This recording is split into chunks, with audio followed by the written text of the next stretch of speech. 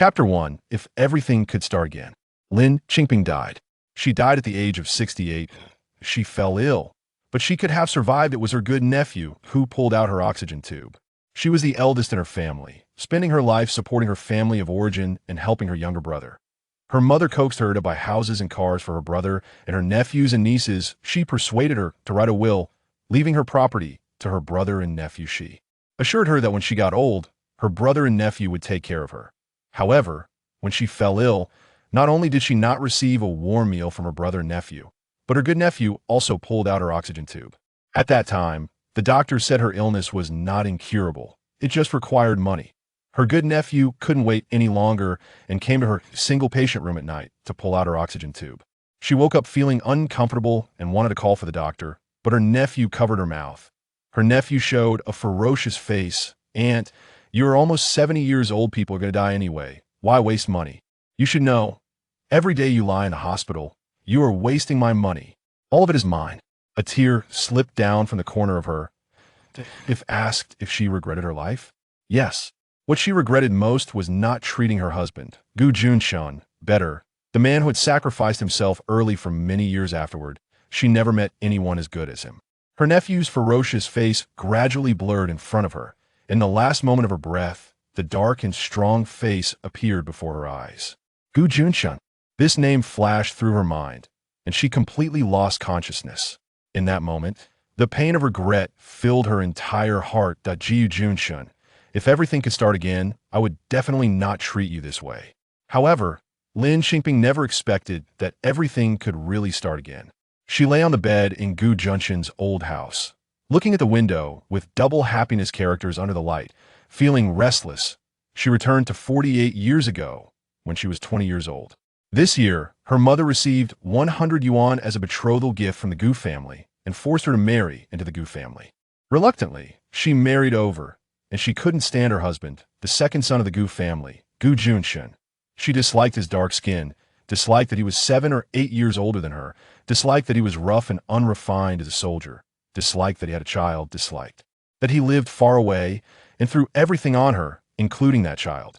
She made a scene in the Gu family, causing chaos, and moved the Gu family's belongings back to her maternal home. A few years later, Gu Junchen sacrificed himself. Despite her behavior, Gu Junchen will still left her a message. The compensation would be left to her, and he was sorry for delaying her youth for these years. Later, she could open a restaurant, starting from a small county to the city, and then to a big city. The compensation he exchanged for with his life was her startup capital. Lin Qingping lay in bed, her thoughts in disarray. It was already dark, but Gu Junchen had not yet come into the room. Half a year ago, she reluctantly married Gu Junchen. To avoid doing anything on their wedding night, she got sick in the winter, and the next day, Gu Junchen had to return to his unit due to an emergency task, so nothing had happened. Between them, Gu Junchen was a very smart man. She couldn't hide her thoughts from him at all. Knowing she was unwilling during this last visit home, he found an excuse to sleep in a separate room. Would he still do this in this life? She calculated carefully in her heart. It had only been 4 years since he sacrificed himself. If this life was destined to end like that, then for these years, she had to accompany him well, no matter what. After thinking it through, she made up her mind and rushed out. Gu Junchen was taking a shower. She knew. In the shower room next to the pigsty, she heard the sound of water. She took a deep breath, steeled herself, and rushed over, pushing open the crooked, utterly unguarded door. Then, her eyes went wide. She had been married to him for a lifetime and had no idea he had such a good physique. Although his skin was dark, he was a soldier. That healthy masculine energy, the perfect muscle lines, were comparable to a sculpture. She must have been blind in her last life to dislike him. Her gaze was glued to him, following the water droplets rolling on his skin, looking down. At that moment, she was like a little water droplet herself. But Gu Junchen quickly wrapped himself in a towel. "Get out," a cold reprimand commanded her. I came to get your clothes." She blushed uncontrollably, grabbed his clothes, and fled in a panic, bumping her arm against the door frame, causing her great pain. Back in the room, her heart was still racing, her mind filled with images of the little water droplets rolling on his bronze skin. She let out a soft yip and slid under the covers, her arm hurting again. She silently cursed. Truly, men's beauty leads to trouble. She had completely forgotten about her injured arm from that morning. Earlier, she had encountered the local ruffians in the mountains who tried to lay hands on her. In her escape, she accidentally fell, cutting a large gash on her arm. The bleeding had already stopped, but after bumping it twice, it started to ooze again. The pain made her hiss, but she heard the sound of the door opening. He was back. She hurriedly laid down as the door opened. It was indeed him who came in, wearing nothing, but wrapped himself in a piece of old cloth. Lin Qingping looked at that piece of cloth, feeling inexplicably disappointed. He, however, had a dark expression on his face as he saw his clothes on the table. "You took my clean clothes," he said in a cold voice. Lin Qingping. At that moment, her mind and heart were all in a jumble. How could she care if it was clean or dirty? It was just an excuse. But she couldn't let him have the upper hand. Who told you to be so fierce to me? If you are fierce, I will, she stammered, her eyes glistening with tears, looking extremely aggrieved. Gu Junchen. Gu Junchen was momentarily a loss for words, took his clothes, and went out again. When he came back, he had already put on pants and a tank top, the military green tank showing his arms and shoulders, with the remaining water droplets flowing down along his muscle lines. Lin Qingping stared blankly until he stood by her bed. Only then did she come to her senses. He looked at her, narrowing his eyes slightly, as if contemplating. Her breath caught in her throat. This scene had never happened in her last life. The air suddenly filled with humid water vapor, making it hard to breathe. You. She wanted to speak, but felt her hand being lifted. She gasped. Does it hurt? He suddenly asked. The sudden, deep voice pressed down on her throat, interrupting her chaotic thoughts. Chapter 2, Does it hurt?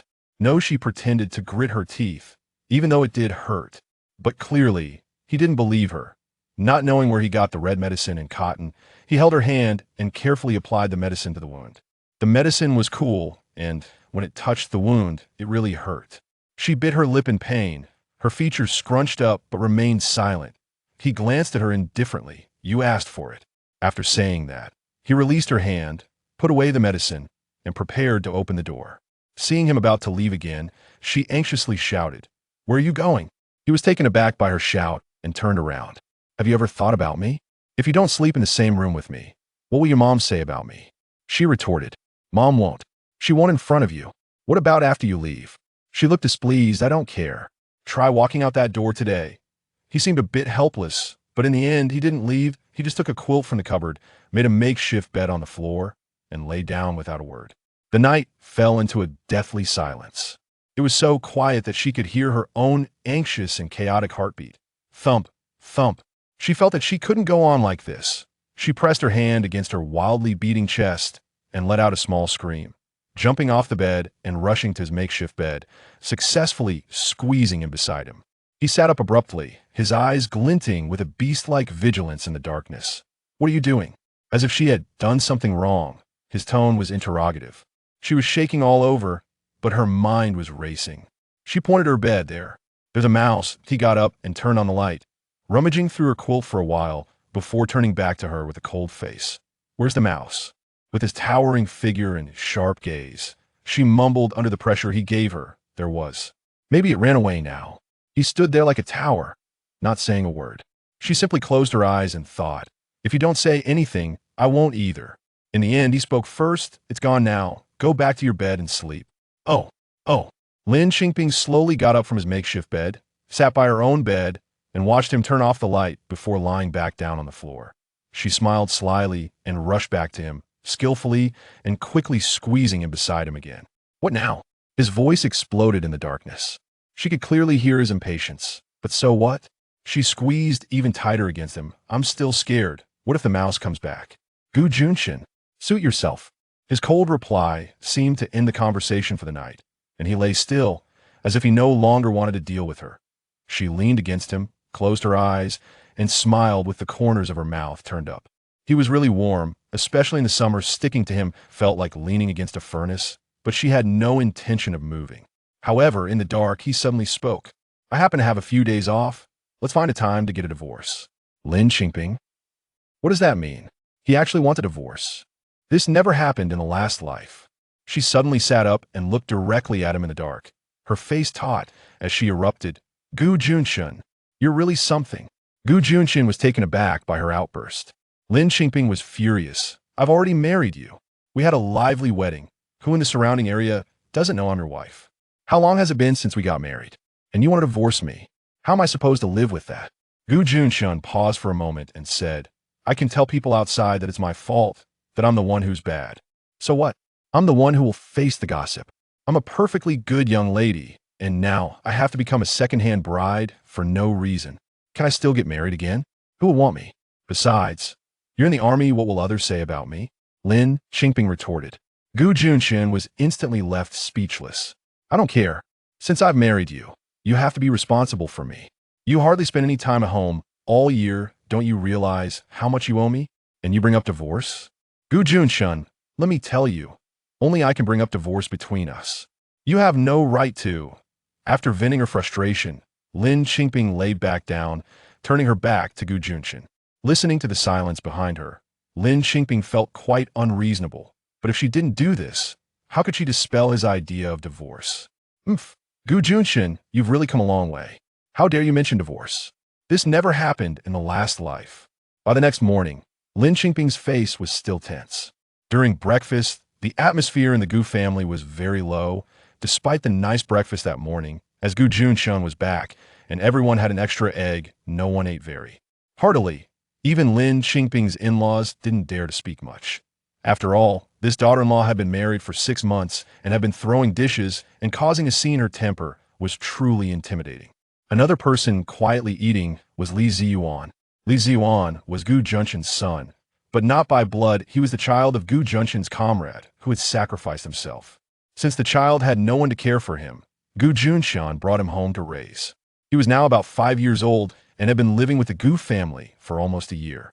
Because of this child, Gu Junchen's childhood sweetheart broke off the engagement, which led the Gu family to high-price marry Lin Qingping out of anger.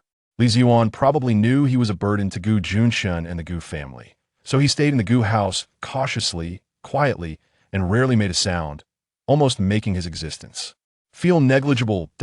In her previous life, Lin Qingping had looked down on this child, never showing him a good face.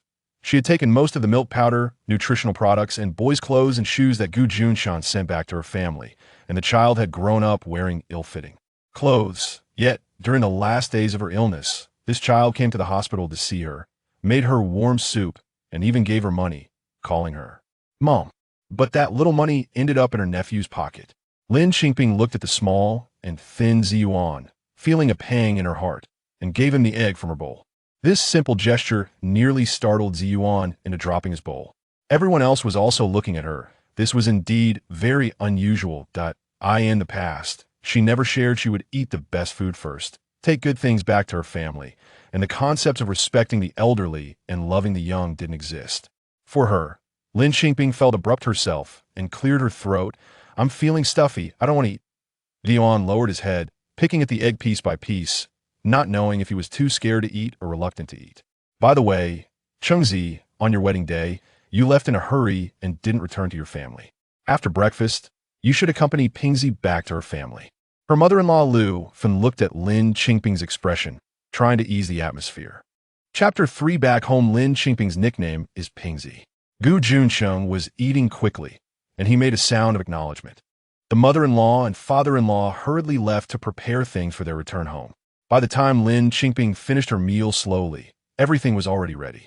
When Lin Qingping looked, there were 4 large pieces of pork, a basket of eggs, a chicken, a duck, a fish, 2 bags of milk powder, and 2 pieces of new fabric.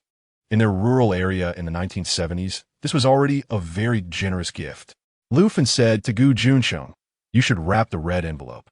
As she spoke, she kept glancing at Lin Qingping's expression, checking if she was satisfied, knowing very well that she was someone who liked to take things back to her family. Gu Junchen replied affirmatively, but Lin Qingping stepped forward and said, "Wait a minute." Lu Fan thought she was dissatisfied and her expression changed. Lin Qingping first took out the 2 bags of milk powder and set them aside, saying, "This is for Ziyuan. He is growing, and milk powder is good for him." In those rural areas at that time, milk powder was a rare item. Then Lin Qingping picked out a piece of meat and a fish from the remaining pile and handed them to Gu Junchen, wiping her hands. "That's enough." Lu Fan thought she had misjudged and widened her eyes. while Gu Junchen also showed a look of surprise. "Let's go." Lin Qingping said nothing more and took Gu Junchen's arm and walked off. Lin Qingping's home was in the neighboring village, and they had to walk there. Gu Junchen walked quickly, and Lin Qingping couldn't keep up.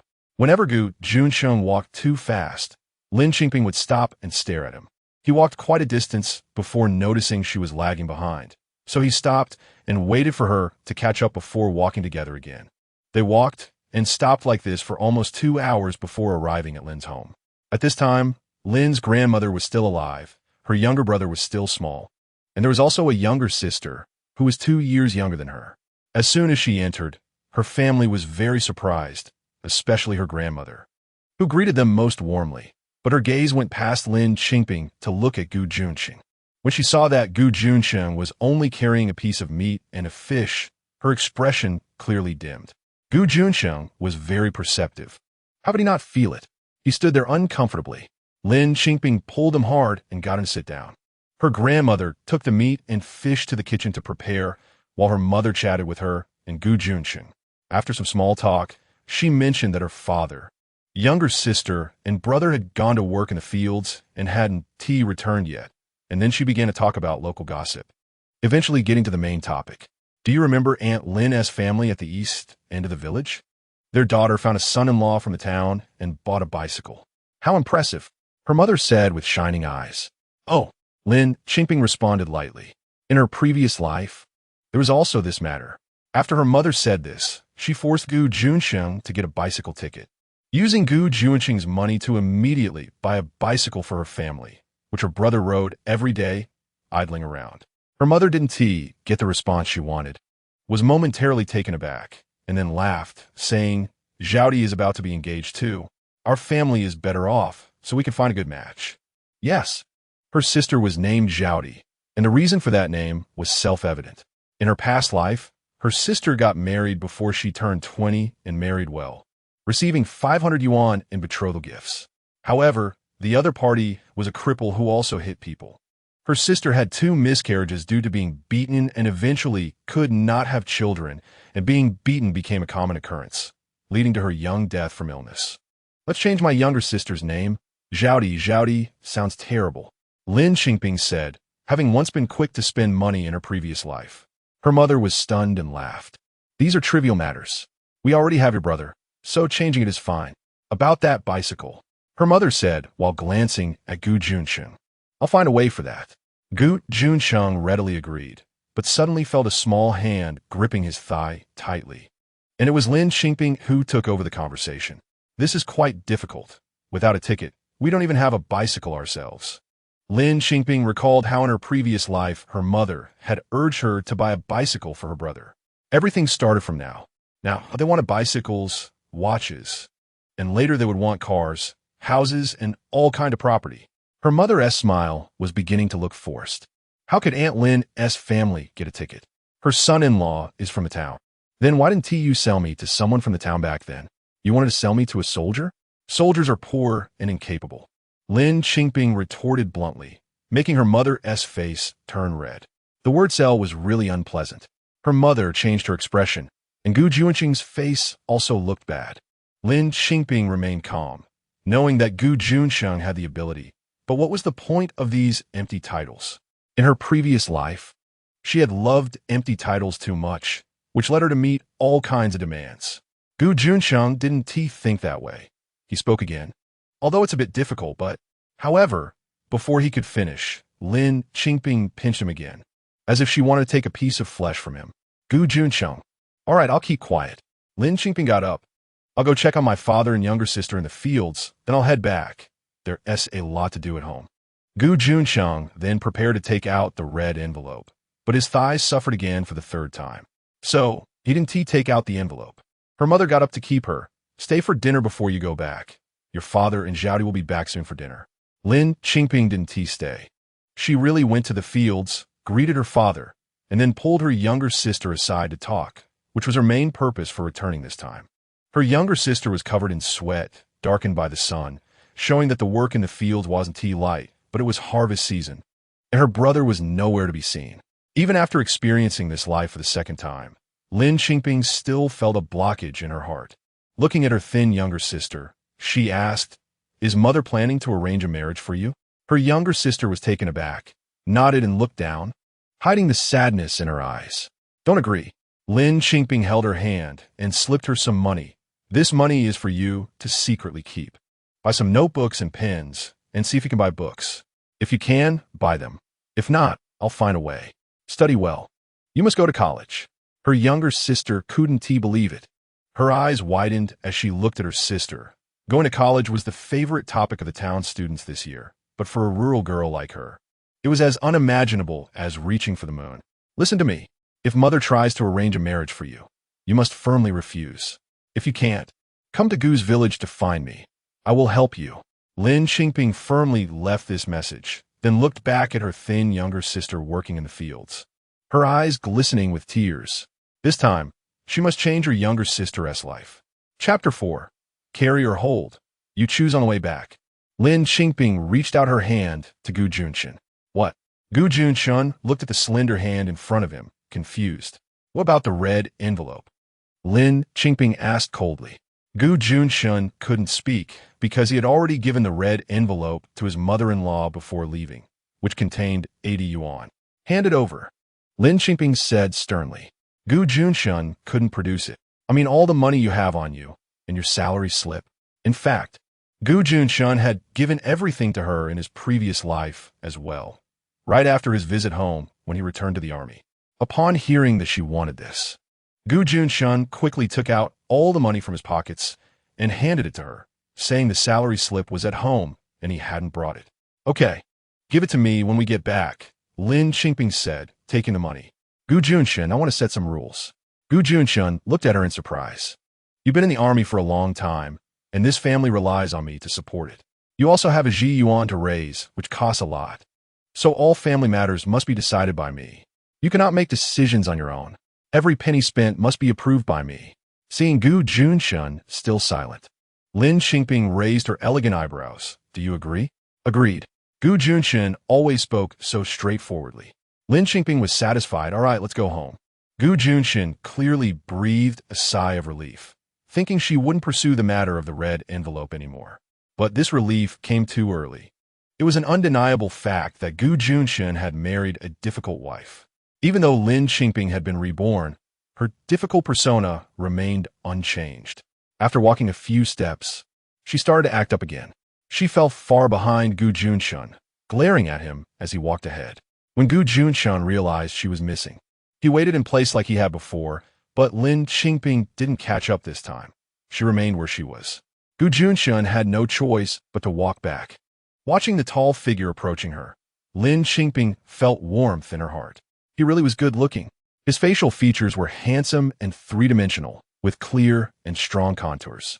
How had she been blind in her past life, only liking that kind of pale scholar? "What's wrong?" he asked as he stood in front of her. Her eyes were wet, and she pouted. "My arm hurts. I can't walk anymore."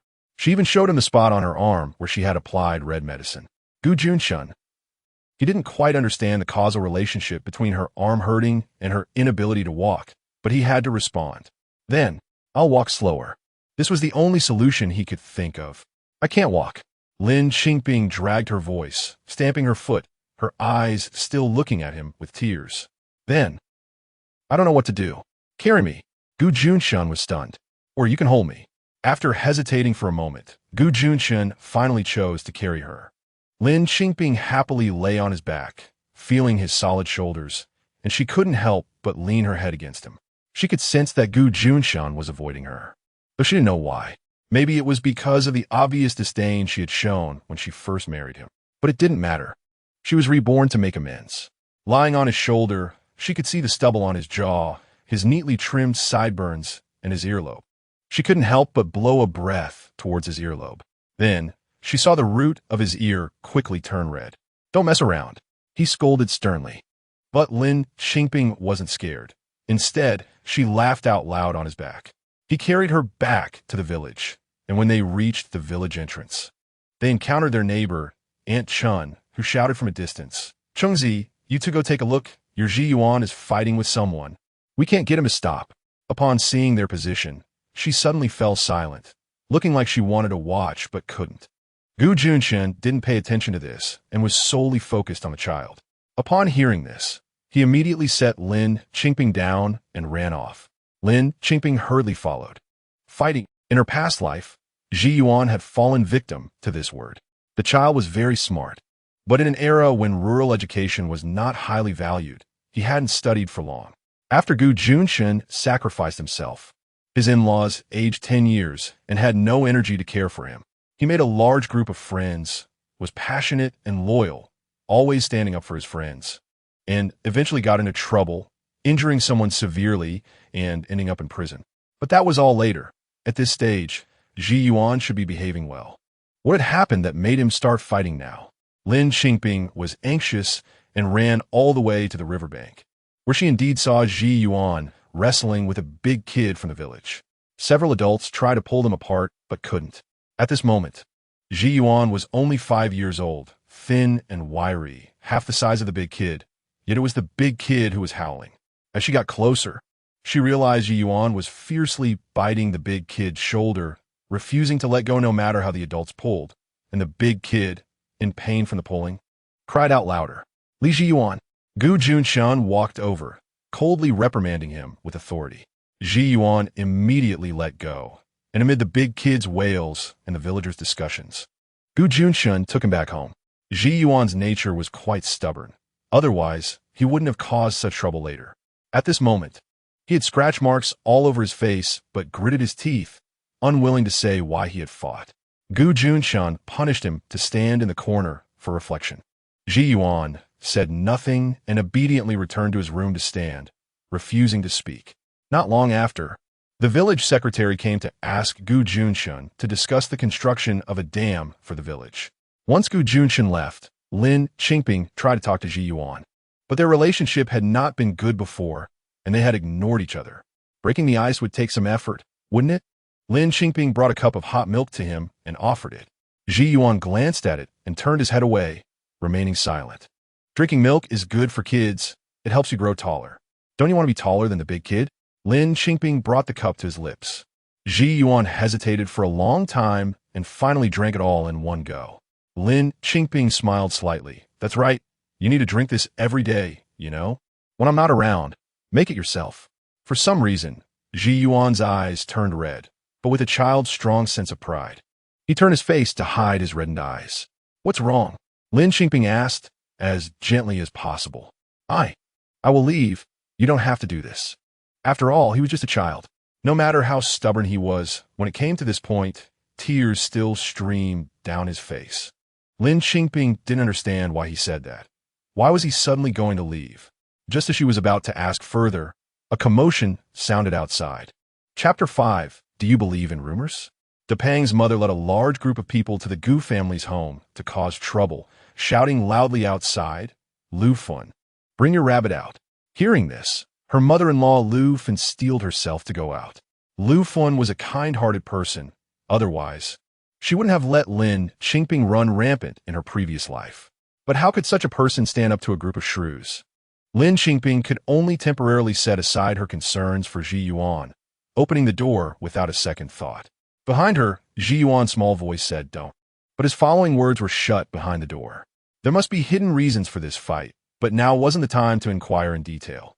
It was better to send these people away first. The commotion outside grew louder. A group of women surrounded Lu Fun, chattering away until Lu Fun was overwhelmed. Is it just a matter of paying a little money? Bring that rabbit out. Make him come out and apologize. Bow and make amends. Lu Fun was still being cautious, saying that the child knew he was wrong and was currently reflecting on it. Shang Zi would come home soon and would educate him properly. But the other party wouldn't agree. They insisted on having Li Ji Yuan come out. Lin Qingping stepped forward, pushing through the women to pull her mother-in-law out of the crowd and protect her behind her. Let's talk about this. If it's our responsibility, we won't evade it. My mother-in-law has said that if compensation is due, we will pay. If education is needed, we will educate. We all live in the same village, and we will see each other often. Why make things so tense? Depang's mother immediately jumped up, cursing. Who wants to play with a wild child? Our family has clean and innocent children who don't play with parentless wild kids. Suddenly, a crisp slap echoed as Lin Qingping slapped Depang's mother. Lin Qingping had initially wanted to reason with her, but clearly, reasoning was pointless now. Wild child. In his previous life, this was Ji Yuan's biggest taboo. In this life, although he was only 5 years old, he was precocious and sensitive. The term wild child was a painful stab for him, who was living under someone else's roof. Lin Qingping stood tall, her imposing demeanor resembling Gu Junchen's. She even narrowed her eyes like him, angrily reprimanding, "Wild child? Depang's mother, listen to me. My Ji Yuan's father died for the country. He sacrificed himself heroically. The reason you can peacefully farm at home today and gossip about others is precisely because there are countless soldiers like Ji Yuan's father who guard our peace, who guard our beautiful lives. How dare you call Ji Yuan a wild child? Do you think you are worthy of those soldiers who sacrificed their lives for justice? Are you worthy of those still defending our homes and country? I tell you, our Ji Yuan is not a wild child. He is the child of a hero. All the soldiers in Cheng Zi's unit are his fathers. All the military wives are his mothers." Lin Qingping's righteous words intimidated Depang's mother. Knowing that the Gu family had a child who was a martyr's descendant, Depang's mother dared not speak ill of Ji Yuan anymore. But she was still furious and humiliated, erupting, "You are his mother? You a broken shoe. Who do you think you are to be the mother of a martyr's descendant?" Hearing this, Lu Fun's face changed, and she grabbed Lin Qingping tightly, trembling, "Please, Depang's mother, don't say any more. I will apologize to you later. I will come to your house to apologize. Please stop." Lin Qingping was shocked by the term broken shoe, but did her mother-in-law know something? Suddenly, a loud shout came from behind, "Don't apologize. I'm not wrong." A small figure stood in front of Lin Qingping and Lu Fun. Ji Yuan had actually rushed out. Lin Qingping pulled Ji Yuan back into her arms, holding him tightly to prevent him from getting hurt by these people. But the little guy was emotionally charged and shouted, "One person does the deed. One person bears the consequences. Come meet me. Don't bully my grandma. You can kill or cut me. Do as you please. I'm not wrong." However, despite his fierce words and heroic spirit, he was ultimately caught off guard. Gu Junchen returned at some point and lifted Ji Yuan by the collar. The little one kicked his legs in the air. "Put me down. You coward. Don't you ask them what they're saying about your wife in the village. UNT, stand up for your wife. What kind of man are you?" Lin Qingping. His wife? Is he talking about her? What does this have to do with her? Gu Junchen threw Li Ji Yuan back into the house, his tall figure blocking Lin Qingping and Lu Fun while keeping the group of troublemaking women behind him. "You all go back, don't come out." His deep voice, with a soothing power, cut through the noise around them, gently striking Lin Qingping's eardrums. Lin Qingping shook her head no. She wanted to know what Depang's mother was going to say. The term broken shoe was too heavy for a rural woman. "Get inside." Gu Junchen's tone turned strict, commanding, his gaze becoming authoritative. Lin Qingping hesitated, and Gu Junchen frowned slightly. "Do you want me to throw you into?" Lin Qingping. Ultimately, she turned and went back home. Gu Junchen even closed the door, leaving Lin Qingping, her mother-in-law, and Li Ji Yuan inside. Li Ji Yuan shouted at the door, "No apologies. No one is allowed to apologize. If anyone dares to speak out again, I will hit them every time I hear it." He was completely different from the usually quiet and timid child.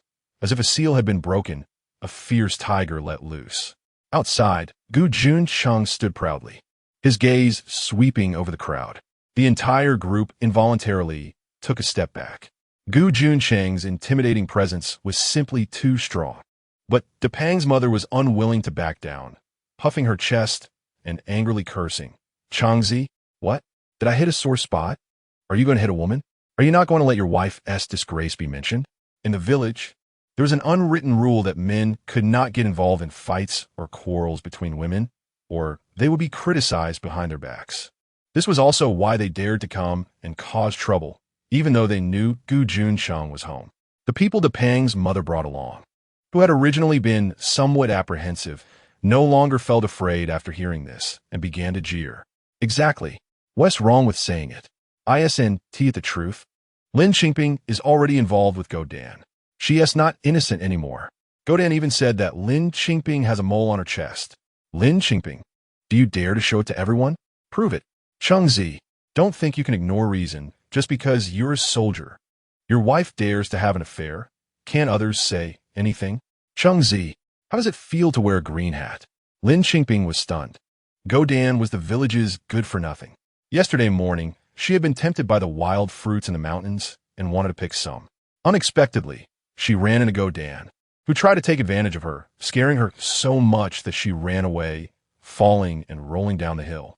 Luckily, a tree broke her fall. Otherwise, she would have tumbled all the way to the foot of the mountain.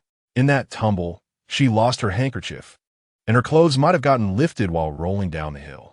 She hadn't noticed at the time and never expected such rumors would spread. In this era, in a remote rural village, the consequences for a woman caught up in such rumors were unimaginable. Chapter 6. This kind of thing will lead to dire consequences in the past. She didn't know how Gu Junchen would think or whether he would believe these rumors. However, the noise outside suddenly went silent after a few words, and it became quiet. What did Gu Junchen do? Out of curiosity, Yuan tiptoed over, opened the door to spy on the situation, and found that there was not a single person outside.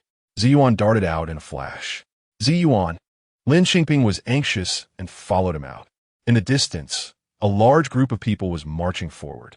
Gu Junchen was at the front, followed by a group of women called by De Pang's family, with Ziyuan trailing at the back. Lin Qingping quickly caught up and grabbed Ziyuan's hand. The group had forgotten about Ziyuan and was only following Gu Junchen, asking, Chengzi, what are you going to do? Your family caused trouble, and you want to vent your anger on others? Chengzi, if you dare to touch my family today, I will report you no matter where I go. De Pang's mother knew that Gu Junchen wouldn't hit women, but she was afraid that he was looking for De Pang's father to fight, leading the group and shouting until Gu Junchen passed their house, at which point they stopped. Gu Junchen was heading straight for the troublemaker, Dog Egg. He found him on the ridge, drunk and snoring with his belly exposed. Gu Junchen directly lifted him up and punched him in the belly, waking him up. Lin Qingping had seen Gu Junchen's punches before. They were truly like iron fists. She had seen him punch through a door. After Dog Egg received that punch, he cried out for his parents, cursing instantly, but then he received another fierce punch to the jaw, screaming in agony as blood spurted out, along with a tooth. This truly shocked the onlookers. Fights in the village were common, but they were usually just women pulling hair and scratching faces. It was unheard of for someone to lose a tooth from a punch. Dog Egg only realized that it was Gu Junchen who hit him and immediately pointed at him, cursing Gu. Don't think you can hit people just because you're strong. I'm going to report you. A crisp, explosive child's voice rang out. Pa, go ahead and report. If you don't report, you're a coward. You're ruining a military marriage. You're going to prison. Lin Qingping looked at Ziyuan, who was still bouncing around in her grip, speechless. How could this little guy understand these things at such a young age? But those words were indeed effective. Dog Egg was frightened. Gu Junchen threw another punch, and Dog Egg, howling, began to scream, I didn't sleep with your wife. I was just bragging. The cloth was mine. I picked it up when it fell. She doesn't have a mole on her chest. I was just talking nonsense. Please stop hitting me. It's all nonsense. With every scream, Gu Junchen responded with a punch or a kick, while Ziyuan shouted from the side, Beat him! Beat him! Lin Qingping was genuinely worried that if this continued, Dog Egg would really be killed. Dog Egg was now unable to speak, his body limp like a rag doll, letting Gu Junchen kick him back and forth. Mother Lu Fun, fearing something bad would happen, stepped forward and firmly grabbed Gu Junchen to stop him from hitting anymore, spitting at the battered Dog Egg. Let that be a lesson for you. Spreading rumors can also land you in jail. Dog Egg was already unresponsive. Gu Junchen's gaze, cold as a sword, suddenly shifted from Dog Egg to the group of women causing the ruckus, glaring at them like a god of death. The women involuntarily began to retreat, some even shivering uncontrollably. Gu Junchen's face was like that of a dark-faced deity, exuding an intimidating aura as he said one sentence. If anyone speaks nonsense again, this will be the consequence. My fists don't distinguish between genders. After this commotion, it was nearing dusk. In the twilight, he stood there like an iron tower, scanning anyone with his gaze, and everyone couldn't help but shiver. The onlooking villagers even began to whisper, What is going on? Chengzi is even managing women's affairs? Yeah. Is he going to hit women too? Has Chengzi lost his face? Gu Junchen directly ignored these discussions, having made his display of power, and returned with a dark expression. Lu Fen took care of the aftermath. After all, it was a fact that Ziyuan had bitten someone, and they still had to compensate. She promised Depang's mother that she would send eggs and milk later to help Depang recover.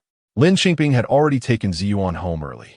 On the way, she saw a figure in a green shirt flash behind a big tree, but when she approached to look, it had already disappeared. She didn't think too much about it, assuming it was just someone watching the excitement, and quickened her pace to lead Ziyuan home. By the time Gu Junchen and his mother returned, Lin Qingping had already set the table. The family ate silently, the atmosphere so quiet it was suffocating. Lin Qingping stole several glances at Gu Junchen, whose expression remained unchanged. She didn't know what he was really thinking. That night, while Lin Qingping was bathing, she was still pondering Gu Junchen's elusive attitude when, with a bang, the bathroom door was suddenly pushed open. Lin Qingping was startled and quickly covered herself. Looking again, she found her mother-in-law, Lu Fen, standing outside. "Oh, you're bathing. I thought no one was home," Lu Fen said, glancing at her chest. Lin Qingping's snow-white chest had a clear mole. Lu Fen closed the door and left. Lin Qingping then realized that her mother-in-law's intrusion was likely intentional. The night fell and the entire village quieted down. It was time to sleep, but Gu Junchen still hadn't returned to his room. Lin Qingping tossed and turned, wondering if her mother-in-law would say something to Gu Junchen after seeing the mole on her chest. Thinking of this, she could no longer sit still and got up to go outside. She heard low voices coming from her mother-in-law's room. She stepped forward and pressed her ear against the door to listen. It was her mother-in-law's voice. "Chengzi, I think Dog Egg's words may not be false. Don't hide it from me. Don't you know if your wife has a mole or not?" Gu Junchen didn't respond. Lin Qingping thought to herself that he really didn't know. He hadn't even touched her. How could he know? Then she heard her mother-in-law say, "You need to protect our family's reputation outside, and you were tough enough to make Dog Egg afraid to speak nonsense. But what can we say among ourselves? I just want to check. Your wife indeed has a mole. If she had nothing with Dog Egg, how would he know?" "Enough," Gu Junchen interrupted coldly. "Is it enough if I don't say anything? When you were home, the villagers didn't dare to talk nonsense. But what about after you leave? By then, I'm afraid your father and I will be gossiped about until we can't stand straight." Gu Junchen fell silent again. "Say something. This daughter-in-law we can't afford to keep. Bringing her home is like serving ancestors. She is still not satisfied, throwing dishes and scolding every day. We've tolerated it because you've been away for so long, but this matter can't be tolerated. Such things lead to dire consequences." Chapter 7. Lin Qingping. "You behave yourself." No matter what Lu Fen said, Gu Junchen remained silent until Lu Fen remarked, "What are you thinking about? She never liked you when she came to discuss the marriage. She preferred that kind of refined and handsome pretty boy. Godan was just a reckless person, but he was fair-skinned." This sentence seemed to poke at his masculine pride, and he finally spoke up with a hard "don't say that," followed by the sound of a chair falling to the ground. He was coming out. Lin Qingping hurried back to her room, lying back down on the bed. Lin Qingping felt both wronged and sad. However, most of what her mother-in-law said was true. She indeed didn't fancy Gu Junchen and did prefer pretty boys. But that was in the past. She didn't blame her mother-in-law for saying this. Lu Fen was originally a traditional rural woman, and she was soft-hearted and easily swayed by others. But because of Lu Fen's weakness, Lin Qingping had been able to assert herself in the Gu family in her previous life, and Lu Fen tolerated her, especially when Gu Junchen's will stated that all the compensation money should go to her. Lu Fen didn't cause a scene, and in fact, she had the right to make a fuss, just for the comfortable life Lin Qingping had in her in-laws' house in her past life. She wouldn't blame her mother-in-law for her remarks today. Moreover, life is about the long run, and with time, people reveal their true selves. Over time, her mother-in-law would understand, provided that life could go on, which depended on what Gu Junchen truly thought in his heart. In her chaotic thoughts, the door unexpectedly opened. He actually came into the room. She thought he would go share a room with Ziyuan, but was he here to confront her or to bring up divorce? No matter what, she couldn't suffer this injustice. Just like the previous night, Gu Junchen laid out a mattress on the floor and went to sleep. Lin Qingping felt a surge of grievance and sat up, asking him in the dark where he was lying, "Do you not believe me?" The person on the mattress remained silent. What does silence mean? Lin Qingping's tears nearly burst forth. She held back, jumped out of bed, turned on the light, and asked him directly, "You tell me, do you not believe me?" As she spoke, she realized her eyes were already red and her voice was choked with emotion. Gu Junchen's eyes were dark, as deep as the night sky, making it impossible to discern what was inside. Lin Qingping, not wanting to back down, grabbed the hem of her shirt and, with a swift motion, tore it open, buttons flying everywhere, one even hitting his face, causing him to blink. Under the light, she was completely exposed. Her eyes were filled with tears, looking extremely wronged. "Look, Gu Junchen, I do have a mole. Do you think I really had an affair with someone else?" He finally lost some of his calmness, hurriedly looking away, pulling his blanket over himself and wrapping it tightly. His tone urgent and cold. "Don't make a scene. Go to sleep." "I won't sleep." With Gu Junchen wrapping himself around her, she ended up tightly pressed against him under the same blanket. By the time he realized this, it was already too late. Lin Qingping took the opportunity, soft and heatedly wrapping herself around him, leaning close to his ear, her voice soft and tearful. "I can prove that I am innocent with Go Dan. I am innocent with anyone. Gu Junchen, you come and prove it." As she spoke, her lips brushed against his ear, warm breath tickling him, making his whole body tense up, on high alert. "Lin Qingping, you behave yourself," he growled, his body stiffening. Lin Qingping said nothing, only wrapped her arms around his waist, feeling the muscles tighten even through his undershirt. Immediately, he pressed her hands down. He looked at her, his gaze as dark as the night sky, with flames flickering within. He gritted his teeth. "Lin Qingping, don't ask for trouble." Her face, small as a palm, was framed by her flowing hair, defiantly tilted up, her eyes glistening with tears, ready to fall at any moment. "What do you want me to do? How can I prove it? Mom no longer believes me. If you don't believe me either, what should I do? I can only use my own way to prove myself." As her voice broke, her nose turned red with grievance, her eyebrows, cheeks, all tinged with pink, like peach blossoms being battered by rain and wind, delicate enough to be crushed. Gu Junchen found her reaction amusing, maintaining a stern face. "Lin Qingping, I didn't expect that you could be so clingy and shameless after being so fierce during the day." Lin Qingping. She didn't expect he heard her arguing with that fat woman during the day. She blinked, tears immediately falling like beads. "Then I am that kind of person. Do you believe me like this?"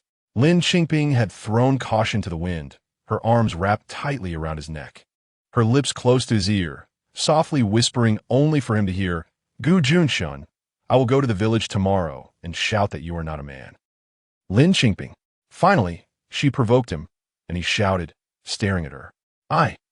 Lin Qingping had only uttered one word before being silenced by a rough warmth. He looked genuinely angry. She felt like she was about to be crushed by him. His scent filled her senses, and soon her mind was clouded as well. Just when she felt dizzy and on the verge of collapse, gripping his hair, he suddenly pulled away, lying back down, panting heavily. Lin Qingping's mind was still buzzing, feeling a bit dazed. "Go to sleep," he said in a low voice, turning off the light. Lin Qingping felt a tingling sensation on her lips, the rough stubble leaving a lingering warmth. After a long time, a low voice came from the darkness. "I believe you." She turned in shock, but he didn't say another word.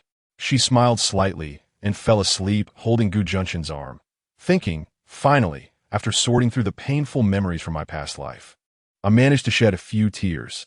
At least there's some gain. She didn't know when it started pouring rain. The summer night, rain coming down densely like scattered beans, but it didn't disturb Lin Qingping's sleep at all. When she got up the next morning, unsurprisingly, Lin Qingping found herself back in bed, and the mattress had already been put away. Lin Qingping hugged the blanket, feeling a bit embarrassed. She had clearly wanted to get up early. She felt that this really wasn't her fault. In fact, ever since she was reborn, she often had trouble sleeping, always plagued by nightmares, dreaming of her nephew's horrific face, dreaming of the suffocating feeling when facing death. The most recurring dream was receiving the telegram informing her of his sacrifice. She would hold the telegram, crying heart-wrenchingly, each time she woke up from a nightmare in the middle of the night, The heart-wrenching pain from the dream would resonate clearly in her chest, making it hard for her to fall back asleep. Yet these past 2 nights, despite sleeping on the floor, she had slept so soundly. Chapter 8. His childhood sweetheart. Suddenly, she heard Gu Junchen's voice outside, as if he was ordering someone to stand in the corner again. She quickly got out of bed and washed up, only to see Gu Junchen coming out of Ziyuan's room. Upon seeing her, Gu Junchen coughed twice and turned his gaze away. Lin Qingping. What is this person thinking? What happened to Ziyuan? Gu Junchen's expression finally returned to normal. That brat has learned to run away from home. I caught him back at the village entrance. Lin Qingping suddenly remembered what Ziyuan said yesterday. He would leave. And he actually did. She still carried a cup of milk into Ziyuan's room. Ziyuan's small body stood at attention with perfect military posture, his little frame straight as an arrow, and he didn't turn around when he heard someone come in. Ziyuan, she called him. Haven't you had your milk today? Ziyuan tilted his head slightly and ignored her. There was still no breaking the ice between them. Since she married into the family, she had been indifferent to Ziyuan. He didn't like her, but he understood one thing very clearly. She was Uncle Gu's wife, one of their own, so he had to defend her if anyone slandered her. It was about preserving Uncle Gu's face. Lin Qingping looked at this little carrot head and felt a pang of pity. Come on, drink your milk, she said, bringing it to his lips as she did last time. This time, he didn't drink it, lowering his head and avoiding her. What's wrong? Can you tell me? She asked patiently. I heard your Uncle Gu say you're leaving. The mention of leaving finally got a reaction from him. He just buried his head lower and said, I'll leave when Uncle Gu goes back to the army. Why do you want to leave? Where are you going? She asked in surprise. Ziyuan fell silent again. Lin Qingping thought for a moment, then put down the milk cup. What if I said I won't let you leave? Upon hearing this, Ziyuan suddenly looked up.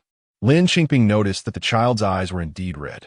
I won't let you leave, Ziyuan, she repeated. Then you have to give me eggs and milk powder. The little guy stammered. What does that have to do with you leaving? She was puzzled. Ziyuan lowered his head. In the scripts and storytelling, it was always about treating guests well with good food and drink, then sending them off with some gifts. Lin Qingping. So it was such a misunderstanding. This sensitive and precocious child really thought too much. I. Lin Qingping hugged Ziyuan for a long time. Ziyuan, I didn't mean it that way. You misunderstood. From now on, you'll have eggs to eat and milk to drink every day. I'll make it for you, right here in this house. I just hope you grow tall and strong. Like Uncle Gu. Ziyuan didn't speak, but Lin Qingping could feel it. The thin summer shirt she wore was getting damp where Ziyuan's eyes were pressed against her. Ziyuan, thank you for calling me Mom. In this life, we both get a fresh start. Lin Qingping didn't let Ziyuan continue standing in the corner. After he drank the milk, she boiled an egg for him to eat and then started preparing dinner. In her previous life, she had worked in catering and was quite skilled at cooking. But during her time in the Gu family, she had gained a reputation for being lazy and never did any work, nor did she share food.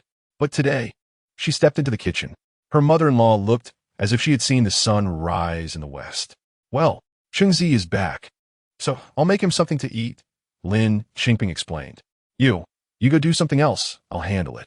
No matter how difficult this daughter-in-law usually was, Lufin felt a little better knowing that she cared for her son, so she let Lin Qingping take over the kitchen.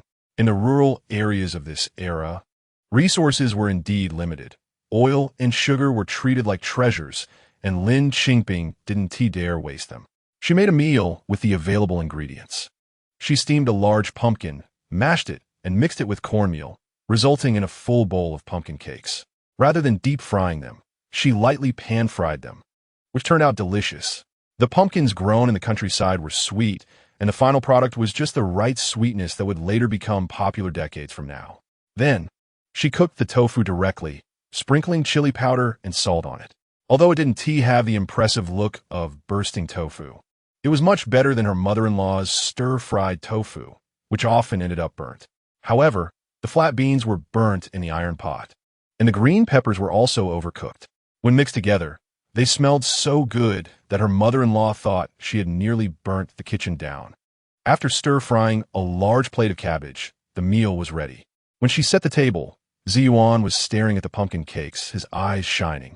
And her mother-in-law was also very surprised. Lin Qingping first gave Ziyuan 2 pumpkin cakes and said her mother-in-law, "Mom, you eat first. I'll go call Dad and Qingzi back for dinner."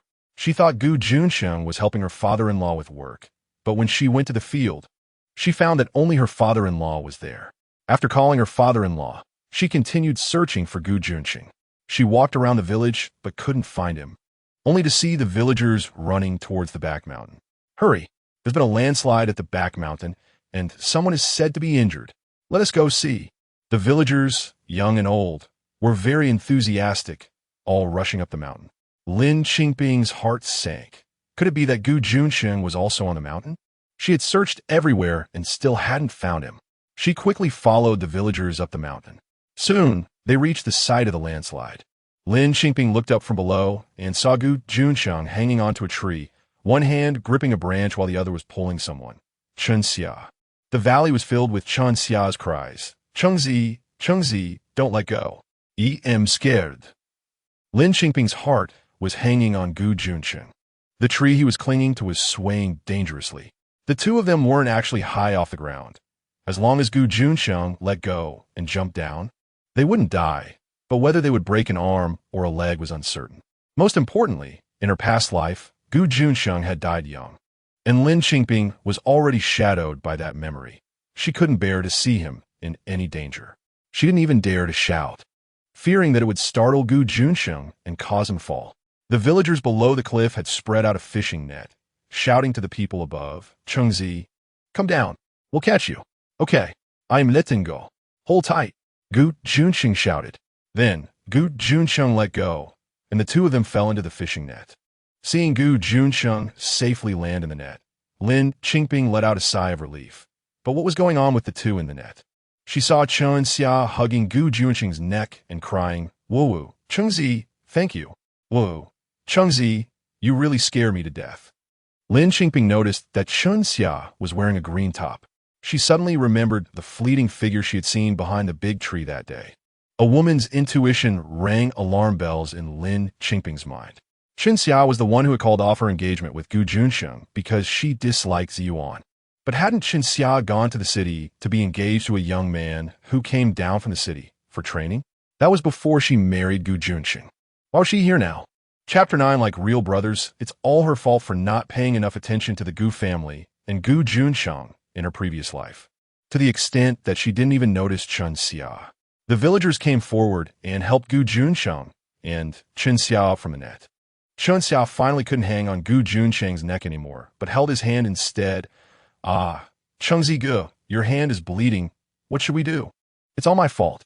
Lin Qingping stood at the back of the crowd, her gaze piercing through the people, fixated on the two. A person as perceptive as Gu Junchen had already noticed her presence, withdrew his hand, and said nonchalantly, "It's nothing, just a small injury." The villagers, seeing that the two were rescued, went back to their own affairs. They were busy with farm work. On the back mountain, only Gu Junchen, Lin Qingping, and Chen-Xia were left. Chen-Xia finally saw Lin Qingping standing next to Gu Junchen, called her sister-in-law in surprise. "You came too?"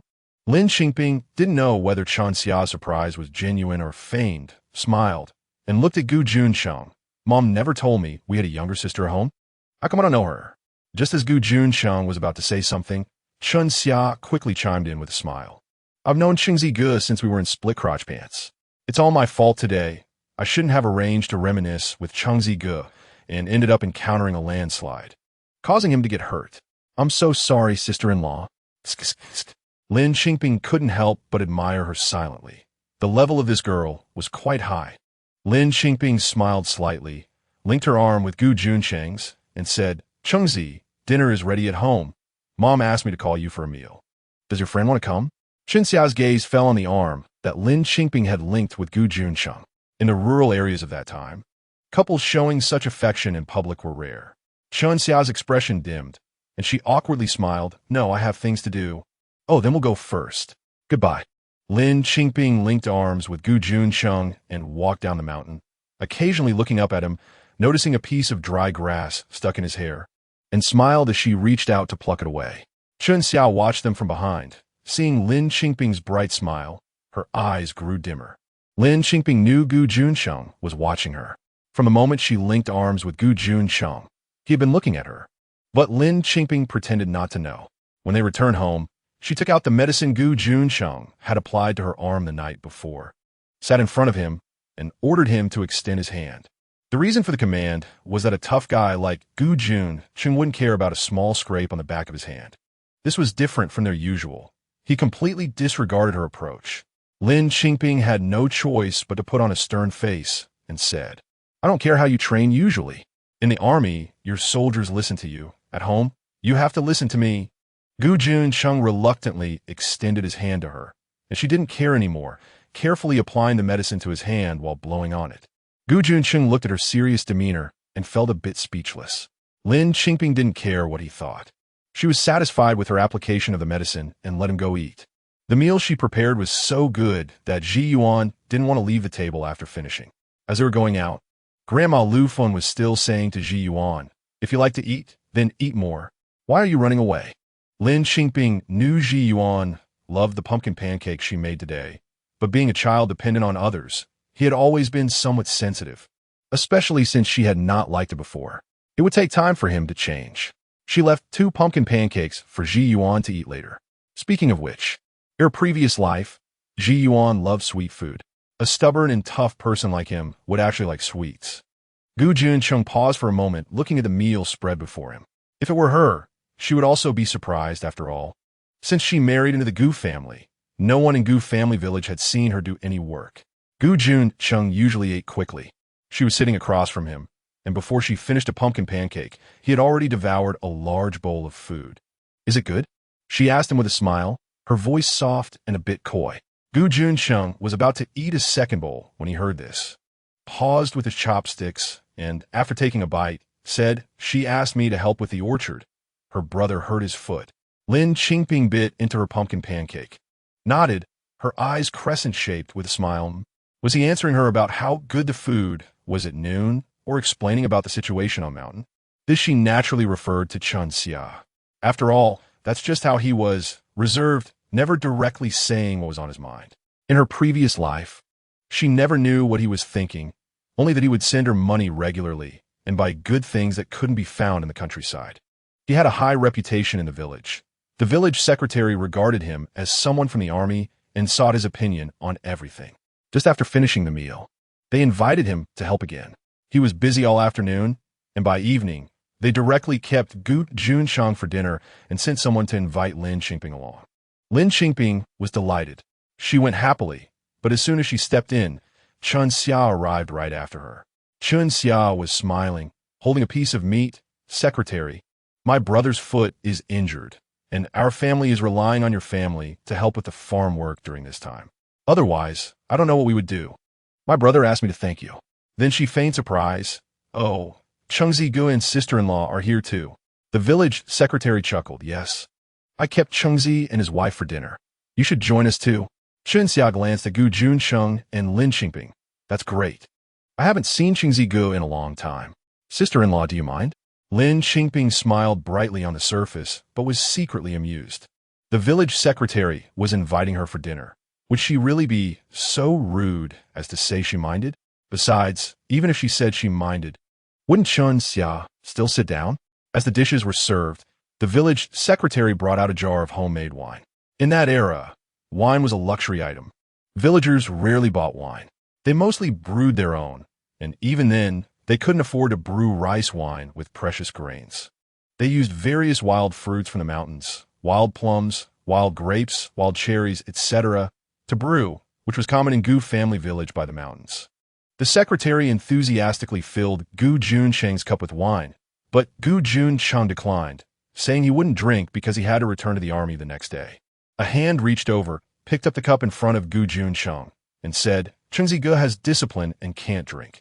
I'll drink this cup for him." Chun Xia. Lin Qingping thought this person was truly interesting. Chun Xia wore an innocent expression, looking at Lin Qingping, sister-in-law. "I'm like a real brother with Chengzi Gu. I'll drink for him." Chapter 10. Time for a bath. Lin Qingping. How interesting. This era can't be just about the men and brothers, right? Lin Qingping smiled, picked up a cup, placed it in front of her, filled it with wine. And before everyone knew what she was up to, she tilted her head back and drank it all in one go. Beside her, Gu Junchen snatch her cup away. Lightly scolding her, "What are you doing?" Lin Qingping laughed and said, "Secretary, I'm just relying on being younger. You won't blame me or speak ill of me, will you?" The secretary was taken aback. "What did I say wrong? Can't you see? Him.She just wants to drink. But do you look down on women, comrades? You didn't even pour her a drink. Look, now I'm drinking all of Chengxi's wine. Don't you think you're being a poor host?" At this moment, Lin Qingping, indeed young, joked about it, causing the secretary to laugh heartily. That's right, it's my fault. Come on, fill it up." The secretary laughed as he filled Him.She's cup, then looked at Lin Qingping. "So what about you? Chengxi's wife just said not to look down on women, comrades. But now Chengxi took the wine cup away, so should the wine still be poured?" Lin Qingping smiled. "I'll drink Chengxi's wine." "What a joke. You can't drink it." Gu Junchen covered the cup's opening with his hand, solemnly apologizing to the secretary. "Really can't drink it." The secretary wouldn't force her, but Him.She, holding that cup of wine, felt awkward whether to drink or not. However, there were not just a few of them at the table. Several village cadres were there as well. The secretary, being quite clever, invited Him.She to join, making it lively. Everyone eating together were familiar faces from the village, either having grown up with Gu Junchen or having watched him grow up. While eating and chatting, they started reminiscing. The most lively of them all was Him.She. "Remember when we snuck into the secretary's house to steal persimmons when we were kids? Aunt caught us and wanted to hit our hands. Right? You were the most timid, scared out of your wits." A young man chimed in. "Exactly. Chengxi was the best. Said he'd take the blame for me while you all just ran away." Him.She playfully scolded the young man and smiled at Gu Junchen. The young man laughed. "You and Chengxi were both silly. It was just teasing us. She wouldn't really hit us." Hearing this, Gu Junchen also laughed. The gloomy Gu Junchen gradually became more talkative in this nostalgic atmosphere, while Lin Qingping found herself at a loss for words. She had never participated in Gu Junchen's childhood and youth. She couldn't interject at all, and she didn't fully understand what they were talking about, especially since Him.She kept hinting at how Gu Junchen, as the older brother, would protect her. Even though she reminded herself that she had been reborn and should have a strong mentality, it wasn't Gu Junchen's fault. Still, a faint sense of regret caught at her heart, a subtle bitterness. When Him.She started talking about how they would swim in the river together when they were little, Lin Qingping's cup was filled with more wine. She kept drinking, and Gu Junchen must have engaged with him so much that he didn't notice her anymore, right? Before long, their chatter became indistinct, leaving only a buzzing sound. Great! Finally, she didn't have to hear that annoying noise anymore. However, everything in front of her began to sway. She rubbed her eyes. Her head was spinning. Unable to hold on, she grabbed Gu Junchen's arm to steady herself and finally leaned against his shoulder. "Gu Junchen, I want to go home," she murmured softly, feeling a pang of sadness in her heart, her eyes also feeling misty. Her voice thick and soft, as if laced with wine. Then, it seemed like laughter erupted around her. An arm wrapped around her waist. She felt dizzy, struggled to open her eyes, and saw many blurry figures, all of whom must be Gu Junchen's friends, seemingly laughing. Were they laughing at her? "Junchen, people get drunk so easily and feel wronged." She pouted, feeling aggrieved. Who told him to ignore her for so long while talking to his friends? Even his friends were laughing at her. Then, she felt herself being lifted off the ground, her face pressed against a solid and warm surface. She looked up and saw Gu Junchen's eyes, dark like the night sky, reflecting shimmering lights like stars. She felt hazy and stretched out her hand to reach for his eyes, laughing foolishly. "Junchen, your eyes have stars." Another burst of laughter. "Oomph, why are they laughing at me?" But amidst the chaotic sounds, she clearly heard Gu Junchen's voice, though she couldn't make out what he was saying. Then, she drifted away from the noise, feeling the night breeze brushing against her. The cool wind made her realize how hot her face felt. "Junchen, am I drunk?" She still had some self-awareness. Don't let her drink, but she secretly drank. "I want to see how much she can handle." Is Gu Junchen speaking? She lifted her head and saw him seemingly smiling. Was he laughing at her too? "Don't laugh at me." She pouted, acting spoiled, burying her face in his chest. From his secretary's house to the Gu family, it wasn't far. Gu Junchen walked quickly, and in no time, He carried her into their room and placed her on the bed. However, Lin Qingping felt uncomfortable. It was hot, and her body felt sticky. She sat up from the bed, want to take a bath. Then she swayed and walked out. Gu Junchen supported her. How can you like this? No, I want to take a bath. Not taking a bath. Uncomfortable. She pushed him away and continued towards the bathroom, swaying all the way. In the end, it was still Gu Junchen who supported her there. When they reached the bathroom, she insisted on fetching hot water herself. Gu Junchen was afraid seeing her like this and told her to stand still. A drunk person wouldn't listen to reason. She was determined to do it herself. Gu Junchen, having no other choice, habitually issued a command, stop, stand at attention. He was originally a rough person, used to shouting commands in the army. His voice was loud, and when he commanded, it sounded like thunder. Even Lin Qingping, a drunk, was startled and obediently stood still. Lowering her head, Gu Junchen mixed the hot water to a suitable temperature, and when he called her again, he found her standing obediently with her head down. Just a moment ago, she was causing a ruckus. How did she suddenly become quiet? He walked over and said to her, all right, you can wash now. But he noticed her shoulders shaking. Gu Junchen. He bent down to take a look and found she was crying.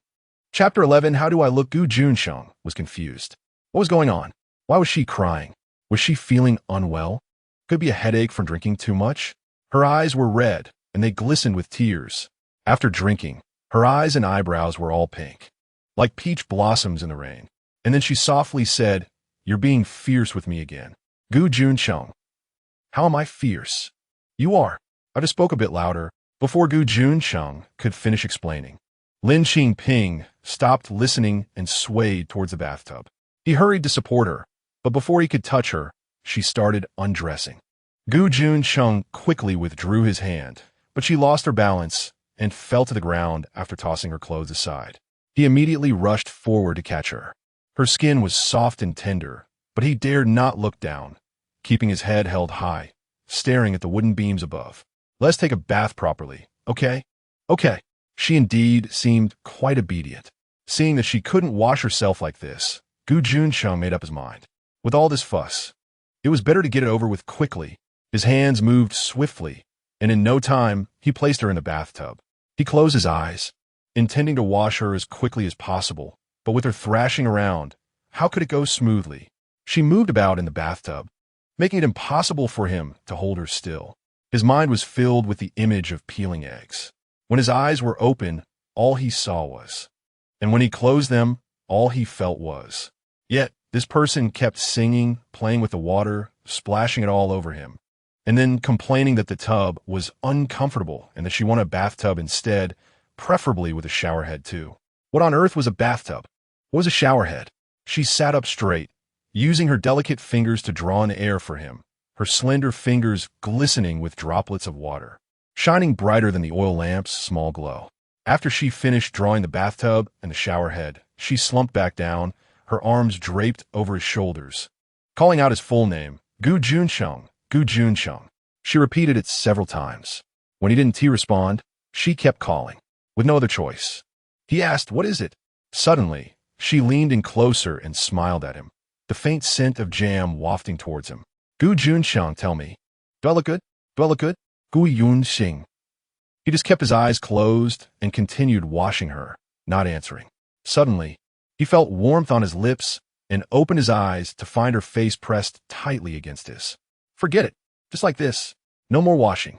He wrapped her in a large piece of cotton cloth and carried her back to the room, letting her sing all the way on his shoulder. After this bath, he was soaked all over as well. As for Lin Qingping, this time she finally settled down. After being placed on the bed, she turned over and mumbled as she fell asleep. She slept soundly until the next morning. For some unknown reason, she suddenly woke up, sitting up to see that it was already bright outside, and she was the only one left sleeping in the room. Oh no, Gu Junchen was leaving today. He would just leave like this, would he? She hurriedly got dressed and jumped out of bed, rushing outside. Sure enough, there was no sign of Gu Junchen in the yard. Ji Yuan was sweeping the yard with a broom that was about the same height as him. Where's your Uncle Gu? She asked anxiously. Ji Yuan looked at her in surprise. He went back to the army. Just left. It was as if he was saying, didn't you know? What? Lin Qingping turned and ran. She took a shortcut to chase after him, hoping to catch up. In her previous life, he had left early in the morning too. Not only did she not send him off, but she also had a fight with him the night before, just because her family wanted to buy a bicycle. He had promised well, but by the time he returned to the army, the ticket had not been secured. She remembered saying some very hurtful things, like how he was so useless that she could marry anyone better than him. Later, he left early in the morning, and the following week, someone delivered the bicycle ticket along with the money for the bike. This incident had now spanned decades, separated by life and death, and thinking back, she still wanted to slap herself. She wondered how much he must have felt wronged after being scolded like that. But fortunately, everything had started anew, and there was still time for everything. As she chased down the mountain, she finally spotted him in a dark green short-sleeved shirt, walking along the path out of the village. Junchen, Gu Junchen, she shouted loudly. He heard her and turned to look in her direction. She waved her arms desperately, running down the mountain. She could hear him talking, but the wind drowned out his words. She couldn't make it out, just focused on rushing down the mountain. He also ran up, and they met on the narrow mountain path. Just as they were about to collide, she didn't stop and ran right into him. Gu Junchen, trained and agile, managed not to let Lin Qingping hurt herself, and instead caught her tightly in his embrace. Gu Junchen, Lin Qingping held him and earnestly reminded him, "You must be careful and pay attention to safety." She had come all this way just to say this. In her previous life, as his wife, she had never said such words even once. This life, she must not forget it. She only hoped that Gu Junchen would be safe and sound. After saying that, she released him. "You should go quickly. You need to hurry, or it will be too late." He found it hard to believe. "You chased after me just to say this?" Yes, this was extremely important to her. Gu Junchen paused for a moment, then nodded. "All right, then I'll be off. You head back quickly." Lin Qingping waved at him. "Go on." She watched him leave until his figure became as small, before slowly turning back towards home. At the village entrance, she ran into Chenxia. Chenxia called out to her, smiling, "Are you here to send Qingzi off?" Lin Qingping didn't want to engage with her and walked straight home. But Chenxia insisted on following her. "I just sent Qingzi off too." Lin Qingping felt really annoyed. "You can send him off, but I really don't want to deal with you. Are you here just to irritate me?" She turned around and confronted her directly. "You're really something. You have your own husband, yet you can't be bothered to take care of him and come here to cling to someone else's husband every day?" Chenxia's face instantly turned pale. It seemed she had hit a sore spot. Lin Qingping turned and left, ignoring Chenxia, who was behind her saying something about how she and Qingzi had grown up together and were like good brothers. She couldn't be bothered to listen anymore. After returning to the Gu family, she found a pile of wood shavings in the yard, which hadn't been there yesterday. Who did so much carpentry work so early in the morning? Lin Qingping asked in surprise. Ji Yuan looked at her in confusion. "Uncle Gu did it. Didn't you ask him to do it?" Lin Qingping. "What did she ask him to do?" Chapter 12, What is Love? Ji Yuan took her to the bathroom to take a look. The door of the bathroom was repaired, and she thought that was all there was to it. However, when Ji Yuan pushed the door open, she was shocked.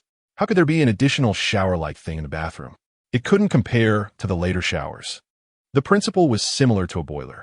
A high rack was built on the wall with a water tank placed on it, and a small boiler heated the water in the tank, connected with water pipes, creating a simple shower. And this, Ji Yuan led her to see a large wooden barrel that had been smeared with tung oil and was drying in the sun. Uncle Gu said they could take a bath in it once it dried. A bathtub? Lin Qingping was stunned in place. "These are." She grabbed Ji Yuan and asked. Ji Yuan looked at her curiously. "Isn't this what you asked Uncle Gu to make?" "Me?" Lin Qingping couldn't remember at all. "Right." Ji Yuan tilted his head. "You were drunk yesterday and told Uncle Gu you wanted these things. He didn't sleep all night making them for you." Lin Qingping was stunned again. Because of her drunken remark, he stayed up all night to prepare these things for her. He really is like this. Whether in the last life or this life, he never says anything, just silently gets things done. In the last life, it was a bicycle, and in this life, it's these. Anyway, no one can guess what he is thinking or why he is so good to her. He has never said he liked her, and he certainly wouldn't mention love. The only things he has said are an apology and a sorry. So, to her, does he only have apologies and regrets? What kind of past did he have with Qinxia? After her rebirth, many things changed. For example, Qinxia barely caught her attention in her last life. But in this life, she keeps appearing in front of her. So, is there a reason Gu Junchen hasn't touched her since he returned and immediately mentioned divorce when he got home? Who knows? It's hard to guess. However, she soon came to a realization. She had promised herself that in this life, she would come back to repay kindness and to live well with Gu Junchen. So she would live well. As for love or not loving, what does it matter? She had come back from living 70 years. What was there that she couldn't see through? Moreover, she herself didn't know what love really felt like. In her last life, she lived for 70 years without truly loving anyone. Before marrying Gu Junchen, she had someone in her heart that she yearned for, but it never materialized into anyone specific. After a few years of being married to Gu Junchen, they were more like enemies. As for the following decades, it wasn't that she never met men, but none of them genuinely liked her as a person. After living through such a troubled life in her last life, she was starting anew. Everything was just beginning. So what was there to overthink? She felt instantly relieved, just as she had said before, to live life as it comes. She didn't know if he could overcome the challenge of sacrifice, but for now, she would accompany him to live these years well. She was here to repay kindness. Coming back to her senses, she realized Ziyuan had been watching her all along. What else did I say yesterday? She asked casually. You sang, Ziyuan replied honestly. Lin Qingping. And you asked Uncle Gu if he looked good. Ziyuan answered clearly to every question Lin Qingping asked. Okay, no more talking. Lin Qingping's face turned really red. She hoped there wasn't something more embarrassing. Ziyuan thought he might have said something wrong and immediately lowered his head. You called out very loudly. I wasn't eavesdropping. Lin Qingping. Her face turned even redder. What does it mean to call out very loudly? Seeing Ziyuan's timid appearance, Lin Qingping felt soft-hearted again. I'm going to pick wild vegetables, Ziyuan said cautiously, picking up a basket to leave. Lin Qingping grabbed his basket. Ziyuan was even more frightened. It's okay, Ziyuan, I'm not angry, Lin Qingping said calmly. Don't go pick wild vegetables, come home with me. She planned to enlighten Ziyuan. He was intelligent, and in this life, she definitely wanted him to study well. In this era, not many people in Gujia village valued education. Having lived through another life, no one understood the importance of education better than her. But she really didn't expect that Ziyuan was indeed intelligent, just that this intelligence exceeded her expectations. She had experience in tutoring children. In her last life, she didn't have children of her own and treated her brother's child, her nephew, as her own, even tutoring him hand in hand. Following her memories from her last life, she began enlightening Ziyuan on primary school subjects. After completing the first day's content, she assigned Ziyuan homework, asking him to write each number and pinyin learned that day once. After assigning the homework, she got busy. After a while, she found Ziyuan playing with a wooden gun. When she checked the homework, well, indeed he had written each character once. But this version only had one character. The character for C took up a whole big page. Ziyuan seemed to know he had done something wrong and hung his head in silence. Ziyuan, tell me, is this deliberately ignoring the rules? Are you openly being lazy? Lin Qingping pointed at the homework and asked. Ziyuan's head lowered even more, and he stood in the corner with his head down. Lin Qingping. This was really a deeply ingrained habit. When he was wrong, he would go stand in the corner. Stand there first. After standing, you have to come back and rewrite. Lin Qingping didn't plan to go easy on him regarding studying. While he was standing in the corner, Lin Qingping didn't keep an eye on him and went about her own business. She went to the field to pick vegetables, preparing to cook. In fact, she really loved cooking, mainly because she loved good food. Otherwise, she wouldn't have opened a restaurant. However, in the past, she had deliberately been lazy in the Gu family. When she returned with some peppers and vegetables from the field, she found that her mother had come with her brother. When she entered, her brother was drinking a glass of milk, which she had prepared for Ziyuan before going to the field, letting it cool a bit for Ziyuan to drink. On the table in front of her mother and brother, there was a big bag of cookies opened, and her brother was dropping crumbs everywhere while having them with milk. And what was her mother doing? She was talking about Ziyuan. Your dad is gone, but you still have your mom, right? Why doesn't your mom come to take you away? When will your mom come to pick you up? You're eating and wearing Gu's things. And your family hasn't sent any money? Don't you have any other relatives? Living in someone else's house all the time isn't a good thing. Lin Qingping heard this as soon as she entered and immediately frowned. What are you saying to the child? Saying this, she took the bag of cookies away, leaving only a few pieces on a plate for them to eat. Her mother clicked her tongue. Why are you putting it away? Isn't it a good opportunity for your brother to eat a few pieces while your in-laws are not home? You really are something, bringing back such good things last time. But you didn't bring us any, just a fish. There are plenty of fish in the creek in the village. Do we even care about fish? Chapter 13, Help me keep this home. Lin Qingping's expression was blank. The biscuits were bought by Chengzi for Ziyuan. You girl, why don't you get it? Her mother looked at her as if she were a fool. This little wild brat doesn't deserve to eat such good things. He's an outsider. What good can you get from him? When he grows up, will he even remember you? Lin Qingping heard these words, and the twisted face of her nephew reappeared before her eyes just before he died. Yes, an outsider. Yet, it was this outsider who remembered her when she was dying. Of course, the people she devoted everything to also remembered her, but what they remembered was her wealth. She saw Ziyuan, who was referred to as Little Wild Brat, turn his head away. Lin Qingping immediately snatched the milk cup from her brother's hand, along with the biscuits on the table, and put them all away. Hey, what are you doing? Her mother was unhappy. Lin Qingping cleaned up everything and turned around seriously. I don't want to hear Little Wild Brat again. He is the child we, Chengzi, raised like our own son. He is my and Chengzi's own son. Her mother was awkward. I didn't say that. Everyone from neighboring villages says the same thing. Can you go around controlling what others say? Lin Qingping sneered. I truly can't control what others say. But people like that will never enter my home. If anyone dares to say it in front of me, I'll hit them. Her mother got angry, so, are you going to hit me today? For a little while? An outsider? Lin Qingping paused, letting Ziyuan go out to play first. Once he was far away, she said, because you are my mother, I'll let it go today. But if there's a next time, you shouldn't come either. This mother-daughter relationship was not positive. She didn't want the child to see it. Her mother, furious, stood up to leave, but her brother tugged at her clothes to stop her. Her mother then sat back down, calming down after a while. Forget it. Who told me to be your mother? What mother and daughter have overnight grudges? Lin Qingping knew her mother was just looking for trouble, and she didn't ask, waiting. Her mother started talking, saying that for some reason, she wanted her brother to enlist in the army, claiming how good it was and asking Gu Junchen to help him get in. She glanced at her brother. Truthfully, if her brother had any aspirations or capabilities, she would hope he could succeed. But there weren't many boys in the countryside who were raised so delicately. Her mother spoiled him since he was little, her father doted on him, and she and her second sister held the family together. Her brother didn't even know how to do farm work during busy seasons. He would go to the fields to cut wheat, and then get so tired that he'd sleep under the shade of a tree. With that, could he endure the hardships of the army? She thought, sure, this path seems good. Go for it. Then, Chengzi. Her mother looked delighted. You must sign up yourself, and you can't mention Chengzi's name anywhere. If I find out you are using Chengzi's reputation to pull strings, you won't step foot in the Gu family door again. Her mother's face changed. How can that be?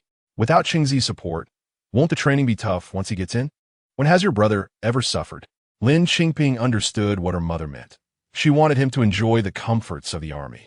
Of course, with someone like Chengzi in our corner, who needs to suffer, just arrange for him to be by Chengzi's side, maybe even as a small officer. What was her mother dreaming about? What are you thinking? Chengzi doesn't have that capability. He's just an ordinary soldier. Besides, no one gets in without suffering. And there are no precedents for such things.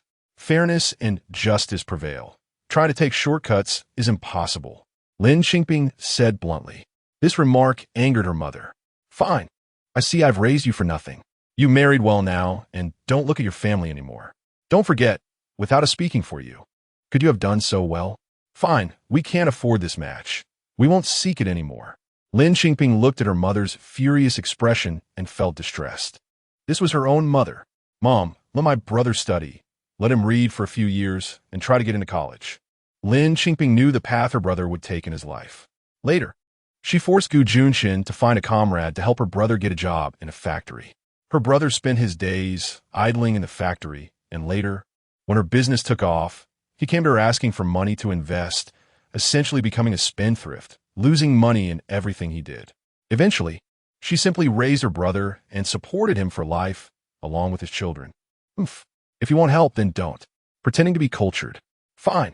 You think you're so high and mighty now, with your education. We rural folks aren't worthy of you. From now on, these relatives won't visit anymore. Her mother dragged her brother away. Lin Qingping sighed inwardly. This was her last piece of advice to her brother. He was incapable of carrying or lifting anything. College entrance exams weren't particularly difficult these years. If he could find a way out through studying, maybe he could change his life. But she shook her head. No matter what, she had to pull her sister out of a tragic life. After calculating in her mind, she decided to cook first and then go to town to buy some things. She wondered how her sister's school supplies were prepared and felt the need to check. When she went to the yard to get vegetables, she discovered that the basket of vegetables she had just picked from the field was gone. She smiled bitterly. Her mother's love for petty gains was something that would never change over several lifetimes. She quickly cooked while also planning her future path bit by bit. After the meal was ready, she had a rough plan in mind. In her previous life, she had encountered so many people, some she didn't want to see again, while others she wanted to find. Thinking about how Ziyuan had been wronged today, she made his favorite pumpkin pancakes while cooking. After finishing, she served the meal and went to the field to deliver food to her father-in-law and mother-in-law, then called Ziyuan back to eat. However, after searching around, she couldn't find Ziyuan. Remembering that Ziyuan had a history of running away from home, she felt anxious and shouted throughout the village. Fortunately, a neighbor heard her and told her, "Isn't Ziyuan lying in your yard?" Lin Qingping hurried back and indeed found him on an old tree stump behind the house. He was lying there writing. Lin Qingping approached quietly and saw that he had already written a version of numbers and was currently writing the last row of letters in pinyin. His childish handwriting was quite earnest, but crooked. She watched Ziyuan finish the last letter and squatted down. She first praised him for writing earnestly, then squatted beside him, looking into his bright eyes. "Ziyuan," her voice was gentle from now on. "Can you help me?" Clearly, surprise showed in Ziyuan's bright eyes. "You see, your Uncle Gu is often away in the army, and Grandpa is old and has to work in the fields every day. You're the youngest and most capable man in the family now. Can you help me keep this home safe together with Uncle Gu?" Chapter 14. Who bullies you?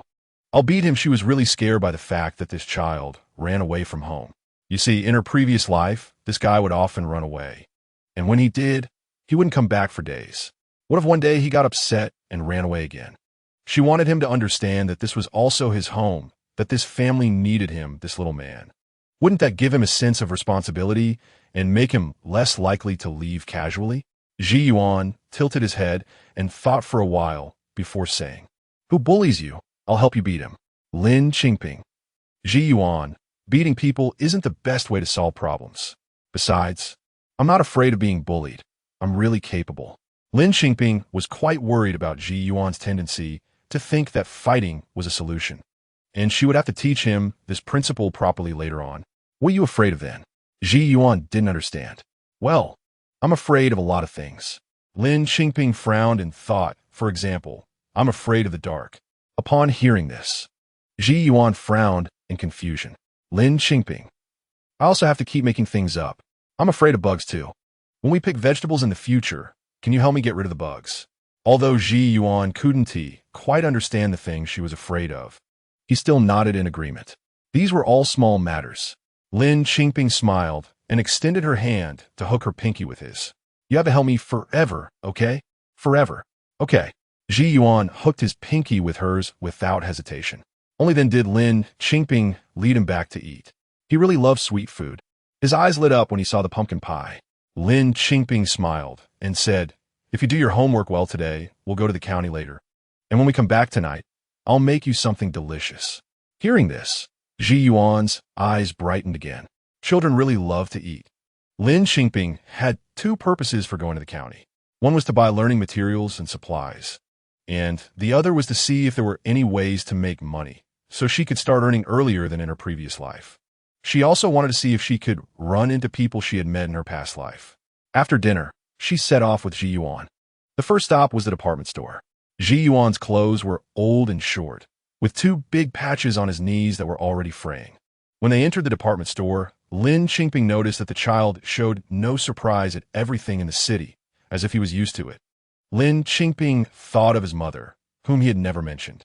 She had never appeared in either life, and she had no idea what kind of person she was. She bought Ji Yuan 2 sets of clothes and 2 pairs of shoes. After thinking for a moment, she went to the yarn counter and bought a few pounds of yarn. Her knitting skills were quite good, and with autumn approaching, she planned to knit a few sweaters for her family. As she passed the women's clothing counter, she saw a beautiful red women's coat and immediately bought it for her younger sister. With that, she was loaded with things. By the time they finished buying learning supplies and materials, Ji Yuan was carrying small items in his hands. Lin Qingping felt a bit regretful. There were just too few college entrance examination materials, compared to later generations of students who buried themselves in mountains of books and problems. It was really too different. She carried her bags to the last destination, the state-owned sugar factory. There lived someone very important to her. However, she struck out. The person was not there. There was no helping it. In this era, there were no mobile phones and communication was really inconvenient and untimely. Moreover, at this point, they were still strangers. Forget it. Maybe they will meet again by chance in the future. She bought 2 bags of sugar at the sugar factory storefront and a few buns for Ji Yuan to eat on the way back. By the time they got home, it was almost dark. Inside, her mother-in-law was cooking, and her father-in-law had also returned from work. When they saw her carrying a lot of bags, neither of them said anything. Lin Qingping washed her hands and entered the kitchen to help with dinner. Ji Yuan followed her in, bumping into Lu Fun and Lin Qingping in the small kitchen from time to time. Lu Fun laughed. "What are you squeezing in this tiny space for?" Lin Qingping smiled. This child, regardless of anything else, his loyalty to keep promises had not changed since childhood. She handed him some vegetables. "Ji Yuan, can you help me wash the vegetables?" Ji Yuan nodded and immediately took a small wooden basin to wash the vegetables. Lin Qingping specially made double-skim milk today, as she had promised Ji Yuan. Unexpectedly, Ji Yuan, who loved sweets so much, took a bite and then stopped eating. "What's wrong? Is it not good?" Lin Qingping asked. Ji Yuan shook his head. "I'll save it for tomorrow. Eat it now. It will spoil by tomorrow. If you like it, I'll make you another one tomorrow," Lin Qingping encouraged. Hearing this, Ji Yuan finally ate it little by little until it was finished. After dinner, Lin Qingping took out the things she bought today, 5 pounds of dark-colored yarn, and asked her in-laws to pick a color they liked. Her in-laws were taken aback, looking at her as if she were a monster. Lin Qingping coughed a couple of times, thinking to herself, "This is self-inflicted misfortune. Chengzi asked me to prepare a few pieces of clothing for you, as autumn is here. I think in our rural area, we need to do farm work. So it's better to make our own clothes. I only bought Ji Yuan 2 sets. In a month or 2, when the weather cools down, I'll knit a sweater for each of you." The only good thing about her husband not being around was that she could blame everything on him. Although this explanation was somewhat of an explanation, it was obviously not very convincing. However, her in-laws didn't say anything more and casually pointed to a color. "All right, we'll take these 2 for you too, and this color for Ji Yuan. The remaining yarn should be enough to knit at least 1 more piece." She put away the yarn. Since there was nothing to do in the evening, she could start knitting. The day passed by in a flurry of activity. The next day, she still taught Ji Yuan 2 classes first. It wasn't long, about 20 minutes for each class. She assigned homework, cooked, and of course, didn't forget to make double-skim milk for Ji Yuan. After that, she packed her things and returned to her family home. The main reason for her visit was to see her younger sister, so she went directly to the fields. Sure enough, as expected, her younger sister was working in the fields, her small body bent over under the scorching sun, like a shrimp. "Second sister," she called out as she approached. Her father saw her first, and as soon as he saw her face, his expression fell. It seemed her mother had said quite a few bad things about her when she returned. She didn't care how ugly her father's expression was, and pulled her sister aside to ask, "How did you prepare the learning supplies I asked you to get?" The second sister lowered her head and didn't say a word. Lin Qingping suddenly thought of something. "Did you lose the money?" The second sister buried her head even lower, her face turning crimson. Lin Qingping was sure that the money had definitely been taken by their mother. "Forget it. It was my fault for not thinking it through." She handed her sister the bundle. "Here, there's a piece of clothing in here. along with some review materials and learning supplies. Keep it well and study hard. The clothes she specially bought were red, so her mother would definitely not take them to give to her younger brother, right? Who knew? The second sister hugged the bundle and said softly, "Sister, why don't we just forget it?" Chapter 15, A Large Sum of Money, What is Enough? Is studying enough? Lin Qingping questioned. Her second sister was so intimidated by her question that she dared not speak, burying her head even lower. Lin Qingping understood her second sister's personality. She was indeed a bit weak, otherwise she wouldn't have been bullied so badly in her previous life. Studying is of no use, her second sister timidly said in a low voice. Lin Qingping understood. Was it their mother who said that? That studying was of no use for girls? After all, they would just get married? Her second sister was silent for a while, indicating her agreement, and added, "Besides, how could I possibly get accepted?" Lin Qingping understood her second sister's mindset at that moment very well. If she hadn't been reborn and someone told her, "You can go to university," she would have thought it was a fantasy. Girls, what's the point of studying? After all, they would get married. Recognizing just a few characters would be enough. You also want to go to university? Like a toad, wanting to eat swan meat. In Guja village, or rather, in more rural areas, this was the prevailing mindset. "Zhaodi!" Her mother suddenly shouted loudly. Then, in a hurry, she ran over and spotted Lin Qingping. "Oh, look who we can't afford to associate with. Be careful not to get our dirt on your feet," her mother said sarcastically. However, it was clear that she was in a hurry and didn't wait for Lin Qingping to argue with her, pulling her second sister home while scolding. "How did you get yourself into this state?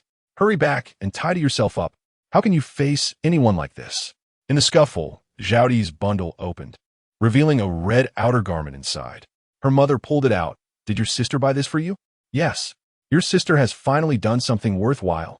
Change into it as soon as you get home." Lin Qingping keenly sensed that her mother was acting strangely. She didn't complain about only buying things for her second sister and not her brother, but why did she want her second sister to dress up? The signal couldn't be more obvious. She immediately followed her mother. When they got home, sure enough, there was someone sitting there, Aunt Lu from Lin Qingping, a well-known matchmaker. In her previous life, it was her. She painted a rosy picture of the Hu family from outside the village, convincing her mother to agree to this match. And of course, the most important thing was that 500 yuan betrothal gift. 500 yuan was considered a large sum of money in this era. Her mother didn't even consider what kind of family would spend so much money to marry into the Lin family, who had nothing to offer. There were obviously pitfalls involved. Of course, whether there were pitfalls or not didn't matter. Her mother didn't care.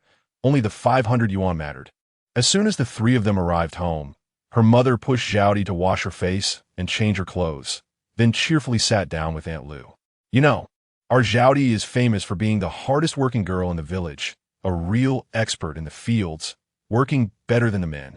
She is honest and very obedient. As for her looks, I'm not bragging.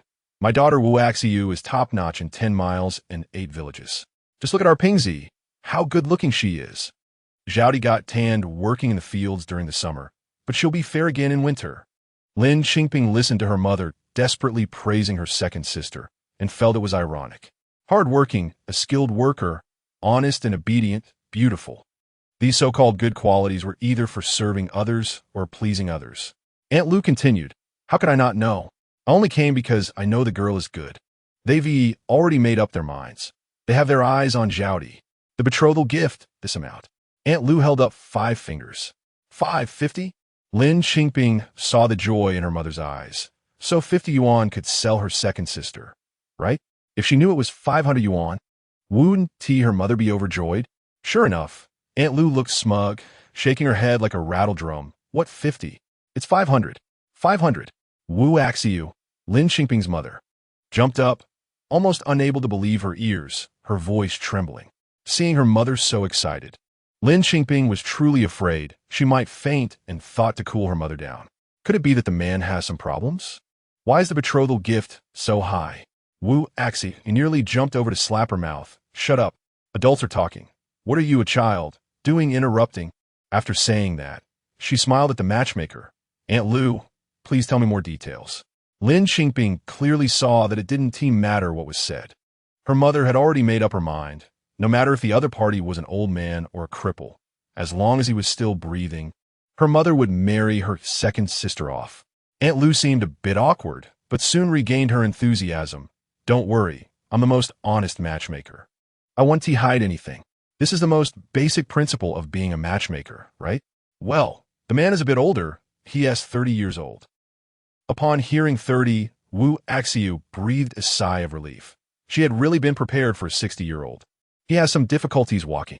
Aunt Lu gradually revealed the information. How inconvenient is it? Wu Axiu asked tentatively, is he really a cripple? He got injured 2 years ago, and it's hard for him to walk. One leg is higher than the other. It doesn't look too good. Wu Axiu slapped her thigh. What is this inconvenience? Indeed, compared to a cripple. And one last point, Aunt Lu added, he has been married before. He had a wife, but they had no children. If Zhao marries him and has a child, it won't make much difference from first marriage. This was truly. Wu Axiu's eyes sparkled. Such a good deal. Lin Qingping had to pour cold water again. Aunt Lu, what happened to his first wife? She died. Lin Qingping asked again, how did she die? Well, Aunt Lu hesitated. She died of illness. Really? Lin Qingping stopped playing along. How come I heard that this cripple beats people every few days? And someone couldn't stand it and jumped into the river? You better not talk nonsense. Aunt Lu's expression changed. Lin Qingping sneered, whether I'm talking nonsense or not. Aunt Lu, you know best. You dare to be a matchmaker for someone like this. Aren't you afraid you won't sleep well at night after taking the matchmaking fee? Ha! Aunt Lu was so angry she wanted to leave. I came here because I thought highly of your family. Axiu, your daughter has such a venomous tongue. I can't deal with it anymore. This match, I won't talk about it anymore. I'll put it here. In the future, I won't take care of Zhao matters. Wu Axiu got anxious, stepping forward to grab Aunt Lu, repeatedly saying, don't go. Don't go. Lin Qingping coldly sneered again. I'll also put it here today. If anyone dares to come to my house again to talk about these unreliable matches for Zhao, pushing her into the fire pit, don't blame me for driving them away with a broom. As she spoke, she really picked up the broom and waved it. Aunt Lu was so angry that she jumped up and down, cursing as she ran away. Wu Axiu turned around and slapped Lin Qingping. Chapter 16. Come with me. How did I give birth to such a retribution? If I had known you were such a lowly thing, I should have drowned you in a bucket when I gave birth to you. Her mother launched into a fierce tirade, grabbing a yoke from the doorway and preparing to hit her. Zhao Di, who had been inside the house, rushed out and tightly hugged Wu Axiu, saying, Mom, don't hit my sister. Please get away from me. Wu Axiu pushed her younger sister aside. If I don't kill her today, she won't be my flesh and blood. Get away, younger sister. Lin Qingping also wanted to resolve this matter once and for all. When Wu Axiu swung the yoke at her, Lin Qingping firmly grabbed it and questioned, Mom, I want to ask you, are me and my younger sister really your daughters? Wu Axiu, furious, pulled on the yoke but couldn't retrieve it. What unfilial child have I raised? Have you forgotten your parents after climbing the social ladder? If so, are you really willing to let your younger sister go to such a family, to be treated like a slave, to be beaten by men to the point of death? Lin Qingping recalled how her younger sister had been emaciated in her previous life, with white hair at a young age, ultimately dying alone and desolate in a hospital. And her heart ached. Her mother was momentarily speechless, straightening her neck. It must be the woman's fault for getting beaten. How could a good woman be beaten? Our Zhao Di is so obedient and hardworking. She would only enjoy a good life after marrying. How could she possibly be beaten? The victim blaming. Enjoy a good life? You think serving the whole family from morning till night, and at night still having to wash their feet, is enjoying life? Or working in the fields doing the work of 2 men is enjoying life? Even after all that, still getting beaten every few days is enjoying life? If that's what you call fortune, you can enjoy it yourself. Before Lin Qingping could finish her sentence, a sharp pain shot through her forehead as a large enamel bowl struck her head. The person who hit her was her father, returning from the fields. Lin Qingping felt something warm trickling down her forehead. She touched it and realized it was blood. The enamel bowl fell to the ground with a loud crash. Her younger sister was terrified, quickly hugging her sister and crying, Don't hit my sister, please. I promise. Don't promise anything. Lin Qingping stood tall. Come with me. She gripped her younger sister's hand tightly, suddenly resolute. Yes, she would take her younger sister away. She couldn't stay here all the time. If she left, her parents might still accept a dowry and marry her sister off. So she decided to take her away. Most importantly, by bringing her back, her sister would finally have time to study properly. However, her declaration of come with me shocked the Lin family. Her mother first mocked her. Come with you? Why do you have to take away my daughter whom I raised? With 500 yuan, Lin Qingping declared emphatically. You all wanted that 500 yuan as dowry, right? I can give you 500, and I will take my sister away. You really have 500 yuan? Her mother looked at her incredulously. Yes, Lin Qingping confirmed. Gu Junchen sent money home every month, and her mother-in-law had given her all of it. This time he returned, bringing all their savings. 500 was not a small amount. It was quite a stack. Lin Qingping held her younger sister's hand tightly. Trust me, just wait. I will take the money tomorrow and bring it to you. If you don't believe me, come with me now. We can go to the bank. She had brought the passbook back from the county town yesterday, ready to withdraw cash, and had forgotten to put it away. It was still in her small cloth pouch today. In such matters, she had to admit her mother was decisive and quick to act. With a wave of her hand, she said, let us go get it. Was that an agreement for her to take her younger sister? Let us go. Although it was hot outside, Lin Qingping felt a chill in her heart. Her forehead was still bleeding, but evidently, her parents were not concerned. Some people, in 2 lifetimes, remain the same. Immediately, she took her younger sister and her mother to the county to withdraw money. In this era, there were no banks in their village. As they were leaving, her father seemed to want to say something, but ultimately swallowed his words. In the small savings office in the county town, Lin Qingping counted out 50 10-yuan bills clearly for her mother. The moment the money was handed over, she inexplicably felt a sense of being settled. Holding her younger sister, she felt relieved yet slightly bittersweet. All right, I won't mention this marriage proposal anymore. Zhao Di, you will stay with your sister for a while. It's not just for a while. You will follow me from now on. Lin Qingping corrected her. At that moment, her mother had just received money, a sum she had never seen before in her life, which could buy a lot of things for her son. For the time being, she didn't argue with them anymore. All right, you can stay as long as you want.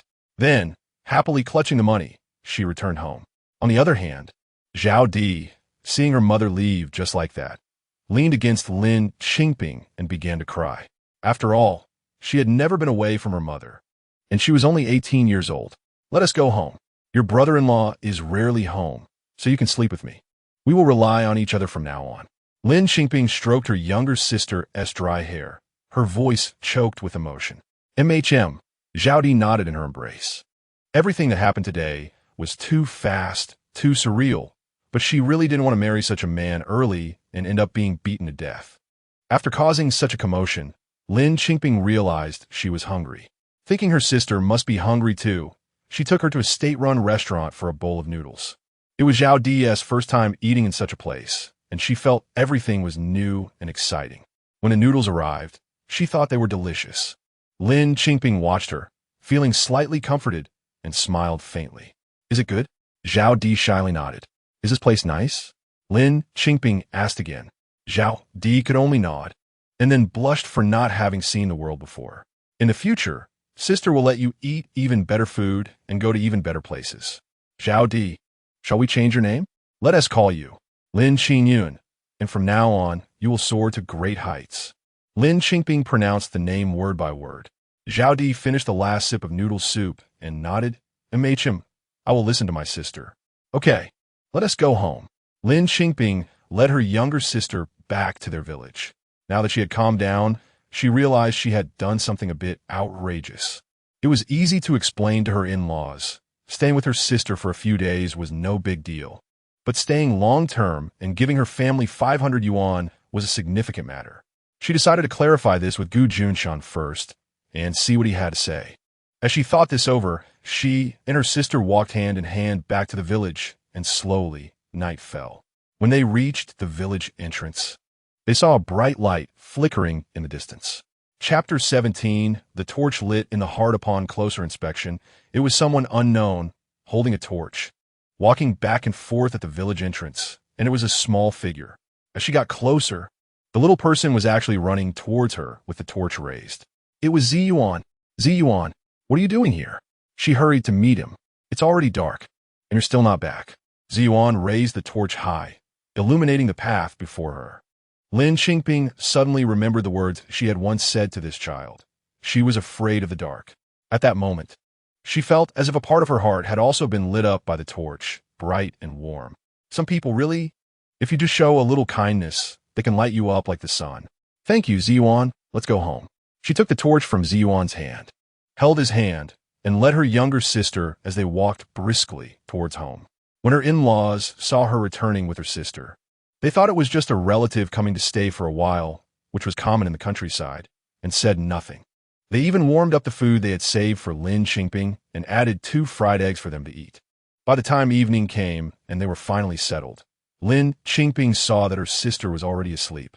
She put away the document with her mother's fingerprint and sat down to write a letter to Gu Junchen, explaining what had happened that day. She wrote the salutation neatly. Junchen. Looking at those 2 characters on the paper, she felt both familiar and strange. It seemed as if she had never written his name before. After staring blankly for a while, she began to write, without a single lie, clearly stating that she had spent 500 yuan and added that it was urgent and she hadn't discussed such a large sum of money with him. At the end of the letter, she still reminded him, be sure to pay attention to safety. The next day, she took the completed letter to the production team and asked the secretary to send it. When the secretary saw it was a letter to the army, he readily agreed. She initially thought it would take a long time to receive his reply, but unexpectedly, a few days later, a young man from the production team rushed over to call her to take a phone call, saying Chengzi had called from the army. She ran after him, unsure of the purpose of the call. Would he blame her? After all, 500 yuan was a significant amount from the money he had given her. The village only had this one phone, and the signal was quite poor. She waited for a long time before his voice finally came through. Hello, a deep voice. Junchen. She became anxious, her voice sounding crisp. Don't worry, I received your letter. Don't feel pressured. The money I gave you is for you to spend as you see fit. Just make sure your sister can settle in at home without any burden. I will write to Mom and Dad to explain everything. He spoke quickly, but each word was clear and powerful, as if he were whispering right into her ear. Okay. Suddenly, she felt her eyes becoming warm. She had guessed he would say something like this. He was such a good person, but hearing him say it in person felt different. After he finished speaking, it seemed he was about to hang up, and Lin Qingping quickly said, Junchen, can I come to visit you at the army? I want to see you. What do you want to come for? Don't come. The signal started to become unclear. Is it not allowed? She wasn't very sure. No, you. Lin Qingping paced around the office of the production team, holding the phone, but she couldn't regain the signal. Finally, the call dropped, leaving only the sound of beeping. Lin Qingping helplessly hung up the phone, feeling a bit dejected as she returned home. Upon returning home, she discovered there were guests. They weren't just guests. It was her sister-in-law, Gu Junchen, Gu Junchen's sister. Gu Junchen was the second child in the family, with an older sister who married into a neighboring village and had a daughter. In her past life, Lin Qingping had never paid attention to the Gu family and had never called her sister-in-law sister. After Gu Junchen's sacrifice, she had left the Gu family and was not very aware of her sister-in-law's later fate. Gu Junchen was leading her daughter Xiaomai, admiring the new clothes of Lin Qingping's younger sister, speaking excitedly. Your sister must have bought these for you at the department store. Things sold at the department store are so expensive. Let me tell you, we can buy them at factory prices, so cheap. Just look at me, and then look at what Xiaomai is wearing. These were bought by him at least half the price. Listening to her, Lin Qingping suddenly had a flash of inspiration. Sister, what do you mean by factory price? Lin Qingping quickly asked. Gu Junchen immediately grabbed her, saying, Did you buy this at the department store? I compared them. They're exactly the same, but the price is significantly lower. Look at mine. It's just a different color. Gu Junchen's face was full of pride in her husband's abilities. Sister, I want to go see it. Can you and brother-in-law take me to have a look? The previously dejected Lin Qingping suddenly became enthusiastic. Gu Junchen was of course willing. This was a perfect opportunity to show off her husband's abilities. It should be noted that in the past, her husband, Du Jin, was often criticized for being lazy, not wanting to work and always wandering around outside. Unable to settle down. One was anxious, the other loved to show off, and they quickly decided to go look for these factory-priced clothes the next day. When her sister-in-law left, Lin Qingping even stuffed a handful of candy into her niece Xiaomai's hands. The next morning, Lin Qingping set off as promised, taking her younger sister along to meet her sister and brother-in-law. Gu Junchen was tall and thin, very fair, and indeed not cut out for farm work. It was said that his ancestors were peddlers, so he probably inherited that gene, always wandering around the streets, running all over the place. There was no place he hadn't been to. It's a clothing factory in a different county. The warehouse is full of clothes. I could take you to have a look, but it's a long way. Are you afraid? Gu Junchen asked. Let's go. The earlier we leave, the earlier we return. Lin Qingping was a little impatient. All right. Gu Junchen readily agreed. It was indeed very far. They set off early in the morning and didn't arrive until the afternoon. But Lin Qingping overestimated Gu Junchen's capabilities.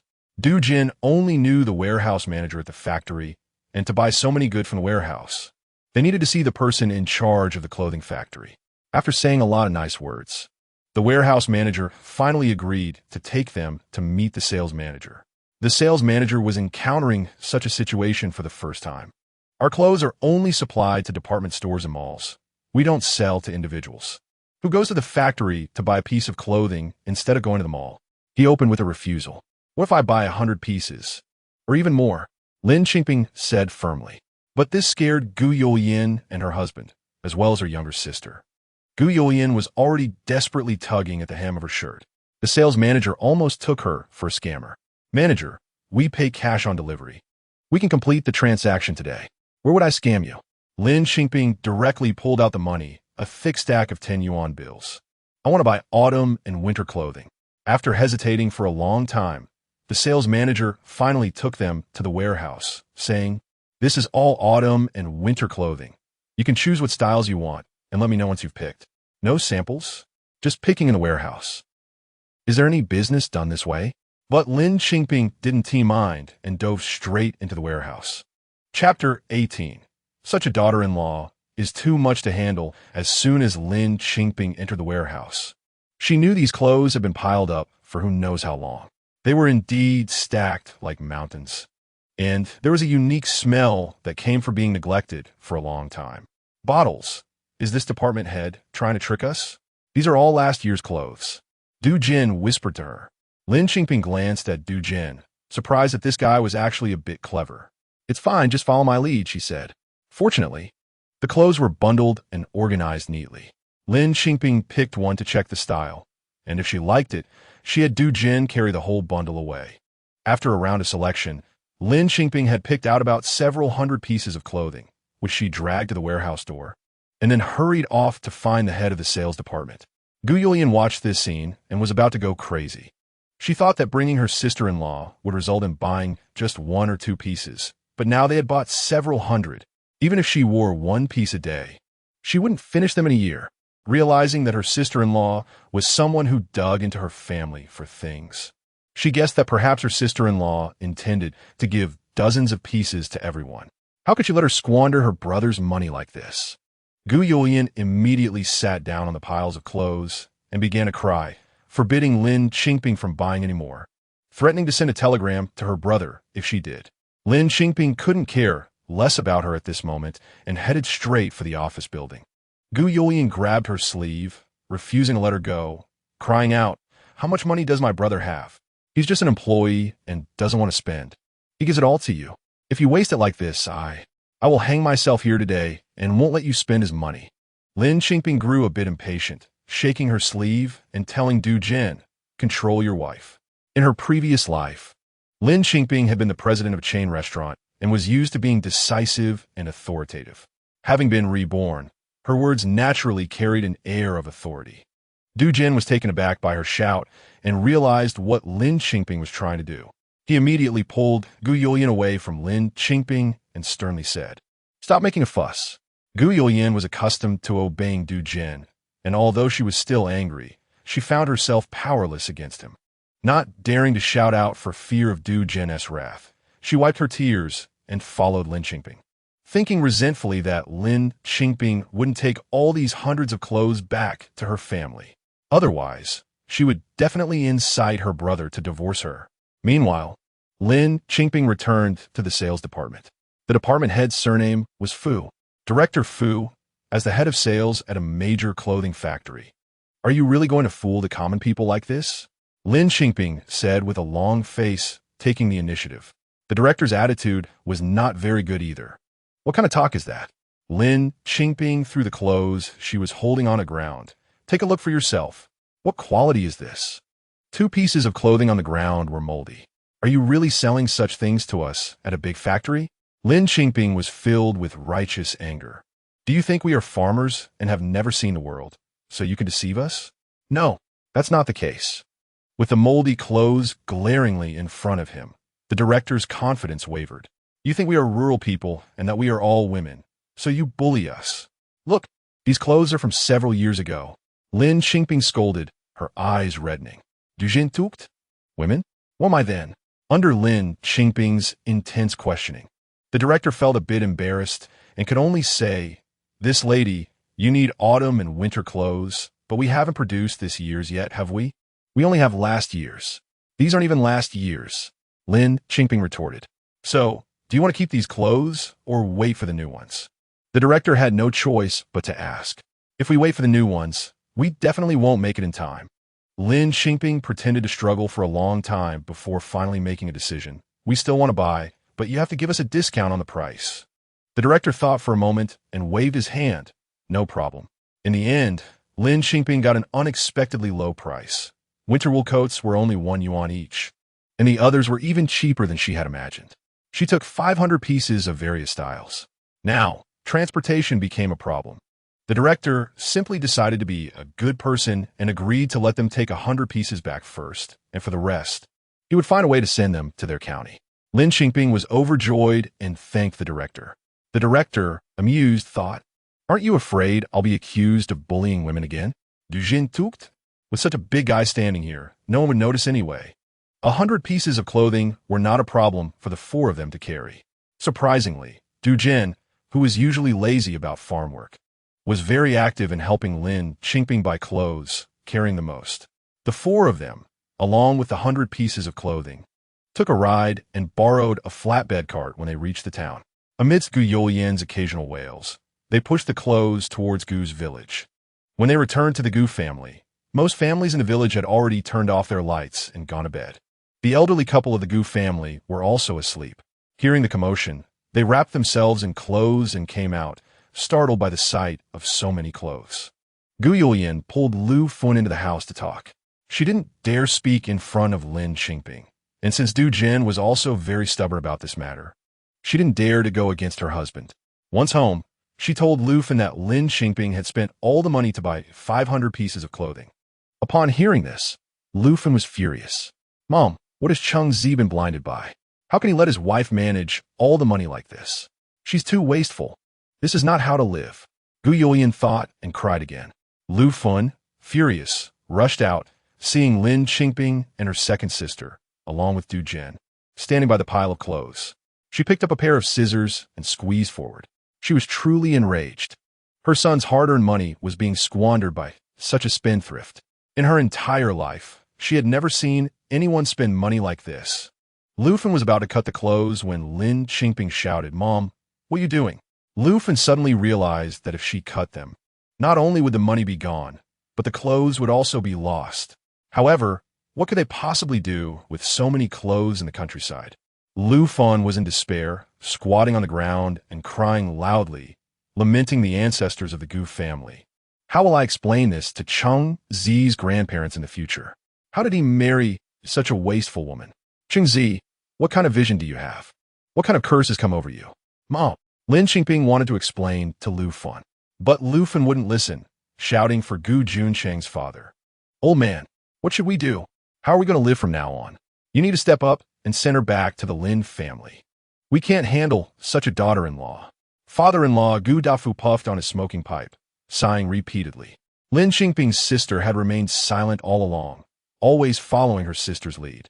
Now, she was also scared and huddled closely to her sister. Chapter 19. Trust me, once sister, she softly called out to her older sister, mentally preparing herself. If their family really drove her sister away and they couldn't go back home either, she would be left to rely on her sister. Lin Qingping patted her younger sister's hand to comfort her. With the support of her parents, Gu Junchen was no longer afraid. She rushed in front of Lin Qingping. And even Gu Jin couldn't hold her back. How much money do you have left? You have to hand it all over to me, Gu Junchen said as she reached to search Lin Qingping's body.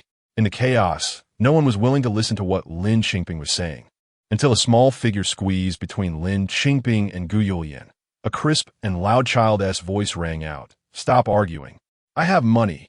Stop arguing, stop arguing. The child dragged out his voice, sharp and bright. Finally, this chaos was temporarily halted. Ziyuan, this is adult business. Children shouldn't get involved. You should go to sleep.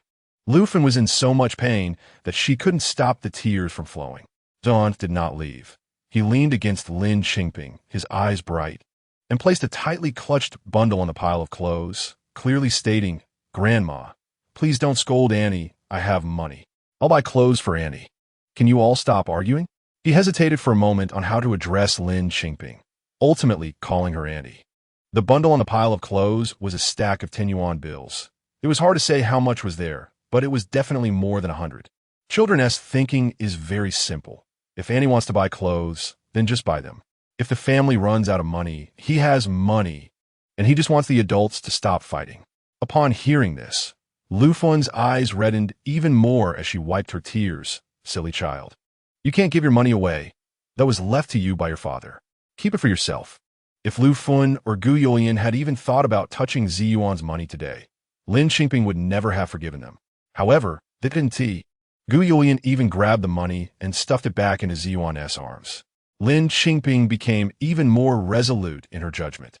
Her mother-in-law and sister-in-law were not bad people, just unable to accept her shocking behavior.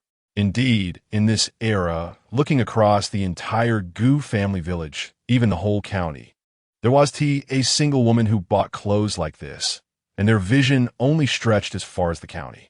Dad, Mom, sister, listen to me. She laid out her thoughts and said earnestly, you all have to trust me just this once. It was as if she had dropped a bomb in the Gu family. Everyone was dumbfounded.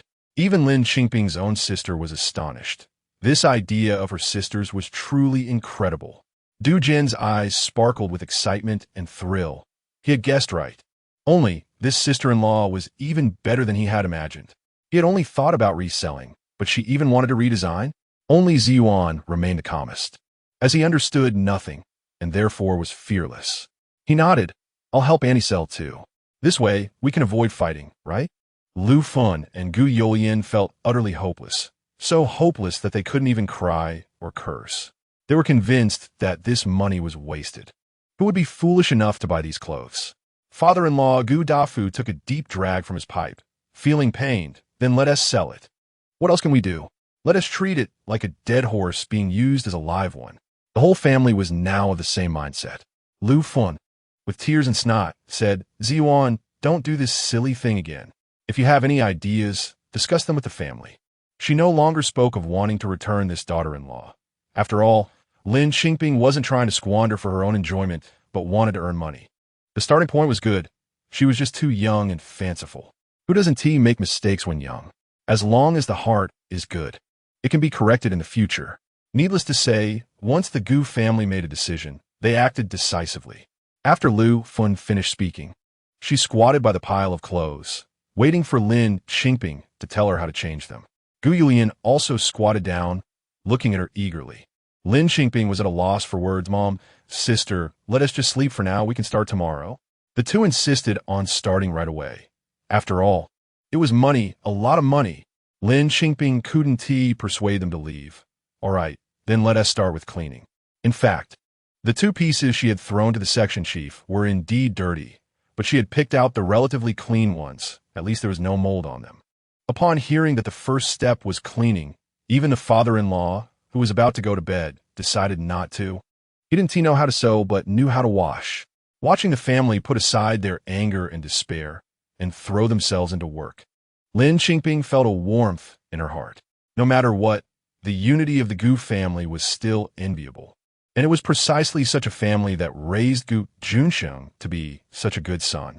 After cleaning up 100 pieces of clothing, it was already late at night, and everyone, exhausted, went to sleep. The older sister and her husband didn't return home, but stayed at their mother's house. Lin Qingping, however, couldn't sleep. She sketched ideas on paper, conceptualizing ideas for transforming these clothes. Having lived nearly 70 years in her past life and experienced decades of fashion trends, she had seen all. In terms of direction for transformation, she didn't dare to be too avant-garde. It was the late 1970s, and the 1980s were just around the corner. She aimed for the fashion trends between the 80s and 90s, and after staying up all night, she had roughly outlined her concepts. Her in-laws woke up early, and seeing her still drawing, they felt a bit softer in their hearts. The father-in-law went out to work in the fields early, while the mother-in-law even steamed an egg for her. Lin Qingping smiled slightly at the bowl of eggs with sugar. The next day, they officially began the clothing redesign project. Lin Qingping showed everyone her drawings and then took out a piece to demonstrate, teaching them how to disassemble, cut, and sew it back together. The women of the Gu family, including the second sister, all knew how to sew. Usually, they bought fabric and sewed by hand. So after Lin Qingping cut a few pieces, she watched them do the same, feeling that it was about time to let them take over. The Gu family had a sewing machine, which Lin Qingping had purchased when she got married. She had been too lazy to use it, but her mother-in-law had already become proficient with it, so she was specifically responsible for operating the sewing machine. Gu Junchen was anxious, feeling that her mother was too slow, so she had Du Jin bring their sewing machine over, resulting in 2 sewing machines working simultaneously at home. As for Du Jin, he had never done sewing work, but surprisingly went out to the fields with Gu Dafu, simply because Lu Fen was glued to the sewing machine all day and the family's farm work was falling behind. As a son-in-law, Du Jin stepped in to help out. Even Ziyuan was busy helping with various tasks. Seeing Ziyuan's small figure, Lin Qingping came up with another idea. The sound of the Gu family's sewing machines often echoed until dawn. After working intensively for several days, the 100 pieces of clothing were successfully transformed. Chapter 20: What happened to the country people. Lin Qingping managed to borrow an iron and iron the clothes neatly, preparing to sell them. The irons at that time were quite simple, just made of iron sheets filled with charcoal and water to generate steam for ironing. At that moment, the remaining clothes also arrived in the county. Du Jin had a wide network and had an acquaintance in the county. He left the acquaintance's address for Section Shifu, who contacted a truck on the way to deliver the clothes to the acquaintance. The acquaintance sent a letter asking them to pick up the goods. Lin Qingping couldn't help but sigh. Having gotten used to the speed and convenience of the mobile phone era, things were really inconvenient now. For example, they had to consider transportation when taking out these 100 pieces of clothing to sell. But with only 100 pieces, how could they bring them back and then sell them? It was at this time that everyone realized Lin Qingping's goal was not the county, but to sell in the provincial city. Gu Junchen had only been to the county a few times in her life, and going to the provincial city was something she had never even dared to think about. How bold this was! But there was no possibility of obstruction now. Gu Junchen could only anxiously go to the provincial city with everyone, feeling both anxious and inexplicably excited about going to the provincial city. Also going along was Ziyuan. Lin Qingping wanted to take him to broaden his horizons, but later they realized that bringing Ziyuan was a very wise decision. Without mentioning how the group struggled to transfer the 100 pieces of clothing several times to reach the provincial city, they arrived early in the morning. Lin Qingping first found a place for everyone to tidy themselves up. At least they needed to wash up and look neat before heading straight to the department store in the provincial city to promote their clothes. However, things did not go well. Lin Qingping, along with Du Jin and the elder sister, took a few sample clothes to the counter, but the sales clerk only glanced at them and ignored them completely. Du Jin was unwilling to give up, repeatedly promoting, "Our clothes have new styles, none of which are available locally, and the prices are cheap. You should at least take a look." Lin Qingping also chimed in. "Could you please introduce us to your manager? We just want to meet for a moment and leave." The sales clerk rolled her eyes. "Really, we have an introduction letter." Lin Qingping took out the introduction letter issued by the party branch secretary. The sales clerk became impatient and started to shoo them away. What kind of people are you? Country bumpkins, go away, or I'll call someone to chase you out. How can you be like this? Gu Junchen interjected, ready to confront them. Lin Qingping stopped her. Forget it. Let's try another store. However, they were kicked out of several stores in a row. By the time they reached the last store, Gu Junchen was so angry that she refused to go in and had lost hope. She stayed at the door with Shi Yuan, anxious and worried, with red eyes, almost crying. Lin Qingping comforted her a bit and led Du Jin and the second sister inside. However, after just a few steps, she heard arguing at the door. Hurrying back, she saw a man pointing at Gu Junchen and shouting angrily, while Gu Junchen was crying in panic. Ji Yuan stood in front of Gu Junchen, looking protective but also terrified. What's going on? Can't we talk nicely? Lin Qingping immediately shielded Gu Junchen and the child. Seeing her, Gu Junchen felt a sense of security and cried, I didn't do anything, I just touched that piece of clothing, and he said I got it dirty, and wants me to pay. Lin Qingping looked at the piece of clothing Gu Junchen was pointing at. It was gray and showed no signs of dirt or damage. She couldn't help but feel angry. I've never heard of clothes in a store that you can't touch. What kind of reasoning is it that you have to pay for just touching it? The man was gradually surrounded by other store employees, and more onlookers gathered. The man looked at her with disdain. It's not that you can't touch it. It's that some people are not worthy of touching it. We don't let you touch it for your own good. What if you dirty it and can't afford to pay? Do you understand? Really? Is this clothing very expensive? Lin Qingping asked. Yes, very expensive. It's not something you can afford. The man became increasingly smug. Hurry up and leave. Look at the mud on your shoes. Don't dirty our floor. Another employee chimed in, disdainfully trying to move their bag of clothes. What mess. Don't leave your things at our doorstep. One after another, they began to try to throw their belongings away. Wait, Lin Qingping shouted loudly. You should look at the slogan posted at your store entrance. Serve the people. What? Are we from the countryside, not people? The two employees were left speechless by this remark. The onlookers also began to criticize them for looking down on others. Lin Qingping pointed at the piece of clothing. I'm going to buy this piece of clothing today. The man snorted coldly. This is the highest end store in the province. Do you know how much this clothing costs? He held up 3 fingers. $30. $30 for a piece of clothing was indeed quite expensive. Gu Junchen even forgot her grievances, fearing her sister-in-law might impulsively buy it. As it turned out, what you fear often comes true. Lin Qingping really took out 3 bills and handed them to Ji Yuan, saying to the clerk, Do you see this? Don't look down on people. I want to try it on. Gu Junchen truly panicked, and even Du Jin was anxious, thinking it was unnecessary to spend money out of spite. But Lin Qingping was not the type to listen to advice. She took the clothing and went to try it on. Not only did she try it on, but she also looked in a mirror repeatedly, saying it was a bit big and needed a smaller size. The male clerk patiently brought her a smaller size, but she said it was too small and still wanted the larger one. Then she said the color didn't suit her and tried every color in the store.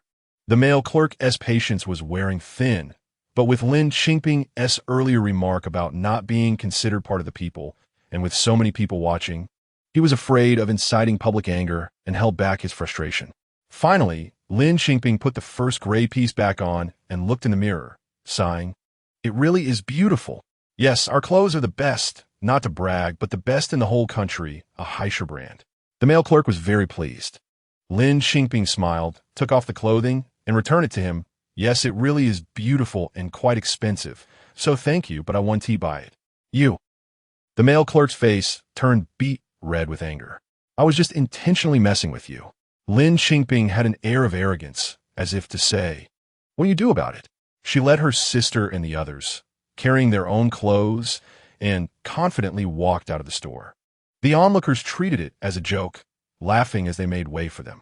Some nosy old men even pointed at the male clerk, saying, You can't look down on people. You need to learn a lesson. As the old saying goes, guests are always welcome. Chapter 21. As if in a different world, this shop is located next to a large square. Today happens to be Sunday, and there are quite a few people in the square, playing and setting up stalls to do business, making it very lively.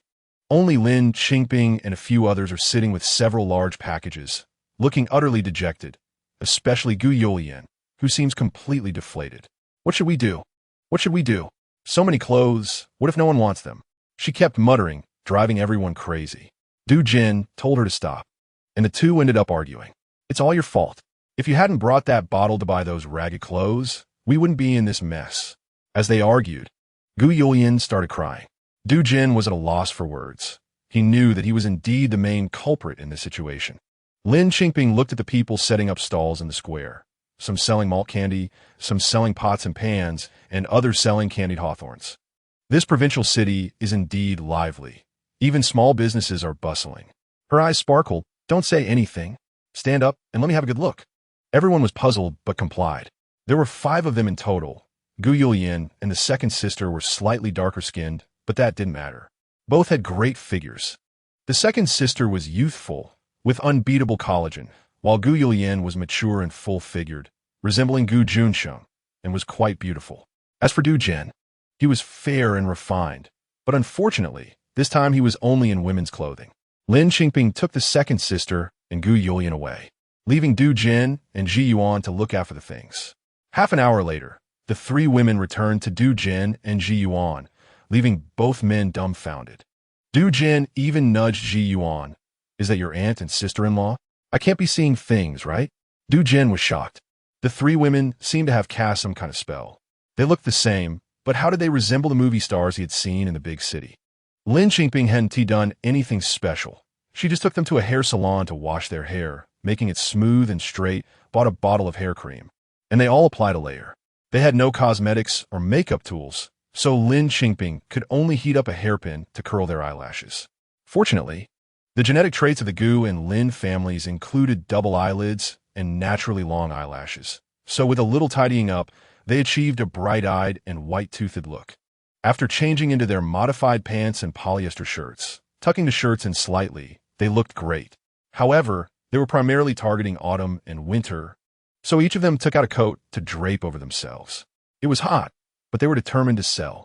When Lin Qingping saw Ji Yuan, she had a bright idea and dressed him in children's overalls and a white shirt, adding a brown children's wool coat on top. After dressing up, they looked like a mother and son in matching outfits. Lin Qingping thought that Ji Yuan's demeanor had instantly changed. He could rival child models decades later.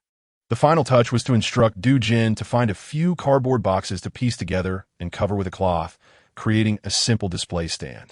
Then, she wrote on a large piece of cardboard, latest fashion clothing. Lin Qingping's first experience of setting up a stall in this era began. Soon, their stall was surrounded by people, all wanting what Lin Qingping and Ji Yuan were wearing. The fastest-selling items were the outfits worn by Lin Qingping and Ji Yuan, with people buying them as complete sets. In no time, the children's clothing was sold out, and many people remained around the stall, unwilling to leave, hoping to find another set. However, soon enough, not only the children's clothes, but even the adults' clothing began to sell out. Those waiting could no longer hold back and rushed to buy. By the afternoon, all their clothes had sold out. Many people were still waiting, asking when they would set up again. Lin Qingping thought for a moment. A new batch of clothes had already arrived in the county, and if they hurried back to work, they could set up again next Sunday.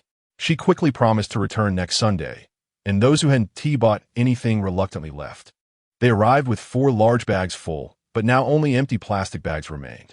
Lin Qingping, the second sister, Gu Jin, and Gu Yulian looked at each other, their eyes shimmering with joyful tears, especially Gu Yulian, who started crying outright. Just as they were packing up, a middle-aged woman approached their stall. Hello? May I ask if you have any clothes left? I'd like to buy something. Lin Qingping turned around and noticed that the woman was quite stylishly dressed. I'm very sorry, but we have sold out of everything. We will bring another batch next Sunday. If you have time then, you can come back and take a look. Lin Qingping replied with a smile. Next Sunday. The woman looked them over. Aren't you wearing those? Please sell me these few pieces. And the outfit on the child, too. Lin Qingping glanced around at her companions. If they sold everything, it would amount to over 100 yuan. She thought, unlike the snobbish clerks in the department store, who would actually buy them like this. We've been wearing these all day, and they are sweaty. It's hot out. This was also the truth. But the woman insisted, it's fine. I really want to buy them. Well, no one was going to push away a sale. Since she wanted to buy, Lin Qingping led everyone to change back into their own clothes and sold the samples directly to her. Thus, they truly cleared out all their clothes, leaving not a single piece behind, and changed back into the outfits they had worn when they arrived. "Let's go. We'll have a meal first and then head home," Lin Qingping said with a smile. "Okay." Gu Junchen nodded vigorously, tears streaming down her face. Lin Qingping held Ji Yuan with one hand and the second sister with the other, leading the way to find a restaurant. Gu Junchen walked behind, still crying. Du Jin walked beside her, softly comforting her. "Why are you still crying? Isn't it good that all the clothes are sold? You should be happy." Gu Junchen wiped her tears and said softly to her husband, "I am happy. Jinsi, I'm really scared that all this money will go down the drain. What should I do? I hate myself so much, you know? I was the one who told my sister-in-law that there were cheap clothes for sale. In the end, I am the worst person. For the past few days, I've been so upset. I've been blaming myself, and I didn't dare to speak it out." Du Jin looked at the woman walking ahead, who was light-hearted, and patted his wife's hand. "Don't blame yourself. Even without you, your sister-in-law would have found another way to get into trouble. She is just not someone who can stay put." Lin Qingping, carrying a large bag of money, didn't dare to be careless or show off her wealth. She quickly had a simple meal, bought some dry snacks for the journey, and headed straight to the train station. The train station was crowded. She handed the money to Du Jin, asking him to squeeze into the crowd to buy train tickets while the three women kept Ji Yuan close, staying away from the crowd. At this time, it was difficult to buy train tickets, let alone sleeper seats. It was already fortunate to get standing tickets. Looking at the bustling crowd at the train station, Lin Qingping recalled the days in her previous life when she could buy plane tickets and high-speed train tickets online anytime with her phone. It truly felt like a different world. Chapter 22. So annoying. It really is standing tickets. They bought them for the night, just in time to return to the county, saving on accommodation. However, they came this way, which means they hadn't slept for 2 days and 1 night. That night, they had to hold on and definitely couldn't close their eyes because, while they could relax on the way there, they were returning with a full bag of money. Lin Qingping became a key protected person, whether standing or finding a spot on the ground to sit among the crowd. They kept Lin Qingping firmly in the middle, saying they were taking turns to keep watch, while the others could take a nap. But who could sleep besides Yuan? The group kept their eyes wide open all the way until dawn. Early in the morning, they arrived in the county town. After getting off the train, they went straight to a familiar person of Du Jin to pick up the remaining 400 pieces of clothing. Du Jin also asked his acquaintance to borrow a cart. This time, they managed to rent a horse-drawn cart for carrying goods. Lin Qingping paid the rent, directly helping them transport both people and goods back to the village. Lin Qingping also arranged with him to come to the village to pick them up next Saturday morning, as they would go back to the county again. Finally home, everyone breathed a sigh of relief. The journey had been too tense, but no one went to rest. They all looked at Lin Qingping. Lin Qingping understood what everyone meant and took out all the money. They hadn't counted it along the way, only had a rough estimate in their hearts, but didn't know the exact amount.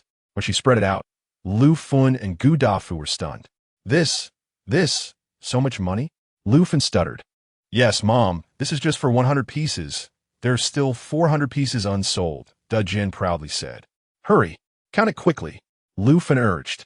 Lin Qingping started counting the money, and after finishing, it totaled more than 1,200 yuan. "We bought these 100 pieces of clothing for just over 100 yuan, Lin Qingping said with a smile.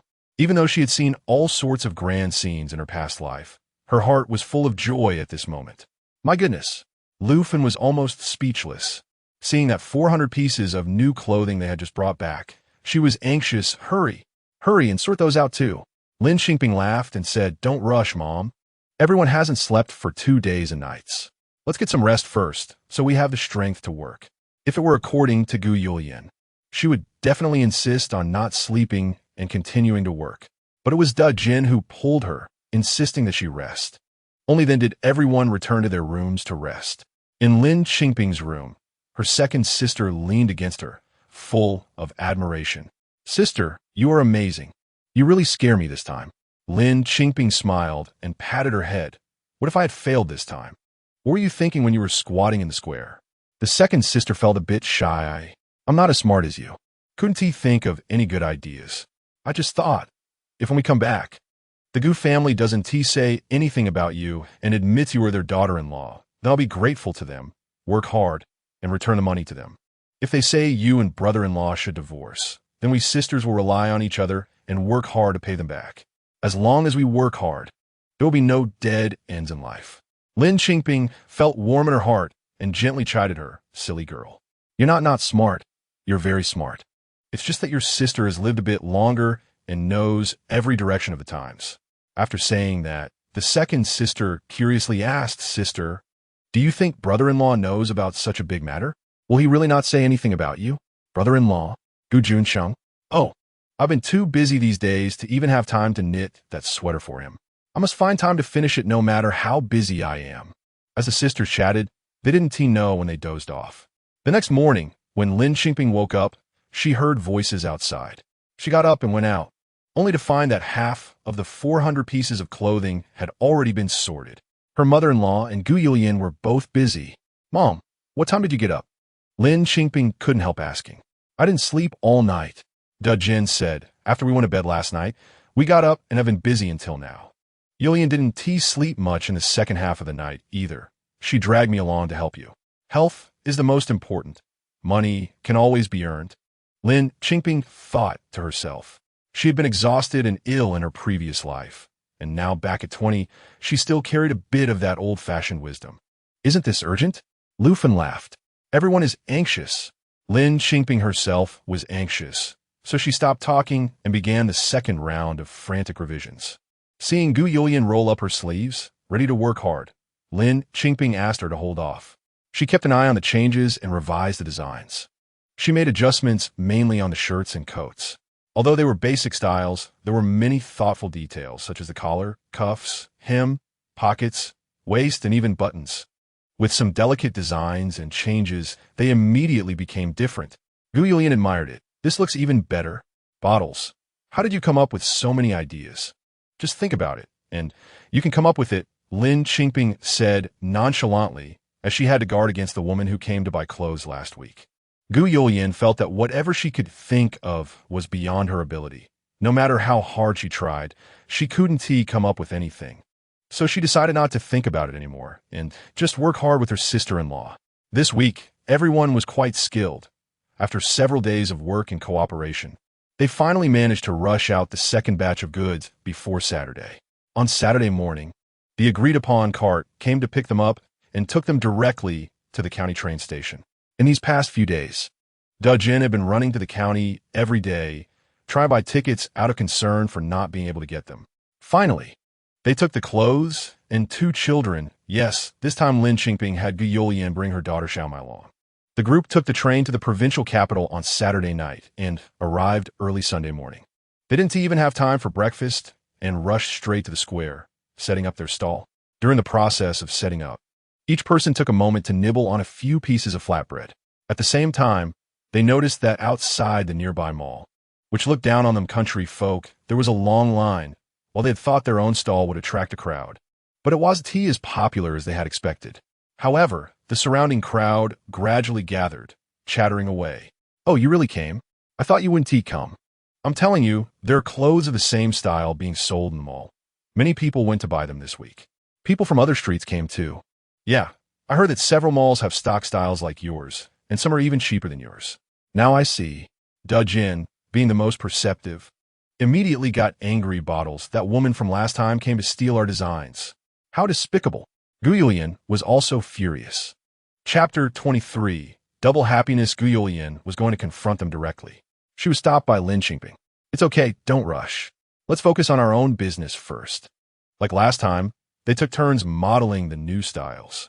Gu Junchen and Gu Junchen's daughter, Xiaomai, also wore the new clothes.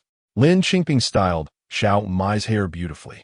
Standing together with Ziyuan, Xiaomai looked even more charming than a New Year painting doll, instantly attracting the attention of everyone in the square.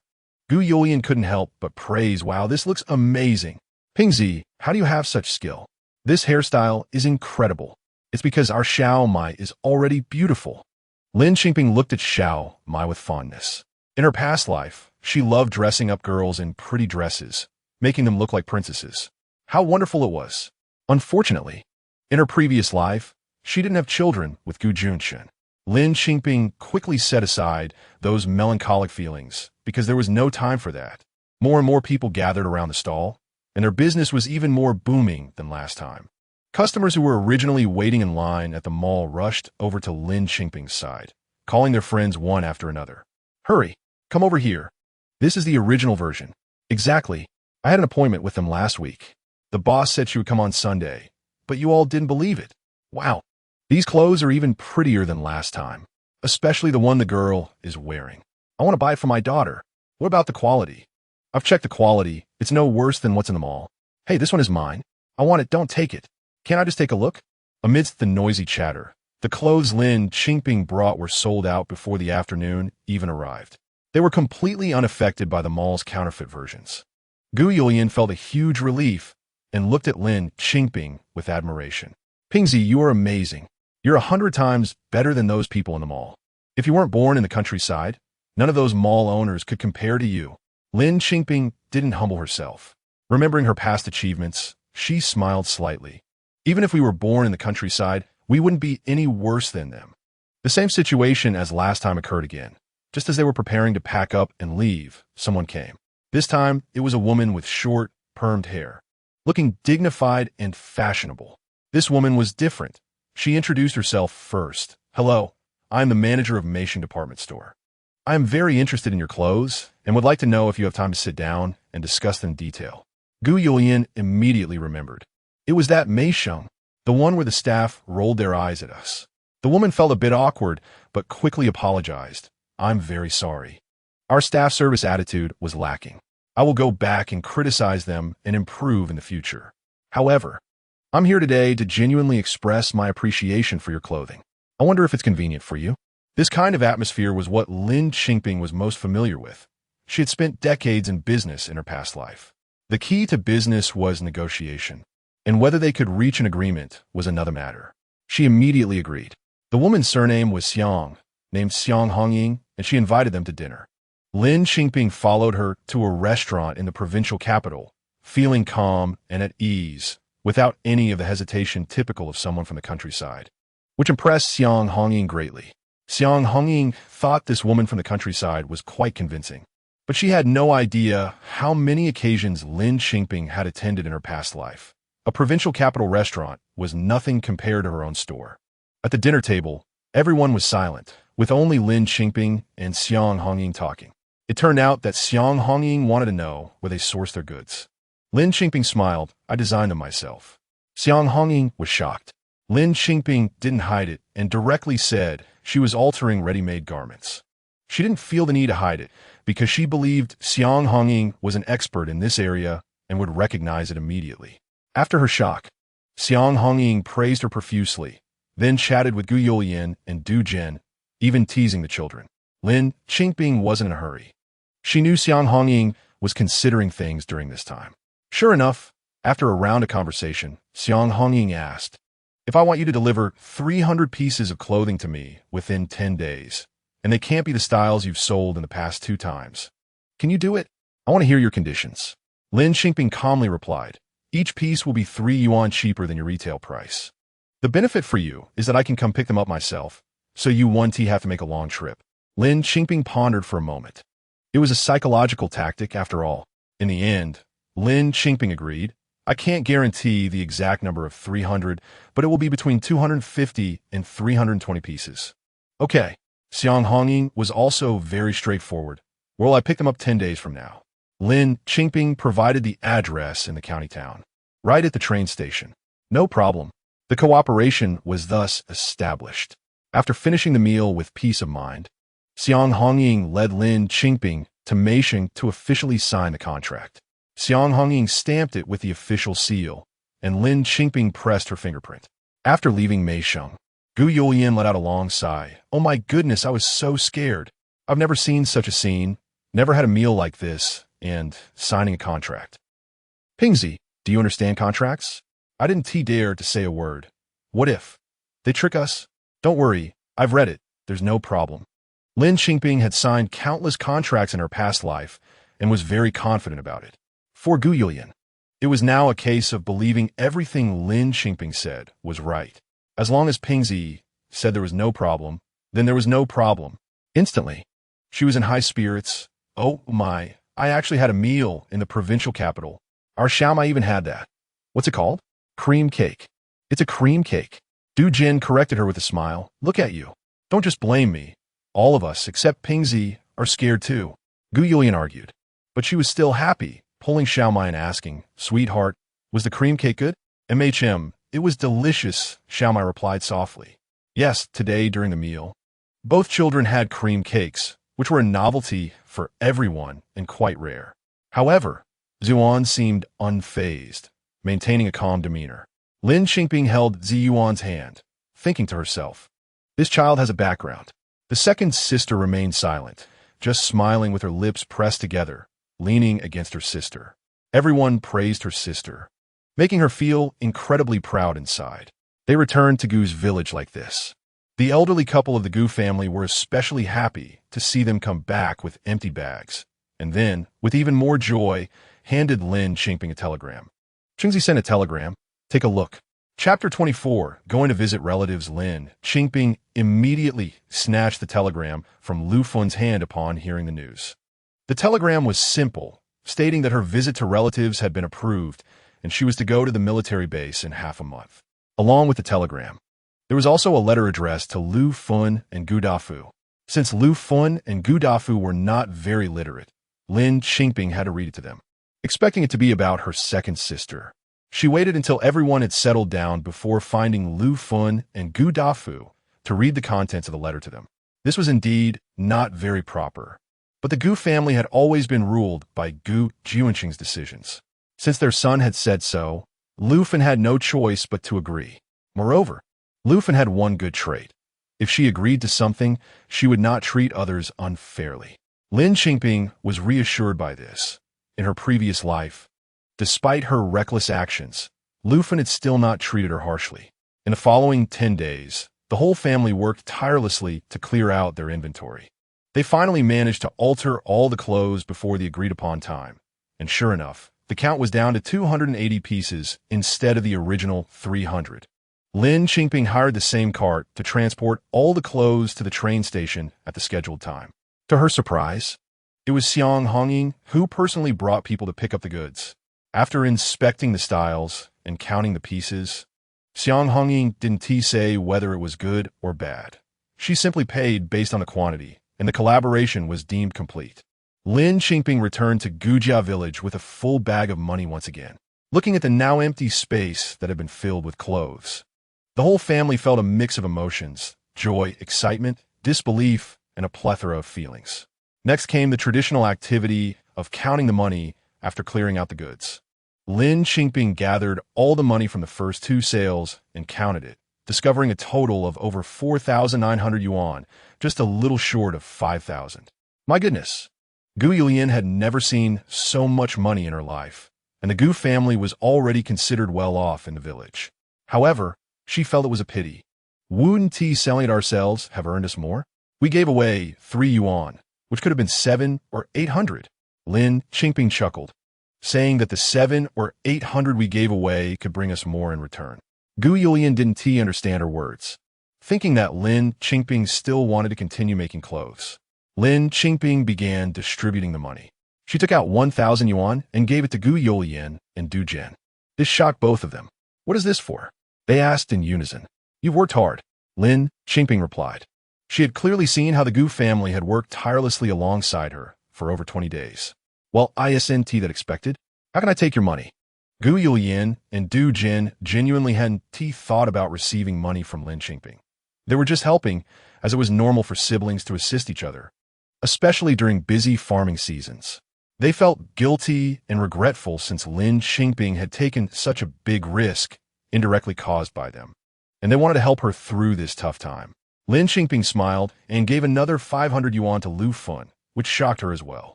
What do I need your money for? Lu Fun had never considered taking money from her son and daughter-in-law. She absolutely refused to accept it. Lin Qingping knew the Gu family were straightforward people, but she hadn't expected it to be so difficult to give them money. She pleaded, Mom, big sister, You have to accept this money no matter what. If you don't, how can we work on big projects together in the future? If you don't take it, I want to take you along for anything I do. After a back and forth, Lin Qingping finally convinced Lu Fun and Gu Junchen to accept the money. Gu Junchen was quite excited. Are we going to continue doing big things? Of course. Lin Qingping responded and continued distributing the money, taking out another 500 yuan for her second sister. Since the Gu family had already received their share, they had no objections to giving 500 to the second sister, who had also worked hard during this time. Finally, she took out 5 10-yuan bills for Ji Yuan, saying, "Our Ji Yuan has worked hard too, modeling for 2 days and helping to sell a lot of clothes." Ji Yuan was the most straightforward of them all and accepted it without hesitation. Lin Qingping took out 25 yuan for Xiaomai, saying, "Our Xiaomai also worked a whole day."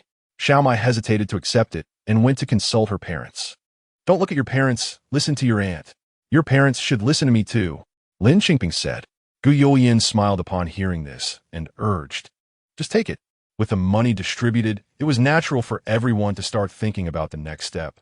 Gu Junchen was the most anxious, excitedly asking, "When are we going to buy cheap clothes to alter again?" "No more alterations," Lin Qingping smiled. This statement shocked everyone. "Why?" They almost shouted in unison. "How can we keep working day and night like this? What if we collapse?" Lin Qingping smiled at Gu Junchen and said, "What about your own home? Don't you want that? Do you want to spend all your time here sewing clothes?" For over 20 days, Gu Junchen had rooted herself in her maternal home, practically working around the clock without rest. "And you," she continued, turning to her second sister, "don't you know what I expect from you? If you're sewing clothes every day, when will you have time to study?" While this was true, they had all agreed to continue doing big things together. "Hadn't they?" Gu Junchen anxiously replied. "How are we going to earn back the 700 or 800 we gave away? I have plenty of energy. I'm not afraid of being tired." "Big sister," Lin Qingping said, "the so-called big projects cannot be accomplished by just a few of us in a family workshop. We need the strength of many, many people. Then I'll find more people." Gu Junchen didn't understand Lin Qingping's line of thought. Lin Qingping couldn't help but laugh. "Everyone, don't rush. Good days are ahead. For now, I'm going to visit relatives, and you all should take a few days to rest. If anything happens or someone comes to visit, wait until I return to discuss it. Also, we must keep our earnings under wraps. Don't flaunt how much we've made." Since Lin Qingping said so, no one dared to disagree, and besides, Lin Qingping was going to visit Gu Junchen, which was a big deal. Both the mother and the sister hoped that Gu Junchen would have children soon, as he was not getting any younger. After more than 20 days of excitement, the Gu family finally entered a brief period of calm. Lin Qingping, who was already exhausted, found it hard to sleep in bed. She was about to visit relatives, to see the husband who had married her but was now avoiding her, as dense as a block of wood. Big sister, her second sister, who was also unable to sleep, leaned over. "This is for you." It was the 500 yuan. The second sister, like Lu Fun and Gu Junchen, had never thought of taking money from her sister. She had just obediently accepted it before the Gu family, and now she was quietly returning the money to her sister. Lin Qingping certainly wouldn't take it back. "I still owe you 500. The second sister referred to the 500 yuan that had brought her out of the house. "Don't keep bringing that up. You're my own sister. I've shared profits with outsiders. How could I not give you, my sister, anything?" Lin Qingping reiterated that she must study hard, describing the outside world and the beauty of the future to her. "Before I go to the military, I'll take you to change your name to Lin Qingyan. Drop the 3 dots of water. You must rise straight to the sky." Chapter 25. Lin Qingping. Before heading to the army, Lin Qingping took her younger sister to change her name, removing Qing from her name and calling her Lin Qingyan. The younger sister, now called Qingyan, barely managed to finish middle school, but the college entrance examination at that time was not as difficult as it would be decades later. No matter what, Lin Qingping was determined to support Qingyun through university. If 1 year wasn't enough, then 2 years. If 2 years weren't enough, then 3. After assigning study tasks to her sister and leaving homework for Ziwan, Lin Qingping set off for the army. It was a long journey. The train ride took 2 days and 1 night. During the train ride, it started to rain and the weather suddenly became much cooler. Indeed, it was time for autumn. This time, Lin Qingping managed to buy a seat ticket, and it was by the window. Every time the train stopped at a station, people outside pushed carts selling food. After several decades, seeing these scenes again made her feel that the colorful chicken legs looked delicious. But she didn't buy any, as she had brought her own food. Her mother-in-law Lu Fun and Gu Junchen had fried a jar of meat and vegetables for her, along with a jar of pickled vegetables, and rolled some pancakes for her to eat on the way. Traveling alone always made her a bit anxious, but by nightfall, she couldn't help but fall asleep against the train window. As a result, she was awakened by the cold. In the middle of the night, the temperature dropped even lower. She didn't know who had opened the window and not closed it, and cold wind mixed with fine rain rushed in, making her feel icy all over. She hurried to close the window, but no matter how she tried, there was a gap that wouldn't seal properly. She could only wrap her clothes tighter to resist the cold wind that kept seeping in, but it didn't seem to help much. After enduring until dawn, she finally sat until evening before she could get off the train, only to find that her feet were swollen from sitting and she felt a bit dizzy. She picked up her luggage and merged into the bustling crowd at the train station. However, the train did not go directly to the army base, and she still had to take a bus. Unfortunately, there were no more bus services at this time. Holding her introduction letter, she found a guest house to stay in. After sitting on the train for 2 days and 1 night, she felt that she was quite smelly and didn't allow herself to meet Gu Junchen in such a state. She desperately wanted to take a shower. This guest house had a dedicated bathhouse, but that night, the water was not very hot no matter what she did. So she washed her hair and body with a little warm water, dragging her tired body back to her room to sleep. She had to get to the army the next day, so she woke up early to catch a bus, focused solely on the journey, neglecting her own discomfort. After sitting on the bus for several more hours, she finally arrived at the county where the army was located. The weather had grown colder, and Lin Qingping wrapped herself in all her clothes, yet still felt cold. To her surprise, someone at the bus station was holding a sign with her name on it to pick her up. It was a young soldier. As soon as she saw the military green, she felt at ease and waved vigorously, moving towards the young soldier. The young soldier immediately ran over, took her luggage, and asked, "Sister-in-law, are you Lin Qingping?" Yes, it's me. What's your name? How did you know I was coming at this time?" With her hands free, Lin Qingping tightly wrapped her clothes around herself. "Gu Tuan said you were coming today, sister-in-law. You can call me Xiaodian. Our car is parked outside." The young soldier carried her luggage ahead, walking quickly. Lin Qingping quickened her pace to catch up. Once on the bus, Lin Qingping felt a bit warmer. Xiaodian drove the car towards the army base. At that moment, it was the most reassuring time for Lin Qingping in the past 2 days. She felt a sense of relief, as if she could finally relax, so she leaned against the seat and dozed off again. She slept until Xiaodian called her. Waking her up, she opened her eyes and felt her head was a bit heavy. "Gu Tuan isn't back yet. Let me take you to where you're staying, sister-in-law. You should rest a bit." Xiaodian looked at her and said, "You're wearing too little. Don't catch a cold." Lin Qingping had indeed been careless. A few days ago, when they were selling clothes in the provincial city, she was still in light clothing. Who would have thought that a heavy rain would bring autumn? And now it felt like winter here? Thank you, Xiaodian. She wrapped her clothes tighter. In the strong wind, she felt lightheaded, as if she might be blown away at any moment. Xiaodian took her to the temporary family quarters, put her luggage down, and then left. The dormitory in the family quarters was neat and tidy. Lin Qingping sat for a while, feeling a bit dazed. She had originally thought that once she arrived at the army base, she would be able to see him and help him with something in his barracks. But everything was different from what she had imagined. However, she was finally here.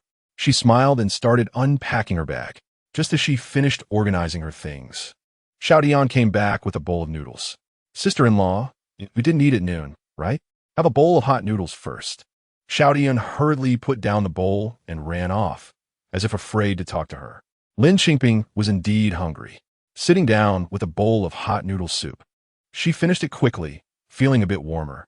In this era, there were no mobile phones or the internet, and sitting alone in the room without knowing what to do, she simply lay down in bed and fell into a deep sleep. Lin Qingping. Lin Qingping. She was awakened by a hurried call. Opening her eyes, she felt blinded by bright lights, and, under the bright light, vaguely saw a dark, handsome face. "Gu Junchen." She was overjoyed, shouting and trying to sit up.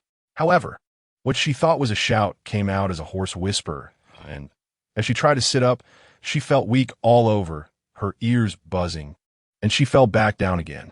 What was wrong with her? She looked at Gu Junchen, her head buzzing. Gu Junchen, you're back? She tried to speak again, but was this her voice? It sounded so harsh and hoarse, and her throat hurt so much. Gu Junchen looked as if he was on fire, pulling her blanket off her. No. Cold. Lin Qingping immediately curled up, reaching out to grab the blanket. You still know it's cold. You. Gu Junchen swallowed the rest of his words. Looking around and finding nothing thick for her to wear. Without saying a word, he wrapped her up in the blanket, carrying her out like a cocoon. Gu Junchen, where are you taking me? I don't want to go. She was still in a daze, feeling heavy and floaty, only knowing that Gu Junchen had returned. Being held by him made her feel even more like she was floating in the clouds. She was afraid he would drop her. So she tried to stretch out her arm to cling to his neck, but as soon as she extended half an arm, she felt extremely cold. Hurry, retract it. Pull my head in two. It was so dark outside, and he seemed so fierce in the darkness. She obediently curled back into the cocoon formed by the blanket, lying pitifully against his chest. You're being so fierce. I sat on the train for so long to see you, and you're still fierce with me. Chapter 26, Gu Junchen, where are you going? Andy, do you know your high fever is so bad that you could fry an egg on your forehead? Can't you just behave? Gu Junchen sounded more fierce despite his helplessness. Really? She has a fever? No wonder. Then, if I'm sick, are you still going to be angry with me? She was all wrapped up in the blanket, her voice hoarse and almost inaudible. But he heard her. After a long silence, his voice came from the darkness. I didn't mean to be angry with you. Then, where are you taking me? Her stuffy nose made her voice particularly weak. To the infirmary. We're almost there. He spoke each word decisively and clearly. As he spoke, they arrived at the infirmary. Upon entering, Lin Qingping heard a burst of laughter. Then, Gu Junchen's cold voice interrupted the laughter. What's so funny? She just came like this, without even bringing a winter coat, so it can't be helped. Lin Qingping was placed on the sickbed. Help me check. She has a fever. Gu Junchen said to the doctor. The doctor was a middle-aged man named She, smiling as he said, Is this your sister-in-law? Why else? Gu Junchen's face was stern. She came to visit and caught a cold. Let's check her temperature first. Dr. She took out the thermometer, shook it, and handed it to Gu Junchen. Any other symptoms? Hoarse throat. Other than that, it's fine. While answering, Gu Junchen reached into the blanket to poke Lin Qingping. Come on, let's check your temperature. Lin Qingping, confused and sick, instinctively began to unbutton her clothes and raised her arm, thinking she was being cooperative. As a result, Gu Junchen's expression changed, and he quickly covered her completely with the blanket. What are you doing? Are you crazy from the fever? Lin Qingping was taken aback and couldn't help but laugh quietly. Isn't that silly? She habitually tried to measure her temperature under her armpit, forgetting that this time the thermometer was supposed to go under her tongue. She obediently opened her mouth, and at that moment, she remembered there was also a thermometer for measuring temperature rectally. So, where exactly should it be measured? She looked at him and shut her mouth again. Do we have to measure it rectally? No. Don't. Open your mouth. He looked at her strangely while holding the thermometer. Oh. Her racing heart finally calmed down, but when she opened her mouth, she couldn't help but find her earlier thoughts amusing and burst into laughter. Not only did Gu Junchen find it inexplicable, but she also couldn't stop laughing until she saw his brows furrow deeper. And she finally managed to stop and open her mouth. She wasn't sure if it was her imagination, but it felt like her face had been gently pinched. Whether he actually pinched her, she wasn't certain, but she definitely heard him lightly scold her. He said, You naughty girl. She wasn't being naughty, okay? While waiting for her temperature to be taken, Gu Junchen sat beside her, and Dr. She chatted with him. Dr. She was very friendly, always smiling, which was a complete contrast to Gu Junchen's stern face. Is this your sister-in-law's first visit? Haha, Gu Tuan, it's the first time I've seen you so anxious. Don't worry, it's just a cold. Sister-in-law, is Gu Tuan always this serious at home? The more Dr. She joked, the more exaggeratedly he laughed, while Gu Junchen's face became even more serious. Lin Qingping couldn't help but reach out from under the blanket and pinch his leg hard. Why don't you respond to him? As a result, she received a glare from him, and he stuffed her hand back under the blanket. You're sick and still not behaving. He scolded her in a very low voice. Lin Qingping wanted to speak, but with the thermometer in her mouth, she couldn't say anything. Dr. Shi found it hilarious, and when the time was up, he took out the thermometer. All right, sister-in-law, if you have any grievances, you can speak now. Lin Qingping did say something, mumbling towards Gu Junchen. I just have a cold. I'm not dead. Why am I not behaving? Dr. Shi laughed again, while Gu Junchen's face darkened even more. 39, 5 degrees. Her temperature is indeed high. Do you want to get an injection or take medicine? Dr. Shi asked. Let's take medicine, Lin Qingping said in her hoarse voice. All right. Dr. Shi then looked at Gu Junchen. So we'll prescribe medicine? Gu Junchen nodded. Lin Qingping watched as Dr. Shi took out 2 small white bags, wrote down the dosage and instructions on them, put the pills inside, folded them, and handed them to Gu Junchen, finding it quite interesting. After experiencing several decades of modernization, looking back at these memories and things that no longer exist feels very amusing. Take it once when you get back, observe tonight. If the fever doesn't go down, you can use physical methods to cool down, and if it still doesn't work, bring her back for an injection. Don't be careless. Gu Junchen carried her out while Dr. Shi was still giving instructions from behind. Understood. Gu Junchen's responses were all very formal. Sister-in-law, I wasn't laughing at you at first. I was laughing at your Gu Tuan. Ha ha. Don't take it to heart. Dr. Shi explained with a smile from behind. Laughing at whoever, Lin Qingping didn't mind at all. She just knew she'd been brought back to the family dormitory. Gu Junchen placed her on the bed, and after taking care of her, he turned to open the door to leave. Gu Junchen. She sat up anxiously. What's wrong? He turned back. Lin Qingping didn't know what to say. She didn't know what the discipline was like, whether he could stay or if he had tasks tonight. But she knew one thing. She couldn't ask about military affairs, so when Gu Junchen asked her, she didn't know what to say either, just looking at him in silence. However, Gu Junchen came back, sat down by the bed, and asked her again, what is wrong? You. Lin Qingping glanced at him. When will you come again? Gu Junchen was taken aback by her question. I'm coming back soon, right? This time it was Lin Qingping who was stunned. Then, where are you going? I'm going to get you some hot water to take your medicine. The man's voice was helpless. Lin Qingping felt she had made a mistake, lying back down and covering her head with the blanket. But Gu Junchen pulled her blanket down. Don't cover up, you need to breathe. Lin Qingping nodded. You go ahead. When Gu Junchen stood up again, she suddenly grabbed the corner of his clothes, glanced at him, and asked softly, so, are you sleeping here tonight? Gu Junchen looked at the fair little hand holding his clothes, and after a moment of silence, he finally said, Lin Qingping instantly brightened up, released him, and rolled over to the inside, turning her back to him. Gu Junchen stood by the bed for a while, and this time, he finally managed to go out smoothly. When he returned, he was holding a thermos. He glanced at Lin Qingping on the bed. She had been noisy just now, but now she was completely quiet, not even noticing he had come back. Chapter 27. Gu Junchen, I'm cold. Lin Qingping. He sat by the bed, calling her name. After such a short while, she had fallen into a deep sleep. Her entire face was flushed due to the fever, with a hint of moisture in the corners of her eyes, and her lips were dry, cracked from the dryness. She breathed heavily. Lin Qingping. He supported her neck, lifting her up, raising his voice a bit. She indeed woke up, her eyes opening just a slit, her gaze watery, her whole being weak and soft. Leaning back against Gu Junchen's shoulder. Gu Junchen. She murmured his name, her breath warm against his neck, startlingly hot. Here, take your medicine. Gu Junchen brought the cup of water to her lips, wanting to moisten her lips first. But she leaned on his shoulder again and fell back into a deep sleep. Gu Junchen. Lin Qingping. Lin Qingping. No matter how he called, she wouldn't wake up. Gu Junchen touched her forehead, unsure if it was just his imagination, but it felt even hotter. No, he must wake her up. Lin Qingping. He gently patted her face. Perhaps his hand was too cold. She, feeling hot, instinctively leaned closer, her burning face rubbing against his palm. Wake up. Take your medicine. Lin Qingping. He patted her and shouted loudly. Finally, she woke up with a hum, but obediently opened her mouth. Gu Junchen immediately put the pill in her mouth, not even bothering to moisten her lips, fearing she might fall asleep again.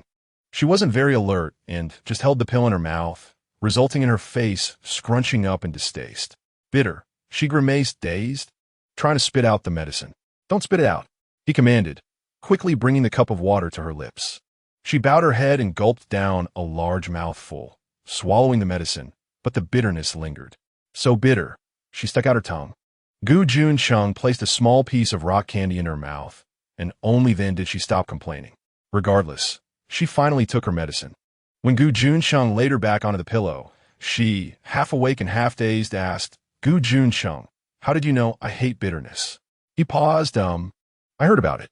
Lin Qingping turned over and went back to sleep, vaguely thinking that indeed, in the 6 months since she married into the Gu family, her reputation in Gujia village was not good, and her fear of bitterness and exhaustion must have spread to him. "Gu Junchen, don't sleep on the floor. It's cold," she reminded him in her daze. Gu Junchen replied, seeing that she was sleeping soundly. He took another blanket from the cupboard, spread it beside her, and lay down. He was always alert while sleeping, especially since tonight he had a task assigned by Dr. Shi, so after a while, he automatically woke up, touching the forehead of the person beside him, icy. Going lower, her neck was warm, but he felt a hand full of sweat. The fever had subsided, but she was drenched in sweat, as if she had slept in water. Would it be bad again? He looked at Lin Qingping, ultimately helpless. Fortunately, there was water in the thermos, and he brought hot water to wipe her sweat, also finding clothes to change for her. The weather was cold, and he completed everything under the blanket, but inevitably he touched her skin, smooth and soft, so he had to quickly dress her. He thought he could finally settle down. However, she leaned over in a daze. "Gu Junchen, I'm cold." Gu Junchen thought about her drenched body, wondering if the sheets and blankets were also wet. While he was still pondering, something cold brushed against his blanket. She had been greedy for the coolness before, and now she was greedy for warmth. It seemed she sensed the heat source, initially just a little cold probe. Immediately, Gu Junchen's legs were entangled by her icy legs. Then, her icy presence filled his arms. She had come over herself, tightly pressing against him, the big heat source. Gu Junchen felt as if he was holding a big ice block, but no matter what, he couldn't push this block away. He could only hold her tightly. His side was warm under the blanket. Gradually, he felt the ice in his arms slowly warming up. Lin Qingping, however, began to dream. She dreamed that she was about to die. She was sick, lying in bed, unable to move. Her nephew came to see her, and she thought he was coming to show her filial piety. But instead, her nephew had a grotesque face, insisting that she die. At the moment her nephew pulled out her oxygen tube, she saw Gu Junchen. She truly saw him. The young Gu Junchen, handsome and tall, walking towards her. Tears streamed down her face as she called his name, asking him, "Gu Junchen, am I going to die?" She asked in her dream. But in reality, Gu Junchen, holding her, heard it. He heard her murmuring in her sleep and felt her wet tears soaking his clothes. Upon hearing this, he frowned. "What nonsense! It's just a cold and fever. What dying?" Lin Qingping, however, didn't hear his words. She was in her dream. Only in the dream. In the dream, she saw Gu Junchen reaching out his hand to her, saying, "Lin Qingping, come home with me." She instantly broke down in tears, nodding vigorously, rushing towards Gu Junchen. "Okay, Gu Junchen, take me home. Take me home." In the darkness, Gu Junchen, holding her, was stunned to hear her whispering, "Gu Junchen, take me home." Early in the morning, before dawn, Gu Junchen was about to get up. The moment he woke up, he knew she no longer had a fever because her forehead was just touching his lips, and as he moved slightly, he felt her delicate skin rubbing against his lips. He immediately froze. After a moment of hesitation, he got up, tucked her blanket in, and went to wash up. Lin Qingping had a very comfortable sleep. When she woke up again, she felt much lighter. Looking down, she saw her clothes had all been changed, and she felt dry and fresh, without the stickiness after sweating from fever. She was stunned for a while, then lay back down, feeling the warmth still left in the blanket, which was from him. It was a pity that she couldn't be more resilient. It was hard to finally have a visit, yet she fell ill to the point of being unconscious. She lingered in bed, lost in thought for a while, feeling she couldn't be lazy any longer, and finally got up. After getting up, she found a note on the table, boldly written in strong characters. Remember to take your medicine. Beside it were 2 small paper bags containing medicine, with clear instructions on how to take each one. One could only say that when a person has feelings for another, everything seems good. In her past life, Gu Junchen had no merits in her eyes. She couldn't even be bothered to read the letters he wrote back, and her in-laws could only find someone else to read them, of course. The letters never mention her at all. But now, she felt that Gu Junchen was good in every way, and though she had seen his writing before, she still thought every character was written so well. Chapter 28. Lin Qingping. You can do it. She didn't know if this was what young girls would call a filter decades later, but in her eyes, it was just good. At this point, it was already late. She had taken her medicine when there was a knock on the door. She thought it was Gu Junchen coming back and felt happy. So she immediately went to open the door, but it was Xiaotian outside. Xiaotian came to tell her where the canteen in the family compound was and to take her to eat. This meant that it was already lunchtime, and she had slept until now. Missing breakfast, Xiaotian had come to check on her several times, but she hadn't responded. Xiaotian didn't dare disturb her. But it was already noon, and he was worried something might have happened to her, which is why he knocked on the door. Just right. Lin Qingping also wanted to find the canteen. Xiaotian was holding a bundle, which he handed to her, saying it was from the captain.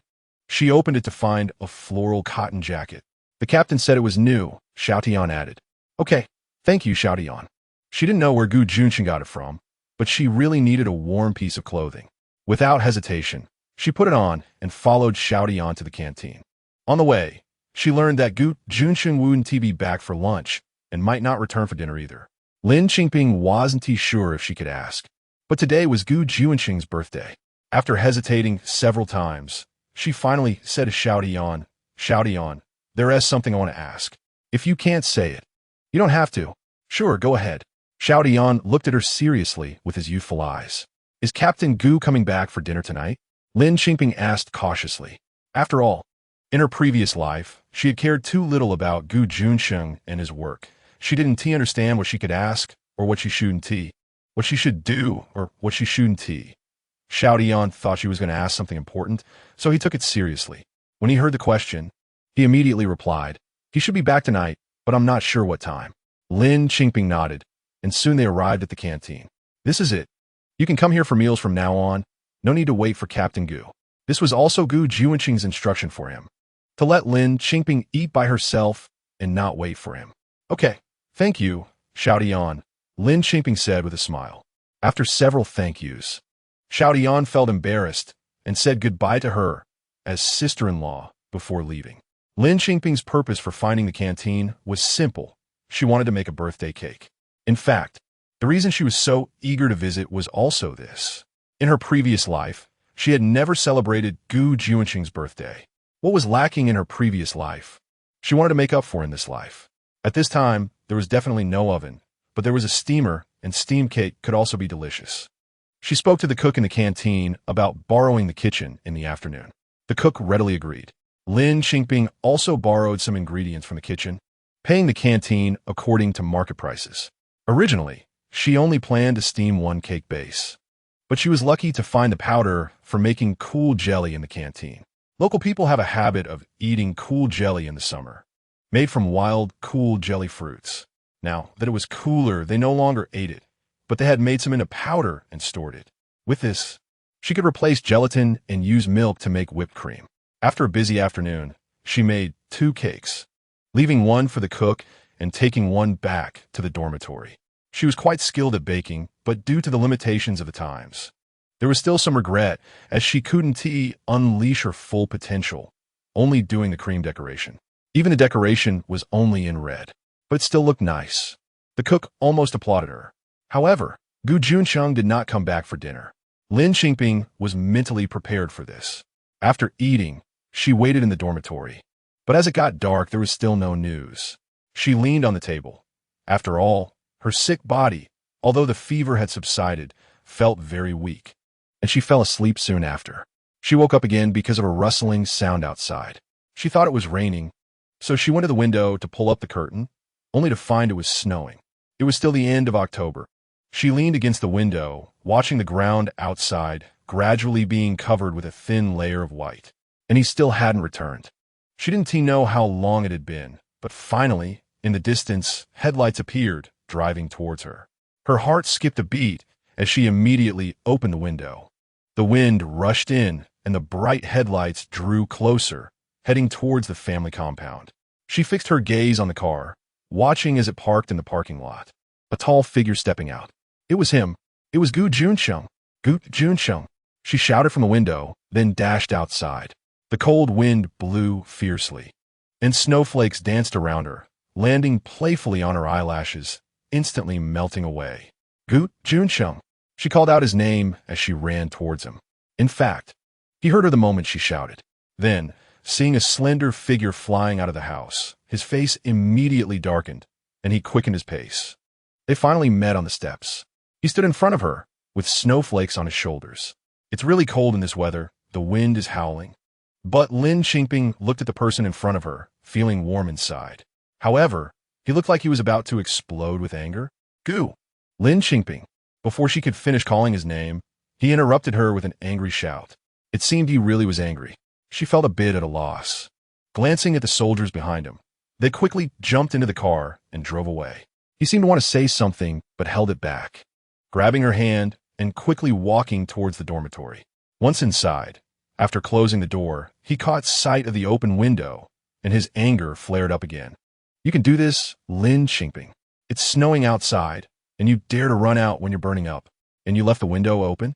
And shouted, I think you're itching for trouble. After he finished scolding, he went to close the window. Lin Qingping quietly followed him, and when he turned around after closing the window, he nearly bumped into her. You, then hit me. Before he could scold her again, she interrupted him, raising her small face and leaning closer to him. Didn't you say I was itching for trouble? Then hit me. You. How could Gu Junchen possibly hit her? He was left speechless, pointing at her. You'll drive me to my grave one day. Lin Qingping smiled and suddenly hugged his waist. I'm wearing the cotton jacket you gave me. I'm not cold. Also, I'm feeling much better today. I just wanted to see you sooner. Gu Junchen froze. After a while, he started pulling her hands, trying to get her out of his embrace. She twisted her body and refused to let go. Gu Junchen was at a loss. I'm cold. Chapter 29 today is your birthday. Gu Junchen came in from outside, bringing with him a chill. Lin Qingping immediately got out his arms upon hearing this, holding a wrapped sweater with both hands and presenting it to him. What is this? Gu Junchen looked at the oddly wrapped bundle. It was the sweater Lin Qingping had knitted for him. She had wrapped it in pretty paper and tied it with a red ribbon, leaving Gu Junchen a bit dazed. You open it yourself. Lin Qingping took a step forward, almost pressing against him. Gu Junchen looked at her with a strange expression and opened it as instructed. A light gray sweater appeared before his eyes, fuzzy and shimmering under the lights in the winter night. Try it on, does it look good? Lin Qingping began to unbutton his outer coat. He felt a bit stiff and simply said, I have clothes to wear. I know, you have to wear military uniforms in the army, but when you're on leave, you can wear what I knitted for you, Lin Qingping said softly, her voice slightly hoarse from a lingering cold, giving it a soft, grainy quality that brushed against his eardrums.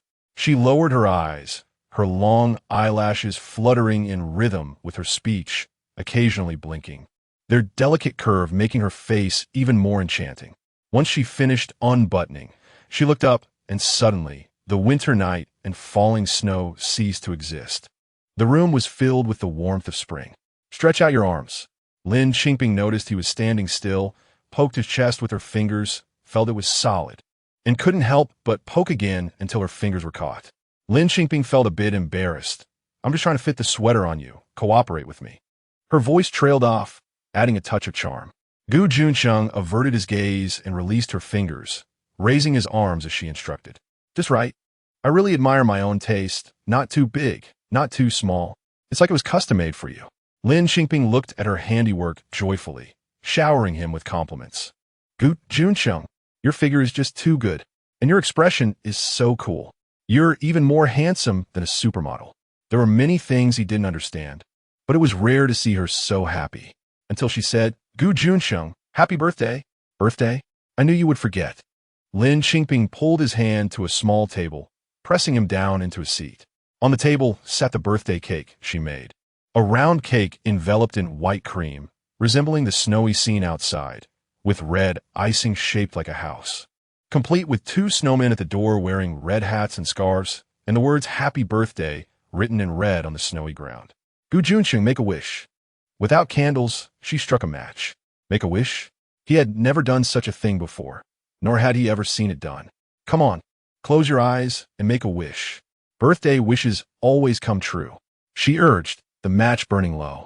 Gu Junchen didn't believe that wishes would come true, but he still closed his eyes. Okay, blow out. Lin Qingping held the match up to him. He gently blew, and the ashes scattered onto her soft white fingertips. Gu Junchen, what did you wish for? Lin Qingping asked, tilting her head. He was taken aback, and before he could speak, a small hand covered his mouth. The soft touch carrying a faint fragrance. Don't say it, or it won't come true. The small hand quickly withdrew, and in his daze, a soft sweetness suddenly brushed against his lips. Gu Junchen, happy birthday. May you always be safe, she whispered, stepping back and laughing. Gu Junchen, eat the cake. I've never had. It's sweet. He didn't particularly like sweet things, but it was fragrant, and clearly, she loved it. Gu Junchen, are you happy? She asked while eating the cake. Since he had tried on the sweater, he hadn't said a word, and she didn't know if his surprise was just surprise without happiness. Gu Junchen looked up at her. Under the light, she was smiling, her eyes crescent-shaped when she smiled. But the corners of her lips were smeared with cake cream. He reached out, gently wiping the cream from the corner of her lips. Are you happy? Speak. Lin Qingping pouted. He slightly curved his lips. Happy. Really? Then why aren't you smiling? Lin Qingping huffed. The sound of snowflakes outside grew denser, and the night deepened. It was time to sleep. It was a special night, and Lin Qingping felt a surge of ambition, a determination to win him over tonight. Lin Qingping even felt a bit like a villain. However, all her ambition deflated after she returned from her shower, looking wilted and listless. Gu Junchen saw her come back from bathing like this, and thought she had caught a chill. He reached out to touch her forehead. What's wrong? Not feeling well? Lin Qingping shook her head. Then what's the matter? You were just full of energy. Gu Junchen. She sulked, looking like she was about to cry. My relative has come. Gu Junchen. Who? Your sister? Or your mom? Is it the right time for them to come? Gu Junchen was completely confused. No. Lin Qingping stamped her foot. I got my period. That is, I got my menstruation. After a moment of confusion, Gu Junchen finally understood. He had never experienced this, had no knowledge about it at all, and after a moment of hesitation, he asked, does it hurt? Or do you need to prepare something? Lin Qingping was furious. Is that the important thing? The important thing is that my plans are ruined. But he still didn't understand. She turned her back to him. Gu Junchen, no matter how slow he was, knew that her reaction meant she was unhappy. He was usually calm and decisive, quickly organizing his thoughts, sitting down opposite her seriously. Lin Qingping, when encountering problems, we analyze and solve them. I don't understand this women's issue, but you can tell me what you need, I can go buy it. If you need medicine, I can go to the infirmary. And if you're feeling down, just say it, and I'll help you with your thoughts. Lin Qingping. Are you a blockhead? I'm just feeling down. Lin Qingping huffed. Okay, you tell me. He assumed a serious posture for helping her with her thoughts. Lin Qingping was even angrier, leaping onto him and giving him a good punch on the shoulder. I can't do this with you. She whispered the rest of her words in his ear while hugging his neck.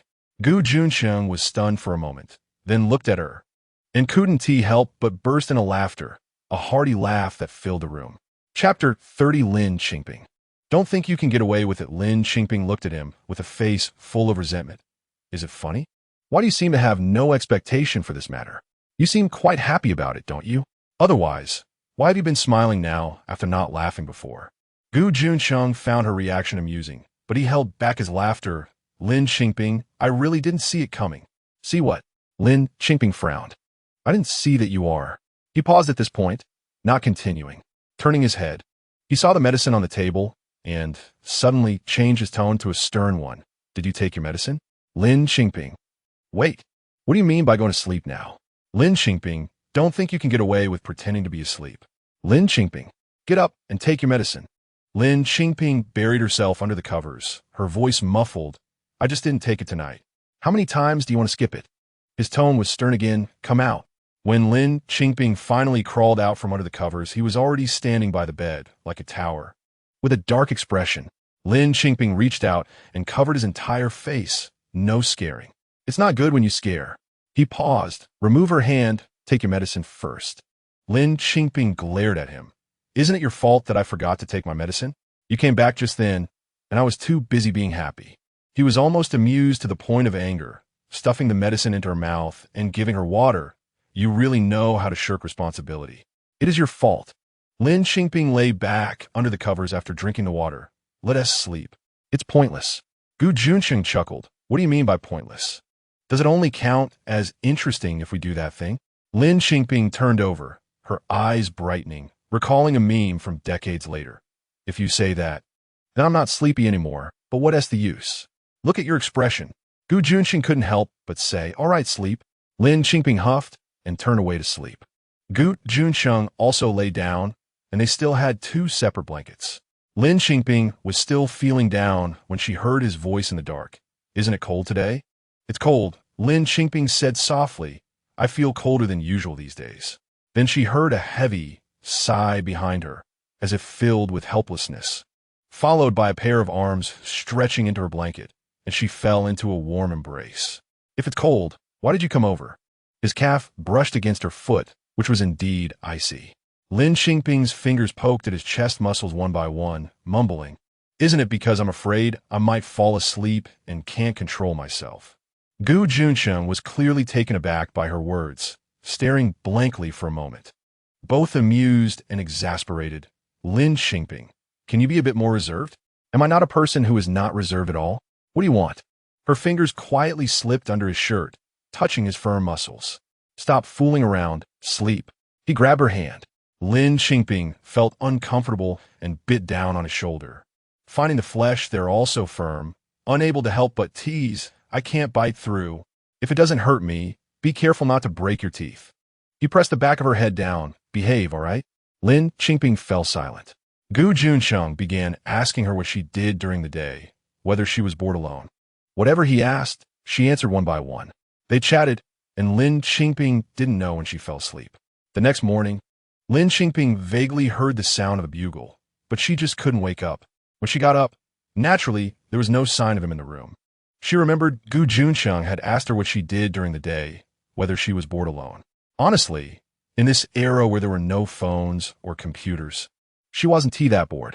A heavy snowfall overnight left the outside world blanketed in white, glaringly bright. She spent the morning in the house sketching clothing designs. Since she arrived these past few days, she feared Du Jin and Gu Yulian would be anxious, so she needed to have something to show them when she returned. In the afternoon, the sound of children playing outside increased. Children from military families, she didn't know whose kids they were, having a snowball fight. Lin Qingping went outside and indeed saw several children playing energetically, snowballs flying back and forth, when suddenly she was hit by a snowball that came from who knows where. Chunlei, you little rascal, what are you throwing around? Apologize quickly. A woman's loud voice rang out. Then, from some corner, she heard sorry, and a group of children scurried away. Lin Qingping was still trying to figure out what was happening. You must be the wife of Commander Gu, right? A woman in her late 20s or early 30s walked over with a smile, the one who had just yelled at the kids. Lin Qingping smiled back, yes, hello. My name is Lei Sufang. My husband Chun is quite familiar with Commander Gu. I've heard you arrived, but I didn't dare disturb you, fearing to interrupt. Do you have time now? Come sit with us. Several of us are chatting. The woman warmly invited her. Sure. Lin Qingping readily agreed. Lei Sufang was a military spouse, living in a designated residence in the family area, unlike her who was staying in temporary accommodations. Lin Qingping envied her, but who could she blame? She could only blame herself. In fact, in her past life, Gu Junchen had mentioned letting her accompany him, but she had refused. At that time, she didn't like Gu Junchen at all and thought the military life was not as colorful as life outside. How could she possibly agree? Lei Sufang led her into the house, where indeed a room full of people were chatting, with sunflower seeds and peanuts laid out, lively and cheerful. Lei Sufang introduced her to everyone, and they were all very welcoming, quickly making her a part of the group, munching on seeds. Since Lin Qingping had just arrived and didn't know anyone, she first figured out who was who, then settled into the role of eating seeds and listening to gossip. The gossip in the army was much purer than in the village, devoid of any messy affairs, just who's child was misbehaving and got into trouble. As they chatted, somehow the topic shifted to injuries. They mentioned that someone hadn't come to chat today because her husband had sustained a minor injury during training. Then, these women began discussing various injuries. They looked at Lin Qingping. Your commander Gu has been injured before too. Huh? Lin Qingping's face was filled with surprise. You didn't know? Everyone seemed more surprised than her. Hey, she has only been married to Commander Gu for a short time. Of course, she wouldn't know. Commander Gu wouldn't tell her either. Lei Sufang helped her explain. Everyone nodded, agreeing that men who got injured wouldn't want to tell them. Lin Qingping felt uneasy, not wanting to hear about the topic of injuries. Gu Junchen had sacrificed at such a young age in her past life. This was a thorn in her heart. She excused herself to go to the restroom, leaving for quite a while, intending to tell them she was leaving. However, when she reached the door, she overheard them still discussing the topic. She vaguely heard the name Gu, and then something about how the injured area was hard to talk about, followed by a sigh. And then it seemed they were saying something like men couldn't accept it. Lin Qingping felt as if struck by lightning. Chapter 31. On a dark and windy night, perfect for discussing life and ideals. Lin Qingping is not a naive 20-year-old who knows nothing. She's an old monster who has lived for decades. Just by eavesdropping on a few fragmented sentences, she has already pieced together the complete storyline in her mind. She stands outside the door, her head buzzing. It wasn't until Lei Sufang saw her standing there in a daze and called her in that she snapped back to reality. However, once she sat among the crowd, she couldn't absorb anything. Her mind was foggy, echoing those words. Even when others asked her a few times, she couldn't hear what they were saying until she finally realized they were asking about Ziyuan's situation. She answered briefly and fell back in her own thoughts. So, is it because Gu Junchen has been avoiding her, even in her past life, that he didn't want to have a relationship with her? Is he unable to? No wonder he was so happy when he learned she had her period. One cannot deny that humans have a strong ability to patch things together. The more Lin Qingping thought about it, the more she felt there were clues everywhere. By connecting the various clues from her past and present, the matter transformed from speculation into conclusion. Once she reached a conclusion, she no longer felt anxious. She had made up her mind. After all, she had returned for Gu Junchen. Initially, she didn't want to have children with him and live a good life together. Now, she just couldn't have children. But that doesn't stop her from living with him, right? With this understanding, she no longer felt lost. She politely bid farewell to the military wives and left first. Gu Junchen returned quite early today and had time to have dinner with her. However, Gu Junchen felt that his unreserved wife was acting a bit strange today. Her gaze was no longer filled with the fiery passion that made him feel like she wanted to swallow him whole, but instead, it carried an inexplicable sympathy and affection. Gu Junchen? What else with the affection? Did he see it wrong? They went to the cafeteria for dinner, and Gu Junchen was bathed in such looks the entire way. After they sat down with their meals, Lin Qingping kept pushing the good food from her bowl into his. Gu Junchen had to speak up. Lin Qingping, what's wrong with you today?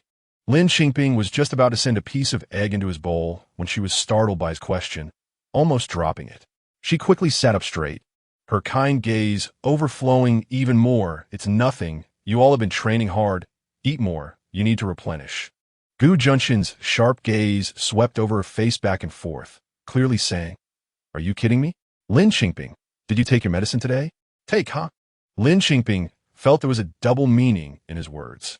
She pondered and leaned over to whisper, You aren't scolding me, right?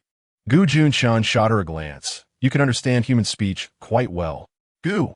Her cheeks were already puffed up, but she quickly found another reason for him. No wonder he always had a bad temper and was fierce. It turned out to be due to hormonal issues. If that's the case, then she wouldn't argue with him. She'd have to comfort him. A kind smile returned to her face as she patted Gu Junchen's hand earnestly. Junchen, I understand that you're under a lot of pressure.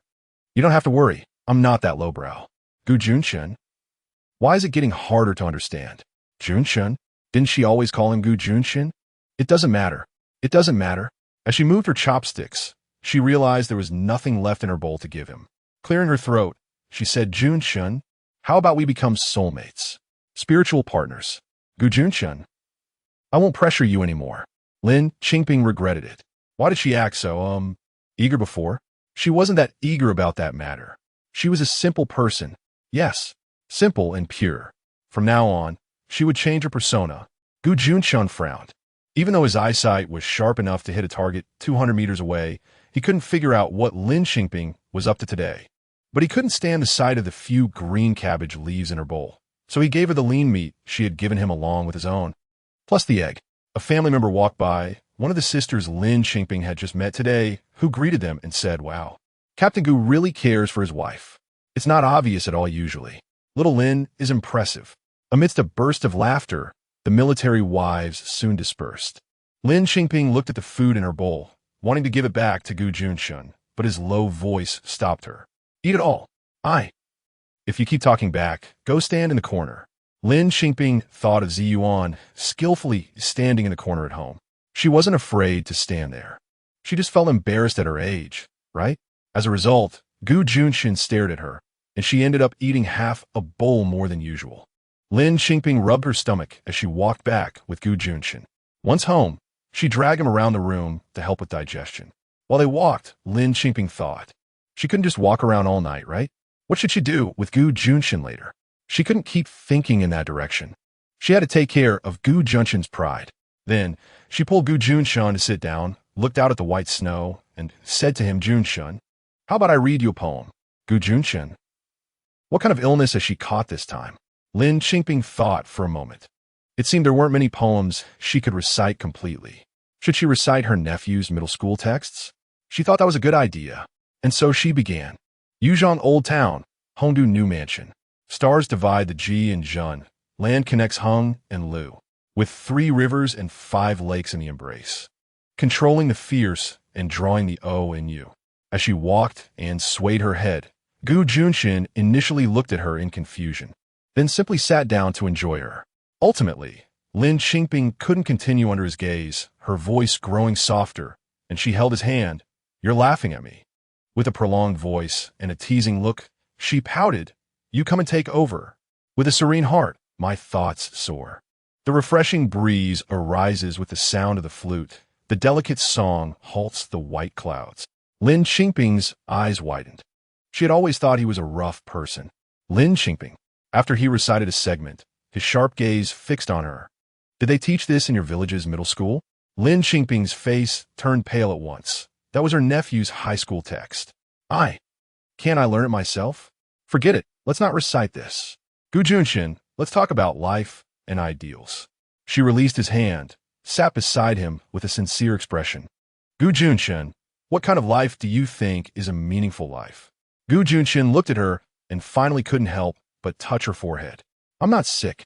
She slapped his hand away. We need to lead a couple's life with lofty ideals. Chapter 32, I Protect You. Gu Junchen was not a man of many words. Most of the time, he just listened, Lin Qingping said. However, Lin Qingping knew what his ideals were. In her past life, no matter how much she disliked Gu Junchen after his sacrifice, his belongings were still handed over to her. Inside was a diary, and on the front page was written, to protect my home and country, for the prosperity and peace of the nation, I will do my part. This was Gu Junchen's ideal, written in strong, powerful characters in his diary, and etched into his life. In this life, you still protect the home and country. Let me protect you, okay? Before falling asleep, Lin Qingping held on to Gu Junchen's arm. Her last thought was this sentence. What she didn't know was that when Gu Junchen returned the next evening, he didn't go home directly, but went to the clinic to find Dr. She. After sitting in the clinic for half an hour, he still wore a constipated expression, saying nothing. Dr. She was getting ready to kick him out, thinking, you're just standing around here. Are you here to bother me? No. Gu Junchen didn't know how to start. Doctor. She looked him up and down. What's wrong with you? You seemed off ever since your wife came. After saying that, he frowned and stared at him. You don't have any unspeakable troubles, do you? Indeed. Gu Junchen nodded, feeling something was off with that remark, and sure enough, Dr. She's smile was quite strange. Gu Junchen suddenly realized he was one step away from kicking him. What nonsense are you talking about? Otherwise, when other people's wives come, they're all happy, but you come to me every few days. Dr. still had a suspicious look. How can I not think too much? When have I come every few days? I've only been here once. It was because she had a fever. Gu Junchen frowned. Then why are you just standing here today? If you have something unspeakable, just say it. Gu Junchen really wanted to kick him. No. When women have that time of the month, is there something unusual? After much effort, the regiment leader finally managed to squeeze out a sentence, his dark face turning red. Which time? Dr. suddenly leaned in closer. Are you saying? Get lost. Gu Junchen kicked out, but Dr. skillfully dodged. I mean, during those few days, every month, is there something particularly strange? Is there any way to treat it? Dr. I had sunflower seeds prepared, and you come to me with this. Lin Qingping also didn't know if Gu Junchen would make it back in time for dinner. After waiting for a while and seeing that mealtime was almost over, she went to eat by herself. In the cafeteria, she ran into Lei Fang, who greeted her warmly. Hey, aren't you with Regiment Leader Gu today? Oh, I don't know when he'll be back. Lin Qingping smiled. Lei Fang looked surprised. He's back. I just saw him. He went to the clinic. Lin Qingping was startled. The clinic? Did he get hurt again? She immediately lost her appetite and rushed out, heading straight for the clinic. However, as she passed the dormitory, she heard someone inside calling her name, Lin Qingping. Upon hearing this, she immediately turned around and rushed into the room. Once inside, she grabbed him and spun around to look. What are you doing? He was confused, thinking, is this a new symptom of her menstrual period? Didn't mention this one. You're not hurt, are you? Tears were about to spill from her eyes. No. He looked at her red eyes and remembered Oldshir's words. Sensitive, prone to emotional fluctuations. Then, why did you go to the clinic? Lin Qingping felt a bit relieved. I went. Gu Junchen couldn't say. He went to consult Oldshir about those days every month. It was nothing, just asked a casual question. Lin Qingping started to overthink. Gu Junchen usually spoke decisively and never stuttered. What could he possibly have asked Dr. However, she imagined he wanted to ask about those unspeakable things. She felt even more guilty. Was it because she had been too impatient that he wanted to ask Dr. for a solution? Instantly, she felt a sharp pain in her heart and threw herself into his arms, hugging his waist. Junchen, don't put yourself in a difficult position. It's okay. Gu Junchen thought about it and didn't feel too troubled, although it was a bit hard to speak. Oldshir had a brotherly relationship with him. No, really don't feel pressured. I'm okay with it. You don't have to worry about me.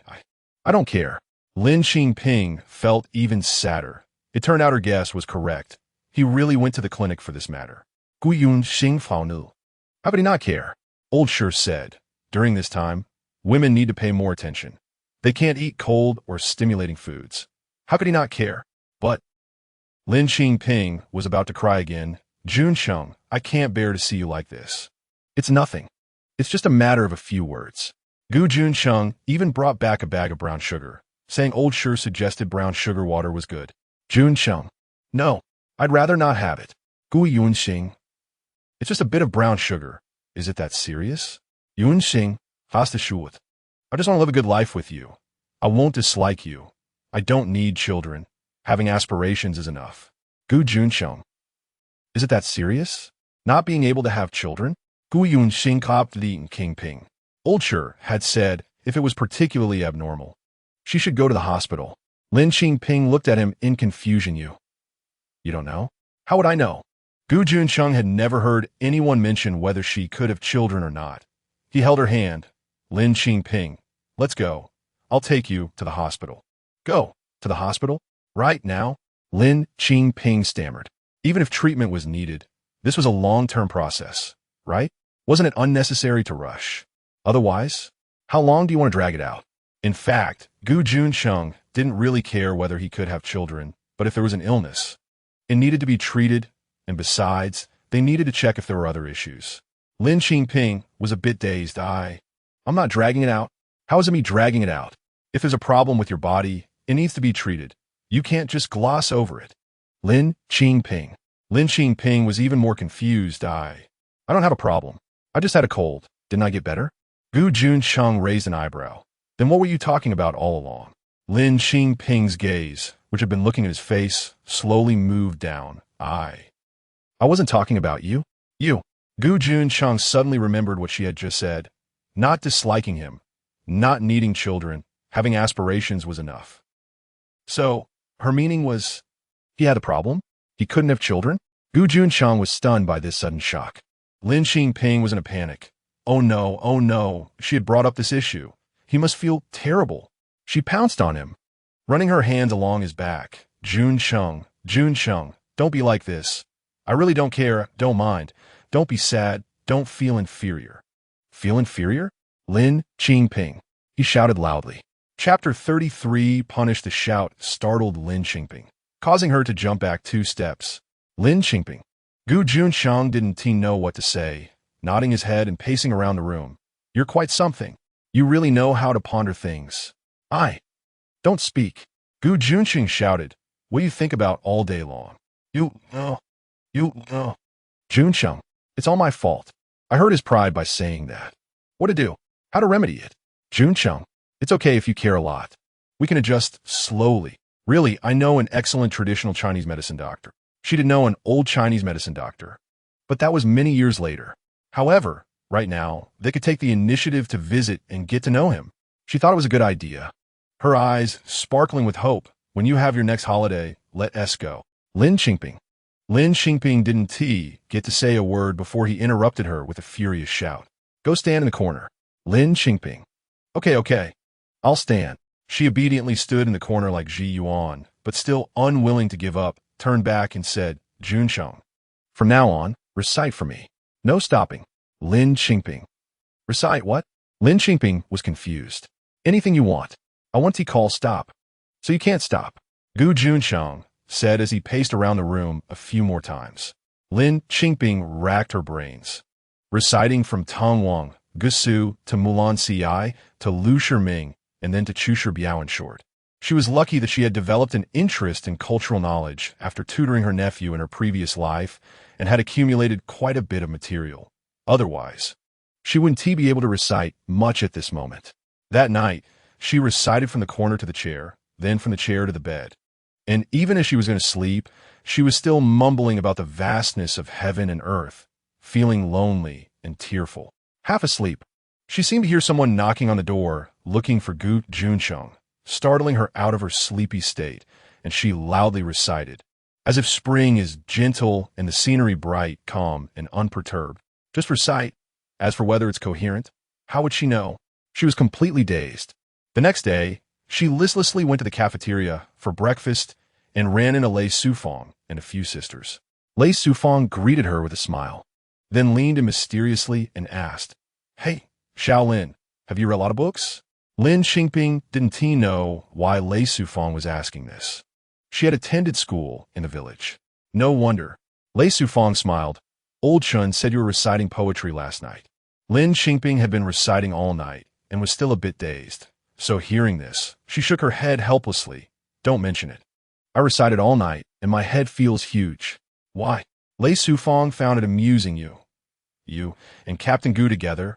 Is it because you love studying so much? Forgive her for being outdated. They were separated by distance, and now that they were finally together, was it just a study? This realization was something she and Old Chun couldn't catch up with.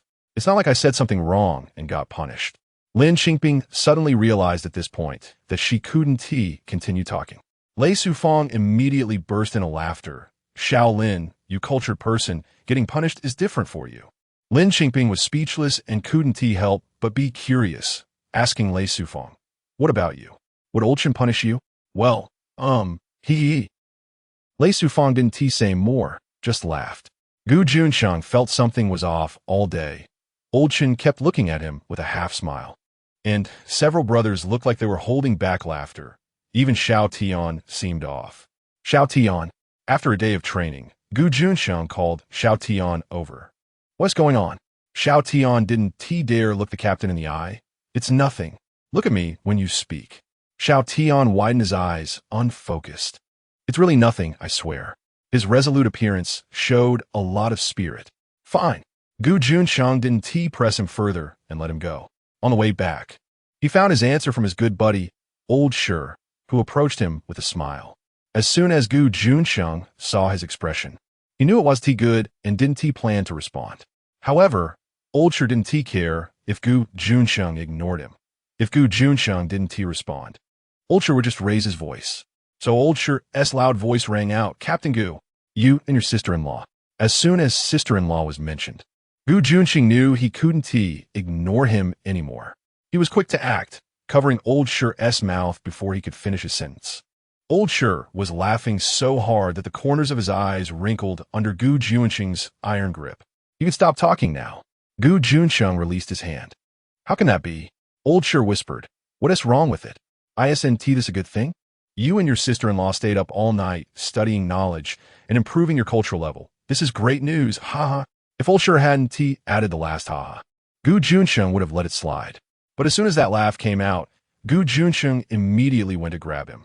Old Shi, experienced, ran away quickly, his laughter echoing in the air as he dashed off. When Gu Junchen returned, he saw Lin Qingping writing something in a notebook. As soon as he walked in, she covered the notebook. "What are you writing?" he asked. Lin Qingping covered the notebook. "I want to tell you." Gu Junchen didn't force it. Went to wash his face with a towel, and when he returned, she took the initiative to discuss with him. "Yunxing, I ran into Lei Sufang at the cafeteria today. She said old Chun is inviting us to their house for dinner the day after tomorrow. Later, a few sisters said everyone should go, and each person should bring 2 dishes. What do you think about me making 2 desserts?" Gu Junchen knew about this. Old Chun had told him today, "You can make whatever you want. I have a day off tomorrow and can accompany you to go shopping. We can see if you need to buy anything." "Really?" Lin Qingping was overjoyed. "You can really accompany me to shop? Is it that exciting?" Gu Junchen looked at her. "Of course it is." Then Lin Qingping continued writing in her notebook. Gu Junchen glanced at it. It was just a list of ingredients needed for the desserts she intended to make. "What is this for?" Lin Qingping felt there was a different meaning in his glance. "It's nothing." Lin Qingping frowned, clearly sensing something was off. "What do you think I'm writing?" "I thought." Gu Junchen's voice trailed off. "You were memorizing a text. Quite self-disciplined." Lin Qingping. "Given that you're accompanying me to shop tomorrow, I want to hold it against you." The next day, Gu Junchen changed into casual clothes and went out with her. Chapter 34. Ready to depart, Lin Qingping couldn't help but steal several glances. She had to admit, Gu Junchen was really handsome. He looked completely different in casual clothes compared to his military uniform. The relaxed posture combined with a commanding presence was truly remarkable. In her past life, she had seen so many people, but none were as outstanding as him. Gu Junchen was very perceptive. When Lin Qingping was staring at him, he suddenly turned around and caught her gaze. "What are you looking at?" he asked, his face serious. Lin Qingping was trying to think of an excuse when she suddenly noticed that he wasn't wearing the sweater she had knitted for him under his outer coat, but a black one instead. Shaolin, Shaolin. At that moment, Lei Sufang's voice came from outside. "They're here." Lin Qingping opened the door and saw Lei Sufang waving at her. "Are you ready?" It turned out that Lei Sufang was also coming along. "All right, let's go." Lin Qingping turned to Gu Junchen and asked. Gu Junchen nodded. "Let's go." Thus, Gu Junchen accompanied her, while Lao Chen accompanied Lei Sufang, and the 4 of them went out together. They called it a shopping trip, but they didn't go far, just to the town where the military base was located.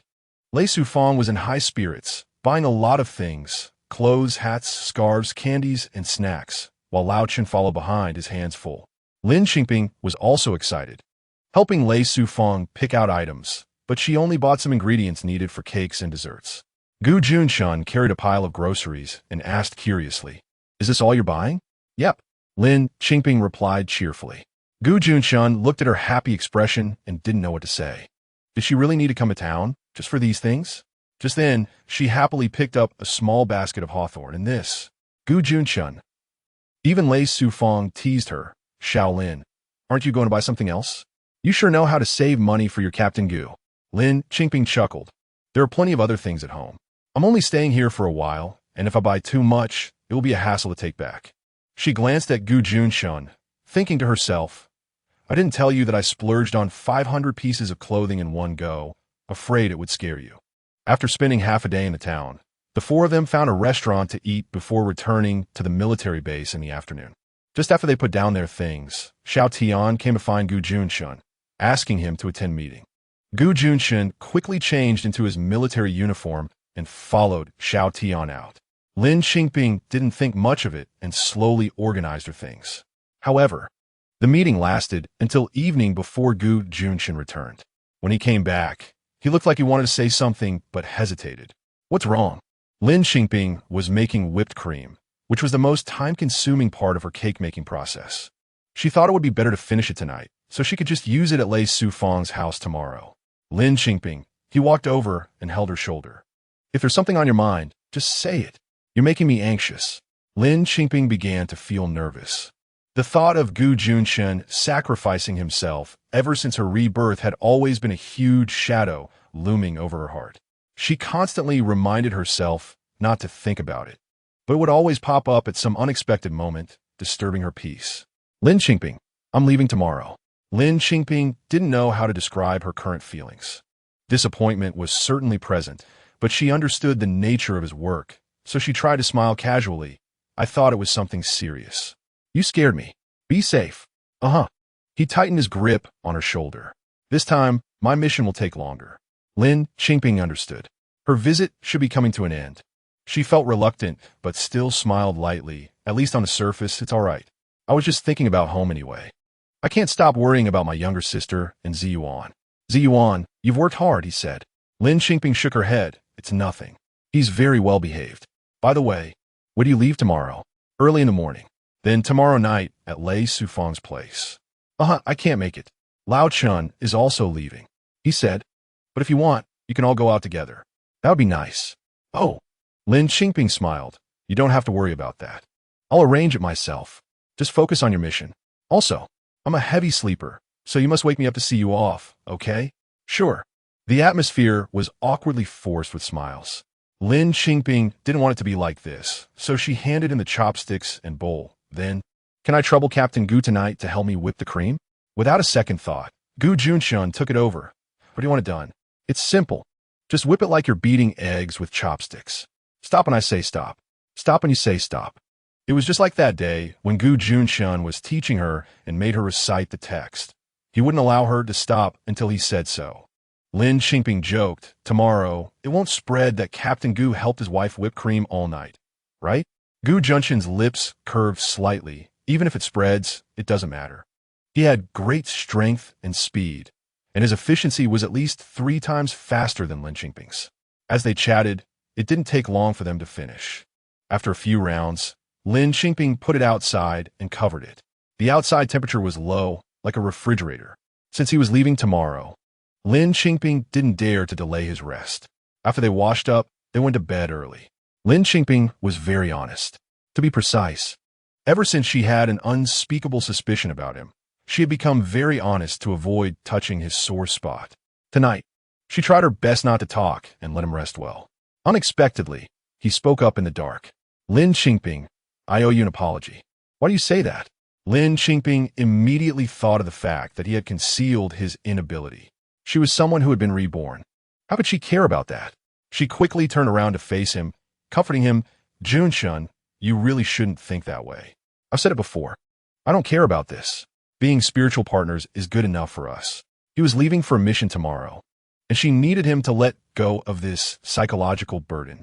Lin Qingping, in the darkness, he called her name with gritted teeth.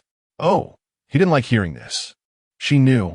Junchen, even if you punish me to recite text today, I still want to say, let go of this burden. In my heart, you're a hero, a giant. This little thing really doesn't affect us. Lin Qingping, say it again. His eyes were like obsidian, burning with anger. You know. She couldn't finish the sentence. In the dark, the heat and moisture blocked her words. Chapter 35 Casual spending. He was so forceful. Moreover, his lips were rough from the winter, and his coarse stubble hurt her. It felt like he was going to crush her. But she didn't say a word. If he really couldn't, then it was good to comfort him like this. After a long time, long enough that she couldn't breathe, he finally retreated. Lying on the bed, she heard his breathing, hurried and rough. Her heart was racing as if it would leap out. but she really felt sorry for him, leaning against him, wanting to comfort him a bit more. Junchen. Shut up. Go to sleep. Behave, he said gruffly. Lin Qingping felt a bit wronged. She had been very well behaved just now, not daring to move at all. But she wouldn't mind, since he was already feeling so helpless. He must be unhappy in his heart. How could she care about such trivial matters? Even as a woman, she was more irritable during those few days each month. Not to mention, such a big thing for him. Lin Qingping said softly, "Okay, Junchen, then you. If you say one more word, I'll make you recite the text." Lin Qingping. Okay, it's escalated. It really went from reciting to writing it down. She honestly shrank back into her blanket and soon fell asleep. After falling asleep, she didn't know that Gu Junchen got up to take a shower. The next day before dawn, the bugle sounded. Lin Qingping had slept particularly well that night, warm and peaceful. She faintly heard the sound of the bugle, but had no awareness of waking up. Until suddenly a nerve in her brain jolted. She sat up. The bugle was still sounding, and Gu Junchen was already dressed and ready to depart. Junchen. She jumped out of bed. "Why didn't you call me?" Gu Junchen stood at the door, turned back. "What are you getting up for? Go back to sleep." "No, I want to see you off." Lin Qingping anxiously hopped barefoot in front of him, but her feet were lifted off the ground. And he threw her back onto the bed, his face dark, not even wearing shoes. Lin Qingping didn't care about his tone and anxiously said, "Junchen, you must pay attention to safety. Also, remember to write home when you come back. Report that you are safe." "I know." He suddenly remembered something. "As for home matters, you decide. Spend your money freely. Don't have any worries. I don't have much ability, but it's no problem to support you." Lin Qingping was taken aback. "You knew?" "Yeah, my sister told me in a letter." He was very calm. "Aren't you afraid I'll lose all your money? Even if it's lost, it's not gone completely. Even if..." Gu Junchen paused, turned his head. "I'm leaving now. Someone will send you to the train station later. Be careful on the way." "Okay, you be careful too." Lin Qingping watched his figure disappear outside the door, and he closed the door for her. Her heart was filled with mixed emotions. It was at this moment that she realized she had actually slept in his blanket last night. She didn't know when he had carried her over. No wonder it was so warm. He left, and the room suddenly felt empty. In fact, he couldn't accompany her during the day anyway, but the feeling was different. Even if he was not in the room, she felt full. The room, her heart, were both full. Once he left, everything really felt empty. The evening gathering with Lei Sufang and the others became dull. They noticed her low mood. "Little Lin, are you missing Captain Gu?" No. Lin Qingping felt a bit embarrassed. "Hey, what is there to be shy about? When we first came, we were just like you. Once they went out, our hearts would be restless. Over time, we got used to it. What can we do if we're not used to it?" This is their mission. Lei Sufang's tone was filled with melancholy and concern. It turned out that although everyone joked and laughed, they all felt the same inside. If little Lin followed the army, she could meet Captain Gu more often and wouldn't be so worried, said a military wife. Yeah, logically, little Lin could follow the army. "Why didn't you?" someone else asked. Lin Qingping didn't know why. In their past and present lives, Gu Junchen had never mentioned anything about following the army. However, her mother-in-law had mentioned it before in her past life, saying that for the Gu family to branch out, but she had retorted, so no one mentioned it again. But why didn't Gu Junchen bring it up? In her past life, she thought maybe Gu Junchen didn't care about her, just like she didn't care about him. At that time, she felt it was good this way. Neither of them cared, which saved them from entanglements. But at this moment, when asked, she still felt a bit disappointed. She smiled. "The family is busy. I'll take care of home better." "That's right." Lei Sufang understood. "We marry them for this reason, wanted to take care of home. If we can't take care of this side, we can't let go of home. Little Lin, don't worry. They won't have any problems." Lin Qingping nodded, focusing on her work, and made 2 cakes. The cakes were very popular with the military wives and children. One military wife, named Zhou Jiarong, who came from a big city, praised, "Just like what I used to eat in a big restaurant." Everyone said it was a pity that if Lin Qingping followed the army, they could learn from her. Yeah, what a pity. Lin Qingping is leaving tomorrow. That night, Lin Qingping slept through the night. The blanket was cold. It turned out he was so warm. The next morning, Just as Gu Junchen said. Someone came to pick her up, but it wasn't Xiao Tian. Xiao Tian went out with the captain. I'm here to see you off, sister-in-law. I'm Lu Liang. Lu Liang said. Thank you, Xiao Lu. Lin Qingping had very few belongings. She only brought a few changes of clothes and some local specialties for Gu Juncheng's family. Now that she put down the specialties, her luggage felt light. Oh, and that sweater. Lin Qingping opened the cabinet and found the sweater quietly lying there. Xiao Lu, Captain Gu's things. Oh, once you pack up, I'll take them to Captain Gu's barracks. Lin Qingping nodded. Thank you. And so, she left. Lin Qingping got on the bus to the city, constantly looking back at the lightly snow-covered hill, filled with reluctance. When will she see him again? The journey back was smoother than when she came. She even managed to buy a sleeper ticket. Lu Liang sent her all the way to the station before he felt reassured to leave. She slept all the way back, and as she got closer to home, the temperature gradually rose. When she returned to the county town, it was just the crisp autumn weather. She didn't delay and went directly back to Gu family village. To her surprise, Gu Yulian and Du Jin were at home. As soon as she arrived, everyone rushed to greet her. Oh, we finally waited for you to come back. Chapter 36, A New Beginning. It seems that something big is happening. Don't rush. Don't rush. Let the bottle rest for a moment. Mother-in-law Lu Fan squeezed in and handed her a cup of hot water. It's okay. She took the water and smiled. Speak slowly. It turned out that the batch of goods she supplied to Meishing department store was selling very well. As soon as it hit the market, over 100 pieces were snatched up on the same day. And surprisingly, even buyers from neighboring cities came. Seeing that 280 pieces were simply not enough to sell, the manager from Meishing found a friend in Dugan County and brought a message, urgently needing to restock. I understand. This was all within her expectations. Tomorrow we'll set off. By this time, it was already evening, and there was no time to do anything else. She needed to rest well for the night before diving into new work. Everyone was very happy, and Lu Fun and Gu Yulian quickly set the table.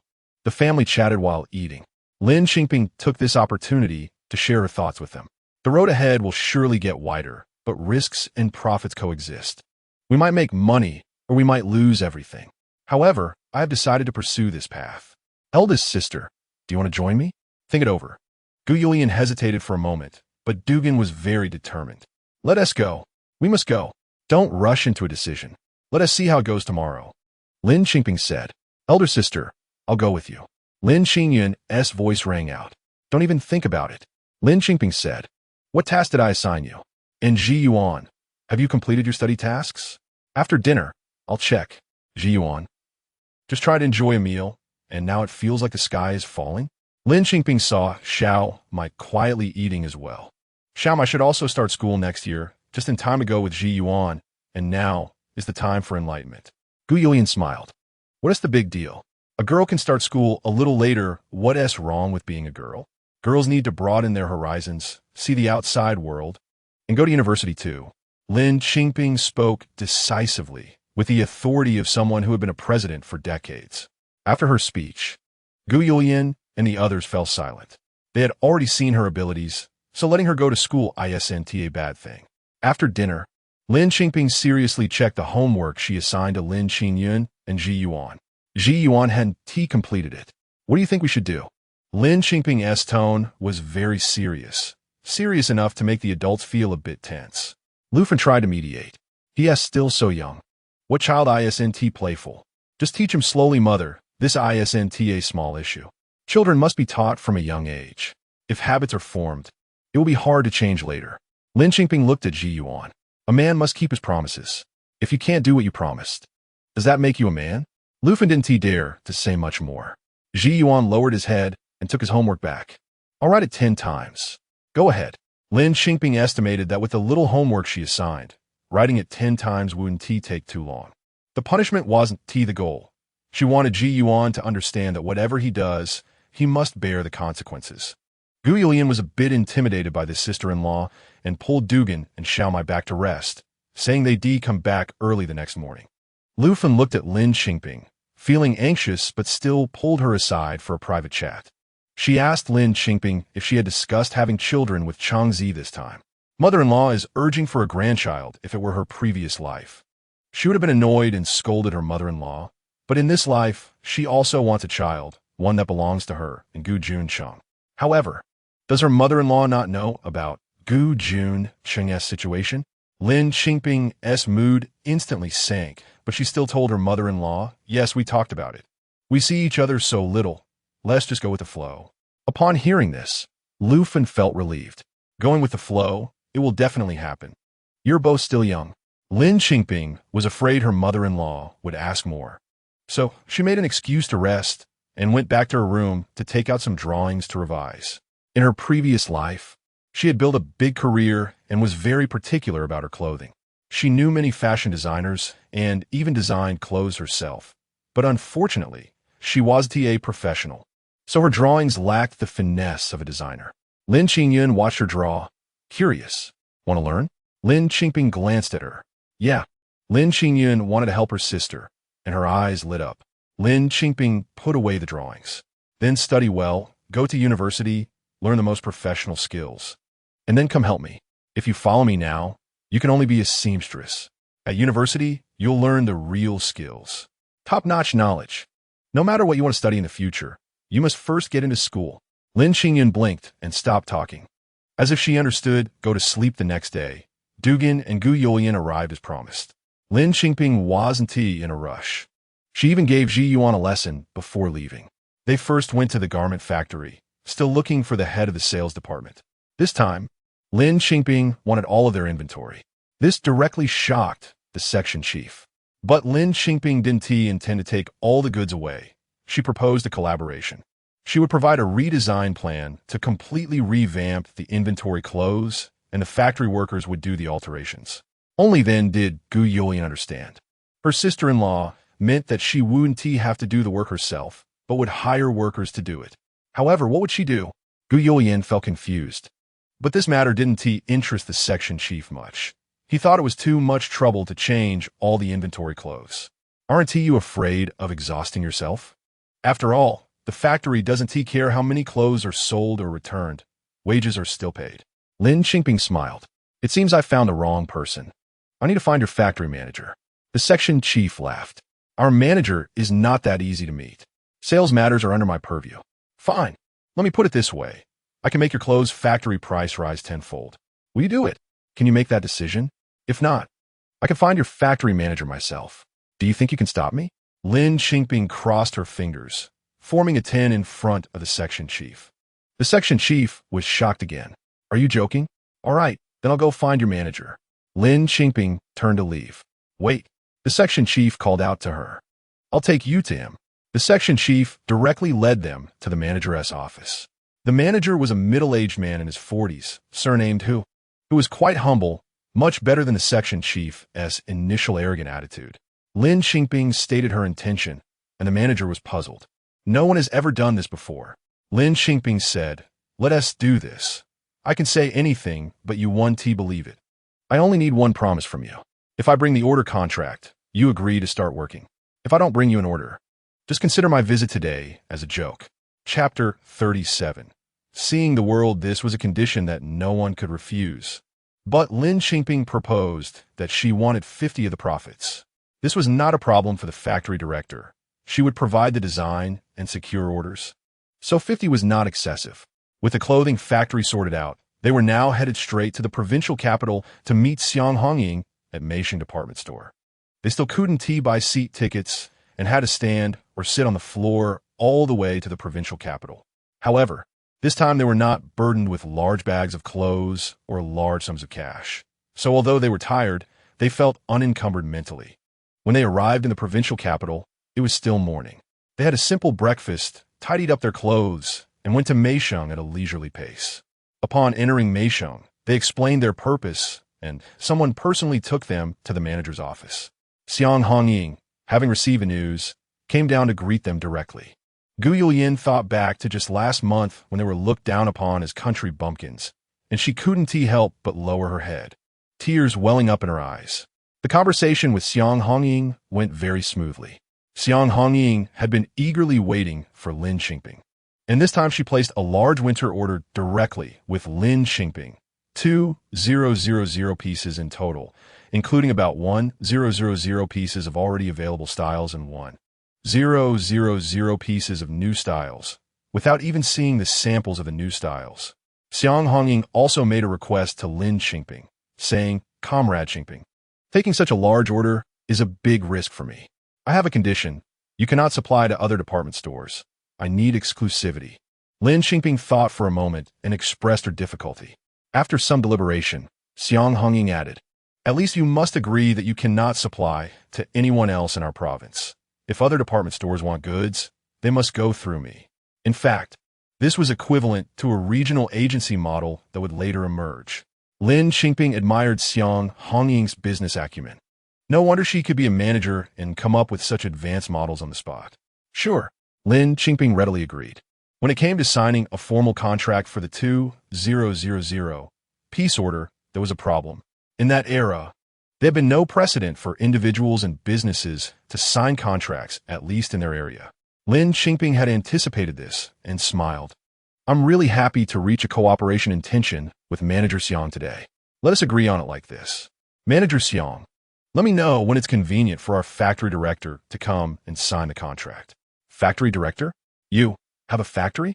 Manager Xiang had always been curious about this question. "Yes, is the day after tomorrow okay?" Lin Qingping replied. "Of course," Xiang Hongying said, not mentioning anything else. An order of 2,000 pieces was not like the previous small orders of 1 or 200 pieces, which could be casually promised. She also wanted to see the strength behind Lin Qingping. Thus, Lin Qingping did not return temporarily. After leaving Meisheng, the first thing she did was call the clothing factory director from the post office to explain the situation. Lin Qingping thought she would have to persuade factory director, but unexpectedly, he agreed immediately and said he would take the train to the provincial capital that night. Lin Qingping then settled Gu Junchen and Du Jin in a lodging in the provincial capital. It was Gu Junchen's first time staying in a lodging, and she found it quite novel, exploring everywhere. But once the novelty wore off, more frustration surged in. She sighed to her husband, Du Jin, in the room. "Root, we've been following our sister-in-law for just over a month and have seen things we've never seen in our lives. We've taken the train, arrived in the provincial capital, eaten in fancy restaurants, and stayed in a lodging. In the future, I'm afraid we won't have such opportunities to see the world again." "Why not?" Du Jin didn't understand her words. "Look, our sister-in-law has partnered with factory director who. With so many workers in the factory, they won't need us to make clothes anymore," Gu Junchen said anxiously. "Did you forget? Our sister-in-law asked if we wanted to follow her to work. How could they not need us?" Du Jin pointed out. That is not necessary." Gu Junchen sighed. "How is it not necessary?" Lin Qingping's voice came from the door. "Bottle." Gu Junchen was caught off guard and felt a bit embarrassed. Lin Qingping didn't hold it against her and just asked Du Jin, "What do you think you can still do?" Du Jin was eager to try. "If I say something wrong, don't laugh at me. I'm just a simple country person with no experience." "Go ahead," Lin Qingping encouraged him. "What I was thinking is, you said we need to grow bigger. I originally thought about expanding to the neighboring city. There are people who specifically take the train to buy our clothes. But Manager Xiang won't let us sell there. Then we can go to the neighboring province. With so many provinces in the country, our clothes could be sold nationwide." Du Jin had a natural vendor mentality. His ancestors were street vendors who sold goods everywhere, and this was ingrained in his genes. "We don't need to make clothes anymore. We just sell clothes." The more Du Jin spoke, the more confident he became. This was his specialty. Gu Junchen also perked up, looking at Lin Qingping. "Bottle is what he said, right?" Lin Qingping nodded. "Generally speaking, the idea is correct, but we need to plan how to sell it." "Of course. Well, listen you then." Du Jin was particularly happy to receive confirmation. "Let us go. We'll eat first," Lin Qingping said enthusiastically. Gu Junchen had been thinking about this issue for a long time. Where would they eat while staying in a lodging? Did the lodging provide meals? She had seen Lin Qingping pay, and it was just 1 yuan for 2 rooms for a night. How much food can 1 yuan buy? Does the lodging charge for meals? Gu Junchen asked anxiously. Lin Qingping smiled. "We're not eating at the lodging today. We're going to try something new." Lin Qingping led them to a Western restaurant. In her previous life, she had eaten steak here, and she had to say that although she also ran a restaurant, the steak at this Western restaurant was truly well made. She often exchanged culinary skills with the owner. However, at this moment, the restaurant's owner was still the father of the young owner she knew, who was just a young lad. He might still be in a rebellious phase. She followed her memory from her previous life and arrived at the location of the steak restaurant. As a century-old establishment, it did not have such stylish decor at this time. The facade was very simple. Upon entering, the owner had a friendly face, and indeed, it was the father of the young lad. Gu Junchen sat down and looked around, not knowing how to order. What are all these? She was more nervous than when she treated manager Xiang last time. Whispering to General Du Jin quietly reassured her, "Don't worry, just follow the bottle." Then he confidently said to Lin Qingping, "Bottle, you order, we don't understand." Lin Qingping took the lead and ordered 3 steaks, 1 salad, 1 roasted pigeon, and 3 desserts. Chapter 38, Old Friends. While waiting for the dishes to arrive, Gu Junchen was dumbfounded when she saw the first salad. What? Is this eaten raw? Isn't this restaurant too much? They don't even cook it for us? That's how it's eaten. Just try it. Du Jin was also shocked, but forced himself to act knowledgeable and took a bite, finding it acceptable. Gu Junchen reluctantly took a few bites. After all, it was just eating leaves, hard to say if it was good or bad. When the steak arrived, Gu Junchen broke down. How do you eat this? With chopsticks? Or with your hands? Seeing Lin Qingping cutting it with a knife and the blood oozing out, she immediately refused to eat it. Eat raw meat? No way. Are these foreigners uncivilized? Why do they eat raw food? Bingzi, don't blame me for not knowing better. I know this meal must be expensive, but Gu Junchen felt a bit embarrassed. It's okay. If you don't like it, you don't like it. Waiter. Lin Qingping called the waiter and asked them to cook the steak well done. The waiter clearly showed disdain. Who eats steak well done? How uncultured. Gu Junchen and Du Jin's faces turned bright red. Others nearby looked over, pointing and whispering, seemingly mocking them. Forget it, Bingzi, Gu Junchen said, her face flushed. No, I want it well done. How I want to eat is my business. If you can do it, do it. If you can't, then forget it. Lin Qingping, who had worked in the catering industry in her past life, certainly disliked customers who made a fuss for no reason, but employees should meet normal requests from customers. If they don't respect customers, such employees are unqualified. What's going on? The boss came over. Lin Qingping looked at this fat old man, whom she used to call uncle, and politely stated her request. Upon hearing it, the boss immediately took the plate away to have it cooked, and even apologized to them. If you don't like it, just say so. It's no big deal. Lin Qingping sat up straight, noticing people around them discussing. Whatever others say, just remember one thing. It's none of their business. Gu Junchen chuckled. Isn't it? Just afraid of being laughed at for being a country bumpkin? Gu Junchen said shyly. What is wrong with being a country bumpkin? Country bumpkins earn their living through hard work. That is quite honorable. Lin Qingping replied. Well said. Someone said from behind. Lin Qingping turned around to see the boss, personally bringing over the well-done steak. Is anything else you need? The boss asked after placing the steak down. A plate of chili powder. Lin Qingping knew that Du Jin was not from this province. His ancestral home was in another province, and he liked spicy food, which influenced Gu Junchen's taste as well.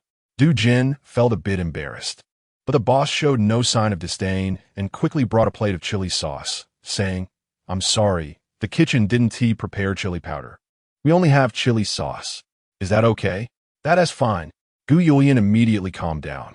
Lin Qingping also decided to leave it at that. Later, when the pigeon and dessert were served, Gu Junchen liked them all.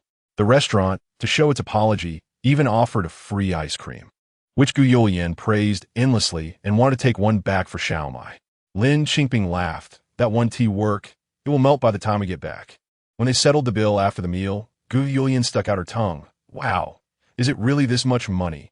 How many pounds of meat can this buy? She whispered to Lin Qingping. Just coming out to see the world. It's not like we eat like this every meal. It's nothing. Lin Qingping said, come on, let's go shopping at the department store. Lin Qingping packed 2 desserts with a shelf life of 2 or 3 days to take back for the 2 kids. As they were leaving the restaurant, a young man rushed in, not older than 20, nearly knocking the desserts from Lin Qingping's hands. Sorry, the young man hurriedly apologized, then shouted inside, Dad, are you going to give it to me or not? Seeing such an old acquaintance, Lin Qingping couldn't help but chuckle and shake her head. He really still a rebellious teenager. Let's go. Lin Qingping led Gu Junchen and Du Jin toward the mall. Gu Junchen actually liked shopping, but once they entered the store, surrounded by all sorts of goods, she didn't know what to buy. Lin Qingping stopped at the cosmetics counter. Let us buy some face cream. For myself and my second sister. She even picked out a set for Gu Junchen. I have this too. Gu Junchen said shyly, I never use it. Just try it out. Lin Qingping said. In the countryside, people like Gu Junchen, her second sister, and even Lin Qingping herself went home had to work in the fields. In summer, their skin would often get sunburned, peeling and tanning was minor. Gu Junchen didn't refuse anymore, just secretly made a face at Du Jin.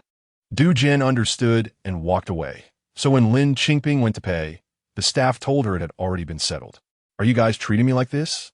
Lin Qingping hadn't even thought about the expenses of going out, but Gu Junchen and her husband's actions still made her feel warm. Completely different from her brother and nephew in her past life, who only knew how to take. Gu Junchen smiled shyly. Whose money I sent hard-earned. How can we just take advantage of someone? I'm still the older sister. Lin Qingping felt even more comfortable in her heart. Returning to the inn with a big bag of spoils. After shopping around the provincial capital for a day, on the third day, factory director, who came with an introduction letter from the factory and a seal, successfully signing a contract with him.She, and then signing a temporary worker contract with Lin Qingping as a designer. Shaolin, we're about to enter the 80s. Everything is flourishing, so just go ahead and do it boldly. I'll take care of the other matters. Director who came not only to see Lin Qingping's clothing selling well in Meisheng and other department stores in the provincial capital, but also to witness Lin Qingping's sensitivity and talent in clothing design. Having worked in the clothing industry for his entire life, he greatly appreciated young people like Lin Qingping. Lin Qingping also proposed that with such a large workload and such a short timeline, she couldn't manage it alone and hoped the factory could hire Gu Junchen and her husband as temporary workers, paying them temporary wages. Director who agreed without hesitation. Lin Qingping thought that Gu Junchen and her husband would earn wages from the factory, learn something, and the dividends would come from her. But she didn't say it out loud. In her past life, she had been too open-hearted to others and suffered greatly. This time, she decided to be more cautious and observe for a while. After everything was settled, Lin Qingping returned home. The clothing factory would first produce 1,000 pieces of the old style, with design drafts and ready-made samples. Lin Qingping didn't need to rush to the factory. She planned to go home first and check the first batch of clothes the next day. However, unexpectedly, Du Jin couldn't wait and felt very uneasy about the factory. He insisted on going now to supervise the factory's operations, fearing they would mess it up due to inexperience on their first try. Lin Qingping thought for a moment and felt it was fine for Du Jin to go first. She had originally wanted to train him. Thus, only Lin Qingping and Gu Junchen returned home, and during this trip back, Lin Qingping didn't expect to meet a benefactor. Chapter 39, Encountering Difficulties. The first thing Lin Qingping did when she got home was to check Ziyuan and her younger sister's homework. Then she found a problem in Ziyuan's assignment. She had intentionally left addition and subtraction problems with numbers over 10 digits, and Ziyuan had written down the answers. Lin Qingping called Ziyuan over and asked him how he did it. She thought maybe Ziyuan counted little stones, but to her surprise, Ziyuan explained the process clearly, breaking down the 10-digit numbers into tens and ones. Ziyuan was only a little over 5 years old. Did Sister Qingyan teach you? Lin Qingping assumed it was her younger sister who taught him. Ziyuan's first reaction was to shake his head. He seemed a bit nervous. Is it wrong? No, you did very well, and your thought process is great. Did you come up with this by yourself? Lin Qingping asked again. Ziyuan started to panic a bit. Yes. This time he was lying. Lin Qingping didn't point it out. She praised him instead and then went to prepare dinner. What do you want to eat? Lin Qingping asked. Ziyuan's big eyes turned. Can I have that milk skin you made last time? Double-skinned milk. Sure. Without saying another word, Lin Qingping went into the kitchen to help her mother-in-law. During dinner, Lin Qingping keenly noticed that Ziyuan had not touched the bowl of double-skinned milk. She didn't say anything, and the family happily finished their meal. After dinner, while the adults were busy cleaning up and washing dishes, Ziyuan, a child of his age, would usually run around playing in the village. Lin Qingping noticed the yuan was missing, along with that bowl of double-skimmed milk. She went out to look for him. However, she searched all the places where children played in the village, but couldn't find him. Originally, Ziyuan didn't like playing with the other children in the village. Just as she was about to return empty-handed, a woman from the village came back from the river and told her, "I saw Ziyuan heading toward the school." "Thank you." Lin Qingping thanked her and headed towards the school. At this time, the village school was empty. The students had all gone home, and most of the teachers didn't stay on campus. Only one room had its light on. Lin Qingping walked towards the lit room. The door was closed, and she stood outside, hearing Ziyuan's voice coming from inside. "Is it good to eat? I tell you, my aunt is really good at cooking. You don't believe me? If I don't believe, is there anything your aunt can't cook?" This was a slightly aged voice. "Of course there is not." Ziyuan's voice was filled with the unique pride of a child. "Can they make cakes at big restaurants?" "Yes." "Have you ever eaten cake? Do you know what it looks like?" "Of course I have. I ate it last time when I went to the provincial city with my aunt. I've eaten it many times when I was little with my relatives. Anyway, I've eaten it." "Okay, stop bragging. What story do you want to hear today?"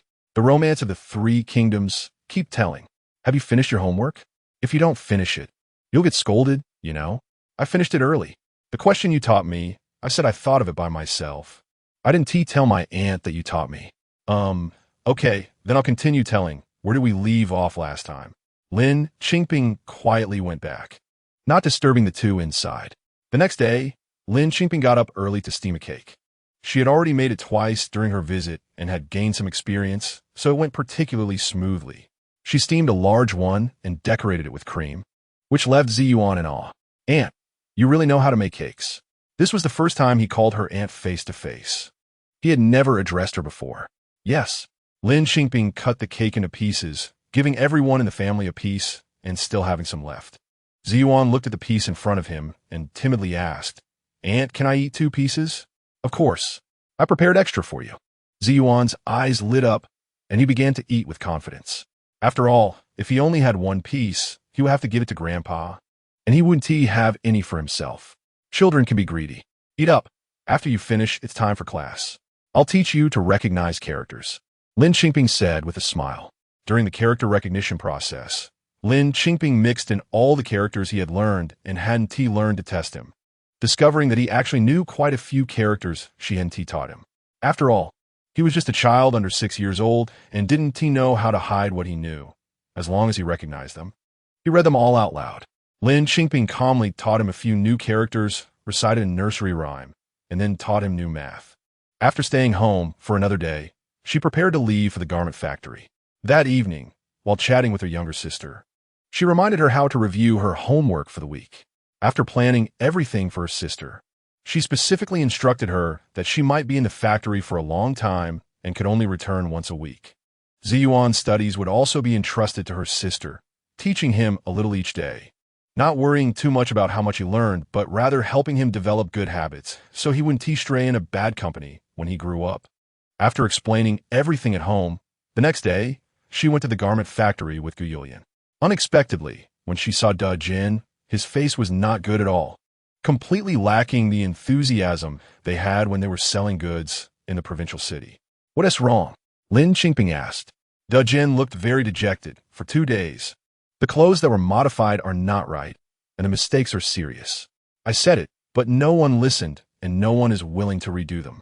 They even got upset and just threw the clothes down and left." "What about the factory manager?" Gu Junchen looked even more dejected. "The factory manager is on a business trip. Section Chief Fu can't handle them either." "Why is Section Chief Fu so useless?" Gu Junchen said bluntly. Gu Junchen cast a resentful glance at his wife. "The workers don't want to work anyway. They get paid regardless of whether they work or not. Aren't they supposed to get overtime pay?" Lin Qingping frowned. "Many people say they're not interested, and once someone starts this way, everyone refuses to work." Gu Junchen sighed. "What should we do?" "I'll go take a look." Under Duggan's lead, Lin Qingping arrived at the workshop and found it empty, with no one around and clothes strewn all over the floor. When Section Chief Fu heard she was coming, he hurried over to explain, "It's lunchtime now. Everyone has gone back to eat. So, during working hours, everyone will still come to work, right?" Lin Qingping asked. Yes, they will come in the afternoon, Section Shifu said, but once they come, whether they work or just eat sunflower seeds is another matter. All right, as long as they come, that's fine. I'll wait for everyone, Lin Qingping nodded. Then, let me take you to the cafeteria for a meal. Section Shifu was also feeling overwhelmed. Lin Qingping nodded. After eating, Lin Qingping returned to the workshop and checked all the modified clothes, finding that less than 10 passed her inspection.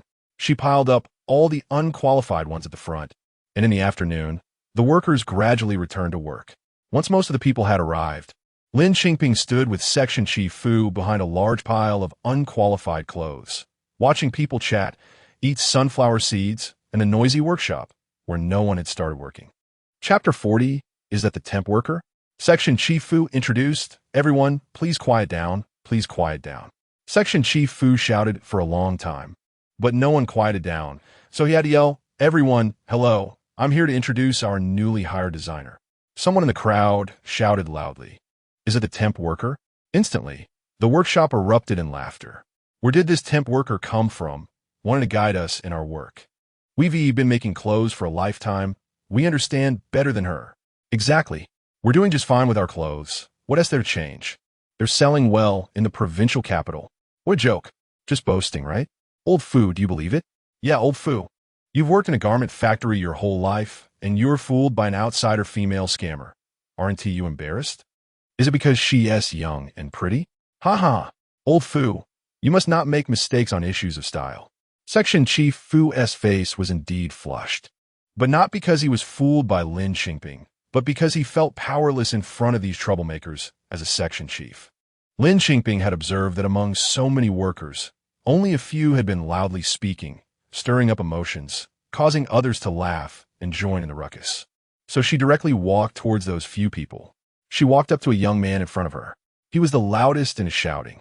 No one expected her to walk into the crowd alone, and everyone quieted down, watching her and the young man. In the workshop, only the occasional sound of sunflower seeds being cracked could be heard, which felt particularly harsh. Lin Qingping stood in front of the young man, smiling at him. As a result, even the sound of cracking seeds slowed down, and finally, there was no sound at all.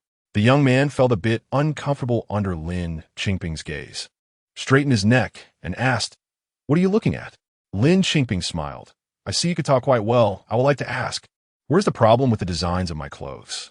Why don't you want to change according to them?" The young man stammered, looking around, not knowing what to look at. "Can't say it, can you?" Lin Qingping continued to smile. "Who says I can't say it?" The young man raised his voice, but his eyes were wandering, looking around, clearly seeking help. "I'll speak." Another voice rang out from the crowd. It was a woman in her 30s, one of the most vocal just now. She rushed to the front of the clothing rack, pointed at a sample garment, and loudly criticized this one. She was pointing at a coat. "Why is the waistline so small? A slightly chubby person would feel tight in the waist. It's indecent. And this one," she pointed at a shirt. "Why it's so much trimming to the cuffs? Is it convenient while washing and cooking? And these pants," she pointed at a pair of trousers. "Why make them smaller? The shape of the legs is exposed. Who dares to wear them outside? Are we acting like hooligans?" In fact, these clothing styles only had slight modifications. The straight coat had a slightly adjusted waistline. The cuff trim was only a little, not exaggerated ruffles, which wouldn't hinder work at all. As for the pants, they were nothing like the tight pants that later became popular. They were just ordinary slacks that made the legs look longer, but certainly not to the point of being stigmatized. Otherwise, those people in the provincial capital are neither blind nor foolish to buy them so crazily. To use later terminology, this woman is just being contrary for the sake of being contrary. After listening, Lin Qingping turned and faced everyone with a smile. "So, do you all think this way?" "Yes." A few voices echoed in agreement. Then a thunderous shout rang out in the workshop. "Yes. We resist. We want to change." Lin Qingping smiled and said, "Okay, I understand. You all are masters at making clothes. Some of you have decades of experience. So you must know better than I do that if a piece of clothing isn't made with our love and care, it won't have a good effect. Since that's the case, those that don't want to change don't have to. I won't force anyone." The crowd exchanged glances. What kind of trick is this? Isn't she supposed to force them to change? How can just end like this? Some people whispered among themselves. This young girl is young. She doesn't dare to oppose us. Even Section Chief Fu can't handle us. What can a temp worker, a yellow-haired girl, do to us? Exactly. We're all older. We can't possibly listen to a yellow-haired girl. Exactly. Let us show her who's boss. Amidst the murmurs, Lin Qingping didn't say anything more to them. She just called Gu Junchen, sister, come. Let us redo these. Good. Gu Junchen had been seething with anger on the side. If this were in the village, she would have jumped up and shouted back at them. But this wasn't the village. It was the factory. She didn't dare to act recklessly, fearing it would ruin Lin Qingping's situation. Anyway, she would just listen to Pingzi. So when Lin Qingping called, she immediately responded, pulling Gu Junchen along. Gu Junchen had been doing the modifications for some time. He was too good at cutting and sewing, but measuring and marking were still fine. The three of them began reworking in the large workshop. The other workers continued to chat and crack sunflower seeds, and some even set up chess and playing cards, making it as lively as a market. Section Chief Fu couldn't stand it anymore. He collected the playing cards and chess from those people and drove them to work. Those people didn't care, pulled out more boxes of cards, and provocatively said, if you have the ability, expel us. Publicly criticize us. We don't want to be recognized as advanced. This made Section Chief Fu furious. He really couldn't do anything with this bunch of troublemakers. So he could only walk over to Lin Qingping with a bitter face and apologize. Comrade Shaolin, you see this? Lin Qingping smiled. It's okay, you go ahead and do your work. How can you let them do this here? Section Chief Fu genuinely felt frustrated for Lin Qingping. Lin Qingping, however, remained calm, looking confident. It's fine, just leave it to me.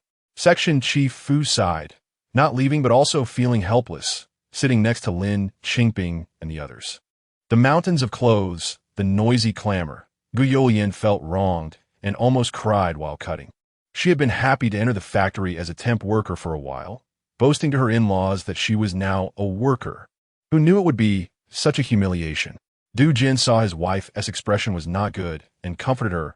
Look, Pingzi is fine, don't worry. Gu Junchen held back her anger and asked, does being a temp worker really make us so much worse than them? Gu Junchen fell silent. Temp workers were indeed looked down upon by those present. In the 2 days he had been here, because of the label temp worker, and due to being in charge of clothing quality, he had already received countless disdainful looks. Chapter 41. Too much deception. Gu Junchen glanced at Lin Qingping, who was calmly working and could only comfort his wife, saying, let us just do what we see with the bottles. What else could Gu Junchen say? Lin Qingping was diligently working as if no one else was around. An entire afternoon passed. The three of them worked hard in the workshop without taking a break, while the other workers treated the workshop like a game room, playing and having fun all afternoon, leaving a mess of sunflower seed shells behind. As soon as the closing bell rang, they left. Section Chief Fu walked up to Lin Qingping, looking quite apologetic. I'm really sorry, Comrade Lin. You can leave now. The cafeteria is open for dinner. He had wanted to help this afternoon, but he didn't know how. It's okay. Lin Qingping smiled and said, isn't starting a business hard? I told you, just leave it to me. The difficulties of starting a business were far greater than what she had faced in her previous life. By the way, Section Chief Fu, could you help me with something? Lin Qingping took out some paper and a pen. Say it. As long as I can do it, I want to be vague. Section Chief Fu was eager to assist Lin Qingping. Lin Qingping laughed at his enthusiasm. It's not that serious. I just want to know the relationships of the few troublemakers from earlier in the factory. Can you help me write that down? Sure. That's too easy. Section Chief Fu quickly jotted it down. After Lin Qingping looked at the relationship chart he drew, she had a rough idea in her mind. The factory was relatively polite to them. Even though they were temporary workers, they were arranged to stay in the single dormitory and receive cafeteria meal tickets. After finishing their meal with the tickets, the three of them returned to the dormitory to rest. It was their first day, and after a tiring journey plus working all afternoon, they were indeed quite exhausted. Lin Qingping washed up and went to bed, leaving Gu Junchen feeling anxious, her heart burning with worry. She didn't dare to ask Lin Qingping anything and sighed with Gu Junchen in her room. The next morning, Lin Qingping went to the workshop early again, working seriously on cutting and sewing with Gu Junchen, but Gu Junchen was nowhere to be found. The others were still having a tea party in the workshop all day. The same thing happened on the third day. Gu Jin was still missing. After a long day of work, when Lin Qingping and Gu Junchen went to the cafeteria to eat, everyone around them was mocking them. I thought they had some skills. Turns out they're just working like oxen. Ha ha ha ha. Thousands of clothes. I wonder how long they'll last. Those country bumpkins think they can charm Section She Fu with their looks and treat us like we're pushovers. They should go back to the countryside. Ugh. A few women spat in the direction where Lin Qingping stood. Lin Qingping pretended not to see and continued to wait in line for her meal. When it was finally her turn, just as she handed her meal box over, several people suddenly squeezed in, shouting to let them through for food. Pushing her and Gu Junchen aside, Lin Qingping quietly stepped back to let them go first. However, after those people left, when she tried to hand her meal box over again, another group pushed her aside once more. Gu Junchen couldn't take it anymore, placing her hands on her hips. What do you mean by this? What do you mean? We're just getting our food. The man who had been the loudest in the workshop, smiling mockingly, replied. Lin Qingping had already learned his name, Feng Debao. She wanted to pull Gu Junchen back to avoid a fight, but Gu Junchen was already furious. We're just trying to get our food. We've been waiting for a long time. Everyone else is in line. Why do you think you can cut in? Why? Because you're just country bumpkins. Because you're temporary workers. You don't deserve to eat in front of us. Just wait until the end. Feng Debao sneered. You. Don't go too far. Gu Junchen shouted angrily. I heard that country folks don't even bathe for a month. Is that true? Must be so smelly. Ah. Stinking to death. Full of pig manure smell. Really disgusting. You're going too far. Gu Junchen was about to cry. If it were her usual temper, she would have thrown a fit and fought back, but now she didn't dare. She admitted she was from the countryside, and she was afraid of losing face in front of these city workers, especially not wanting to embarrass Lin Qingping or ruin her plans. She turned back, hoping to get a hint from Lin Qingping about what to do next. However, when she looked back, she found Lin Qingping was not behind her. What's wrong? Looking for help. That country girl knows she's smelly and has run away, right? Ha ha ha. Is she off to take a bath? Too bad.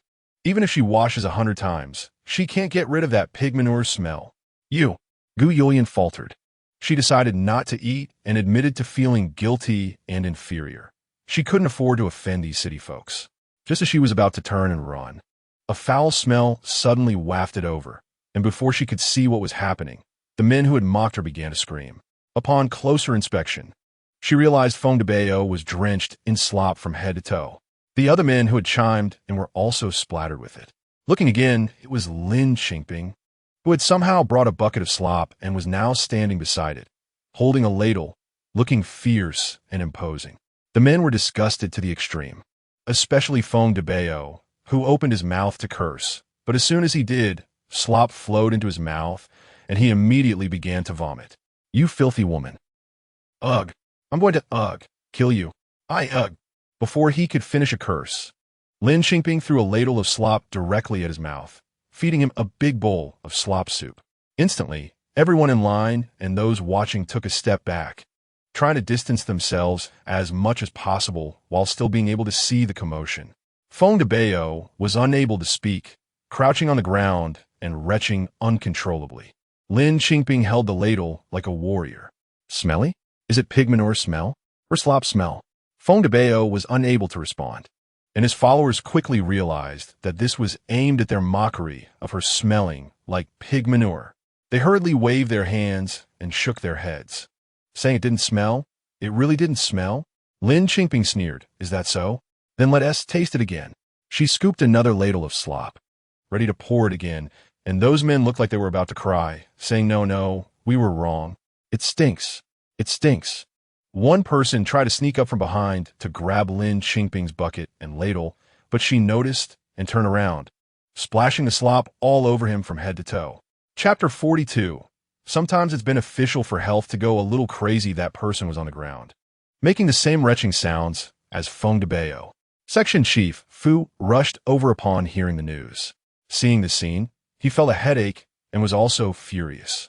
He rushed in front of Lin Qingping and Gu Junchen, shielding them behind him, and pointed at Feng Debao's group, scolding them. You guys bullying two women? What kind of men are you? Bullying people at work is already immoral, but you still have to bully people in life. Where's your conscience? Did a dog eat it? I think you deserve to eat slop. You should go eat shit. Section Chief Fu shouted at those people, his chubby face flushed with excitement. Get out of here. Do you want to go eat shit? The few followers trembled at the sight of Lin Qingping's slop bucket, fearing that she might attack them in her excitement and splash slop all over them. Upon hearing Section Chief Fu's roar, they immediately ran away. One who had a bit of loyalty turned back and grabbed Feng de Bao's clothes, dragging him out, covered in slop. The cafeteria finally calmed down, but it also stank terribly.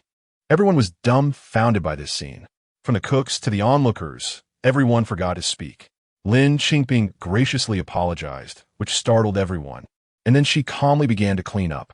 Section Chief Fu watched this and, not knowing what else to say, simply joined in to help clean. The women serving food in the cafeteria also came over to help with the cleanup. Soon, the cafeteria was clean, but strangely, no one spoke throughout the process, let alone scold them for dirtying the cafeteria. However, the food was indeed inedible. Not to mention anything else, Lin Qingping herself smelled like slop, and her hands were covered in it. Lin Qingping washed her hands and said to Gu Junchen, "Let's go. I'll change clothes and we can eat outside." Gu Junchen was experiencing a level of shock she had never encountered in her life. Even in the countryside, no one splashed slop or pig dung during fights. Section Chief Fu felt very apologetic and took the initiative to offer to treat the two to a meal since he had nothing to eat anyway. Lin Qingping didn't think much of it and went with Section Chief Fu. In her previous life, she ran a chain of restaurants and was used to all kinds of socializing and entertaining, including male clients. What was wrong with that? At a state-run restaurant in the county town, Section Chief Fu treated them to a meal. Gu Junchen didn't taste anything special. First, she had seen better in big restaurants in the provincial capital, so she no longer had the naive expectations she once did for a small county town's restaurant. Secondly, she was still shaken and couldn't taste anything. After finishing the meal and returning to the factory, Section Chief Fu went home, while Lin Qingping and Gu Junchen returned to the single dormitory. On the way, Gu Junchen grabbed Lin Qingping, patting her chest. "You scared me. How dare you do that? Aren't you afraid the city people will look down on us even more? Aren't you afraid they'll blame us for dirtying their cafeteria? I was really worried they would make us pay." Lin Qingping laughed. "What's there to be afraid of? Sometimes going a little crazy makes others too scared to provoke you." Then, does that mean I could have pulled their hair before? Gu Junchen had been holding back her anger. There's nothing wrong with that. But one important thing is that you need to be sure you can win. Otherwise, with so many of them against just the two of us women, we definitely wouldn't win in terms of strength, Lin Qingping said. "So you just..." Gu Junchen looked her up and down. "Well, going a little crazy is beneficial for health," Lin Qingping smiled. Gu Junchen listened, feeling truly impressed, but her mood was still hard to calm. That evening, when Du Jin came back, she asked him at least 10 times if she smelled like pig dung. Du Jin was bewildered by her questions, but Gu Junchen still felt she did. The inferiority complex was deeply ingrained, and she couldn't change it. That night, she leaned over the table to write a letter to her brother, Gu Junchen, wanting to ask him if what Lin Qingping did was right or not. Since following Lin Qingping into the city, all the concepts she had built since childhood had collapsed, and she was truly confused. Her brother was a soldier, the backbone of the family. What he said was definitely right. That night, it wasn't just Gu Junchen who was stirred up. The whole garment factory was buzzing with undercurrents.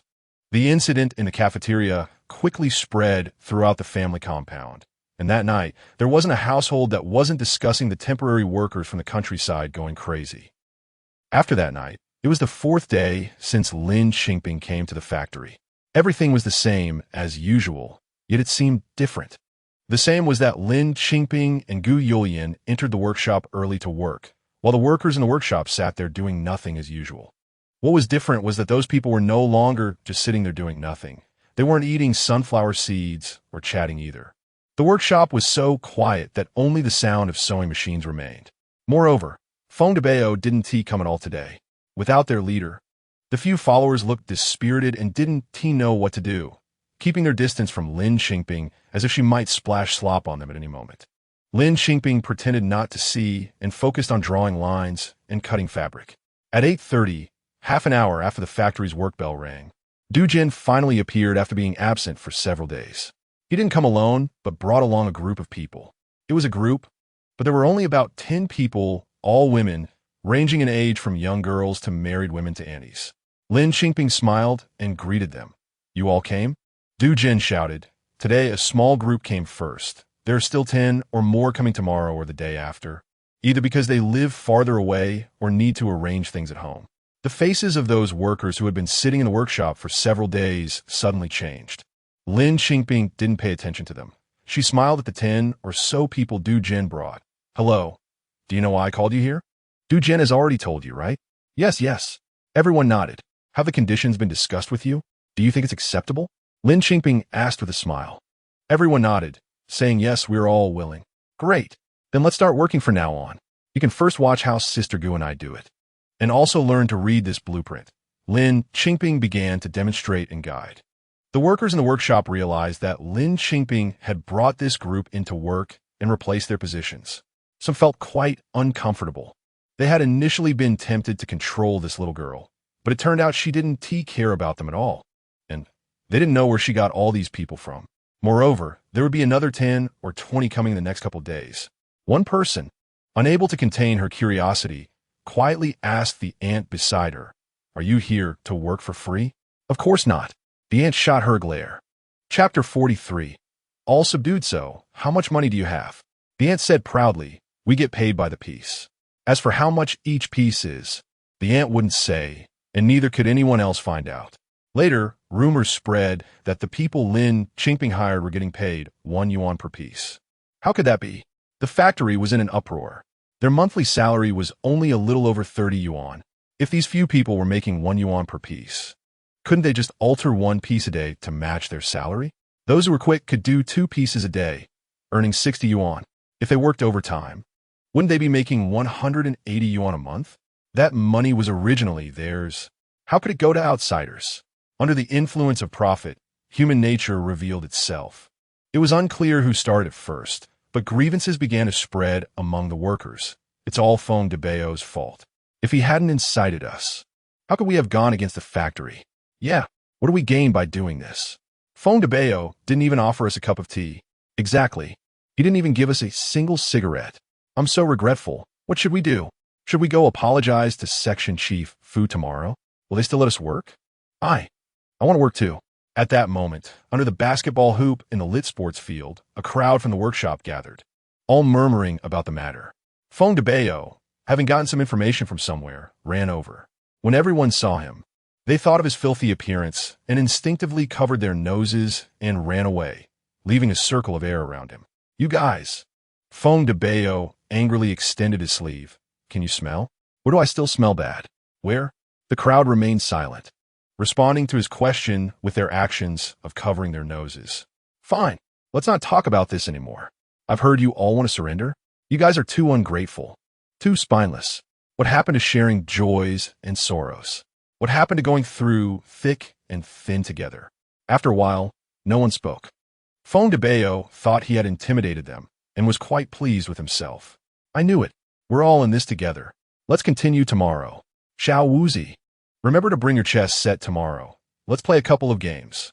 Xiao Wuzi, who was called out, hesitated and finally spoke up, Brother, tomorrow. I don't want to cause a ruckus anymore. What did you say? Feng Debao jumped 3 feet high. Say it again. I said, I don't want to cause a ruckus anymore. I want to work properly. Xiao Wuzi lowered his head. My wife scolded me, saying I'm a fool for not earning money. If I keep this up, my wife will divorce me. Your wife is just a woman. What does she know? Are you going to listen to her? Comrades, we need to have a broader perspective. We need to think about the long-term future of the factory. But you're not the factory director. How would you know what the factory's long-term future is? Just as Feng Debao was about to deliver a long speech, someone suddenly interrupted. Feng Debao's face turned red with anger. Exactly. What are you talking about sharing joys and sorrows? We haven't tasted any joy. Exactly. Even the sunflower seeds we eat at work, we have to buy ourselves. Isn't that right? If I don't work, I won't even have seeds to snack on. I need to earn some money for seeds. Once someone opened their mouth, grievances poured out like a flood, and the lit sports field was about to boil over. Seeing that he couldn't suppress it, Feng Debao glared at a few followers. Ahwa. Ludaga. Maisie, are you guys going to betray me too? The three of them replied, Brother, I can't help it. My mother scolded me. Brother, my wife has no milk, and my child needs formula. It's expensive. I'm sorry, brother, but I need to save for my dowry. Feng Debao was furious. Fine, you all get lost. Get out of here. What was initially said in anger turned into reality, and a lit sports field cleared out in an instant, leaving him standing alone under the basketball hoop. This is unreasonable. Feng Debao angrily walked back. Halfway, he glanced at the apartment building next to him, went in, knocked on a door, and complained, I'm so mad. They're all so ungrateful. They all quit for a few bucks. What's the rush? A man's voice sounded. Change your approach. The next day, when the factory's work bell rang, the workers gradually entered the workshop. This time, it was unprecedented. Everyone was neatly dressed in work uniforms, and no one brought chess or cards, nor did anyone have sunflower seeds in their pockets. They came with long faces, looking anxious. However, when they walked into the workshop, they found that the dozen or so temporary workers had already started working at their stations. How come you're here so early? The one called Maisie couldn't help but ask. The aunt who had spoken yesterday didn't even lift her head and said, We're working. Why didn't you come earlier? The tighter the time, the more you earn. Exactly. We want to work overtime tonight, but Master Lin won't allow it. In their mouths, Lin Qingping was teaching them how to alter clothes, and they didn't even know what position she held, simply calling her master. This made the incoming workers furious. These temporary workers were hired by our Master Lin. And what about us, the official workers? We don't even have the qualification to work now. We have to go and plead with that yellow-haired girl. How they had humiliated her back then. Now, they were going to be humiliated in return. As they silently pondered, Lin Qingping arrived, followed by Gu Junchen and Du General. The large group of people in the workshop all looked towards the three of them. Seeing that these three completely ignored them and went straight to check on the temporary workers, they grew anxious, nudging each other and encouraging one another. Finally, a seemingly honest and kind older sister stepped forward with a smile and called out, Master Lin, look we. Lin Qingping turned around, pretending not to understand, and after a while, as if realizing something, nodded, Oh, you can just sit and chat, or play chess, whatever you like. But the older sister looked troubled. It's fine. I still have about 20 more people coming tomorrow. You could do your own thing. Lin Qingping appeared very easygoing. What were they busy with? Moreover, some unkind ones were already thinking, This woman clearly understands but pretends not to. She is deliberately putting on airs. But so what? Even if she is putting on airs, it's still them who bullied others first, and they can't retaliate? The older sister had to make herself clearer, Master Lin. It's like this, we want to come back and work properly. Can you see if there's anything we can do? Chapter 44.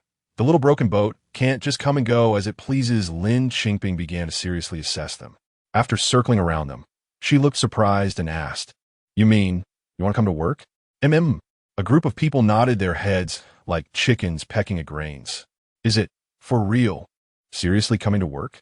Or just like before, to clock in and leave? The group nodded again, saying they were coming to work seriously, just like them. They wanted to work diligently. She pointed at those temporary workers. Lin Qingping nodded, I understand. The crowd showed joy on their faces, which meant they agreed. However, Lin Qingping responded with a but. But, I'm not a formal employee of your factory. I'm just a temporary worker. I don't hold any position. I can't make any decisions. And you're not under my management. Whether you can come to work, what work to do, and how to do it are not up to me. I can't make that call. Lin Qingping spoke politely and clearly, but her words were laced with hidden needles, each sentence sharp. The group was stunned again. What does this mean? Someone quick to react immediately said, I'll go find someone who can make the decision. After saying that, they ran outside. Suddenly, everyone seemed to understand and followed suit out of the door. The workshop, which was previously crowded, became spacious again. Gu Junchen quietly moved to Lin Qingping's side. Aren't you just waiting for this moment? Why did you send them away? Lin Qingping smiled and whispered, This little broken boat of mine. They can't just come and go as they please. Before long, the group returned in full force, this time with a leader, Deputy Section Chief Fu. They were clever, knowing that the one who could make decisions in the factory and had a good relationship with Lin Qingping was Deputy Section Chief Fu. After pleading in front of Deputy Section Chief Fu's office for a long time, he finally sighed and reluctantly agreed to speak a good word for them. Thus, this scene unfolded. Deputy Section Chief Fu, with a jolly smile on his chubby face, approached Lin Qingping and joined the temporary workers in calling her Master Lin. The yellow-haired girl. Master Lin, here's the thing. The workers in our factory realized they were wrong before, and they want to come back to work with everyone. You are magnanimous. What do you think? Lin Qingping looked even more troubled. Master Lin, look, our workers are all experienced, and these clothes were originally made by them. They know the structure of the clothes inside out, and letting them modify, it will be quick and easy. That's exactly why I'm worried. Lin Qingping glanced at the people behind Deputy Section Chief Fu, frowning. I'm afraid what they modify will still be like before, not following my design. Without needing Deputy Section Chief Fu to express his stance, the workers all patted their chests and guaranteed, absolutely not. Since we are back, we will modify according to your design.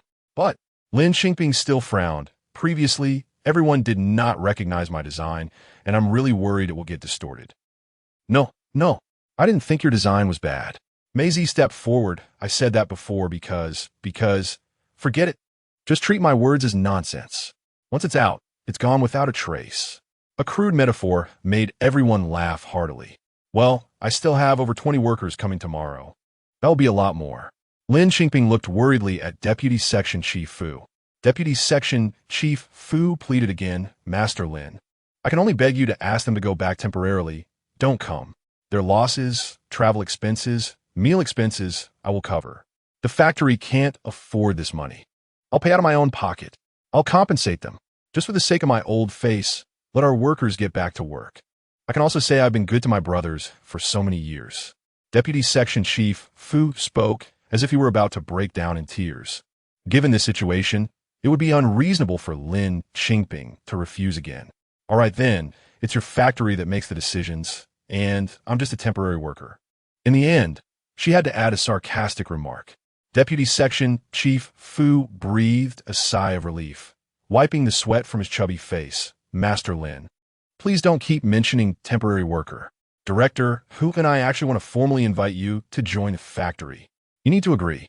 After saying that, he turned to the workers and bowed. Brothers and sisters, I'm begging you. I'm putting my old face on the line here.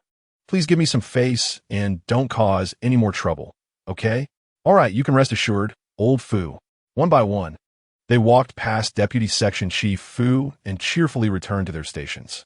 Some asked about the benefits, quietly inquiring old Fu. We agreed at the beginning that there would be subsidies, right? Deputy Section Chief Fu nodded. Our factory will still provide the subsidies as originally promised. As for the people Master Lin invited, it's our own expense. Don't be jealous. It's useless. Well, having subsidies is good. Who doesn't want money? It's all Feng Debao's fault. Why do we listen to his nonsense from start? Thus, a grand action to resist outsiders giving orders came to an end. Except for Feng Debao, all the workers were at their posts, and the workshop began to operate in an orderly manner. Later, there were still workers who didn't react. Perhaps Master Lin actually didn't have 20 workers left, and maybe old Fu had calculated this with Master Lin, coordinating to put on a show for them. But so what? The overtime subsidies were received, and this batch of goods was directly sold out after release, resulting in everyone receiving a bonus. That was enough. As for what the truth really was, what was the importance of that? But that was all for later. After the workshop was up and running, Gu Junchen originally thought everything was fine, but she didn't expect that everything was just beginning. Worse troubles lay ahead. At this time, those without water heaters at home had to bathe at the factory. Besides washing at home using large basins or buckets, they could also go to the public bathhouse. Even Gu Junchen began to miss Gujia village. Her brother treated the shower room that Gu Junchen built for Lin Qingping so well. After washing there a few times, she felt incredibly comfortable. But now at the factory, she could only go to the big bathhouse with everyone. Moreover, this bathhouse allowed not only workers but also family members and relatives to wash, as long as they had tickets, with many outsiders coming to bathe as well.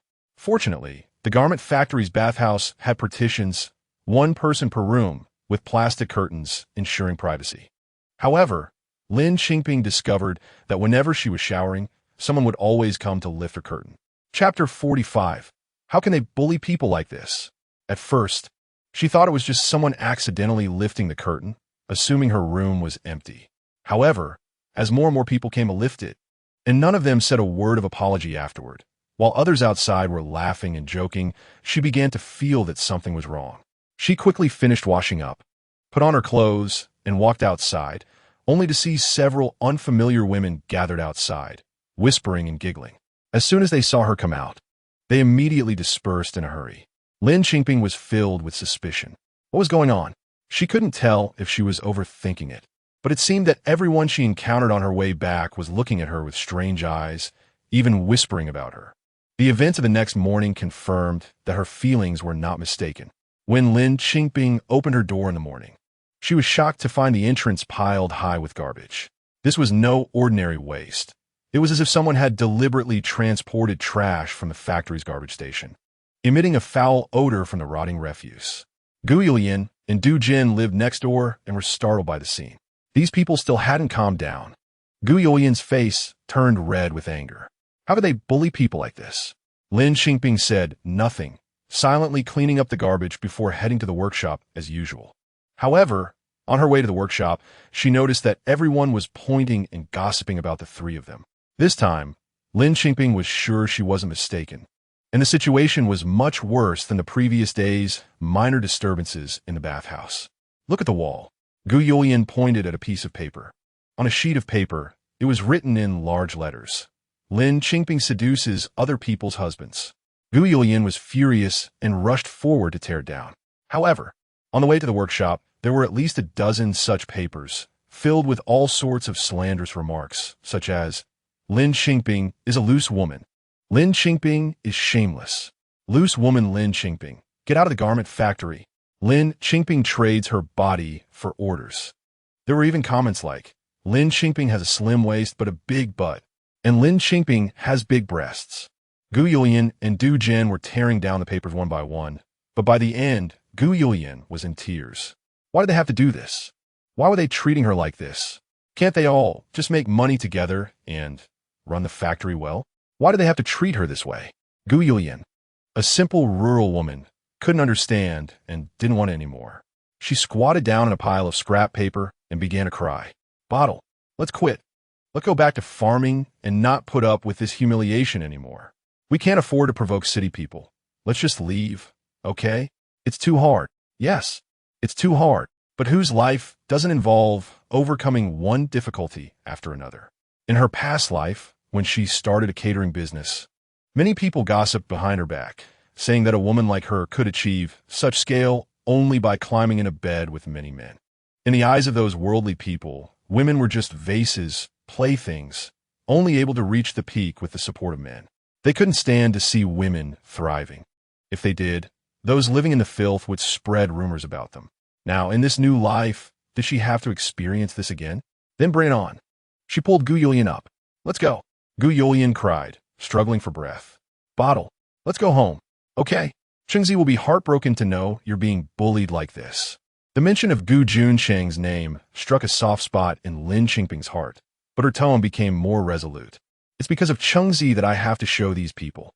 Those who lived in the muck were trying to drag her into the mire, but she would break free from it and live brightly for them to see. Gossip can kill people, Bottle. Gu Yulian was genuinely scared.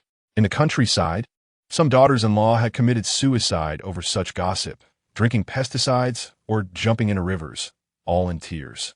I'm not afraid, Lin Qingping shouted. In her past life, she had fought alone without fear. In this life, she had Gu Yulian, her in-laws, and Gu Junchen. What was there to be afraid of? In the workshop, the workers had already gathered.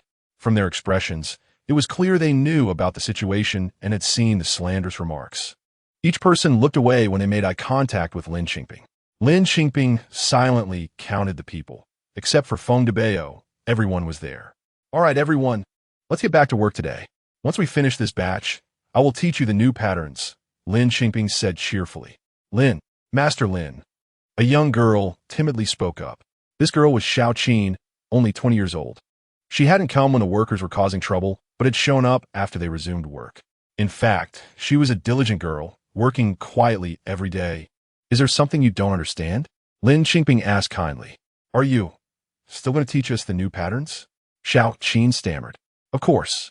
The market has ordered 1,000 sets of the new patterns. Xiao Qin sighed in relief. What's wrong? Lin Qingping wondered why she was reacting this way. I thought you were going to leave. Xiao Qin's voice got even quieter. Everyone is saying you're quitting. Not at all. Lin Qingping replied firmly. Let's get to work. Okay. The girl's voice was noticeably lighter. So, there were still people in this factory who liked her, right? The whole morning, Lin Qingping was in the workshop and everything went smoothly.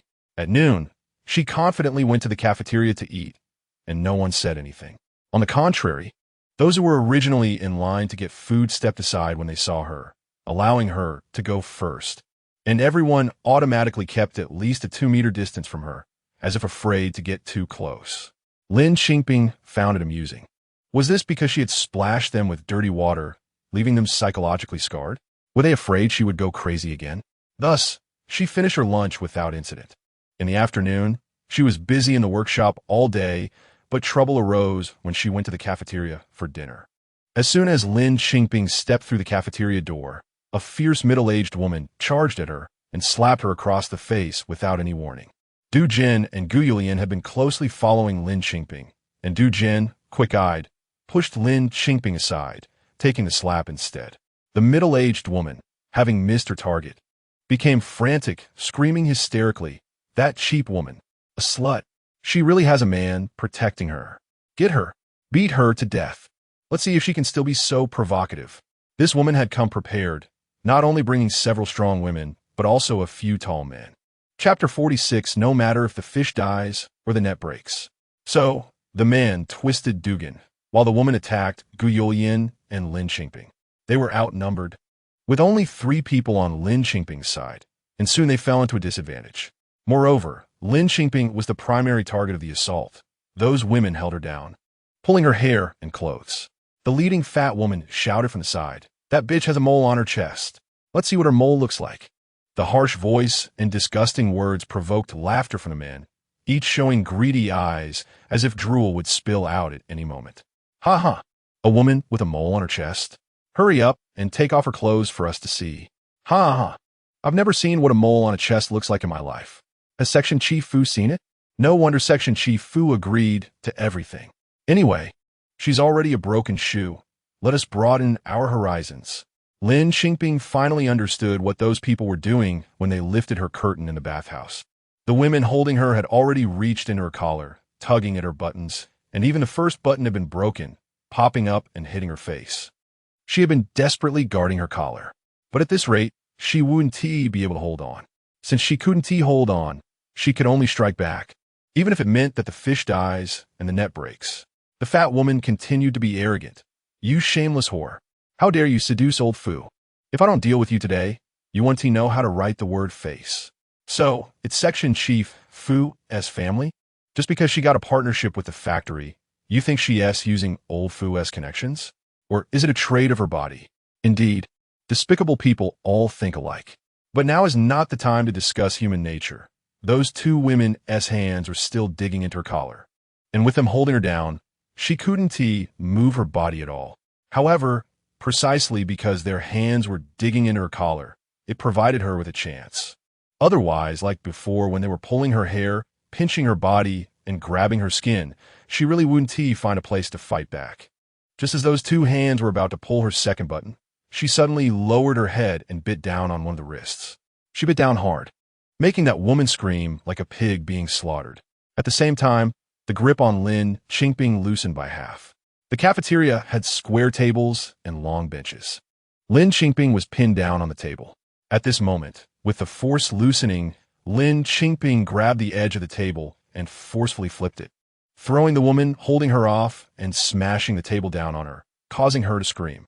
Lin Qingping casually grabbed a bench and held it in front of her, ready to smash anyone who came at her. Her hair was already disheveled, blood seeping from the corner of her mouth, with her skin on her face scratched. The first button of her clothes missing, and her collar slightly open, but fortunately, it didn't expose too much, Wearing a short t-shirt in summer was just like that.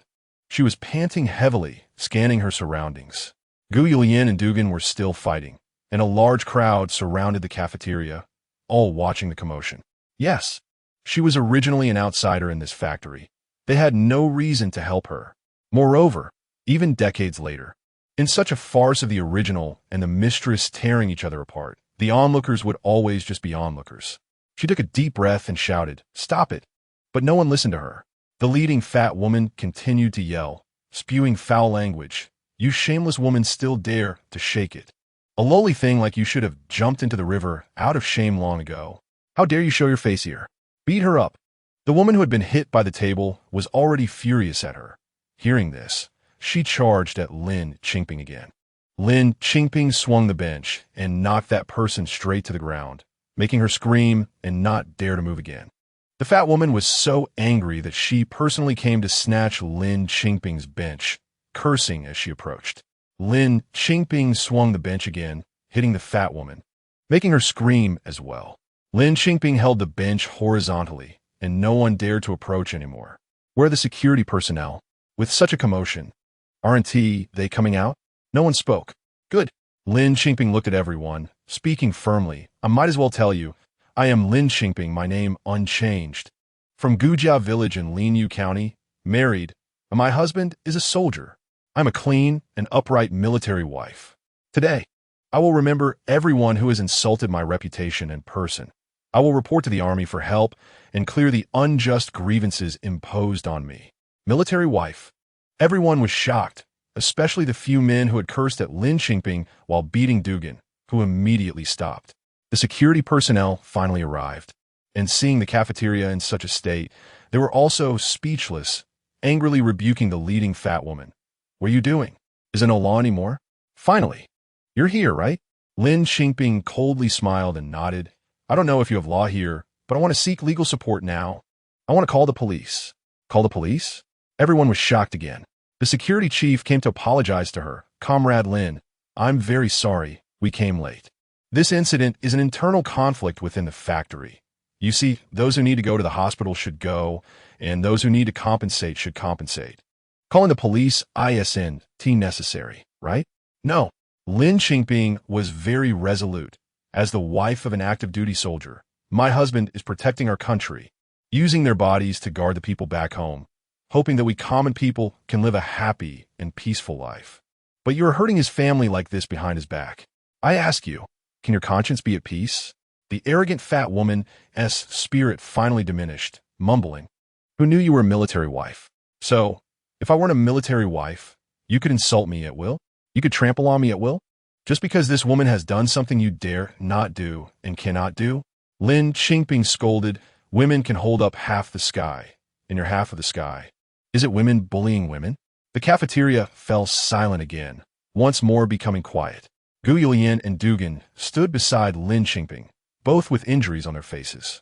Lin Qingping coldly said, "Yes, those who need to go to the hospital must go to the hospital, and those who need to compensate must compensate.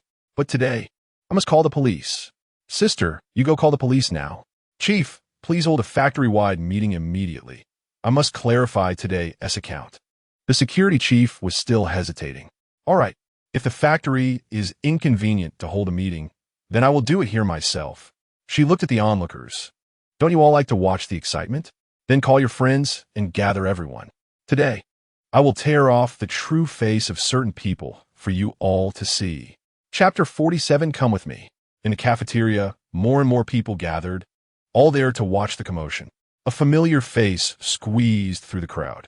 A chubby face, sweating profusely, looking anxious. It was Section Chief Fu. "Comrade Shaolin, I'm sorry. Really sorry." Section Chief Fu's face turned red, full of embarrassment and discomfort. "Today's incident is all my fault. I apologize to you." Lin Qingping knew that another person was trying to smooth things over. She didn't have a bad impression of Section Chief Fu. In fact, he had played a significant role in facilitating the cooperation with the garment factory when the workers in the workshop were against her. Section Chief Fu had also stood by her side. But today, Lin Qingping did not intend to let pass. No one was going to get a free pass today. "Section Chief Fu, you don't need to do this. It has nothing to do with you." Lin Qingping did not accept his apology. However, Section Chief Fu became anxious, nearly on the verge of tears. It doesn't matter. It's my fault for not managing my family well. The one causing trouble today is my wife. I apologize to you on her behalf. I can also make a self-criticism at the factory meeting. I hope you could be magnanimous and forgive her. Section Chief Fu held a position that was neither too high nor too low in the factory, and he usually walked tall and confident. He had never been this humble before. This version of Section Chief Fu made his wife, the chubby woman who had brought people to cause trouble, feel both distressed and anxious. She grabbed Section Chief Fu's sleeve. Why are you apologizing? Shut up. Section Chief Fu felt overwhelmed and scolded her. After being scolded, the woman felt uncomfortable and began to roar. Why are you yelling at me? If you didn't protect this little vixen everywhere and even went out to eat with her, would I have any doubts? Try saying that again. Section Chief Fu wanted to calm things down, but this woman insisted on stirring up trouble.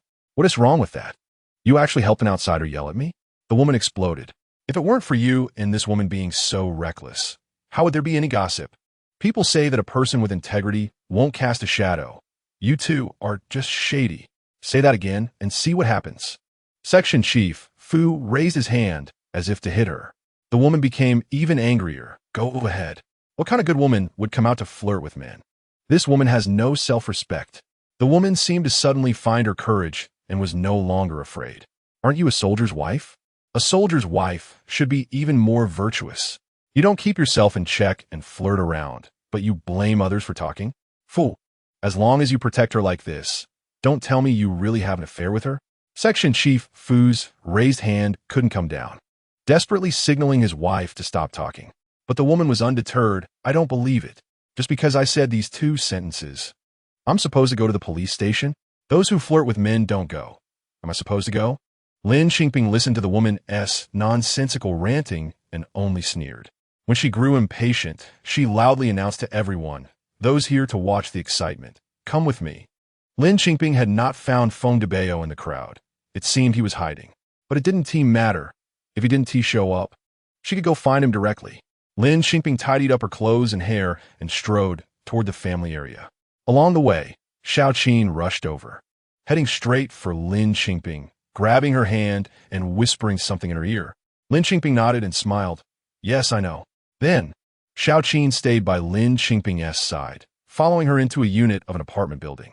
Master Lin, why are you here? This isn't the place. Xiaoqin hurriedly said.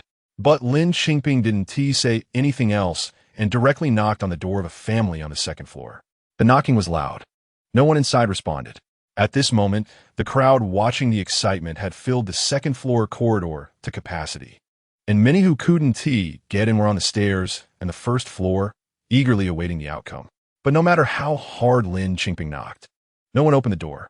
Gu Junchen is home. I just saw him. Someone in the crowd shouted.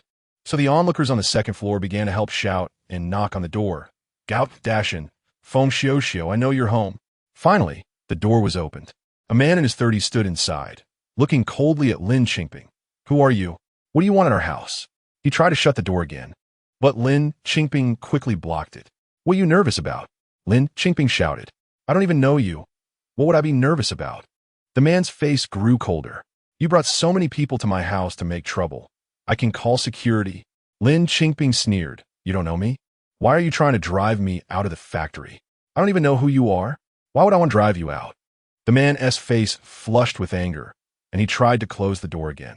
But Lin Qingping firmly held the door, with Xiaoqin helping her. Because you're afraid, I'll overshadow you. You're the designer at the factory, right? The thousands of clothes I modified were all designed by you.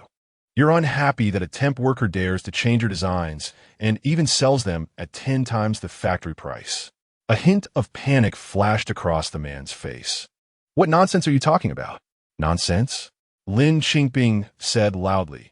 Now that I've come to the factory as a temp, and my designs are so popular, what will happen in the future? Will the factory hire me specifically for design work? What about you? So this woman has to leave. That is why you had your brother-in-law, Feng Debao, stir up trouble with the workers against me. Nonsense. Get out. The man was furious. Are you anxious? Being anxious proves I'm right. Lin Qingping coldly stared at him. So what now? Feng Debao's plan has failed. The workers at the factory don't want to cause trouble with him anymore. Everyone just wants to live and work well. So what will you do? You came up with a good idea. The most effective way to ruin a woman is to spread slander about her, right? Bullshit. The man's face turned purple. You say all this nonsense. Do you have any evidence? You have no evidence. And today you slander my reputation here. I will make you pay. I certainly have evidence. Lin Qingping already heard whispers behind her. Who would have thought Gu Junchen was such a person? It turned out that this whole matter was instigated by Gu Junchen from the beginning. She truly regretted getting involved with Feng Debao at first. She had been used as a pawn by Gu Junchen. Chapter 48. Lin Qingping. I'm late. After Lin Qingping finished saying the 3 words, I have evidence. It was obvious that Gu Junchen's face changed color. What evidence do you have? Gu Junchen's momentum diminished significantly, but he still stood firm, absolutely refusing to admit it. Lin Qingping smiled slightly. Those slanderous words posted on the wall were put up by Feng Debao. Someone saw it. If you want people not to know, unless you do nothing, doesn't designer Gao, someone cultured, understand this? Gu Junchen's confidence suddenly returned. Someone saw? Who saw? Bring him out. His confidence came from the fact that it was done in the dead of night. Who could be in the factory at that time? Moreover, Feng Debao said he didn't see anyone when he was posting. Xiao Qin beside him wanted to speak, but was pressed down by Lin Qingping. Lin Qingping smiled and said, "Of course, I won't reveal who it is. If I did, wouldn't you just target him? I have even more important evidence." Gu Junchen's eyes were fixed on her. If his eyes could wield a knife, he would have wished to stab her 1,000 times. Your good brother-in-law, Feng Debao, likes to drink, right? What a coincidence. Our family of 3 also loves good food. Your brother-in-law got drunk at the restaurant and bragged with his friends about how he would deal with me, making sure I couldn't stay in the factory. Luckily, I overheard it, and coincidentally, my brother-in-law bought a new tape recorder that day. We were playing at the restaurant, and I unethically recorded it. Would this count as evidence? Lin Qingping sneered. Gu Junchen's face turned ashen. All right. Your brother-in-law also specifically said that you instructed him to do this. I've recorded all of this, and when the police arrive, I will hand it all over. What Lin Qingping didn't know was that a path had quietly opened up in the crowd on the first floor, leading to the stairs and then to the second-floor corridor, just wide enough for one person to pass through. As soon as Lin Qingping finished speaking, a woman's roar echoed from inside. You whore. Isn't it enough to seduce men all over the factory? Why are you coming to my doorstep to act wild? Then, a large black object flew out, heading straight for Lin Qingping. Lin Qingping prepared to dodge, but a hand blocked her in front, firmly stopping the object, which fell to the ground with a loud clatter. It turned out to be a frying pan. However, Lin Qingping had no time to look at what was on the ground. She turned her head and couldn't believe her eyes. She rubbed her eyes to confirm she wasn't mistaken. It was really him. It was actually Gu Junchen. She exclaimed joyfully. Why are you here? His expression was not good. He was cold and suppressing his anger. If I didn't come, I wouldn't know how badly you were bullied. Lin Qingping wanted to say that she wasn't bullied at all. She could handle it herself.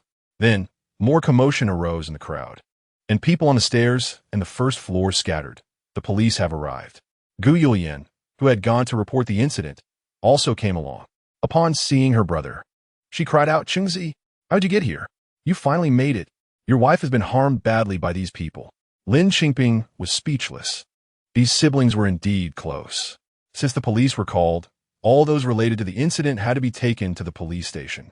After a preliminary investigation of the incident, Gu Junchen, Lin Qingping, Section Chief Fu, his wife, and several people who had fought with Section Chief Fu's wife all went to the police station.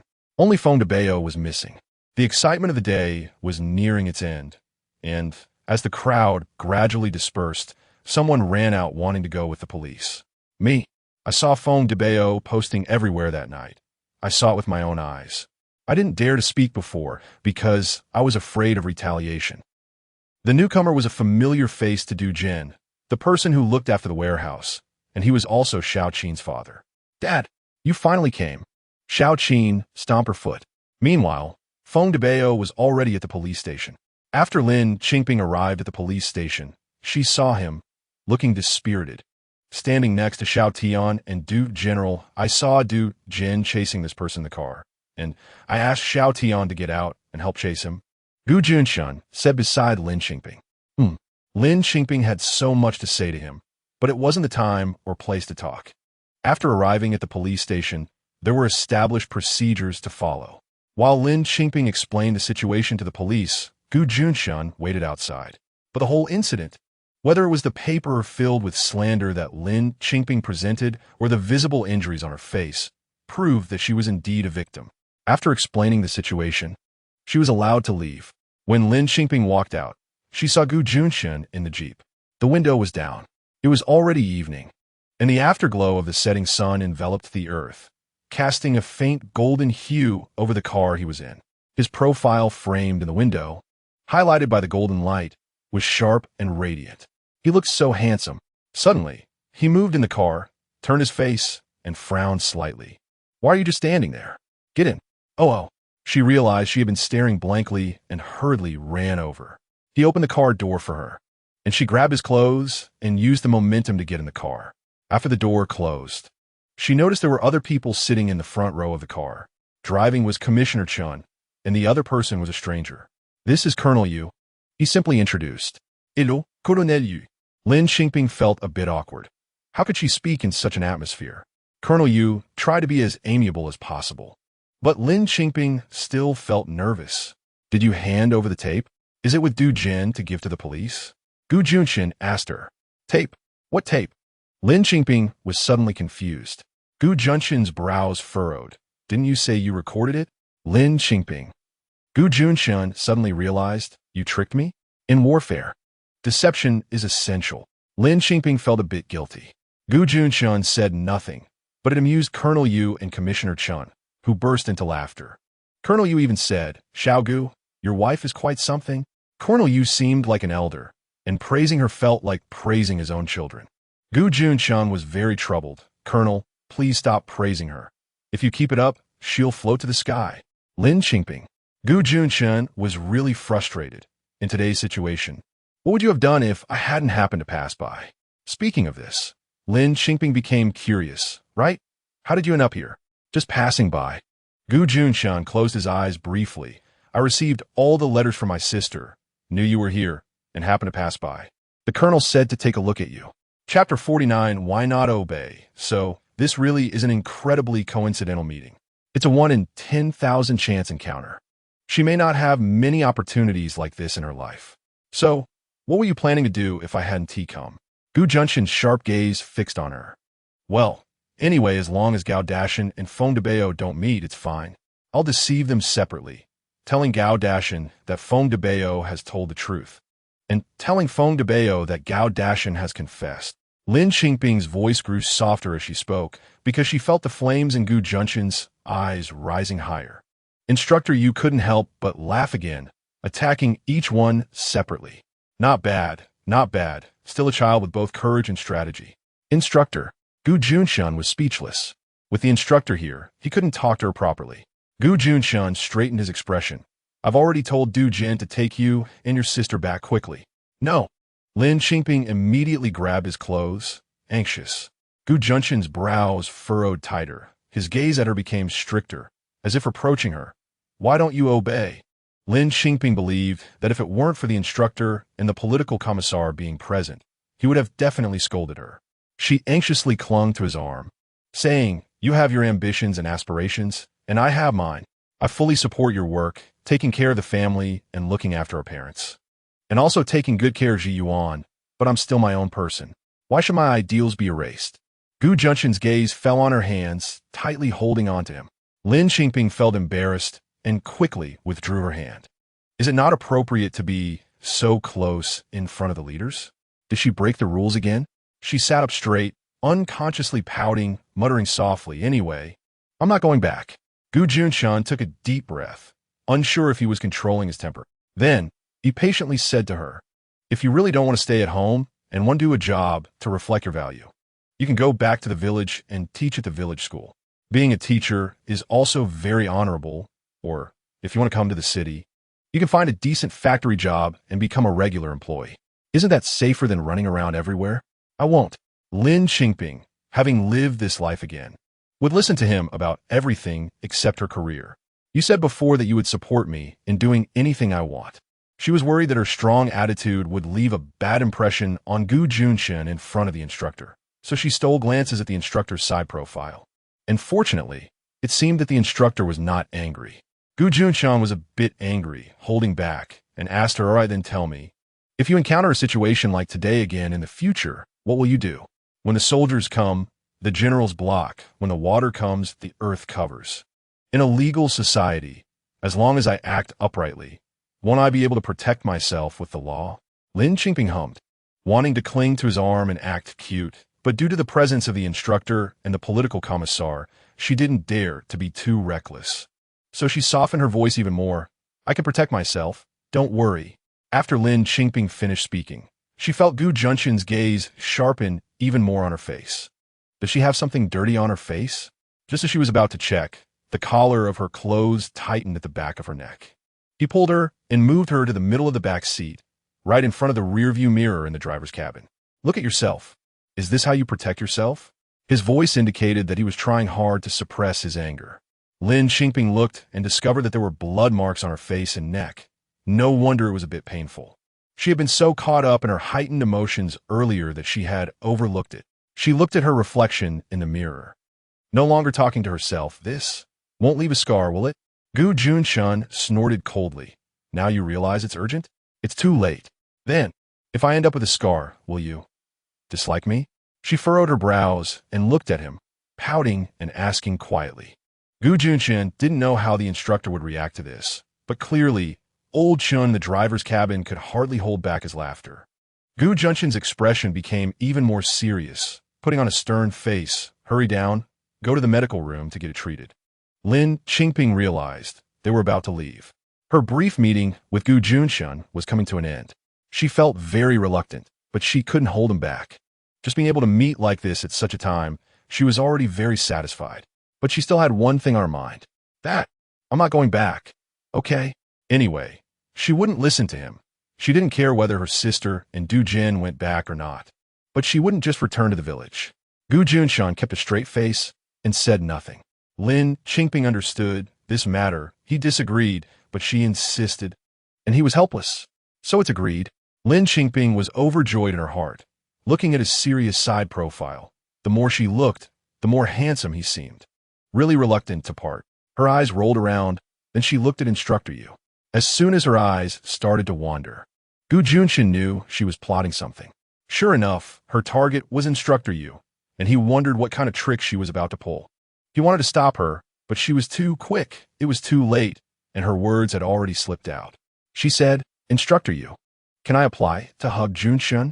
Gu Junchen really wished he could disappear from the car. The car erupted with laughter. Old Chun could no longer hold it in, laughing so hard that tears were almost coming out. Instructor Yu, at least maintaining a semblance of elder authority, forced himself to hold back, looking at the time. "We can't travel without eating. Little Gu, you and your wife go to the cafeteria for a meal. I'll give you half an hour. Come back after eating to get on the car." Then, after Gu Junchen got out of the car, he heard the jeep driving away, filled with laughter. Lin Qingping felt very distressed, tugging at Gu Junchen's sleeve. "I'm sorry. I don't have much experience being a military wife. It's fine." Gu Junchen kept a straight face. "Go eat and check out the environment in the factory." "Oh, okay." Lin Qingping quickly led him toward the factory cafeteria. However, standing nearby were two people, Gu Yulian and Du Jin, who didn't notice them at all. Seeing her brother and sister-in-law heading to the cafeteria, Gu Yulian wanted to follow. Just about to shout when Du Jin pulled her back hard. "What are you doing?" "I'm going to talk to my brother." Gu Yulian was about to shout again, but Du Jin directly covered her mouth. "Enough. Let those two be alone for a while." Du Jin was really speechless about his wife's stubbornness. "Let's find another place to eat. Go to a restaurant? That would cost a lot of money." Gu Yulian felt reluctant just thinking about it. "I'll treat you." Gu Yulian frowned. "If you treat me, isn't it still using my money?" Though she said that, she still followed Du Jin to a small restaurant. Chapter 50. I said, "You're going to scold me again." The tall and straight Xiaotian standing by the side. Xiaotian looked at the jeep that had already whizzed away, then at Captain Gu walking side by side with his sister-in-law, feeling a bit lost. Where should he go? He was standing here so big, yet no one noticed his presence. It was Lin Qingping who casually turned around, saw Xiao Tian still standing there, and waved. Xiao Tian, come here. Only then did Xiao Tian find his direction and hurriedly followed. In the cafeteria, because of the commotion that happened today, many people didn't even bother to get their meals. And it was a bit late. At this moment, many were still in line to get food, discussing what had just happened. When Lin Qingping and Gu Junchen walked in, the chatter suddenly stopped, and everyone exchanged glances. Don't talk about it. Lin Qingping was used to such scenes, but Gu Junchen had already furrowed his brow. I'll go get food. You wait here. Lin Qingping, oblivious, arranged for Gu Junchen to sit at the table in the cafeteria and happily lined up to get her meal. Gu Junchen glanced at Xiao Tian, and Xiao Tian immediately understood, getting up to leave. When Lin Qingping returned with her meal, she found only Gu Junchen at the table. Where? Asked Xiao Tian. Pack his meal. I'll bring it to him later, Gu Junchen said. Oh, okay, you eat quickly. Lin Qingping handed him chopsticks, knowing they only had half an hour and needed to make sure he ate enough first. Gu Junchen had a habit of eating quickly and not talking. With only half an hour for meals, he spent 5 minutes in the cafeteria and would leave in 5 minutes, finishing his bowl of rice in just 3 minutes, during which he even gave all the lean meat in the bowl to Lin Qingping. Lin Qingping looked at the bowl of meat, anxious. Don't give it to me. I eat slower than you, and you're giving me so much. I can't eat it all. Seeing his bowl empty, she became frantic, shoveling rice in her mouth, knowing she had to hurry or he would leave as soon as he finished. Thus, she successfully choked on her food. Captain, Xiao Tian is back, and he handed over a water bottle. Gu Junchen took the bottle, opened the lid, and started to feed Lin Qingping water. Lin Qingping was burping and glanced at the water bottle. It's mine, Gu Junchen said. Oh. Lin Qingping hugged the water bottle and started drinking, thinking about whose water bottle it was. If it was Xiao Yan's, it would be inconvenient for her to drink, since it was Gu Junchen's. Huh? Gu Junchen's water bottle? She hugged the bottle, leaned closer, and whispered to Gu Junchen, you drink water from this bottle on the way. Yeah, go ahead and drink.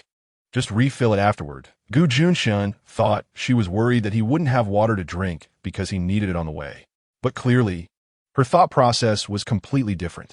Seeing her blink her eyes and show a not-so-serious smile, Gu Junchen knew she was thinking of something ridiculous again. What are you thinking about? He couldn't help but question. Lin Qingping hesitated, then shook her head vigorously. No, nothing. You dare to hide it? Gu Junchen's brows furrowed even tighter. Lin Qingping pouted, blinking at him. I said, you're going to scold me again. Upon hearing this, Gu Junchen was alarmed. He feared she might have some outrageous thoughts, and he wanted to know even more. Speak. The short and stern command had a surprising amount of intimidation. Lin Qingping's hand, holding the water bottle, trembled in shock, and she blurted out, drinking from the water bottle you've used is almost like kissing you, right? Gu Junchen. Xiao Tian. Xiao Tian. I'm a wooden man. I'm a straw man. I can see nothing. I can hear nothing. Lin Qingping. Gu Junchen was at a loss for words. See, I told you would scold me, right? She felt quite aggrieved. Xiao Tian thought, should he just disappear? But he was still holding the medicine bottle and cotton swabs, just taken from the infirmary. Ahem. Xiao Tian forced himself to speak. Captain, I brought the medicine back. Gu Junchen frowned and snatched it from Xiao Yan's hand, pinching Lin Qingping's chin, ready to apply it to her facial injury. Lin Qingping cried out, no. It will look ugly if you put red stuff on my face. Shut up. No, don't. It will leave a scar. No. Lin Qingping was panicking, tears almost coming out. Gu Junchen was both angry and amused. Now she was scared. Now she knew to cry. When she was leading almost the entire factory to block the entrance earlier, she was scared. When others caught her like this, she didn't cry. But in the end, he still let go, only applying the red medicine to the scratch on her neck. But he knew he had to treat the facial injury too. Here, Captain, there's alcohol too, Xiao Tian hurriedly said. Gu Junchen switched to a cotton swab dipped in alcohol to apply it to her. Though his movements were already very gentle, she still winced when he touched her, tearfully telling him it hurt. Holding the cotton swab, he didn't know how to proceed. Bear with it. It'll be troublesome if it gets infected. Ignoring her eyes, he quickly applied the medicine. You have to do this several times a day. Don't take it lightly. If it gets infected, your face will rot, and you'll definitely have scars then. Xiao Tian thought. Why is the captain speaking so terrifyingly? He asked, scaring the sister-in-law. Gu Junchen's expression was very serious, emphasizing that if she got a scar and became ugly, she would be the one crying later. Got it. Got it. Lin Qingping felt he could be quite wordy sometimes. Your strategy of breaking through one by one. Gu Junchen added. You don't need to worry. Xiao Tian has already helped you finish it. What do you mean? Lin Qingping asked, still feeling the sting on her face, confused. That Feng Debao, Xiao Tian has already made him tell the truth. It's too easy for them to get someone to tell the truth. Oh, Lin Qingping understood. This matter was effectively settled. Thank you, Xiao Tian.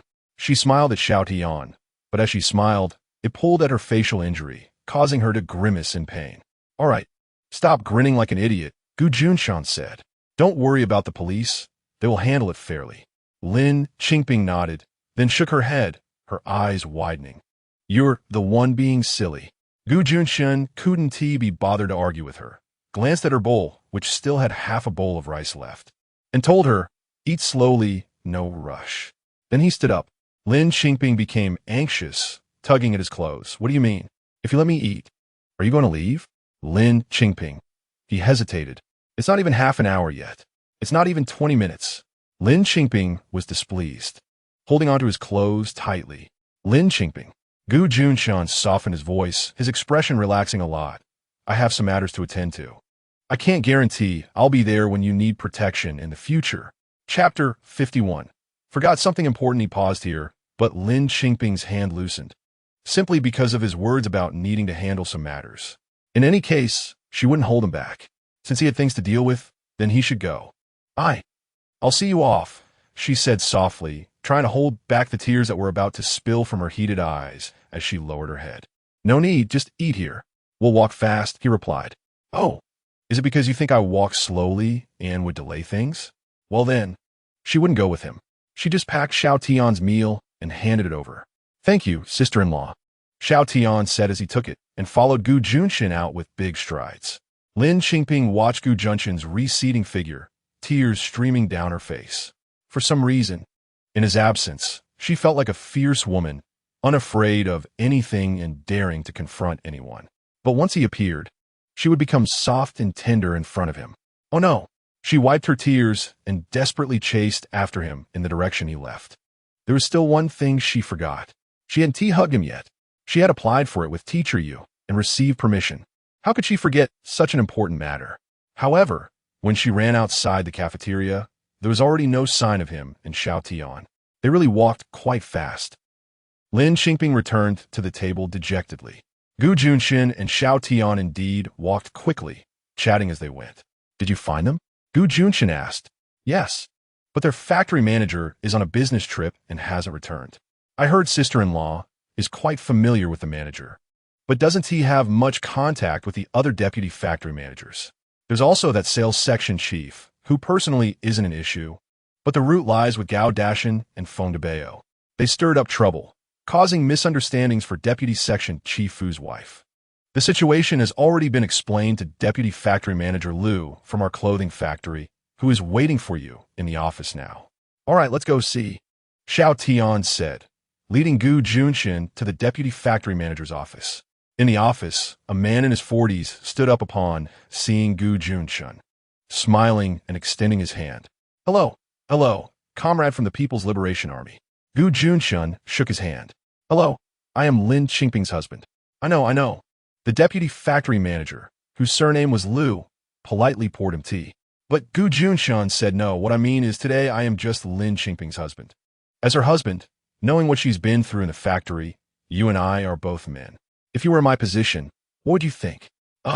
Deputy factory manager Liu quickly replied, there are many things we don't know. Really? She's been in the factory for so many days, and the workers have been causing trouble for 3 days. If you know nothing about it, that only indicates a major management issue in your factory. What if a safety accident occurs during this time? Shouldn't you leaders be responsible? Deputy factory manager Liu fell silent, feeling guilty. He actually knew about it long ago. But anyway, it had nothing to do with him. After all, she was just a temporary worker. and there were many issues in the factory that he couldn't be bothered with. Comrade Lin Qingping always confidently said that women can hold up half the sky. But she never considered that to lift that half the sky, she would face oppression from the other half. Gu Junchen said, "I don't mean anything else. Many people in the factory bully her because she is a weak woman without support. I believe you, factory manager Liu, are not that kind of person. To lead a factory, you must be able to discern right from wrong and care about the workers' concerns. Therefore, I also believe you can give the female comrades a fair opportunity and handle this matter fairly."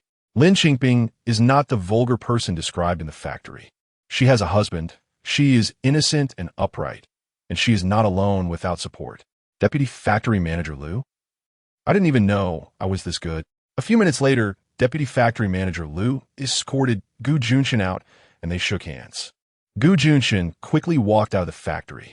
The jeep was already waiting there, and the two quickly got in. As soon as Gu Junchen got in, Teacher Yu and Political Commissar Chen looked at him and smiled. Political Commissar Chen directly teased him. "Did you hug her?"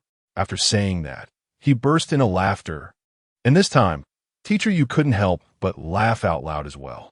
Gu Junchen felt his face heat up from their laughter, but still reported seriously. "Report to Teacher Yu. I just want to see their deputy factory manager, hoping the factory will handle this matter fairly." Teacher Yu waved his hand, indicating he didn't need to report that. "I actually admire this kid." The kid Teacher Yu referred to was Lin Qingping. Now that the country was undergoing significant reforms, it needed more young people like her who were ambitious and daring. "Your wife is not simple, Xiao Gu. I have high hopes for her." Gu Junchen felt a headache coming on. It was really too offbeat. "I'm sorry for making you laugh." Teacher Yu laughed again. "Indeed, you are completely different kinds of people. Why do you always have that stern face in front of your wife?" Gu Junchen. Teacher Yu was even more curious. "Comrade Gu, do you also have that stern face in front of your wife?" "Not really." Political Commissar Chen chimed in. "At night, he even punishes his wife to recite texts." Gu Junchen was helpless. "How could that be?"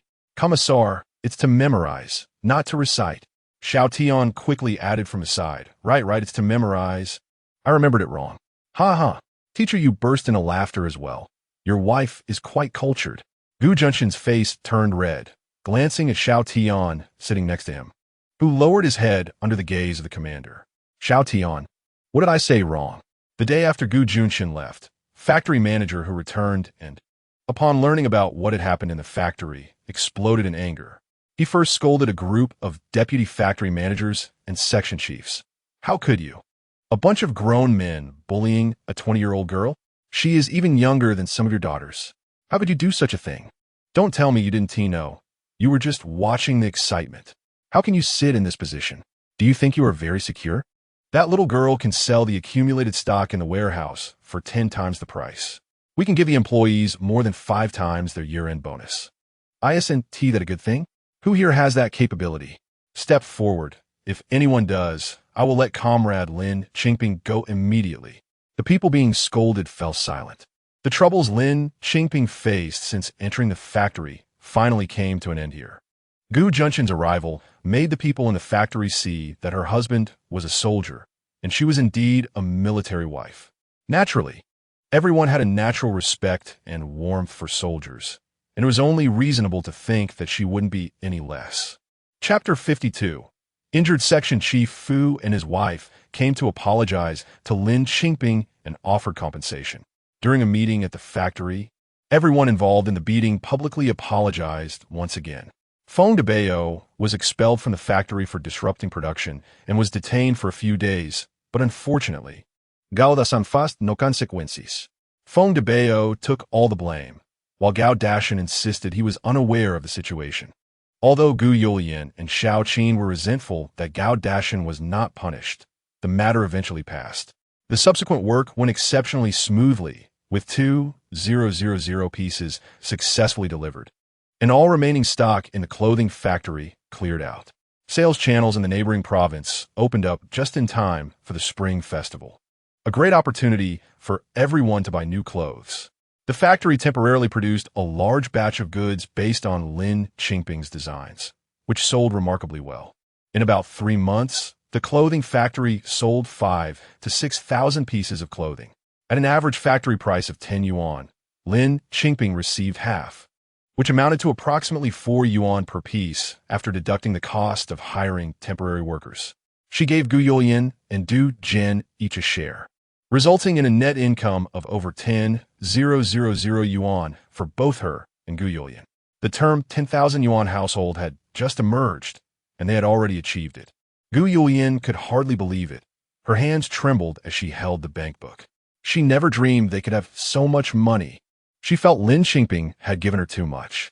Gu Junchen and I only did some running around. The designs were all yours. You should take the larger share. The designs are key. Without your designs, how much could the factory sell those clothes for? Previously, it was only 1 yuan per piece. Gu Junchen was quite clear-headed. Lin Qingping shook her head. Sister, please take it. We will need to collaborate on more ventures in the future, and I definitely won't be able to be as generous on my own. We will establish detailed regulations later. We need to grow even bigger. This had completely exceeded Gu Junchen's expectations. Of course, but right now, we need to go home for the new year, Lin Qingping said happily. However, when they finished packing to go home, Lin Qingping opened the door to find a large pile of items at the entrance. This time, it was not trash, but various candies and local products, fruit candies, granulated sugar, rock sugar, apples, good things at this time. There were also a few bottles of malt extract and canned goods. Xiaoqin came to see them off and whispered to Lin Qingping. This time, the factory gave out a substantial year-end bonus, and everyone is very happy. They all know it's thanks to you. Those who were previously against you felt embarrassed to thank you in person, so they quietly left these for you. Just accept it. They don't know who else to give it to. Lin Qingping smiled and said, All right, then I will accept it. This time, they truly returned home with many bags. The factory had distributed benefits, and the employees had given her gifts. They also purchased a lot in the county, and after selling thousands of pieces of clothing, they wanted to look nice for the new year. So, they brought back several new outfits to wear for their family. Because there was so much to carry, Gu Junchen helped Lin Qingping deliver the items to the Gu family, and then took Gu Junchen back to his own home without staying. Lin Qingping gave 1,000 yuan to her in-laws for the new year. When Lu Fan saw so much money, she refused to take it. Lin Qingping had to persuade her several times before she accepted it, and also distributed clothes to everyone, ensuring each person received 2 sets. We must celebrate the new year joyfully, Lin Qingping insisted. New clothes are a must for the new year. The Gu family had prepared abundantly for this new year, with the elderly couple stocking up on chickens, ducks, fish, and meat, and even going to the county to get milk candies. Pondering whether Gu Junchen would return for the new year, Lin Qingping was also looking forward to his return. It had been over 2 months since they last met, and there had been no news in between. However, no one expected that while the Gu family was joyfully busy preparing for the new year, a telegram arrived. The telegram read, Injured, come to the hospital. Lu Fan nearly fainted upon hearing the telegram's content, and Lin Qingping was also extremely anxious. The once joyous Gu family was suddenly shrouded in gloom. They could forget about celebrating the new year. Lin Qingping immediately packed her things to head to their military hospital. Before leaving, she gave Ji Yuan and Lin Qingyun a red envelope, each as New Year's money. Just as Lin Qingping was about to set off, an unexpected visitor, Chun Xia, arrived. Holding a bundle, she came to find her. I heard you were going to see Qingzi? Lin Qingping replied lightly.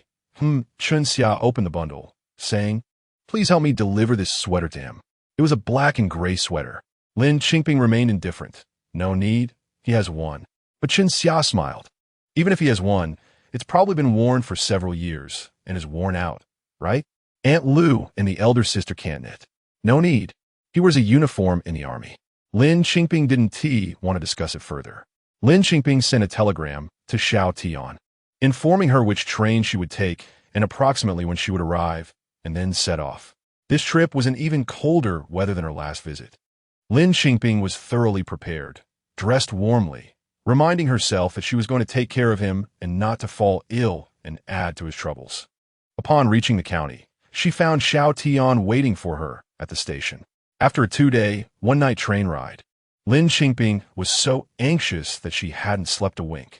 Upon seeing Xiao Tian, She urgently asked, "How is your Gu group leader? Where is he injured?" "Sister-in-law." Xiao Tian seemed hesitant to answer. "You'll know when you see him." Lin Qingping felt even more anxious. It must be serious. She recalled how he had sacrificed himself last time, and she hadn't cared at all, not even knowing how he had died. Was he injured this time? Was this because of her rebirth and an early warning? The journey from the county station to the military hospital felt like an eternity. Finally, Xiao Tian's car stopped in front of the hospital. "Sister-in-law, get out." Xiao Tian helped her open the car door. As soon as Lin Qingping got out, her legs felt weak, and she could hardly stand, almost sliding to the ground. Xiao Tian quickly supported her. "Sister-in-law, are you okay?" Lin Qingping held back her tears, waved her hand, and said, "I'm fine, let's go." But how could she walk on her own? She relied on Xiao Tian for support the entire way. After what felt like an eternity, they finally reached the door of the ward. As she opened the door, she immediately saw Gu Junchen lying there with a bandaged head. "Junchen, Junchen," she whispered urgently. Gu Junchen lay there with his eyes tightly closed, not responding. Lin Qingping's tears streamed down her face. "Sister-in-law," Xiao Tian softly called her, choked with emotion. Gu Junchen. "Wake up," Xiao Tian and the doctor both told her. Gu Junchen came to the hospital on his own and hasn't woken up yet. Xiao Tian also said to her, "Sister-in-law, don't be sad. Commander Gu will definitely wake up." Lin Qingping nodded, but tears continued to flow down her face. How could Xiao Tian know the worries in her heart? Did he suffer such injuries in his past life? Was he also in a coma? If so, who was by his side to accompany him? Or did he leave just like that, all alone? She had no impression of it at all. What was she doing at that time? Oh, it seems she went to the provincial capital to have fun with a few friends she thought were fashionable at the time. After the trip, what awaited her at the Gu family was his remains. Remembering the past, her heart twisted in pain. "Gu Junchen, I have been reborn. What miracle 1T happened? You must hold on." However, one thing she knew was that she could be sad, she could cry, but her will could not falter. She had to be strong. She had to be Gu Junchen's support. Lin Qingping knew very well how to take care of patients. In her previous life, she was the backbone of her family, taking care of everyone from her parents to her nephews and younger siblings when they were hospitalized. Even when she hired someone to help, she would often stay by their side, fearing the hired help wouldn't do a good job. Of course, all the medical expenses were covered by her. But even with such dedication, she didn't receive any true affection. In the end, she collapsed on a hospital bed. And what awaited her was such a fate. Lin Qingping didn't continue to think about these matters and quickly began to take care of Gu Junchen. First, she wiped his body. The doctor had certainly dealt with the injured areas, but it was important to keep his body clean and hygienic. However, even though she knew she was taking care of a patient, she hesitated when it came to undressing Gu Junchen.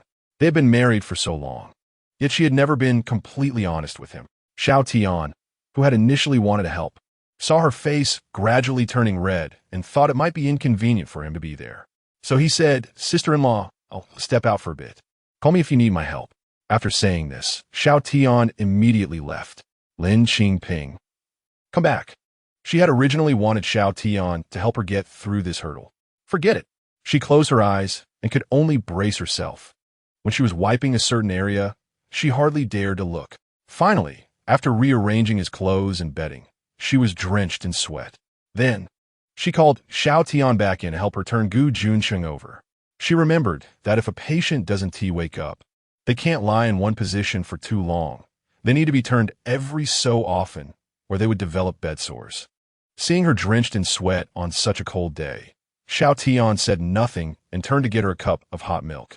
"Thank you, Xiao Tian, but just put it aside for now. I can't drink it right now."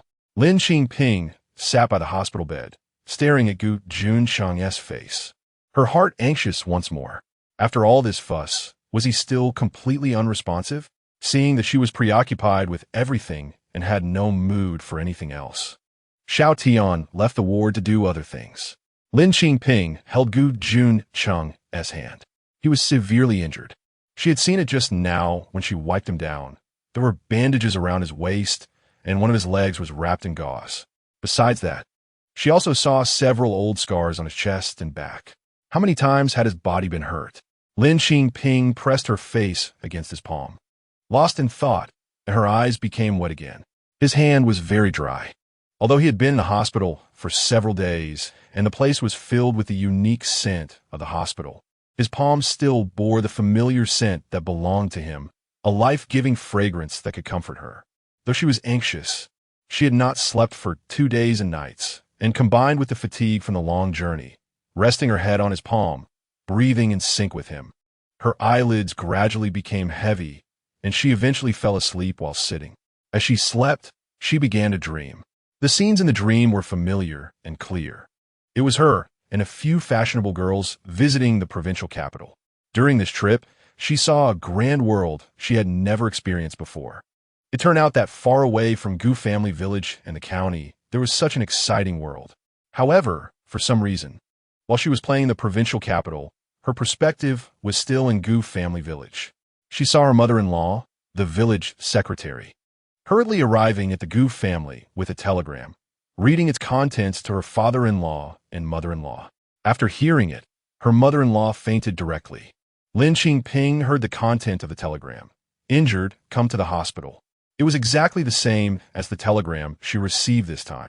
Then the scene shifted, and her father-in-law and mother-in-law were already packed and ready to set off.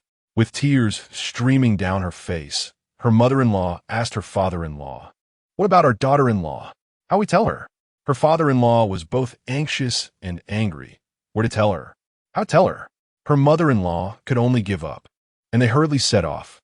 The scene changed again, and they were in the hospital. When her father-in-law and mother-in-law entered the ward, the scene they saw was the same as what Lin Qingping saw today, him lying still with a bandage wrapped around his head. She didn't know how many days her father-in-law and mother-in-law had taken care of him in the hospital. The scene shifted again, and it was the funeral. He never woke up again. At the memorial service, her in-laws were weeping bitterly, and a photo of him in military uniform was placed in the mourning hall. Looking young, handsome, and determined. It turned out that in her previous life, there were so many things she hadn't seen. What she didn't know was that in his previous life, Gu Junchen had written 3 letters. One to his parents, one to his elder sister, and one to Ji Yuan. In the letter to his parents, he wrote about being an unfilial son who could no longer fulfill his filial duty, asking them to take care of their health, while also mentioning that the pension would be left to Lin Qingping, expressing his apologies for wasting her youth over the years. The letter to his elder sister was also filled with apologies, as the backbone of the family. He had not been able to contribute much to the family, and in the future, he would no longer be able to protect it, asking his elder sister to fulfill his filial duty on his behalf. The last letter was to Ji Yuan, urging him to grow up well, with the final instruction being, take care of Aunt Lin.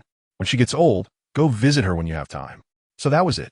No wonder when she was running a restaurant in the county, being bullied by local ruffians or extorted, Ji Yuan would suddenly appear, pointing at her in the shop, saying, "This is my aunt and my aunt's shop. Brothers, if you want a drink, come to me. I'll treat you. But if you have your eyes on my aunt's shop, you are against me. Don't blame me for not acknowledging the brotherhood." It turned out he had arranged everything for her so well. Knowing she was lazy and playful, he left her the pension, hoping she would be worry-free. Not at ease with her living alone, he probably also knew she wasn't a settled person, so he instructed the younger generation to look after her. Chapter 54. Gu Junchen, why are you doing this? He wrote 3 letters. They were sent to everyone at home. Each letter even mentioned her. Yet, strangely, not a single word was left for her. Is it that he has grown cold toward her? She really doesn't deserve him being so good to her. In her past life, she didn't even get to see him for the last time. Even in her dreams, she cried out in pain, sobbing heart-wrenchingly. Gu Junchen, why are you doing this? In her dream, Lin Qingping cried uncontrollably, but she heard someone calling her sister-in-law. Sister-in-law, Xiao Tian. But there was no Xiao Tian in her dream. Lin Qingping was confused both in and out of her dream, and finally woke up. After waking up, she saw Xiao Tian with red, teary eyes, filled with joy. Sister-in-law, the commander is awake. What? Lin Qingping was overjoyed and immediately went to see Gu Junchen. Indeed, she saw his eyes were open, looking at her, but he still appeared very weak and could hardly speak. Junchen, Junchen, you need to rest. Take a good rest. No need to hurry to speak. Lin Qingping spoke passionately, tears streaming down her face, her vision blurred by his presence. Gu Junchen slightly raised his hand, his palm full of tears. The tears she cried just a moment ago in her dream. The commander woke up, and Xiao Tian, overjoyed, exclaimed, "It must be that the commander heard sister-in-law crying and got anxious, which made him wake up." Lin Qingping felt a bit embarrassed. Looking at Gu Junchen's tear-soaked hand, wiping the tear stains on her face, did I really cry that loudly? Yes, very loudly. It could be heard clearly in the corridor. Xiao Tian replied with a laugh. Lin Qingping felt even more embarrassed, but Gu Junchen showed no expression, only placing his tear-stained hand down and closing his eyes again. Junchen. Lin Qingping was afraid he would fall into a coma again. Gently calling his name near his ear, Gu Junchen's eyelids moved, but remained silent. Lin Qingping hurriedly reassured him, it's okay, Junchen, you rest. I won't disturb you anymore." She was also afraid that her noise would disturb him. The doctor understood Lin Qingping's feelings and smiled at her, saying, "It's fine. Since he has already woken up, there shouldn't be any major issues." Lin Qingping finally breathed a sigh of relief, knowing that the patient needs to rest. The doctor finished examining Gu Junchen and left the ward with Xiao Tian, leaving Lin Qingping alone to keep him company. He kept his eyes closed, and Lin Qingping felt a bit at a loss, wanting to hold his hand, but afraid to disturb him, wanting to talk to him about her feelings, but knowing that would definitely disturb him. She even felt that just walking around the ward would affect him. So, she sat still. Sitting still, she looked at him, thinking he looked handsome no matter what, even injured. It didn't diminish his attractiveness. She would look at him for a while and smile, then look again and smile, and Gu Junchen's brows began to furrow. "What's wrong, Junchen? Is something hurting?" she hurriedly asked. Gu Junchen furrowed his brows and struggled to say, "Call. Xiao Tian, what do you want to do? I can help." She leaned closer to him to hear him more clearly, but he fell silent again. "Is everything okay?" Lin Qingping didn't hear anything. He muttered. "All right." Lin Qingping sat back down, noticing the urine bag was full, and quickly crouched down to empty it. Just as she reached out her hand, she heard his hoarse voice, "Don't move." Lin Qingping jumped in surprise. Standing up, she saw his tightly furrowed brows. "Don't go. Touch it." He still struggled to speak. "It's almost full." Lin Qingping pointed to the urine bag. You don't move. "No, it's too heavy. It will pull the tube out." "Call Xiao Tian." "So that's how it is." Lin Qingping huffed and decided to ignore him, squatting down to handle it, thinking, if you have the ability, then get up and punish me. You could just get up. Gu Junchen couldn't get up now, only watching Lin Qingping with wide eyes. Because of the good news that he had woken up, Lin Qingping felt much lighter in her heart and provocatively made a face at him. "After all, you can't do anything to me. If I don't make a fuss now, will I have the space to make a fuss when you're lively and healthy?" After she emptied the urine bag and washed her hands, he still looked at her with the same attitude, still wanting her to call Xiao Tian in. Lin Qingping had no objections this time and went out to call Xiao Tian back. "Commander." Xiao Tian saluted in front of the bed. Gu Junchen pointed at Lin Qingping. "Buy her a train ticket. Let her go back." Lin Qingping. "Why?" Lin Qingping stood up immediately. Xiao Tian was also confused. "Commander, sister-in-law just got here not long ago, and she's very worried about you. Go back." Clearly speaking was difficult for him, yet he still wanted to lose his temper. Lin Qingping's attitude was very firm. "I won't go back, I just won't go back. Xiao Tian can't take me away. Otherwise you come yourself. Carry me to the train station." "You." Gu Junchen thought, if he really died today, she could probably make him live again out of anger. He pointed to Xiao Tian again. "Xiao Tian, carry her, go." Lin Qingping inserted her waist. "Xiao Tian, do you dare to carry me?" Xiao Tian was at his wit's end. "I beg you to. Please stop making a fuss." However, Lin Qingping did intend to leave for a while. She had been on the train for 2 days and 1 night, feeling like she had an odor on her body, planning to wash up and change clothes. Moreover, Gu Junchen was wearing a hospital gown, and she didn't know what he had worn before. Should it be washed? Lin Qingping opened the cabinet in the ward which contained Gu Juncheng's clean military uniform, and a set of casual clothes that were dirty, with the outer jacket and pants torn and stained with blood. Is this what he wore when he was injured? Was the task he was carrying out when he got injured a special one that required wearing casual clothes? These were not questions Lin Qingping should be asking. She only took the clothes to clean, and along with the outer jacket and pants, there was a knitted sweater, which also looked hand-knitted. Lin Qingping took everything out. Sister-in-law, Xiao Tian chased after her. Lin Qingping turned around. These clothes are all torn. I thought they were discarded, so I didn't wash them. Then wash them clean before throwing them away. Lin Qingping looked at the clothes in her hands. She didn't like seeing blood on clothes, especially Gu Juncheng's blood.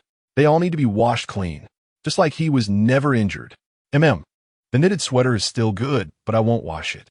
I'm afraid to wash it wrong.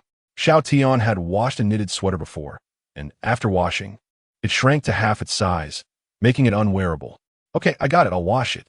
Lin Qingping took the basin to the bathroom at the end of the corridor. She washed herself first, then started washing the clothes, using a separate basin for the knitted sweater.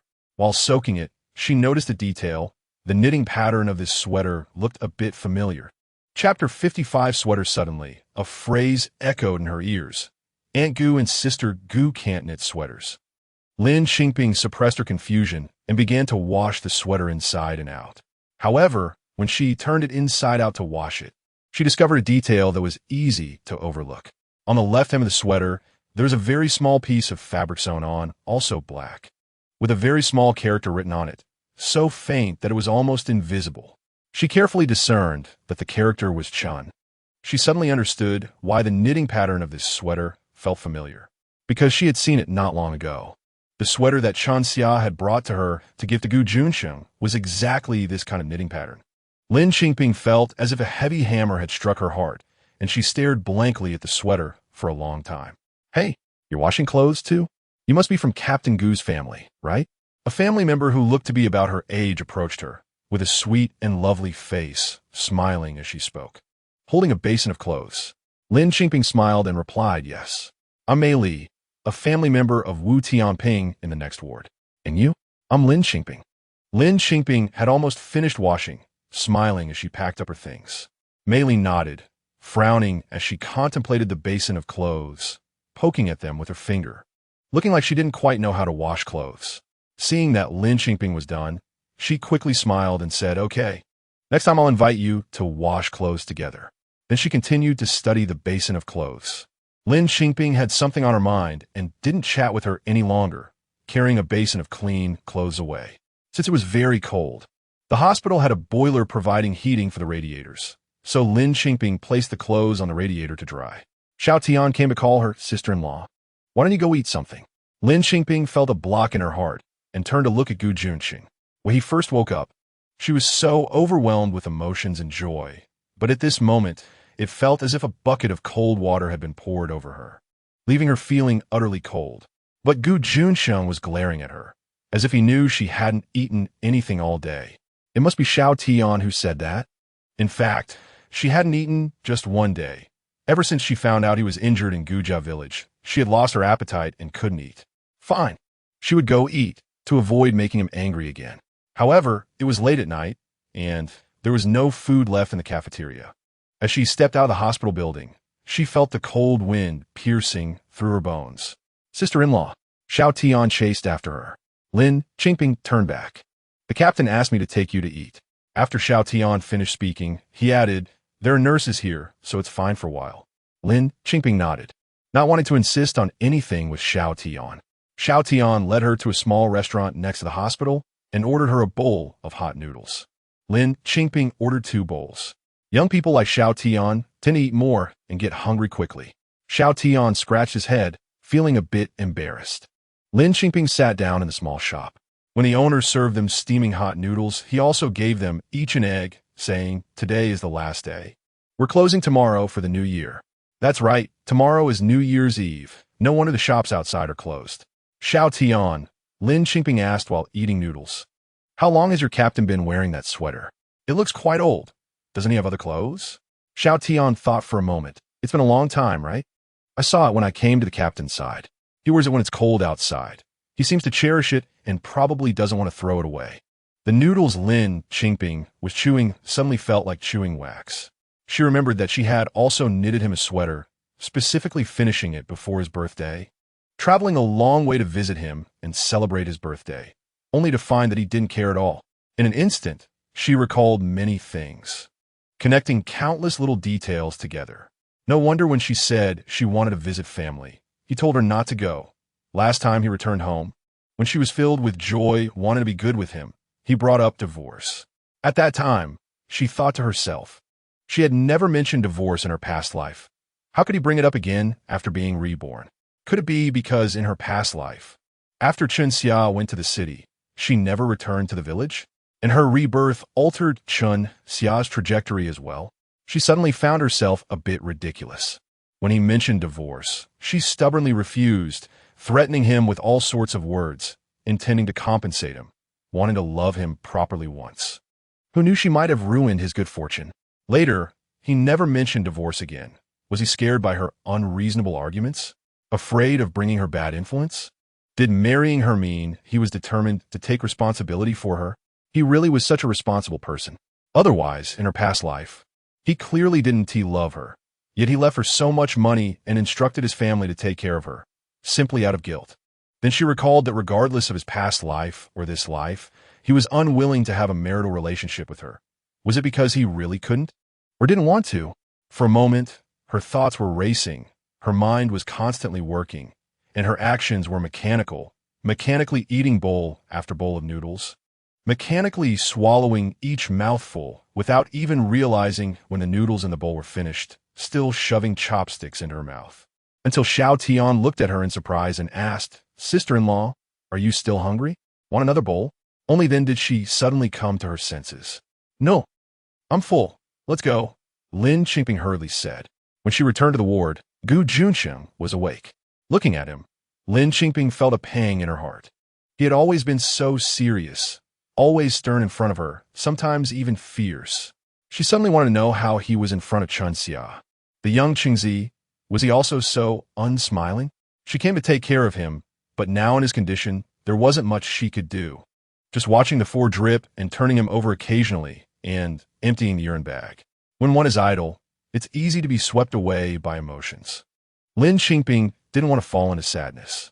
The ward had already set up a caregiver's bed, so she sat down on the bed, took out her notebook and pen, and began to sketch, drawing designs for next year's spring collection, which she had promised to director Hu.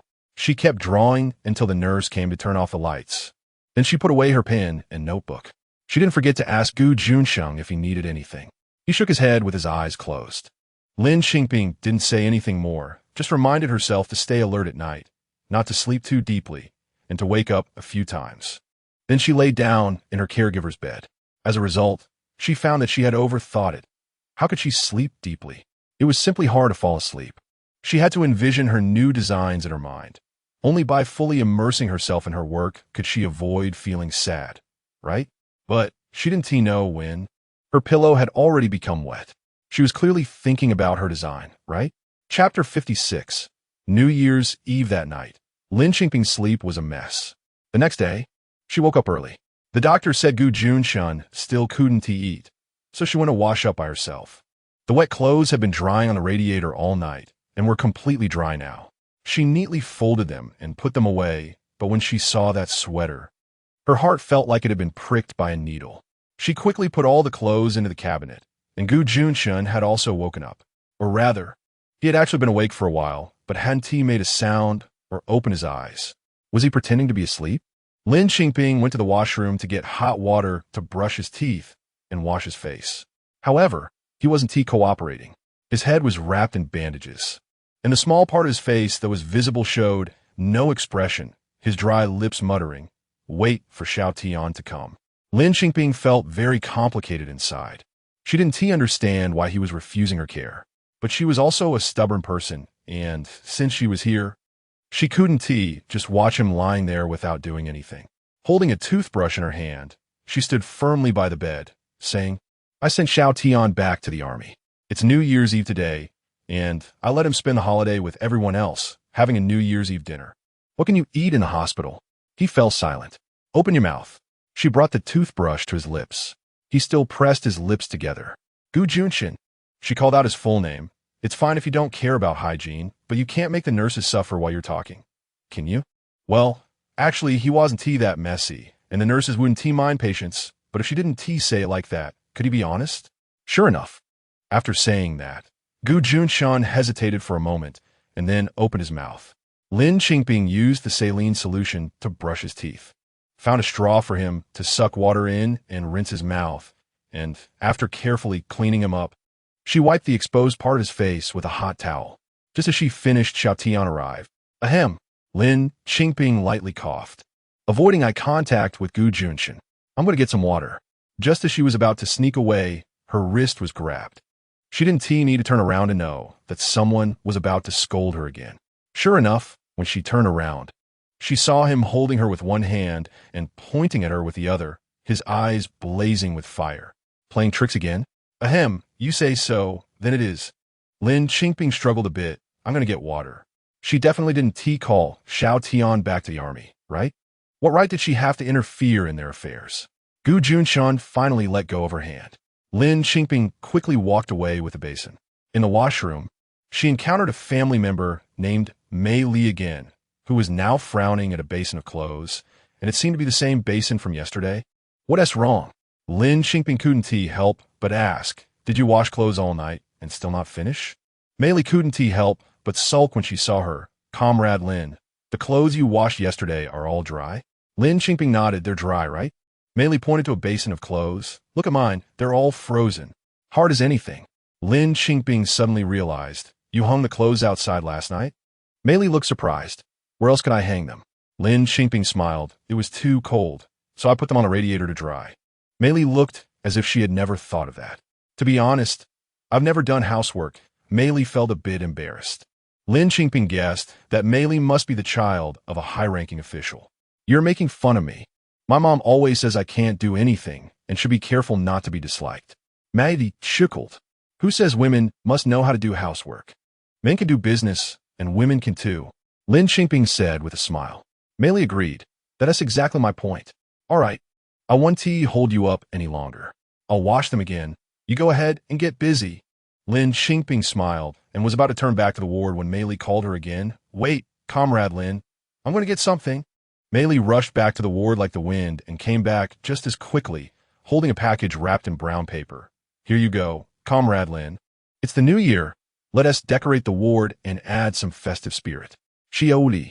A man's voice came from inside the ward. Tianping called me. You take it first.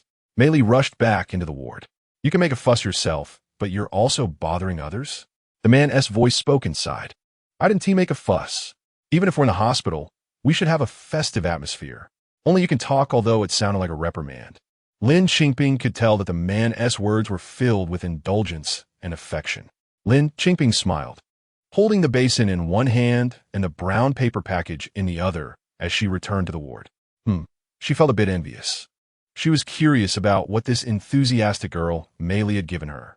When she opened it, she found it was actually spring festival couplets and paper cuttings, with glue already prepared for her, the bright red color and auspicious words.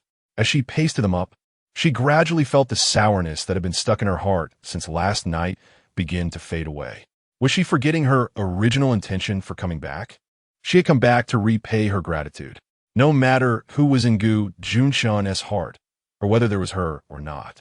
She had received so much from him in her last life. He had given her everything he could give. Therefore, in this life, she could come back. And since she returned after marrying him, wasn't it just to live well with him? Why was she still feeling resentful? If it came to who was in whose heart, had she ever had him in her heart? Thinking this way, by the time she finished pasting, her heart gradually calmed down and a smile returned to her face. Heaven had given her this opportunity to start over, so she would start over well. Xiao Tian brought her breakfast, which was steaming buns that were still warm. She broke one open, and the meaty aroma wafted out. She smiled and held half of it under Gu Junchen's nose. Do you want to eat? Gu Junchen looked at her in confusion. She huffed and pulled it back. If you want to eat, then get better quickly. Stop puffing out your cheeks and throwing tantrums. It's not good for your recovery. Xiao Tian foolishly chimed in, sister-in-law. You're fine now. Just now, when you went out, you looked like you were about to cry. Lin Qingping. You young man. Don't talk nonsense if you haven't been in a relationship. No, you saw it wrong. You really showed it clearly. Yes. Xiao Tian was also stubborn. I saw it. Last night, you were like this, eating noodles while crying. Lin Qingping. I told the captain that you must have been too worried. Xiao Tian was particularly confident. Hee. Lin Qingping took a big bite of the bun.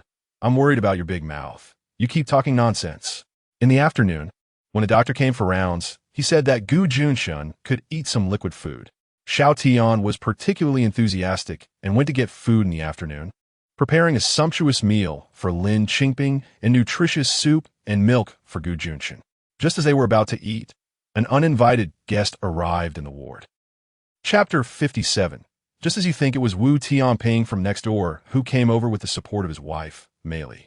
On this New Year's Day, the two of them felt a bit lonely, so they came to liven things up. Wu Tianping limped as he spoke. Mei Li shot him a glance and said to Lin Qingping, "He just complains that I didn't prepare food for him. And he came over after smelling the delicious aroma from your place." Wu Tianping had a strong taste, but Mei Li considered his recovery and insisted he eat lightly. Lin Qingping, watching them, could only envy the love that overflowed between them, completely unmasked and genuine, until Wu Tianping pulled out a bottle of liquor, which startled Xiao Tian so much that he stuttered, "Captain Wu, this won't do. Our captain can't drink yet." Wu Tianping just laughed, thinking Gu Junchen was a coward. This made Mei Li angry. She frowned and turned to leave. Only then did Wu Tianping behave himself, obediently handing the bottle to Mei Li. Looking all charming, a stark contrast to his tough guy image. It turned out that a general commanding thousands on the battlefield could indeed be tender at times. Those novels she read in her past life didn't lie to her. Seeing Xiao Tian look at him in disbelief, Wu Tianping tried to explain. "I'm not being a coward. I'm just caring for my wife." Lin Qingping understood. Because of love, one could tolerate everything and let their partner mold them as they wished. "Little guy, you're so inexperienced." Wu Tianping mocked Xiao Tian for being single. After the teasing, he cozily pulled Mei Li to sit down, inviting Lin Qingping and Xiao Tian to join them for dinner. "You all eat first." Lin Qingping smiled, holding a bowl of soup, ready to feed Gu Junchen. "Let Xiao Tian do it," Gu Junchen said again. Lin Qingping paused with the spoon in midair. Xiao Tian came over to take it, and seeing there were others around, she didn't argue and happily went to eat her meal. Though she smiled, her heart felt sour. Even the food tasted sour in her mouth. After dinner, Wu Tianping and Gu Junchen began chatting about men's topics, with Gu Junchen mostly listening while Wu Tianping spoke. Mei Li pouted. It had been days since anyone had chatted with him, and he was bursting to talk. Then she sat down to chat with Lin Qingping and noticed the drawings Lin Qingping made. "Hey, what is this?" Mei Li was surprised. "Are you a designer?" Lin Qingping shook her head. "No, not at all professional. I just doodle for fun." "Definitely not professional." Mei Li saw it right away, but it had great ideas and talent. "Comrade Lin, where did you study?" "I just studied in the village." Before she turned 20, Lin Qingping had indeed only studied in the village, but after starting her business, she also pursued education she missed out on, even learning calligraphy and traditional Chinese painting, though she was still a novice compared to professionals. However, this was enough to amaze Mei Li. To be able to draw like that after only attending a village school was truly a talent. "Are you interested? If you are, I could send you some books that might help." Mei Li was very enthusiastic. Lin Qingping then learned that Mei Li came from an artistic family. Her parents and grandfather were all artists. "I don't care. Once your clothes are produced, you must send me a set. They sound beautiful." Mei Li's straightforward nature resonated with Lin Qingping, and the two found themselves increasingly in sync as they chatted, until Wu Tianping called her away. In the hallway, Lin Qingping still heard Wu Tianping saying, "As soon as you find a good friend, you forget about your man." Lin Qingping couldn't hear what Mei Li said, but it was definitely a happy sound. On this New Year's Eve, without a television or internet, no one was staying up to celebrate in the hospital. Patient rest was the priority, so Lin Qingping sent Xiao Tian to rest and prepared to wash up before resting herself. Of course, before resting, she needed to wipe Gu Junchen down. However, the work that had gone smoothly yesterday could not continue today. as her slightly damp hands were about to unbutton his clothes. He stopped her, glaring at her with a fierce look that belied his weak body and scolding her. "What are you doing?" "I'm just wiping you down. What do you think I want to do?" She shot back, glaring at him. Did he really think of her like that? No matter how bold she was. She wouldn't have any inappropriate thoughts toward him when he was severely injured and unable to move. Gu Junchen seemed to have misunderstood her, momentarily speechless. After a pause, he tightly held his clothes and said, "No need to wipe." Finally, fearing she would provoke him like she did in the morning by saying he smelled bad, he preemptively stated, "Whether I smell or not is my business. If you think I smell, you can go home." Lin Qingping looked at the man's stern face and exclaimed, "Oh, but I wiped you down yesterday." Gu Junchen. Seeing his bewildered expression, Lin Qingping continued, "So, there's no need to feel embarrassed. We've already shared a bed. What's there to hold back?" Gu Junchen slightly closed his eyes, frowning. "Lin Qingping, you could be a bit more discreet." "I won't. Otherwise, you can teach me how to be discreet?" Lin Qingping leaned in, teasing, "Do you want me to say, 'My dear, please loosen your clothes'?" Gu Junchen. "Forget it then. Just do whatever you want." Gu Junchen gave up resisting, allowing her to unbutton his clothes as she used a warm towel to wipe him down. He thought it was just wiping down, but he never expected Lin Qingping's hand would start to lift the blanket. "Wait." He pressed down on her hand, hesitating to speak. He knew he had a catheter in and probably wasn't wearing pants. Lin Qingping looked up. "What is wrong?" Gu Junchen hesitated. "You yesterday." "Yes." Gu Junchen. "What kind of conversation is this?" It felt like they hadn't said anything yet understood everything. Gu Junchen was persistent and needed to clarify. "You yesterday." "Yes." Gu Junchen. Lin Qingping thought it was so awkward for him as a man to be like this about the whole situation. So, she straightforwardly said, "I wiped every part of you that I could reach yesterday. Yes, just as you think, anywhere I could wipe, I wiped. I saw everything. If you don't believe me, ask Xiaotian. He knows too." "You and Xiaotian? You two together?" Gu Junchen imagined that scene and felt he wouldn't die from his injury, but he might just die from anger at this person in front of him. "Not all, only I saw," Lin Qingping clarified, not understanding, "but even if Xiaotian saw, so what? Aren't you all men?" Gu Junchen. He felt like he was going to die again. Did that mean Xiaotian couldn't see? Not. Why can Xiaotian see? He was completely befuddled by this woman. Chapter 58. This is a sneak attack.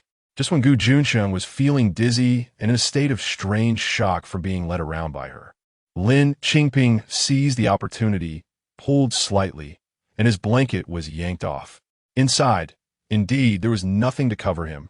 Gu Junchen's hand froze at his waist, his mind momentarily blank, as if he hadn't yet realized what had happened.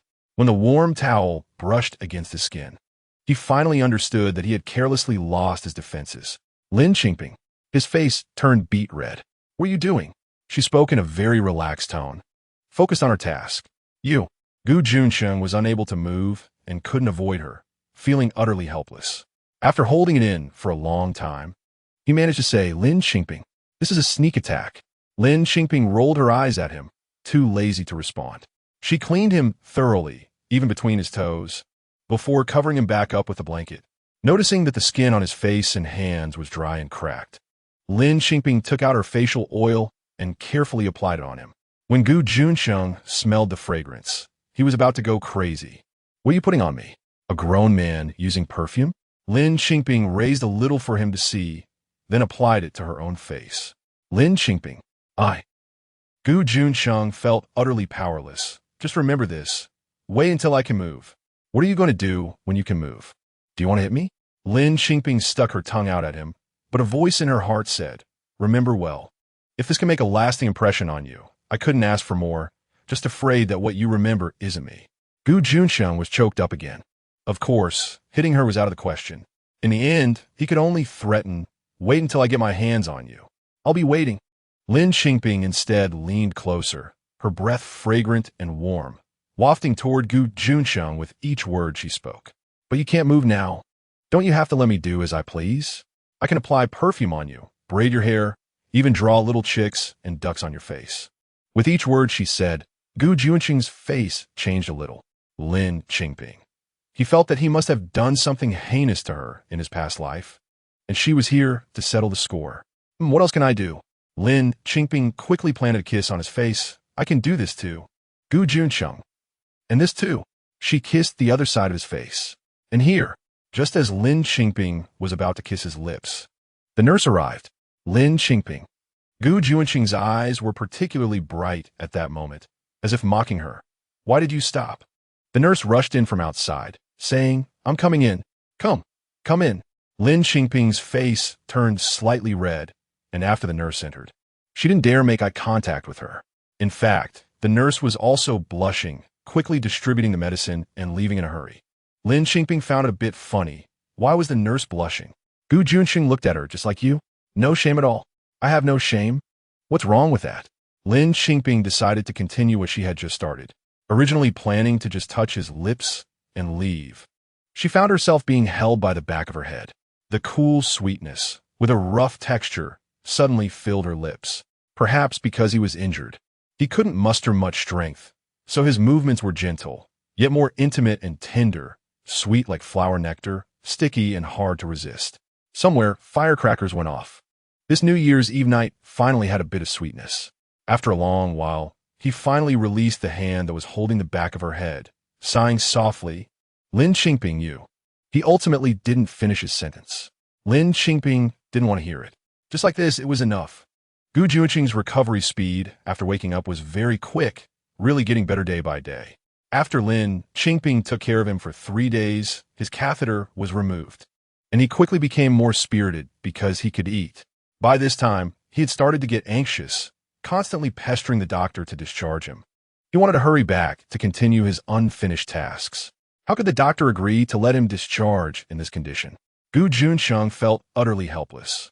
A sturdy man, stuck in a hospital bed, unable to move, felt almost like a death sentence. So, once the catheter was out, he was unwilling to lie down anymore, insisting on getting out of bed. Xiao Tian had no choice but to help him up, supporting him as he walked around the ward. However, as soon as he stood up with Xiao Tian's shoulder, Lin Qingping noticed his brows furrowed tightly, looking very pained. Junchen, what's wrong? I'll call the doctor. Lin Qingping turned to leave, but Gu Junchen shouted, stop. Come back. Lin Qingping helplessly supported his other arm. I'm fine, just move forward. He frowned tightly, stubbornly wanting to get moving. However, after just a few steps, his body suddenly softened, collapsing against Xiao Tian's shoulder. Gu Junchen? Lin Qingping was startled and immediately called for the doctor. After some urgent treatment and examination, he slowly regained consciousness. Commander Gu, you still have blood clots in your head, which could cause you to faint and likely lead to headaches. I suggest you refrain from unnecessary activities for the time being and focus on resting. The doctor warned him and issued a stern order. Commander Gu, a soldier's duty is to obey orders. In the army, you are the commander, and your soldiers must listen to you. In the hospital, we call the shots, and you must listen to us. After the doctor finished speaking, he glanced at Lin Qingping and added, when we're not around, the lady is in charge. You must listen to her. Xiao Tian lowered his head, secretly pondering. This order from the doctor is well given. The commander won't listen to me, so surely he will listen to his wife, right? Gu Junchen was so angry that he clenched his fists. Lin Qingping gently wrapped her hand around his fist. Junchen, I know you're feeling restless right now. You have your unfinished tasks, but your health is the foundation for everything. Only by cooperating well with the doctor can you recover quickly. The more you act willfully, the longer it will take to get better, right? In the end, Gu Junchen didn't speak again, mainly because what good would it do to oppose? Fortunately, he could finally take care of himself and was no longer a useless person. So, when Lin Qingping brought water to help him wash up again, he resolutely insisted on doing it himself. Lin Qingping made a stern face. The doctor said, I'm in charge. You have to listen to me. Then, Gu Junchen found himself falling for Lin Qingping's tactics yet again. The same old routine he had seen many times before in his eyes. It was no different from a carrot. So what was there to be shy about? Gu Junchen was left dumbfounded. But while Lin Qingping was washing him, she discovered something very important. He was actually capable of... Chapter 59, Lin Qingping. You know, quite a lot. Lin Qingping. Gu Junchen's stern reprimand jolted Lin Qingping from her daze. She shivered and realized Gu Junchen had pulled the blanket up to cover himself, his dark eyes glaring at her, as if scolding her for being so indiscreet, staring blankly at a man's private area. "Give me the towel. I'll do it myself." There was a seriousness and vigilance in Gu Junchen's eyes, as if he was defending his chastity. Lin Qingping found it amusing and handed him the towel. It was indeed quite funny. Ever since her rebirth, she had been like a greedy wolf, fixating on him and chasing after him, while he had been evading and hiding. She originally thought he was injured and unable to do anything, but it turned out that wasn't the case. It was simply that he didn't want to. Lin Qingping quietly stood by, saying nothing, even smiling the whole time. When Gu Junchen returned the towel to her, she didn't even notice, still smiling. It wasn't until Gu Junchen spoke, asking her what was wrong, that she noticed the towel being handed to her. "Oh, it's nothing." She took the towel and hurried out to get some water. When she came back, she acted as if nothing had happened, pouring him a glass of water and counting out his pills. There were just fewer words exchanged after he took his medicine. She only asked if he wanted to rest early. Gu Junchen paused for a moment, then nodded slightly. However, just as Lin Qingping was about to turn off the light, he grasped her wrist, not happy. His sensitivity to feelings had always been keen. "No," Lin Qingping blurted out. But did she really know herself? Sometimes she wasn't good at hiding her emotions. When she felt down, she seemed wilted, her eyes devoid of spirit. "Speak the truth." Gu Junchen was not blind. Lin Qingping fell silent for a moment. How could she speak the truth? She was stunned, her mind blank under his powerful pressure, and what came out was stammered. I'm a bit shocked. I didn't accept it. I originally planned to wait until you felt better and then accompany you to the men's clinic." The term men's clinic had actually become quite common later, with advertisements for men's clinics everywhere. But was it popular in this era? She wasn't quite sure. Sure enough, Gu Junchen asked, "What is a men's clinic?" Lin Qingping: "Really, it's not popular yet?" Lin Qingping almost wanted to Google when men's clinics became widespread. Unfortunately, she didn't have a phone. Why don't you ask the doctor tomorrow? Rest well. Get some sleep."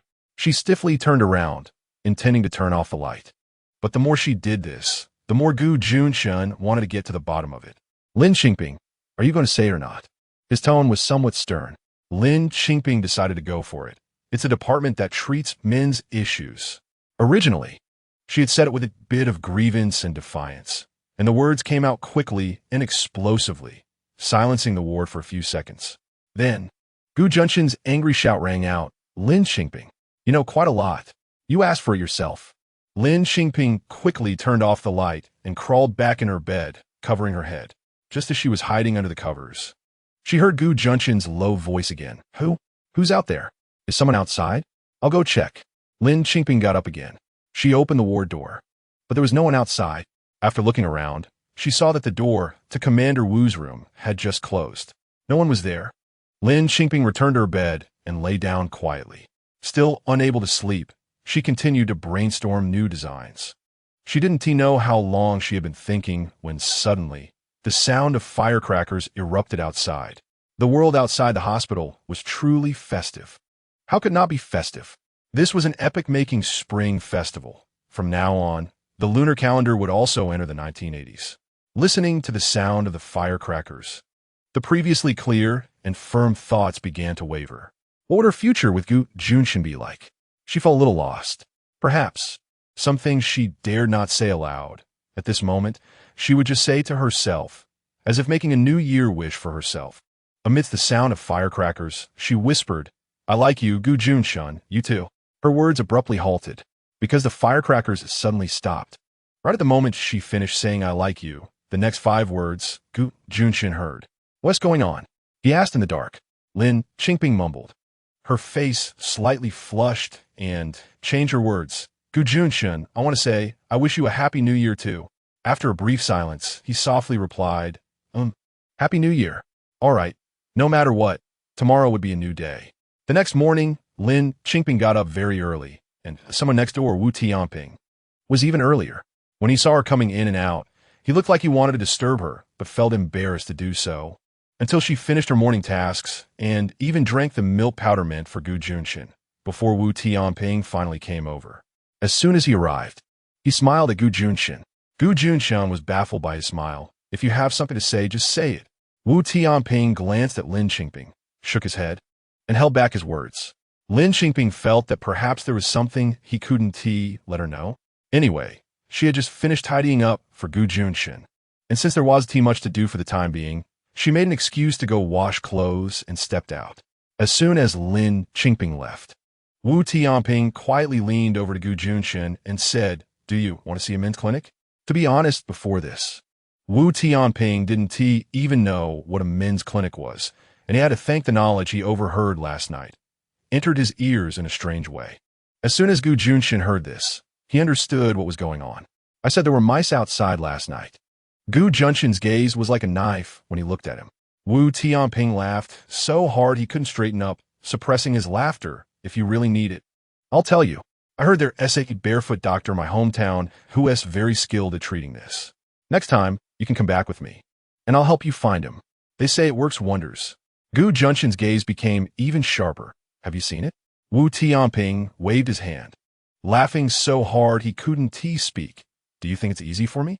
I'm just trying to help, and you're blaming me? I came here this morning limping on one foot to provide you with information." Gu Junchen was now unable to get up on his own, but if he could, Wu Tianping would have been on the ground today. Just as the two were joking around, the doctor came in for rounds. "Commander Wu, you came to visit? No wonder I didn't see anyone when I went to the ward just now." Wu Tianping's face turned red from laughing as he said to the doctor, "By the way, does our hospital have a men's clinic?" As a doctor, he obviously had a broader knowledge base, and although the hospital didn't have one, he still had some knowledge. He looked at Wu Tianping and then at Gu Junchen, curiously asking which one he wants to see it. Chapter 60. What am I like when there's nothing on my mind?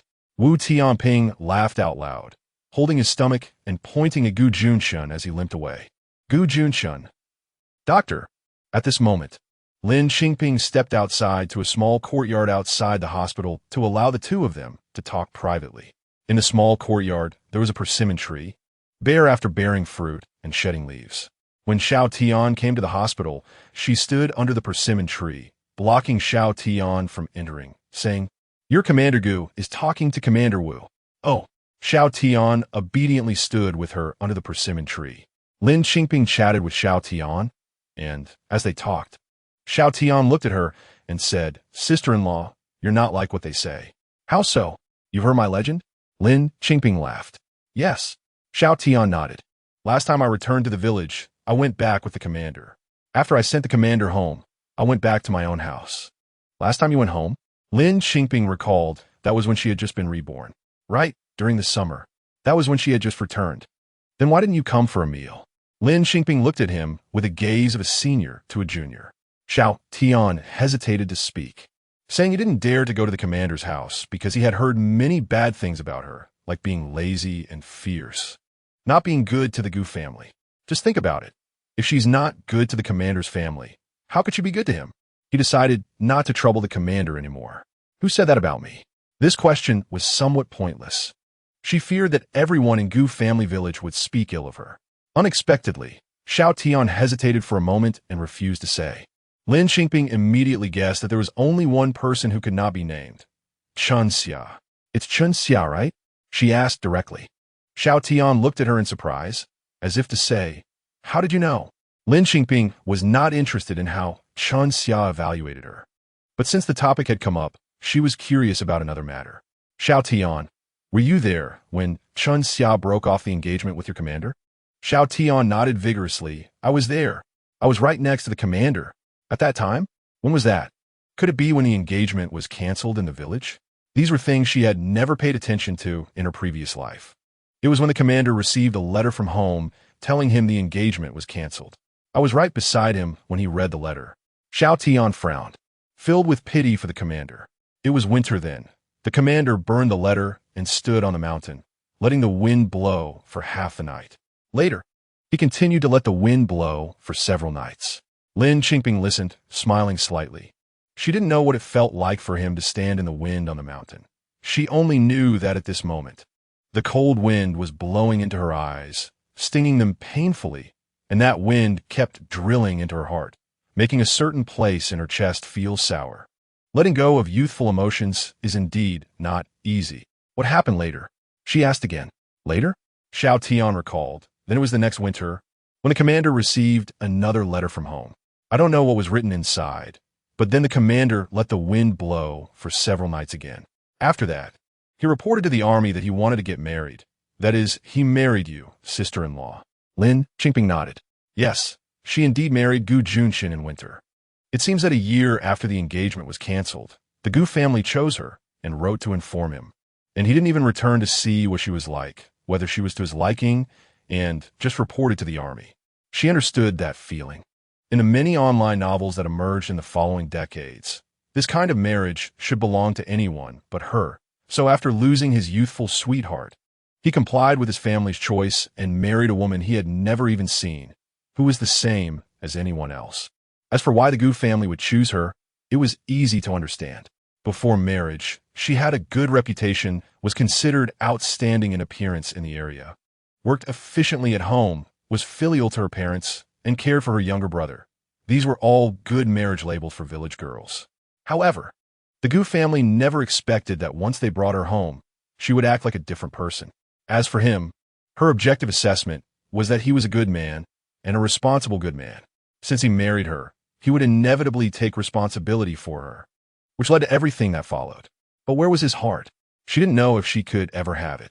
Lin Qingping struggled to open her eyes against the wind, trying hard not to let the stinging cause her to cry, and forced a smile as she said to Xiao Tian, "Let's go inside. They should be done talking." She quickly turned around, just to wipe away the moisture in her eyes where Xiao Tian couldn't see. Hastily returning to the ward, Wu Tianping had indeed left. Lin Qingping pretended that nothing had happened and took care of Gu Junchen as usual, sitting beside him to draw design sketches during her free time. Xiao Tian was still responsible for some physically demanding tasks and for delivering their lunch and dinner. After a busy day, Lin Qingping turned off the lights early to rest. In the darkness, Gu Junchen's voice suddenly rang out again. "Lin Qingping, you've been acting strange these past 2 days. What exactly happened?" "Nothing, really nothing. I was just thinking about how Ji Yuan and the second sister are doing in their studies. I want the second sister to take the college entrance examination. After the new year, there are only a few months left." She casually made up an excuse. "If you're worried, then go back. You don't need to be here. Xiao Tian is here." Lin Qingping sat up abruptly, looking at the dark space where he lay. Yes, in fact, she had never been the one who was needed. She always thought that in her previous life, it was because she didn't know how to cherish him that a good man didn't have a few good years. But in reality, perhaps even if she treated him like this life in her previous life, it may not have been what he needed. So what should she do now? She had already been reborn. She had already fallen for him. "Gu Junchen, I'm not going back. Stop pushing me to go back. I'm your wife. But you clearly have something on your mind here, yet won't speak the truth." "I'm fine." She interrupted him.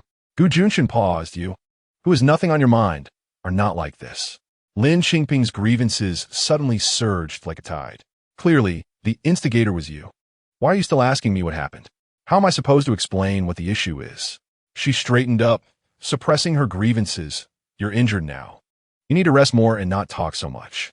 "I've rested enough. I've been resting for 24 hours a day. I can barely wake up, almost forever resting. Can talking a few words ruin me? You really want to talk?" She was already feeling suppressed, and if he kept saying a few more words, she would be unable to hold it in. He took a deep breath. "If you keep lying down like this, I'm almost like a dead man." Lin Qingping simply got out of bed, tears glistening in her eyes, walking to his bedside. "Then tell me, what am I like when there's nothing on my mind? I don't even know how I'm supposed to be. Is it like this?" She leaned down and kissed him. Chapter 61. Did you do this with her? He had a brief moment of stiffness. Even his hand was pressed on her shoulder. However, in the end, he did not push her away. Between their lips, there was a faint sweetness and warmth. Lin Qingping could feel his relaxation after the brief stiffness, even responding to her. A gentle touch, tender entanglement. Their breaths warm and intertwined. Lin Qingping inexplicably shed tears, which fell on his face. He was clearly startled and held her face to look at her. She refused and turned away, but the tears wet his fingers again, so she simply buried her head in his shoulder. Gu Junchen watched the dampness flowing to his fingertips, as if it still carried her warmth, wanting to stroke her hair, but heard her voice coming from his shoulder. Gu Junchen, I have a question for you. His hand paused above the back of her head, asked. She turned her face, her lips almost touching the skin of his neck, as she spoke, occasionally brushing against him. Do you remember that summer when you came home? You promised me that you would never mention the word divorce again. Does that still count? Of course it counts. He did not hesitate at all to answer this question. No matter what happens in the future, we will live well together. He hesitated for a moment, then finally said, Lin Qingping then leaned against his shoulder, quietly not saying anything. This was exactly what she wanted. She had come to live with him, but she did not expect to become emotionally attached so quickly. Gu Junchen, then let's live well together. Gu Junchen couldn't help but pinch her face. What are you thinking about all day long? She blinked. Gu Junchen, let me ask you one more thing. Gu Junchen had a premonition that this question would not be a good one. He decisively closed his eyes and pretended to sleep. Gu Junchen, stop pretending. She wasn't stupid. Okay. Seeing that he really closed his eyes and ignored her, she leaned down and kissed him on the lips. Gu Junchen was almost amused by her anger. Keeping his eyes closed while pinching her face, Lin Qingping, you really are. That's just how I am. Lin Qingping got close to him, mustering her courage to quickly ask, did you do this with her? Gu Junchen. Chunxia, did you do this with her? Lin Qingping. He raised his voice. What are you thinking about all day long? You tell me otherwise. I will cry again. She puffed out her cheeks, her eyes already glistening with tears, the previous tear stains still not dry. You really are. Gu Junchen didn't know how to respond. Is that what you're thinking about all day? You really have too much time on your hands. With each of his statements, Lin Qingping would gently poke him once, saying something, then poke again. Hearing him say this, she immediately chimed in. You tell me first, and then I'll recite the text. Gu Junchen was helpless. Of course not. How could that be possible? Where's your brain? You're perfectly capable when it comes to making money. Lin Qingping heard what she wanted and suddenly disappeared from in front of him, diving into the covers of her own bed. Regardless, Gu Junchen was wholeheartedly committed to living with her, and that was enough. Lin Qingping. He called her name from there. I'm asleep. I'm asleep. Gu Junchen. You're learning quickly. Is asleep the little pig talking? Yes, the little pig says Lin Qingping is asleep. Gu Junchen. Lin Qingping, come here. He commanded. Only a fool would go over. Time passed quickly, and after a few days, those who worked in the city returned from their spring festival holidays. During this time, Lin Qingping had also produced a series of design drafts. She knew the speed was a bit fast, but there was nothing she could do. It wasn't that she had great talent, but she was truly benefiting from her rebirth. Moreover, she was not a professional designer. She had clarified this with director Hu. So her design drafts included not just pictures, but also many written and numerical explanations to prevent the workers from making mistakes with the proportions. She organized all the drafts, wrote the address, and asked Xiao Tian to help her send them out. Meanwhile, Wu Tianping was about to be discharged from the hospital. It was actually best for him to rest a bit longer, but he couldn't be persuaded. When Mei Li came to say goodbye, she sighed with Lin Qingping. Lin Qingping held her hand. Mei Li smiled and said, It's okay, but he has external injuries. He says he knows his limits. By the way, Mei Li took several books out of her backpack. These are for my family. See if they are useful. There were some collections, and she felt they would help with basic skills practice. Lin Qingping took a look and wow. These were collections of sketches and quick drawings by several contemporary artists. She had even bought 2 of their paintings later, which were quite expensive, and with her financial situation, she couldn't really afford to buy more. These few books, even decades later, during the craziness of the college entrance examination, would be particularly good reference materials for art students. After all, they were all works by masters. This is too precious. Lin Qingping held them, unable to believe it. Hey, they were just sketches drawn casually when they were young. Not worth it. I hope they are useful to you. I'm leaving now. We'll meet outside in the future. Mei Li also gave her home address. It turned out Mei Li's family was in the capital. Come to the capital and find me. I'll take you out. After Wu Tianping left, Gu Junchen couldn't stay any longer. But neither the doctor nor Lin Qingping allowed him to be discharged. He had indeed improved a lot in the past few days. He could slowly get out of bed by himself, and the stitches on his head and waist had all been removed, but Lin Qingping knew he still had a headache. He often closed his eyes in pain, furrowing his brow, although he never complained, as long as Lin Qingping saw that reaction. She knew he had a headache. With the insistence of the doctor and Lin Qingping, Gu Junchen felt like a trapped beast, stuck in the hospital, anxious and helpless. That night, after taking care of Gu Junchen as usual, Lin Qingping went to sleep. She thought it was just another ordinary night in the hospital, but unexpectedly, when she woke up early the next morning, Gu Junchen was gone. At first, she thought he had gone to the bathroom by himself. He had been especially eager to show off lately. But after waiting and calling outside the bathroom, a male patient came out and told her there's no one inside. She panicked immediately. Returning to the ward, she saw a line written in her sketchbook. Lin Qingping, I went back. You go home. Lin Qingping was terrified and hurriedly took the note to chase after him. However, this guy must have left in the middle of the night. Where did she find him now? In this era without mobile phones, once a person left, it was like they had disappeared. It was simply impossible to find him. Chapter 62, he performed barehanded brick-breaking. Lin Qingping had never felt so helpless in 2 lifetimes. She held the note and stumbled back to find the doctor, who was also dumbfounded. Xiao Tian then brought breakfast to the ward, but upon not seeing the team leader, he looked even more confused. Xiao Tian, only you know where he went. Go find him. Please bring him back. Seeing Xiao Tian, Lin Qingping felt as if she had seen a savior. Okay, I'll go. Xiao Tian nodded vigorously, dropped the breakfast, and left. Lin Qingping held the breakfast, looking at the bed where Gu Junchen had slept, unable to believe that this guy really just left. She sat in the ward all day, and a stream of people passed by the door. Each time someone walked by, she rushed out to look, but none were Gu Junchen. She watched the sun set outside the ward window. Darkness fell. And then she saw the sky slowly brighten again, yet there was still no news from Xiao Tian. The hospital hadn't removed the bed or processed the discharge paperwork, leaving the bed empty waiting for Gu Junchen to be brought back. But instead, she received a phone call from Xiao Tian at the hospital office. Sister-in-law, I know the team leader's whereabouts, but the team leader doesn't want to come back, he said. Xiao Tian hesitated to say it. He said he has fine, and has already gone on a mission. He's fine? Where's he fine? Lin Qingping was really going to explode. He even performed barehanded brick breaking to prove he was fine. Lin Qingping, can I talk to him? Lin Qingping asked. The team leader has already left. He set off by the time I got there. I heard it from other comrades. Sister-in-law, I have to prepare to set off too, so I won't talk to you much. Be careful on your way home. I understand. Lin Qingping felt a deep sense of helplessness and could only say, Xiao Tian, you take good care of your team leader. Okay, sister-in-law, don't worry.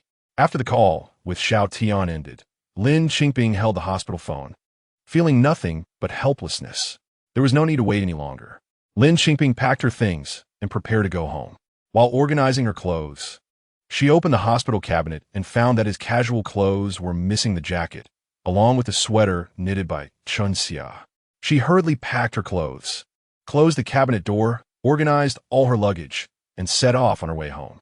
Her family was very concerned about Gu Junchen's injury. Facing her in-laws' worried gazes, Lin Qingping couldn't bear to mention Gu Junchen's stubbornness and only said he had recovered and returned to the army. Ji Yuan looked at her eagerly, his eyes very much like the dog waiting at the entrance when she returned home after a long day in her previous life. She patted Ji Yuan's head and said, I'll make you something delicious later. You've worked hard on your journey. Just rest well, I'll cook. Her mother-in-law, Lu Fan, said, It's fine. I sat on the bus all the way here. My feet have gone numb. It's just right to move around a bit. In the evening, she snatched the cooking duties from her mother-in-law, and her second sister came to help, while Lu Fan went to water the vegetable garden. While Lin Qingping was kneading the dough, a pair of clean little hands reached out. I can do this. Kneading dough is a labor-intensive task, but since he wanted to help, Lin Qingping let him do it. The three were busy in the kitchen, and Lin Qingping casually asked about their studies, much like a parent later on who is overly concerned about their child's education. But surprisingly, her second sister and Ji Yuan answered quite happily. Ji Yuan even mysteriously told Lin Qingping, second aunt can draw, and she draws really well. Oh, Lin Qingping remembered the art books Mei Li had sent her. But after Ji Yuan said that, he covered his mouth as if he had said something he shouldn't have. Lin Qingping reacted quickly. She realized that her second sister had never picked up a paintbrush in either life. As a thought crossed her mind, she lightly flicked Ji Yuan's forehead. You have secrets. And I don't need to know. I just need to make more delicious food, so that some people won't give the good food to the teacher and have none left for themselves.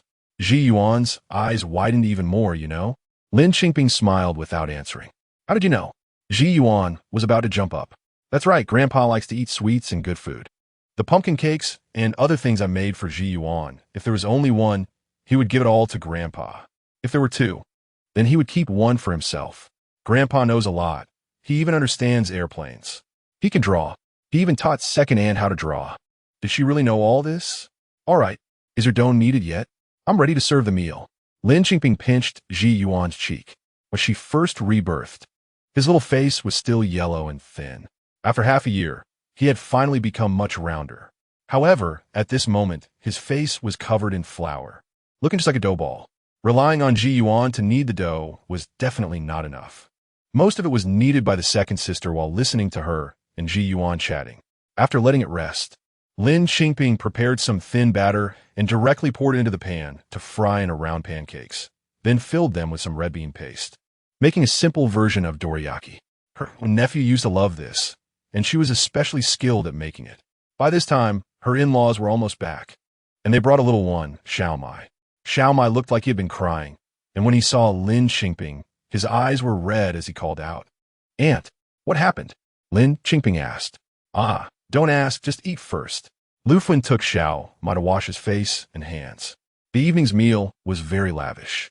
Braised pig trotters with chestnuts. The old duck from home was killed and stewed with sour radish, stir-fried cabbage, and potatoes Lin Qingping made into a spicy version following the later recipe for wolf-tooth potatoes. Since Lin Qingping had just returned, she steamed white rice and, fearing it wouldn't be enough, also boiled a large pot of egg noodles. The family of 4 adults and 2 children ate cleanly, especially her father-in-law. Not want to waste so much white rice, ate 2 bowls of noodles, drenching them in the old duck's soup, finishing it all. Her mother-in-law, Lufun, remarked, I've never seen you eat so well before. Her father-in-law didn't say anything, as it was hard to say. Should he point out the taste of the dishes he usually made? Lin Qingping held back a laugh and served a bowl to Xiaomai. You don't have to be polite, just treat it like your own home here. Xiaomai lowered his head. Lufun couldn't help but say, but don't treat it like your own home. That's what suffering is. All right, again, this was Lin Qingping's knowledge blind spot. She had no idea about the situation in the Du Zhen family from her previous life. Ji Yuan gave Xiaomai 2 dorayaki. This is delicious. Made by your aunt. Your aunt. Who is your aunt? Lin Qingping looked at the little brat and couldn't help but laugh. So what happened to Xiaomai? Chapter 63. Free and easy in this life, Xiaomai was already 5 years old, and there was still no news about your sister's pregnancy. The Du family, sigh. The pressure was intense, and they didn't treat Xiaomai well either. Your sister was out running around all day, which made the Du family even more dissatisfied. At night, after everyone had gone to rest, Lufun and Lin Qingping were talking as mother-in-law and daughter-in-law. What kind of attitude does Du Zhen have? Lin Qingping had seen enough coldness in life. The relationship between mother-in-law and daughter-in-law heavily relied on the man. At least Jianxi is still good, always helping your sister. Jianxi feels guilty towards your sister too. 3 years ago, your sister was pregnant but lost the baby while working in the fields. If it weren't for Jianxi's laziness, why would she, a pregnant woman, have to work so hard in the fields? Since then, your sister hadn't gotten pregnant again. Lufun sighed and glanced at Lin Qingping's expression, cautiously saying, This evening, I was watering the garden, and Xiaomai ran over crying, saying the family wanted to raise a younger brother and didn't want her anymore. Such a little one, it broke my heart to see her cry. Raise a younger brother? Lin Qingping thought, where would Xiaomai get a younger brother? Didn't Gu Junchen not give birth? Lufun sighed again. Your sister's mother-in-law has brought up adopting her nephew from her family several times. Lin Qingping was stunned. Was this a repeat of her past life? Did she agree? She hurriedly asked, Of course not. And Jinxie doesn't agree either. But as long as your sister doesn't have a child, this matter can't be resolved. Sigh. Lufin sounded troubled. Mom, having children depends on fate. Worrying won't change anything, Lin Qingping said. I know. I'm still worried. Lufin looked at Lin Qingping again, concerned about Xiaomai's well-being in the Du family. The probing gaze from her mother-in-law made Lin Qingping understand, Mom. Do you want Xiaomai to stay with us? Lufin felt a bit anxious when your sister and brother-in-law are out. I'm worried that the Du family won't take care of Xiaomai. Anyway, you were also out then, so I brought her home to care for her. When you all come back, your sister can take her back without bothering you, and I'll cover the expenses for raising her. How should I put it? Lin Qingping had raised children in her past life, but received no good return for it. In this life, she was already taking care of Ziyuan. That was because she knew what a 50-year-old Ziyuan was like. Xiaomai was fine now, but she couldn't see how things would turn out in the future. However, she wouldn't stop her mother-in-law from doing this, simply because Xiaomai was Gu Junchen's niece. As for what kind of person Xiaomai would become, that depended on fate. One couldn't let past experiences ruin future possibilities.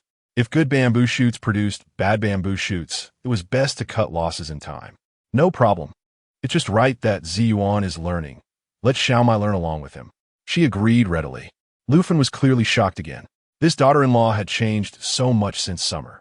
Before, there was Ziyuan at home, but he was neither nose nor eyes. Girls don't need to study so early. Lufin was very touched by her daughter-in-law's understanding, her eyes turning red, smiling in a way that left her a bit unsure of how to react. Girls should study. Mom, I don't care what others do. Our children must study well, Lin Qingping said seriously. All right, we'll do as you say. Of course. What could Lufin disagree with? It was such a good thing to study, and her daughter-in-law supported it. How could she, as a grandmother, oppose it? By the way, since you weren't home for the new year, you need to go back to your family tomorrow. We should also visit Du Jin's family in a couple of days for his mother's birthday, Lufin reminded her. Lin Qingping nodded to indicate she understood. After chatting with her mother-in-law, she returned to her room. Her younger sister was still awake, engrossed in the art book she had brought back. After a day, the two sisters finally had time to talk properly. I came home for New Year's Eve, brought back 2 bags of candy, a piece of meat, and also gave 50 yuan, saying it was from you, her younger sister reported. Lin Qingping thought this was perfect. She didn't have to go back again. She then talked about the old teacher at school and the basic art book. Sis, that teacher is from a big city. He knows everything. He taught me and Ziyuan a lot of things we didn't understand, and he even taught me how to draw. Sis, you were right. There really is an art academy where you can learn to design clothes. I want to apply to that kind of university. After finding her goal, her younger sister's eyes sparkled with excitement. Lin Qingping felt pleased to see her younger sister with aspirations. The current Lin Qingyan was completely different from the shy, sunburned Lin Jiaodi from last year, who didn't dare to speak. But how did you get close to the teacher? Did Ziyuan take you there? Lin Qingping remembered that Ziyuan had kept this old man a secret. It was Ziyuan's. Her younger sister thought for a moment. A friendship across ages, yes. That's what the teacher said. A few days ago, the teacher was sick and Ziyuan was worried. So he took money to buy medicine from the village clinic. I noticed something was off and followed him to find out. I saw the teacher living alone, which seemed quite lonely, and his clothes were all worn out. So I helped mend them and even made him a new cotton jacket. I thought it was right to thank him for teaching Ziyuan so many words. What do you think, sis? Lin Qingping nodded, understanding her younger sister's intentions were to help her, since Ziyuan was her and Gu Junchen's child. If you think it's the right thing to do, then go ahead. She hoped her younger sister would have a life full of freedom and possibilities. Sis, aren't you going to apply? Can you go to school with me? Lin Qingyan leaned on her shoulder, being quite affectionate. Sure, of course I want to apply. I never properly attended a full-time university in my past life. Although I took many courses after starting my business, it was completely different. On Du Jin's mother's birthday, Du Jin and Gu Yulian returned from the factory. They didn't know Xiaomai had come to the Gu family. When Gu Yulian hurried to her mother's house to pick up the child, the Gu family was already on their way to the Du family. And Gu Yulian met up with them on the road. Mom, Xiaomai saw Gu Yulian, her eyes a bit red. Gu Yulian didn't yet understand why Xiaomai had come to her grandmother's house. Lin Qingping pulled her aside to talk. When Gu Junchen heard that Xiaomai had run to her grandmother's house all by herself, it felt as if her heart had been turned upside down. Lin Qingping then mentioned the issue of the Du family wanting to adopt, which made Gu Junchen so angry that tears almost fell. I just want to ask you, what exactly are you planning? Lin Qingping felt it was inappropriate to make decisions for her. Gu Junchen was both angry and sad, but the ingrained belief in needing a son to carry on the family line was deeply rooted in her mind. 5 years had passed, and she still hadn't given birth to a child, which made her feel even more distressed and guilty towards Du General, seeing her expression. Lin Qingping knew she had been touched. Chapter 64. The Gu family are all bad omen some things. Outsiders can only give suggestions, but cannot force someone to make a decision. Moreover, it's difficult to persuade someone of deep-rooted beliefs. They can only understand through their own experiences. However, Lin Qingping still crafted a story about her past life, as if it were about a distant relative to share with Gu Junchen. Gu Junchen seemed thoughtful, but did not express her stance. Lin Qingping knew Gu Junchen couldn't make decisions alone and would have to consult Du Gen. But there was one thing Lin Qingping had to remind her. Sister, no matter what decision you make, you must ensure one thing. Your money should be in your own hands. Gu Yulian's eyelids twitched. Is Du Gen in charge of your family's finances? Lin Qingping didn't distrust Du Gen, but had reservations about the character of his family members. Gu Yulian fell silent. Fine. Lin Qingping thought that perhaps she was overthinking it. If you don't want to talk, then forget it. She decided to stay out of it. Gu Yulian grabbed her hand. I couldn't help but show off in front of my mother-in-law earlier. Lin Qingping understood. You handed over your money to your mother-in-law?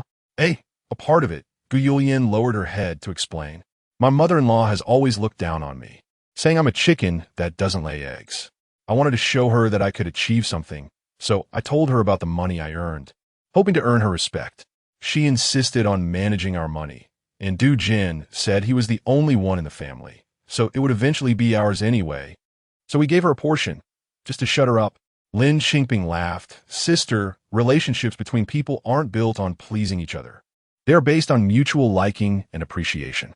If you don't open your heart to someone, the better you treat them, the more they will take it for granted. Lin Qingping wasn't sure if Gu Yulian could grasp this at the moment. If she couldn't, the Du family would eventually make her understand. As they talked and walked, they arrived at the village where Du Jin's family lived. Lin Qingping held Ziyuan's hand, with the second sister beside her, while Gu Yulian held Xiaomai's hand. The two elderly members of the Gu family walked ahead and entered the Du family's door. Mr. and Mrs. Du came out joyfully to welcome them, pleased to see so many visitors. It was a birthday celebration, after all, meant to be lively.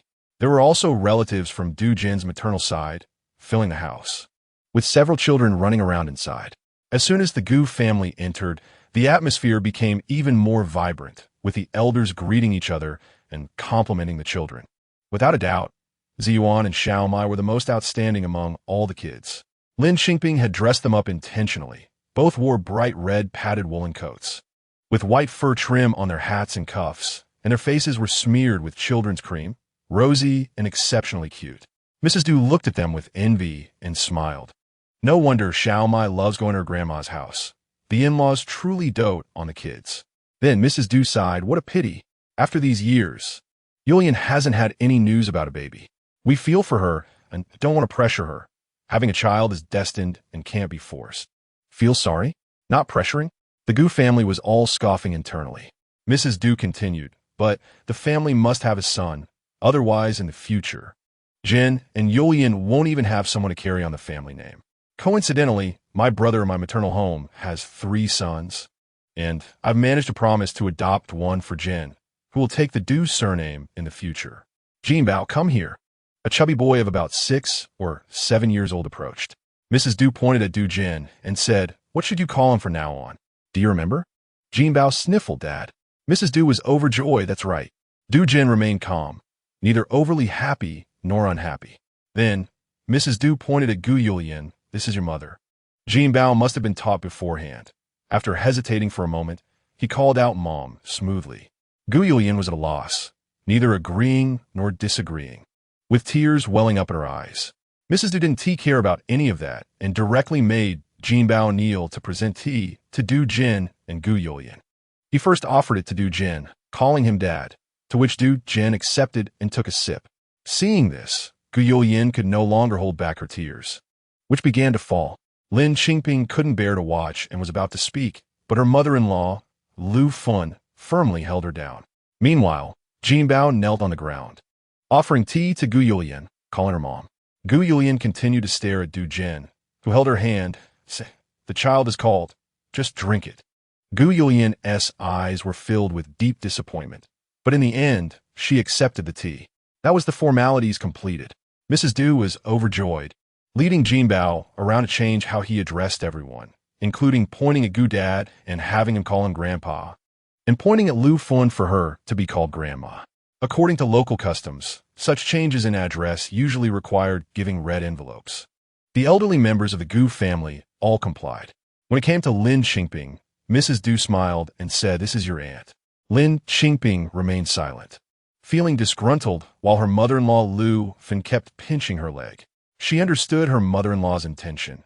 This was a matter of the Du family, and they shouldn't get involved.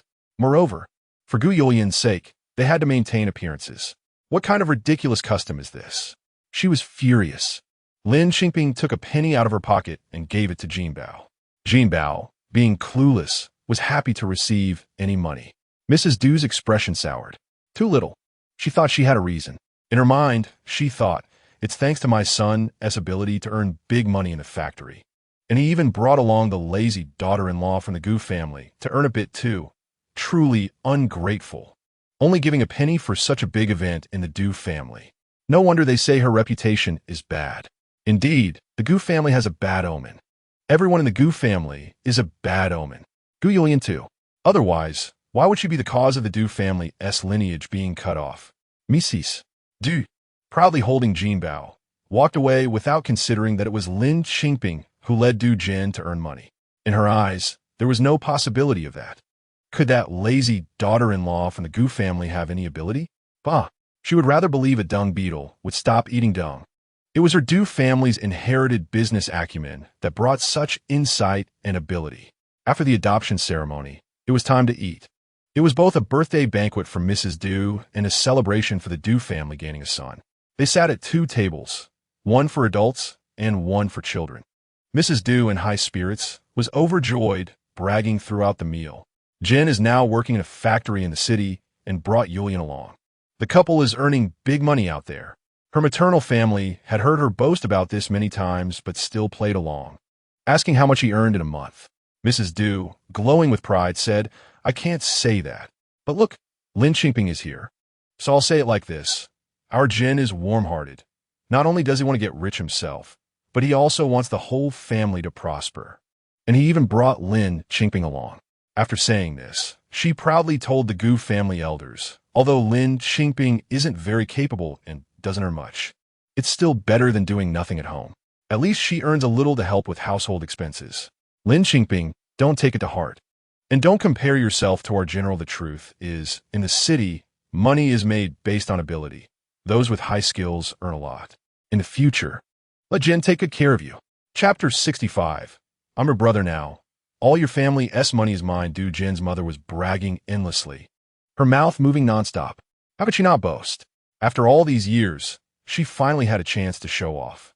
Her family was looked down upon in the village, with people saying that Du Jin was lazy and only had good looks, like a decorative pillow, especially since her family had a son who was a soldier, a regiment commander no less, who was well known in several surrounding villages. For many years, she had felt inferior in front of the Gu family, and now she had to take this opportunity to step on them. What if your son is successful? My son is even better. But this bragging truly embarrassed Du Jin. Mom, Du Jin had already given her several hints, his eyes almost blinking out of shape, but his mother didn't catch on. So he had to speak up. Can you stop talking nonsense?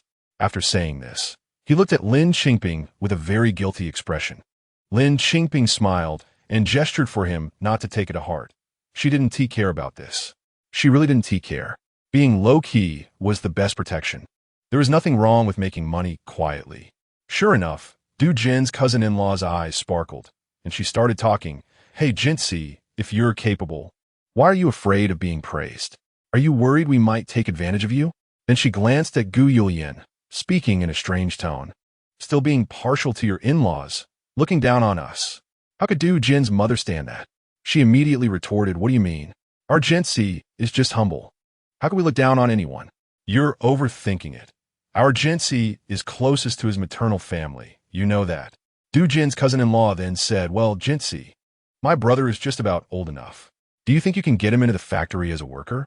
Before Gu Jun could say anything, his mother patted her chest and guaranteed, absolutely no problem. You can count on our Gen-C.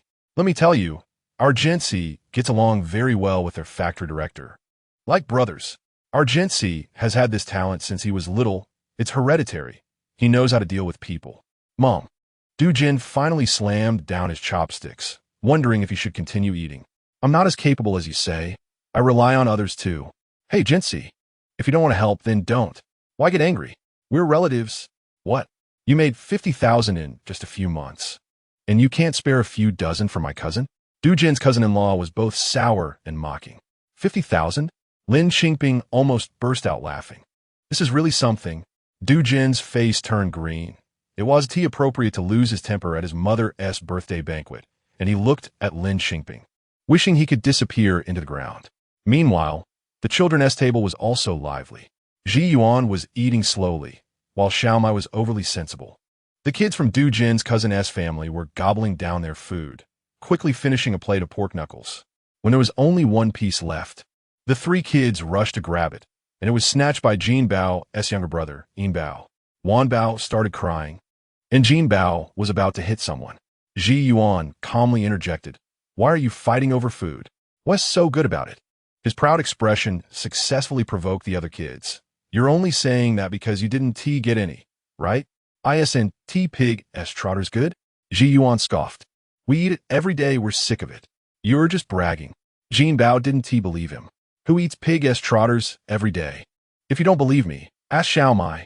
We've also had Western food, steak, and cream cake. It was so delicious, we had it in the provincial capital. You've never been to the provincial capital, right? You've never even seen cream cake, have you? Ji Yuan lifted his chin proudly. Jin Bao, Fu Ming, Asket Xiao Mai. Do you really eat pig s trotters every day? Xiaomai nodded, then shook her head. Jin Bao was ecstatic, I knew it. But Xiaomai added, it's not every day. Sometimes we eat chicken, sometimes braised pork, and sometimes goose or duck. Jin Bao's expression changed. What? You have those too? Then you've been to the provincial capital? You've eaten cream cake? Xiaomai nodded. Ji Yuan then pulled out some shiny candies from his pocket. The wrapper's looking very fancy. He unwrapped one and popped it into his mouth, enjoying it. Jin Bao and his two brothers stared in awe, swallowing hard. What kind of candy is that? Ji Yuan arrogantly replied, chocolate. The three brothers were left speechless. Jin Bao turned to Xiaomai. Do you have any? Xiaomai nodded and took out her candy from her pocket. Give it to me. Jin Bao suddenly became fierce, trying to grab it. What are you doing? Ji Yuan immediately protected Xiaomai when he saw her timid expression. Do you dare to snatch it?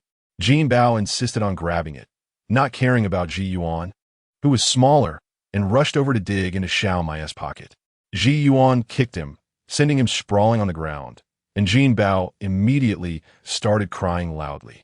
The adult's attention was drawn over. Gu Jun's mother felt heartbroken for Jin Bao, pointing at Ji Yuan and scolding. Where did this wild child come from? How can he hit someone? Another wild child. Up until now, no matter how Gu's family acted, Lin Qingping had tolerated it. But when it came to Ji Yuan, she couldn't hold back any longer. Just as Gu Jun's mother was about to point at Gu Jun, Lin Qingping rushed over, protecting both Ji Yuan and Xiaomai in her arms, ready to fight back, only to feel Ji Yuan pinching her. Lin Qingping. What does this mean? Looking down, Ji Yuan was winking at her. Lin Qingping. Just don't give it to you. Ji Yuan was still making faces in Lin Qingping's arms. Let your parents buy it themselves. This is mine and Xiaomai's. Jin Bao was furious, shouting loudly in Gu Jun's mother's arms. Don't be smug. My mom said it. I'm your brother now. From now on, everything in your house is mine. The money is mine. I will kick you out. 1T let you have a house to live in. 1T let you eat pig s trotters. I'll take the money to buy candy. 1T let you eat. Everyone's face changed. Gu Junchen angrily shouted at Gu Jun. Is this the good son you adopted? Du Jin's face turned red with anger. Du Jin's mother quickly covered the child's mouth, and Du Jin's cousin-in-law scolded him. What nonsense are you talking about? Ji Yuan, with a child's innocent face, said to Yin Bao and Wan Bao, Hey, why does he get what you don't? Aren't you brothers? At this, the situation erupted. Yin Bao and Wan Bao immediately began to cry. Chapter 66. Aren't you here to find my son? The entire Du family was in chaos. Yin Bao and Wan Bao were crying loudly. I want to be my cousin's son. I want to call my cousin Dad. Dad, Dad, you want me, right? Yin Bao shouted at the top of his lungs. Dad, Dad, hold Wan Bao. Wan Bao, being younger, didn't he know why he was crying but followed his brother's lead. Jin Bao was also anxious, pulling Wan Bao back and shouting, This is my dad. Get away. Everyone get away. Du Jin's cousin was trying to pull Yin Bao back. Stop crying. Your mother and I are still alive. What are you crying about? Du Jin's mother immediately looked displeased. What do you mean by crying at a birthday celebration? Is that appropriate? But since this was family, she couldn't explode in anger, so she just kept a sullen face. Meanwhile, Yin Bao pushed his mother away with force. I don't want you. I want to call my aunt Mom. You're so poor. You. Du Jin's cousin was so angry that she slapped Yin Bao's face, making him cry even louder. I don't want you. You're poor, fierce, and you hit people. When you get old, I'll throw you in the mountains. Wan Bao joined in, crying. I don't want you. I'll throw you in the mountains. I'll spend money and eat pig trotters by myself. Lin Qingping watched the family making a ruckus and glanced at Ziyuan, who smiled at her mischievously. Fine, you little rascal. With all this noise, there was nothing to eat at the birthday feast anymore. Just as she was about to suggest to her in-laws that they should take their leave, someone came from outside. Du Jin's mother. Du Jin's mother. Someone is looking for you. Who is it? Du Jin's mother, dizzy from the noise inside, went out to see who it was. Outside, she saw a well-dressed city person. Du Jin, who was originally fuming, immediately broke into a smile. Excuse me, is this the Du family? The visitor politely asked. Yes, yes. Yes. Who are you? I am from Reborn clothing factory. My surname is Hu. Oh. You are director Hu from the clothing factory. Du Jin's mother was beaming. You must be looking for a Du Jin, right? Yes, inside. Come in and talk. After the person was led in, Lin Qingping realized it was Director Hu. But the room was such a mess that it was hardly a suitable place for a conversation. Director Hu looked a bit dumbfounded. Quickly get these kids out of here. Du Jin's mother felt utterly embarrassed and shouted at her daughter-in-law. Du Jin's cousin pulled the 3 kids out, and only then did the room quiet down. Du Jin's mother poured tea and wanted to invite Director Hu to eat, making it difficult for him to get to the point. She kept saying, Director Hu, our Du Jin has caused you trouble at the factory. Thank you for taking such good care of him. Director Hu replied, Not all, really. Director, our family is large. Everyone is hardworking and capable. When you recruit workers in the future, could you please consider giving 2 more chance because of our urgency? Director Hu. Du Jin Guotongxiu. Mom, what are you talking about? The director is here for a reason. Let him speak first. Oh. Right, Director. What brings you to find our Du Jin? Du Jin. Finally, Director Hu had the chance to interject, looking at Lin Qingping, Comrade Shaolin. Is there a place where we can talk privately? Yes. There's a place. I'll have them all go out right away, you talk. Du Jin's mother stood up, her pride barely contained, and said to Lin Qingping and the Gu family elders, In-laws, it's not that I'm being rude, but the director wants to talk privately. Could you please step outside for a bit? Haha, don't take offense. Du Jin was going crazy, Mom. Du Jin's mother glared at him and then smiled at the Gu family. Please. Now Du Jin's cousin's face was full of envy and delight. It seemed that this aunt's family truly had some status. The Gu family elders were honest people. Although they felt something was off, they still stood up and walked out. Du Jin's mother was not done yet. Seeing that Lin Qingping was still seated, she smugly smiled. Shaolin, could you also step aside for a moment? Director Hu? Director Hu immediately said, No, I want to talk to Comrade Shaolin. Du Jin's mother turned to Director Hu and smiled. No need. What does a female comrade understand? Our Du Jin is here. Just talk to him if you have something to say. She's just a female comrade who doesn't perform well at the factory. Please bear with us. We Du Jin will talk to her properly. Mom, Du Jin really couldn't hold back anymore. There were outsiders and the director present. If only his mother could tone it down a bit. He would want to embarrass the family, but now it was just intolerable. Director, who was here to find Shaolin. Du Jin's mother was a bit confused. What does he want with Shaolin? Then she reassured herself, looking terrified. It wouldn't be that Shaolin made a big mistake at the factory, right? She thought it made sense. Otherwise, why would the director personally come to the house? Her expression immediately changed. Director, Shaolin has made a mistake outside. But it has nothing to do with our Du General. Our Du Jin is honest and hardworking. Shaolin has a bad reputation in the village, lazy and indulgent, always trying to take advantage. If she stole something, it has nothing to do with us. We only asked for a favor for her to work at the factory because we felt sorry for her as a female comrade. If it really doesn't work out, you can fire her. We Du Jin have no objections. Du Jin's mother spoke extremely quickly, almost not letting anyone interrupt, and the more she spoke, the more outrageous her words became, shocking everyone into silence. Finally, after she rambled on for a long time, the Gu family elders finally reacted. Is there anyone who talks like this about their own daughter-in-law? The four of them, including the Gu family elders, Ai, and Gu Yulian, all spoke in unison. Du Jin was even more furious, his face red. Mom, if you don't shut up, just go outside. Only Lin Qingping remained seated, watching this drama unfold. Lu Fun, furious, pulled Lin Qingping's hand. Let's go, we shouldn't have come to this meal today. Lin Qingping, who usually was very honest and hardly spoke, was now fuming. You see, this old woman will bully you in the future. Come back home with Xiaomai. This meant she was going to sever ties with the Du family, while also fearing her daughter would be bullied at her in-laws. So she said these harsh words up front to support her daughter. This scene truly frightened Du General if it weren't for Director, who's still being here.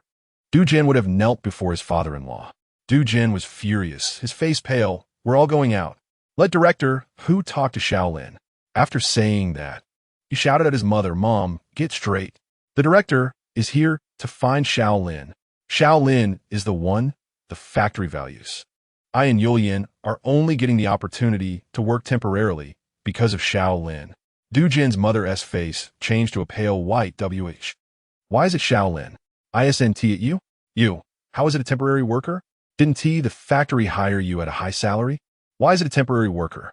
How is it Shaolin's ability? She had been bragging in the village. She even said that any young man wanting to work in the factory could count on Jinsi. How would she face the villagers in the future? Her head was buzzing as Du Jin pulled her out, where a crowd had gathered outside to watch the commotion. Chapter 67. Who did it outside? People have been watching the excitement for a long time. At this moment, seeing the Du family come out, someone who usually couldn't stand Du Genyang's arrogance asked, Genyang, why isn't the factory director here to look for your son? Du Genyang's old face turned bright red. Another person pressed on, Old sister, does your son has word count? Our kid is still waiting to work at the factory. Du Genyang, with a purple face, tried to say face, why wouldn't it count? Our Jinsi, it doesn't count. Du Jin interrupted his mother sternly. Like everyone else, I'm just a farmer. I'm just a temporary worker at the factory. If I don't do well, I'll be fired. I have no skills. And your mother? My mother just loves to brag. You all know that. Not a word she says should be taken seriously. Du Genyang shot a fierce look at Du General. How would she face the villagers after this? Our Jinsi is just being modest. His mother tried to make amends. Du Jin snapped, Mom, if you keep talking nonsense, I won't come back with Yulian from now on. Finally, Du Jin's mother shut her mouth, unable to lift her head in front of the villagers. Meanwhile, the factory director, Hu and Lin Qingping, quickly clarified their purpose for coming. It turned out there was a problem with her new design at the order meeting. This spring order meeting was held in the provincial capital, where many buyers and manufacturers gathered. The factory originally planned to showcase her new designs, and the samples had already been made.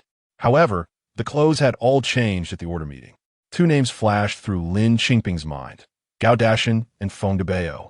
I know what you're thinking, but these two went back to their hometown the day the factory started working and haven't returned since.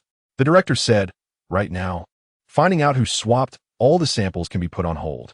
The most important thing is, what are we going to do about your spring order meeting? Is Meisheng not going to place an order either? Having cooperated with Meisheng several times, Lin Qingping knew they almost unconditionally trusted her. The director sighed. The buyers mainly look at the samples. Your 2 series are really. He shook his head. That's why I rushed to find you. One is to see how we can remedy this. I've already sent someone back to fetch the samples, but we must be prepared that they might not come back. The second is, do you want to personally negotiate with the previous cooperating department store? I don't have enough influence. Lin Qingping understood and immediately decided to go to the provincial capital. There was no need for her to arrange anything at home. As soon as her in-laws heard there was something going on at the factory, they immediately supported her decision to go take a look, saying, "Your sister and Ziyuan are here with us, so go ahead." Du Jin and Gu Yulian wanted to go too. Lin Qingping looked at Du Jin. "Have you taken care of everything at home? Are you sure you can go out?" "All good. No problem." Du Jin's entrepreneurial spirit and talent were ignited by Lin Qingping, and he was now highly motivated. Lin Qingping didn't want to waste time with the Du family. She sent Gu's family off with the little wheat and headed straight to the county train station. They took the familiar night train, standing tickets, with the director standing alongside them.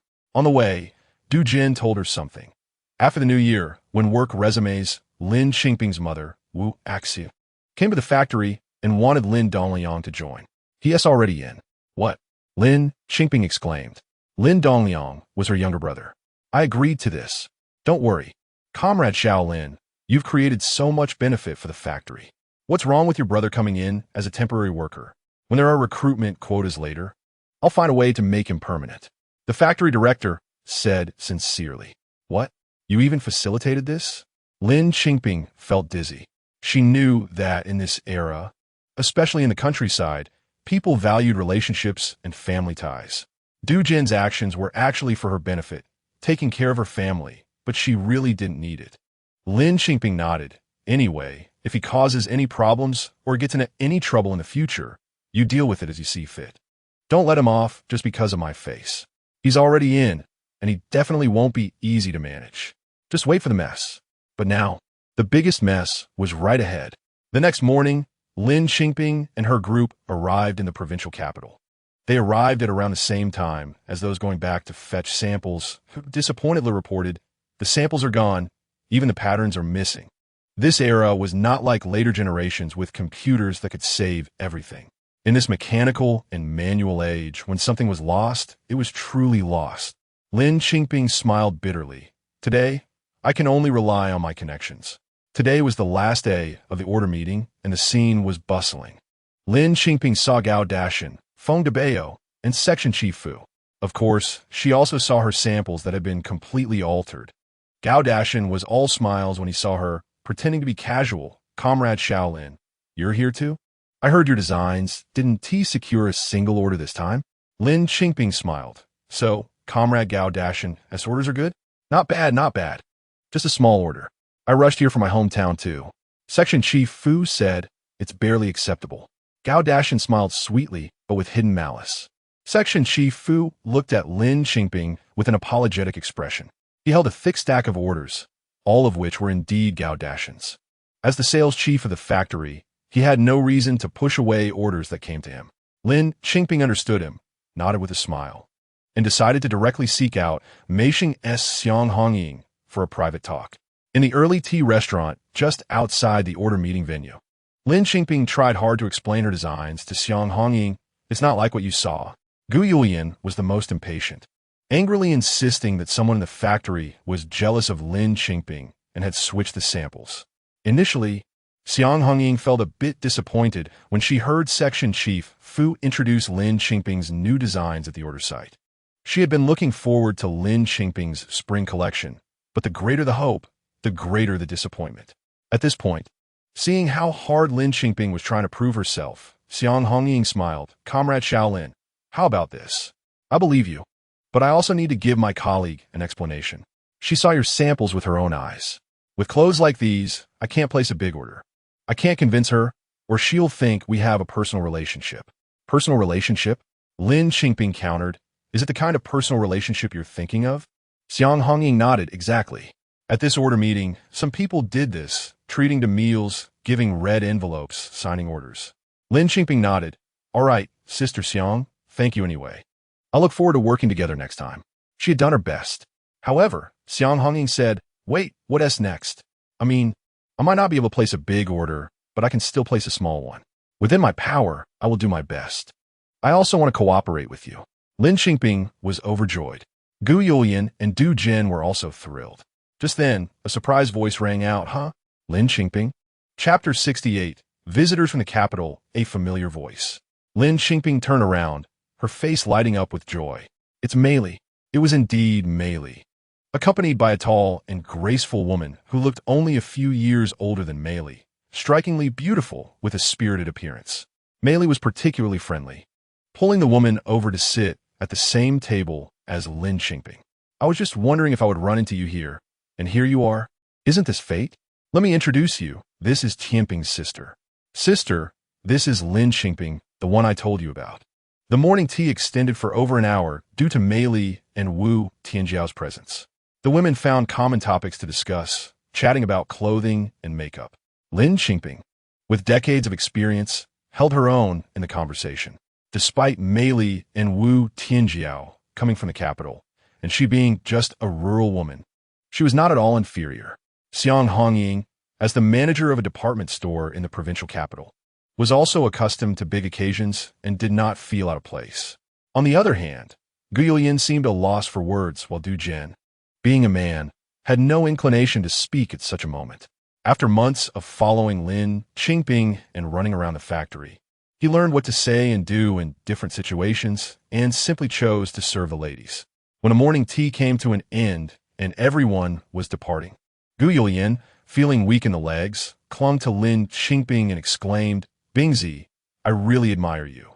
How do you know everyone and can talk to anyone? I'm so intimidated. They're from the capital."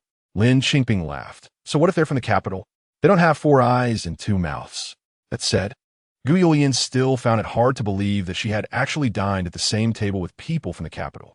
How far was it from Gujia village to the capital? "You." Du Jin laughed at her. "You're as timid as a mouse." Gu Yulian maintained a straight face, holding onto Lin Qingping's arm and ignoring him. This had been the case for the past few days, whether on the train or in the provincial capital. Gu Yulian had not given Du Jin a good face. Lin Qingping pretended not to notice. Shortly after the three returned to the order-taking site, Xiang Hongying also arrived at the clothing factory's exhibition area to order the series designed by Lin Qingping. Section Chief Fu and the factory director were overjoyed. They genuinely hoped Lin Qingping's series would sell well. However, the order volume placed by Xiang Hongying was indeed minimal, far below their expectations. In contrast, Gu Junchen had secured 2 more orders. Although the volume of each order was not large, the sheer number of orders was impressive. This time, the spring order meeting for Ruexiang Clothing Factory relied entirely on Gu Junchen's support. Gu Junchen was feeling quite proud. Young people must be cautious, never be complacent or hasty. Success gained through luck and shortcuts cannot last. But it's all right. Being young means there is plenty of time to learn and more opportunities ahead. Feng Debao, meanwhile, chimed in sarcastically, "Yes, my brother-in-law is magnanimous and won't hold grudges. In the future, in the same factory, if you seek his guidance humbly, my brother-in-law would still be willing to advise you. Isn't your brother also working in the factory? He'll all look out for you then." Director, who wore a stern expression, "Enough, so many clients are here, don't embarrass yourselves." Whereas the embarrassment. Feng Debao was relishing his moment. "We're just building good relationships with our colleagues. Can't you see? My brother-in-law is about to teach her something, and we're in the wrong for that." Director, who was clearly annoyed, and Feng Debao and Gu Junchen laughed triumphantly. Lin Qingping gestured to Director, who to let it go. At this point, the order meeting was nearing its end, with all the orders signed. Some distant factories were already packing up to head home, and Ruexiang Clothing Factory was no exception. Section Chief Fu had begun directing people to pack up, and discussions arose in the order meeting area. There were rumors that a major shopping mall representative from the capital was coming to the order meeting. Is it true? Yes, I heard that not only from the capital, but also from the Shanghai market. Should we wait a bit longer? Hey, the shopping malls from the capital and Shanghai probably wouldn't be interested in our clothes, right? Section Chief Fu, who had already packed most of the items, paused and asked the director, "Should we take a look?" The director was not very interested and shared the same sentiment as some lesser-known small factories. What could a small clothing factory in a rural county have to catch the attention of big city folks? He glanced at Lin Qingping, regretting that if Comrade Lin's designs had performed normally, there might have been hope. Seeing the director's lack of interest, Gu Junchen became very curious and couldn't help but interject. Director? Let's just take a look. Feng DeBeo sneered. What a look at. Do you really expect those bizarre clothes of yours to be noticed? Indeed. As soon as Gu Junchen heard the words capital, she felt a drumbeat in her heart, and with Feng DeBeo's provocation, that feeling intensified, her heart racing. How do you know there's no possibility? Gu Junchen and Feng DeBeo burst into laughter. Huh? Listen to what she's saying. Is she dreaming? Du Jin thought Gu Junchen was losing her composure and tugged at her sleeve, urging her to stop talking. Gu Junchen was infuriated by their mockery. Feng DeBeo, being particularly wicked, not only laughed, but also shouted to those nearby. Hey, look at those shameless designers. She says their designs could be appreciated, you know? The one you saw before, the one that's indecent, with a skirt up the waist and a neckline so low it shows off the chest. Ha ha ha ha. In an instant, everyone burst into laughter. Lin Qingping's designs that had been replaced were, in their eyes, a joke. Little girl, people from big cities are just fashionable, not shameless. Ha ha ha. Those kinds of clothes are probably what people from brothels wore in the old society. Feng DeBeo continued to play the good guy, bro. Don't mock her. She's just a girl from the countryside, ignorant of the world. Ha ha. Hey, what does a woman know? Just go home and serve your man and have babies. Exactly. Ha ha ha. Director Hu and Section Chief Fu were displeased. Director Hu directly scolded. All right, you big men. Don't you have daughters at home? Is it appropriate to bully a girl like this? Gu Junchen was about to rush up to hit someone, but was firmly held back by Du General. Only Lin Qingping remained calm and silent. At that moment, a commotion arose in the crowd, followed by an instant silence. At the entrance of the order-taking site, Mei Li and Wu Tianjiao walked in, accompanied by several people. Chapter 69. Don't worry, that day will never come. Did you see? I wasn't bragging, was I? It's from the capital. I heard that this place is where movie stars buy their clothes. Gosh, if these clothes have been worn by movie stars, they must sell for over $100 each, right? Over 100? Look at your limited knowledge. How much can they sell for then? Gosh, who knows which brand they will order from?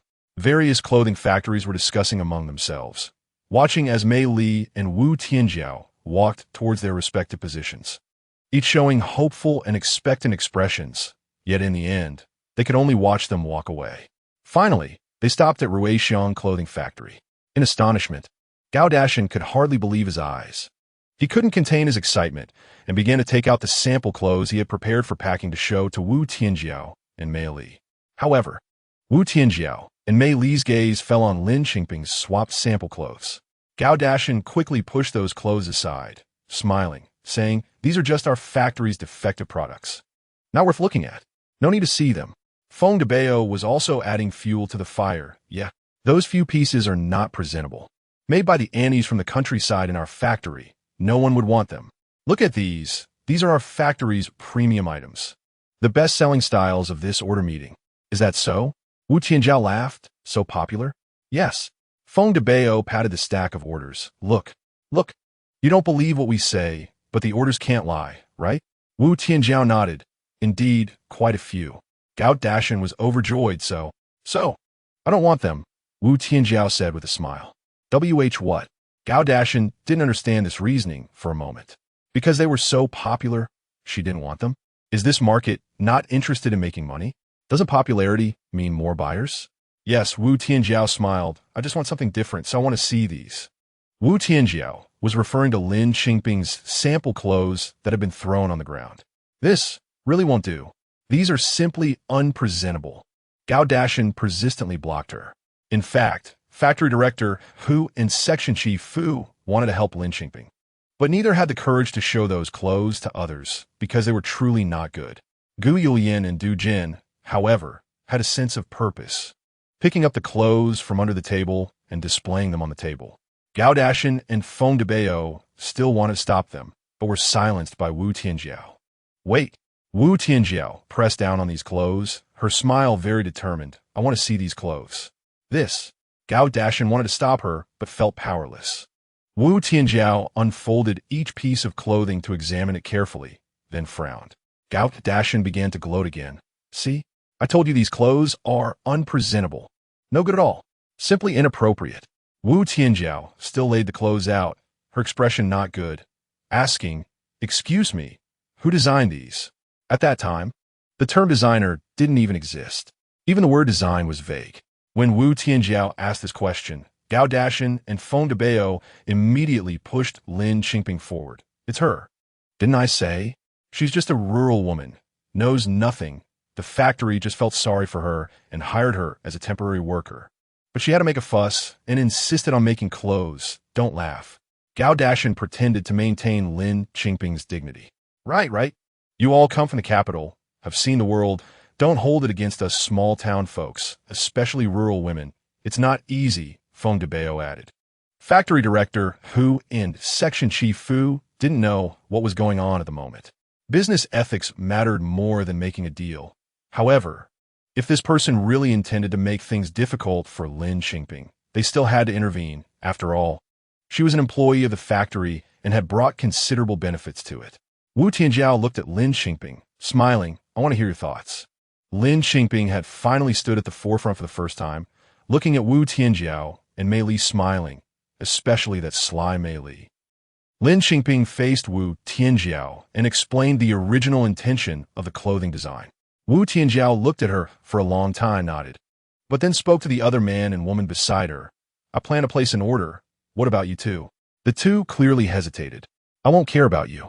I'll place my order first. Don't think about getting goods from me later. If you want to exchange goods with me, you'll have to pay extra. Wu Tianjiao looked at everyone in the clothing factory. Who is your person in charge? Factory director, who was in a daze. Is this it? Just placing an order? Not even looking at the sample clothes? Aren't you afraid of being cheated? Just based on Comrade Lin's mouth? Person in charge? Wu Tianjiao glanced at Lin Qingping again. Lin Qingping smiled and pushed factory director, Hu forward. Only then did factory director, Hu wake up from his stupor. However, he was even more stunned by what followed. Because the quantity of the order Wu Tianjiao placed was more than the total number Gu Junchen had ordered in the past few days. Section Chief Fu, in charge of sales, looked at the numbers in astonishment and was a bit worried. Can this really sell? In the end, not only was Wu Tianjiao crazy, but the man and woman who came with her were also crazy, as they actually placed equally large orders, saying, "How could we possibly lose to you? Comrade Tianjiao." Section Chief Fu. What? Doing business. Is it a matter of winning or losing?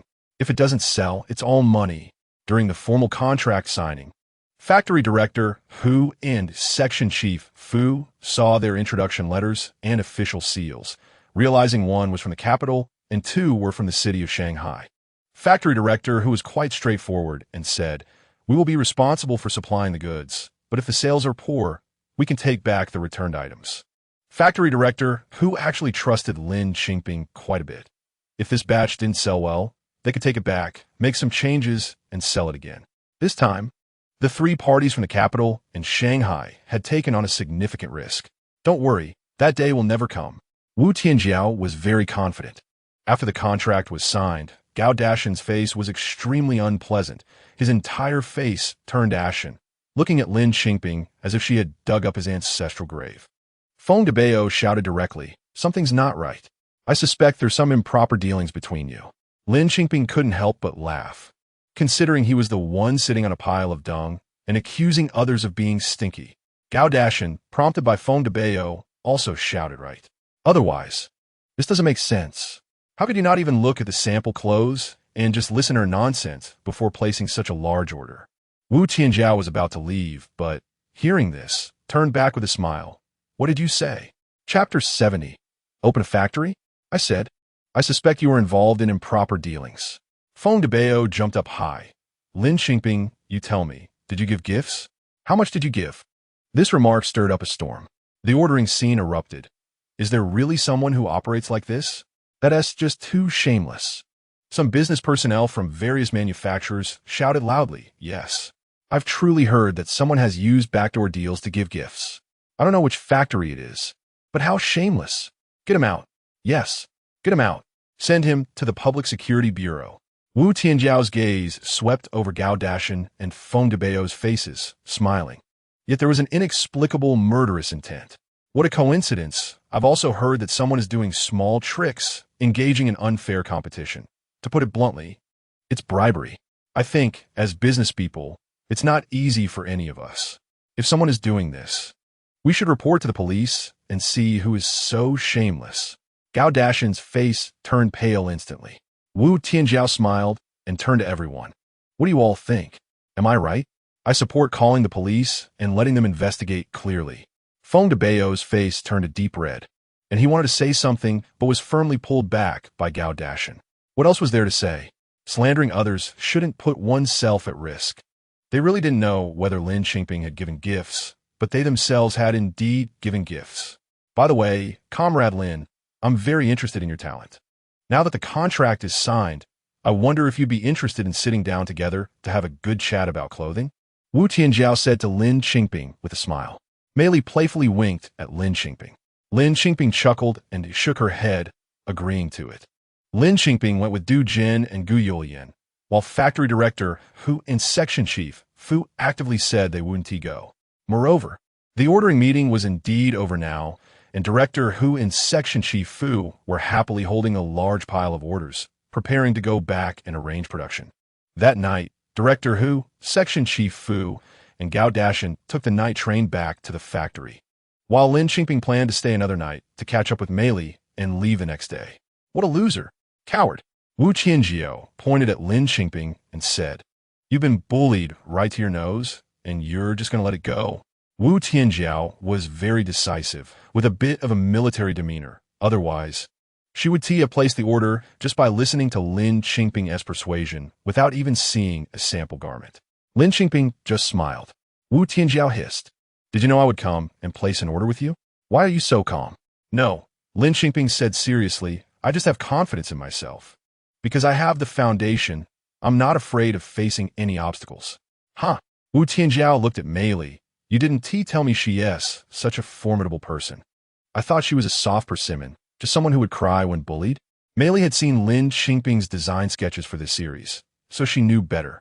Lin Qingping was indeed talented. Clothes can be swapped, but talent cannot be stolen. That's true. Wu Tianjiao originally admired Lin Qingping's talent, and now she liked another trait: confidence. Wu Tianjiao nodded. "That person in your factory, that clown, I'm not interested in knowing his name. But I know what he did. Cleaning him up is no big deal."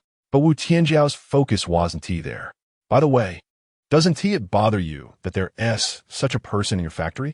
I heard you're just a temporary worker. Don't you have any other thoughts?" Wu Tianjiao asked. Lin Qingping did have thoughts. In her previous life, she was a big shot in the catering industry. How could she be content just being a temporary worker in a factory this time? She was just waiting for the right opportunity. Moreover, she originally got into clothing modification just to make some quick money, never intending to do it long term. But now that Wu Tianjiao asked, she became interested. "Manager Wu, what are your thoughts?" Wu Tianjiao waved her hand. "Don't call me manager, just call me Tianjiao." Lin Qingping smiled. "All right, Tianjiao, what are your thoughts?" But Wu Tianjiao pointed at Mei Li. "She has ideas, and I'll tell you, she just came up with the idea on a whim, just now. It's not very reliable." Mei Li pouted. "Whose sister are you anyway? Why are you always exposing my shortcomings?" "I'm Wu Tianping's sister. I watched you two monkeys grow up. Don't I know your character?" Wu Tianjiao pointed at her nose. After saying that, she turned to Lin Qingping and said, "She wants to open a clothing factory and partner with you. But this person is both lazy and spoiled. And she hasn't made up her mind. She changes her mind every day. You think about whether you can work with her." Private enterprises and being your own boss weren't anything new for Lin Qingping, but in this era, it was quite fresh. Not to mention Gu Junchen and Du Jin. Even the two from Shanghai were shocked. "Really? Of course it's true." Mei Li was very dissatisfied with Wu Tianjiao's evaluation of her. "You all say I love to play and lack determination. Now that I finally have determination to do something, you laugh at me." "I'm not laughing at you. You can chat with Qingping." Wu Tianjiao poked her forehead. On the matter of opening a factory, Lin Qingping and Mei Li had no disagreements. They hit it off immediately. However, establishing a factory is not as simple as setting up a stall. There are too many processes and steps involved. Mei Li patted her chest and promised, "Leave it to me. You just focus on designing." Lin Qingping wasn't in a hurry. She still wanted to cooperate with Ruixiang for a while. Ruixiang was where she started, and she was very grateful to Director Hu and Section Chief Fu for trusting her, a rural woman, back then. That's right. She was just a rural woman. Gu Junchen and fantasies were not wrong in saying this. Therefore, no matter what, a rural woman could open up a situation, and Ruixiang was still kind to her. When she said this, Wu Tianjiao said she was too sentimental. Lin Qingping just smiled. Perhaps in her last life, the kindness she could hold onto was too little. And there were too few people who treated her well. So she treasured those one or two people especially. In this life, she would cherish those who treated her well and draw a clear line with those who did not. After a night of open conversation with Wu Tianjiao and Mei Li, the matter of opening a factory was settled. The next day, she took Du Jin and Gu Yulian back to the factory. Gu Yulian was still very excited. Not only had they signed a big order with the capital and Shanghai markets, but they were also going to open their own factory. Lin Qingping also knew that the couple was particularly interested in doing business now. However, running a business is different from doing small business. Running a business requires cultural knowledge. She asked them, "Since you both want to follow me to build a career, we now face a problem. We don't have much education. If we want to do big things, cultural knowledge is necessary. You two need to think about it. Do you want to consider going to college and studying cultural knowledge seriously for a few years?" Chapter 71. Fiery Lin Qingping sincerely advised the two to consider going to college. However, both of them refused. Gu Yulian felt that her foundation was too weak and believed she was not cut out for studying, and Du Jin had a similar mindset. Lin Qingping did not push them. After all, in her previous life, she had never attended college properly, and she truly felt that if she wanted to learn, she could start at any time. After returning to the garment factory, Director Hu held the first staff meeting of the year.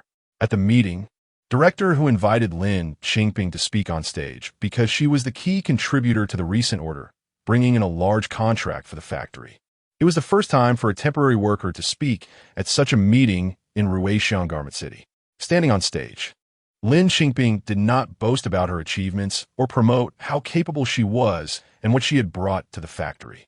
Instead, she quietly observed all the workers below, including those who had resisted her when she first arrived, such as Gu Junchen and fantasies, as well as her own brother. "Comrades," Lin Qingping's clear voice echoed through the speakers above the venue.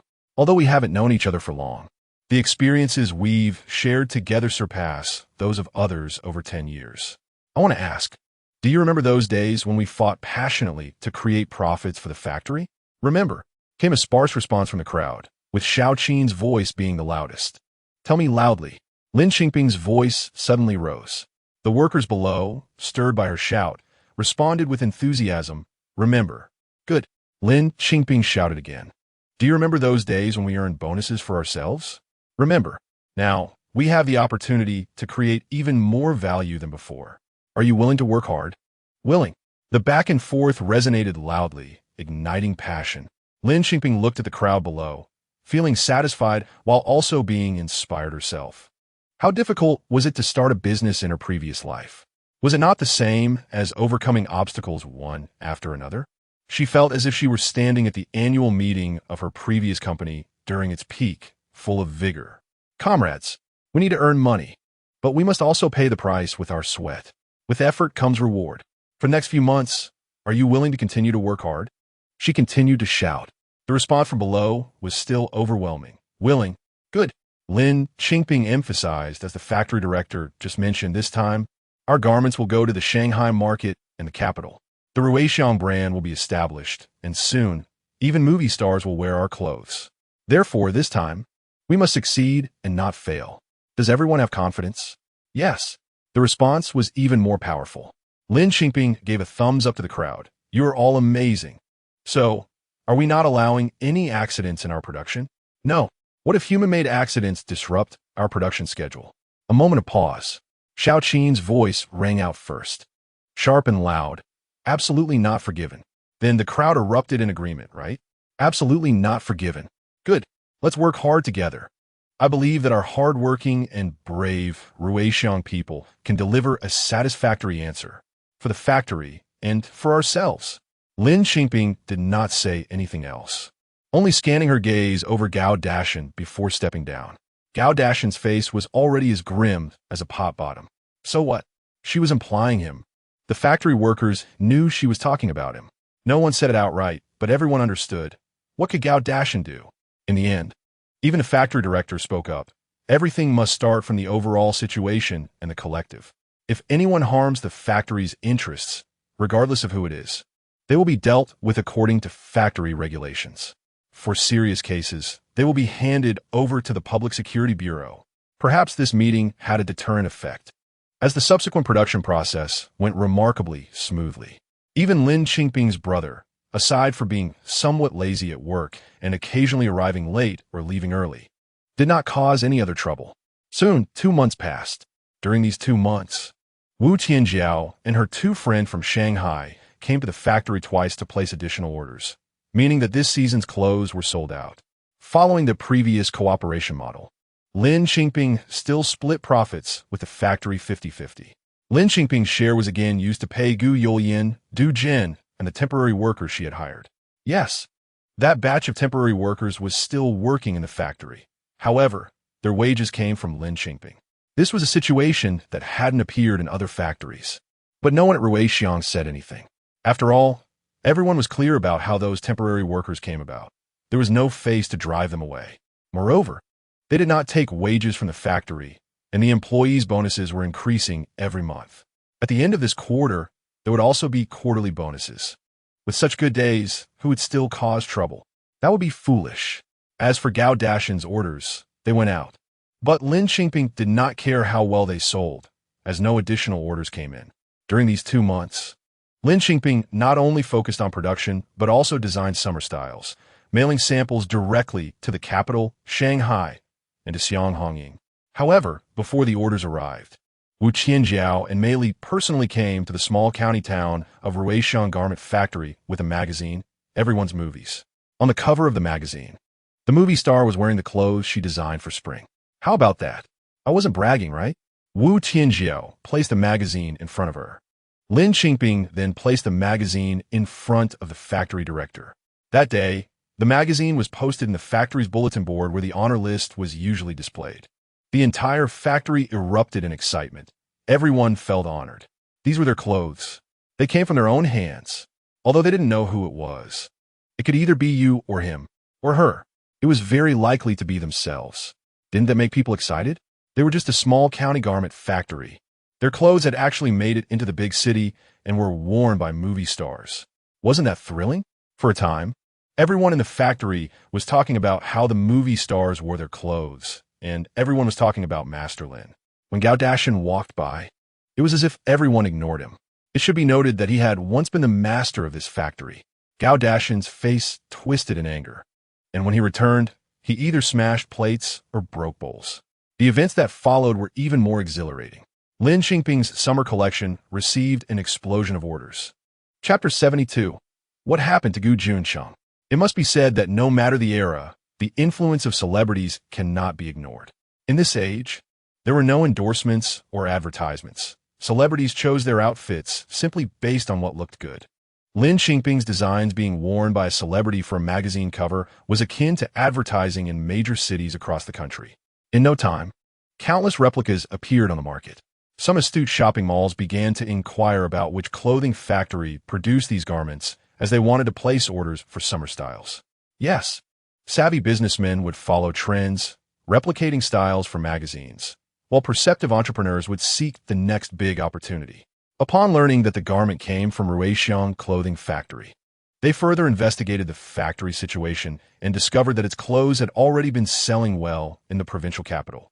Especially after seeing Lin Qingping's complete spring collection at Meisheng Mall and hearing about the winter collection's success. Managers and buyers from major malls across the provinces rushed to Reborn Clothing Factory.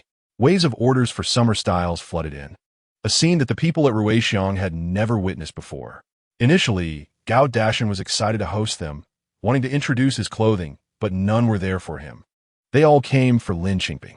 As a result, he didn't receive a single order, while Lin Qingping's summer collection secured unprecedented orders. exceeding spring orders by more than 10 times, which was already beyond Ruixiang's production capacity. Considering quality, Lin Qingping promptly called a halt. Although Section Chief Fu felt it was a pity, there was no other way. They couldn't take orders without delivering, and Ruixiang only had so much production capacity. Lin Qingping, however, was not anxious at all and reassured Section Chief Fu that limited quantities were not a bad thing, only a good thing. Section Chief Fu initially didn't understand this, but by the time the autumn collection came around, he finally grasped it.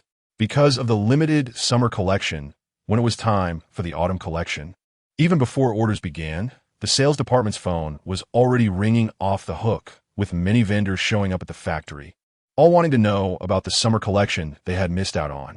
Watching others make money while customers kept asking if there were such clothes available was excruciating. Could they really miss out on the autumn collection too? Of course there were imitations. Yes, after the summer collection became popular, some clothing factories began to follow suit with similar styles. However, in business, the initial wave of excitement was always the most profitable. Moreover, as more imitations flooded the market, prices also dropped. In short, the early bird catches the worm. But that was a discussion for later. For now, Ruixiang Clothing Factory was bustling with summer production, preparing to deliver the first batch of goods as quickly as possible. Meanwhile, Lin Qingping was busy ensuring quality while also starting to think about the autumn collection. Undoubtedly, after the summer collection, her savings would increase significantly. She calculated that in less than 2 years, her savings would exceed 100,000 yuan. At that time, that would truly make her wealthy. Du Jin and Gu Junchen sincerely admired her, but she didn't feel anything special about it. She had simply stood at the forefront of the times. Standing at the forefront, even a pig could fly, let alone her a reborn pig. This reborn pig had indeed won over many people, including Wu Tianjiao. After the summer collection was released, Wu Tianjiao seemed to be closer to her. During this time, Mei Li often came to find Lin Qingping regarding matters of setting up a factory. One was to choose a site, and the other was that Mei Li had never run a factory before. Coming to Ruixiang to find her was also to conduct on-site research and learn how to run a clothing factory. Thus, there were a couple of occasions when Wu Tianjiao accompanied her. The three women would enjoy meals together and chat, feeling quite pleasant. However, one day, Wu Tianjiao came alone to find her. When she arrived, Wu Tianjiao said nothing, hesitating. "What's wrong? Are you looking to cancel an order?" "No problem. I can cancel it any time," Lin Qingping joked. But Wu Tianjiao took her hand firmly, her expression serious. Lin Qingping's heart sank. What could be such a big deal that it made someone as bold as Wu Tianjiao so heavy-hearted? "Qingping." Wu Tianjiao held her hand. "There's something I feel I must tell you. You know my younger brother." Lin Qingping's vision darkened, and she nearly collapsed. Wu Tianjiao was startled and quickly supported her. "Qingping, don't scare me like this. If you're like this, I won't dare to say it. I'm fine. I'm just really tired. I haven't slept well lately." Lin Qingping had a strong premonition that it was related to Gu Junchen. Wu Tianping was a soldier, and Wu Tianjiao was his sister. If she came to mention Wu Tianping, it could only be related to Gu Junchen. Since Gu Junchen left the hospital, Lin Qingping's heart had been uneasy, even though she was absorbed in her work whenever she had a moment to spare. Her thoughts would wander, but she had no way to contact him, nor could she inquire about his situation, especially since she couldn't ask about him. Now, what was happening to him? Lin Qingping closed her eyes, mentally preparing for the worst. He was someone who had sacrificed once, suppressing the pain in her heart. She choked out, "You say I can hold on." "My brother. This time he was executing a mission with your Commander Gu. Commander Gu was injured while saving my brother." Lin Qingping's breath hitched, holding her breath, waiting for her to continue. In the hospital, they found a blood clot from an old injury in his head, combined with this new injury. Based on his condition, they sent him back to your provincial capital's military hospital, and now he's in the provincial capital. Lin Qingping gripped her tightly, continuing to wait. When no further information came, she struggled to ask 2 words. "Is he gone?" "No. No." Wu Tianjiao was surprised. "What else is there?" Wu Tianjiao thought for a moment and quickly added, "Oh, right, this time, our whole family has to thank Commander Gu. We will." Lin Qingping didn't want any thanks. She released Wu Tianjiao, waving her hand to indicate it was unnecessary, her entire being weakened as she slumped into a chair, tears streaming down her face. He didn't sacrifice. He didn't sacrifice. That's great. Qingping you. What's wrong? Wu Tianjiao didn't understand why she was like this. Lin Qingping shook her head, tears flowing. I'm fine. Really fine. All right. The reason I hesitated to tell you before was because Commander Gu said not to let you know, but I feel like I still have to tell you. Of course you have to tell me. Lin Qingping said decisively. Tianjiao, thank you for telling me. I'm getting ready to head to the provincial capital. Gu Junchen, how are you going to hide this from me again? Lin Qingping was anxious, but the more anxious she was, the more she had to keep her composure. With such a large order volume for the summer collection, she couldn't afford any mistakes. Otherwise, they would incur fatal losses. She returned to the factory to organize the clothes and called Gu Yulian and Du Jin over to give them instructions. Gu Yulian had been awkward with Du Jin during this time. Lin Qingping did not want to interfere in their marital issues. And now she had no time to manage that. After giving proper instructions about the factory, she meaningfully hugged Sister Gu and then left with Wu Tianjiao, heading towards the provincial capital. Gu Junchen, I'm coming. Chapter 73, Don't You Want Me to Come? Another hospital. Lin Qingping got off the train and headed straight to the hospital. After a night on the train, and still having a standing ticket, her appearance was not great. It was already April, and the weather was starting to get humid. There were all sorts of smells on the train, and she inevitably picked up some of them. Moreover, no matter how wealthy she was in her past life, she always preferred to dress comfortably during her travels. To make it easier to travel, she wore those plain clothes she used to wear in Guja village, and after a night on the train, she was all wrinkled. Before entering the hospital, she casually tied her hair back into a bun, a habit she had from her past life. Back then, she liked to wear it like that, but decades later, tying it casually had become a relaxed style, with many tutorials on how to make buns look fluffier. But that was not the current aesthetic. In any case, Lin Qingping was worried about Gu Junchen and eager to see him. So when she entered the hospital, she was dressed plainly, a bit wrinkled, with damp hair at her forehead casually tied back and many strands falling out. From the perspective of the time, she looked somewhat sloppy and rustic.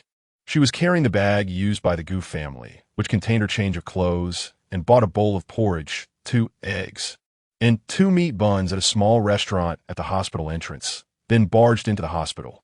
Wu Tianjiao accompanied her, but after they reached the ward, he did not enter with her, thinking it would be inconvenient for him to be there while the couple met. So, standing at the door of the ward was Lin Qingping alone. Lin Qingping immediately spotted Gu Junchen's hospital bed. She recognized him at a glance from the last time he was hospitalized when his head was wrapped like a zongzi, and now, at this moment, he was sitting clean and fresh against the head of the bed, covered only by a thin blanket from the waist down. He looked even thinner, and his profile appeared sharper and more defined. She had been anxious all the way, and now that she finally reached the hospital, she should have rushed into his side. However, her feet were nailed to the door of the ward, unable to step inside, because there was a woman standing beside him, dressed very stylishly, in clothes she had designed, with hair styled in the latest fashion. Very beautiful. At that moment, she was placing a thermos on his bedside table.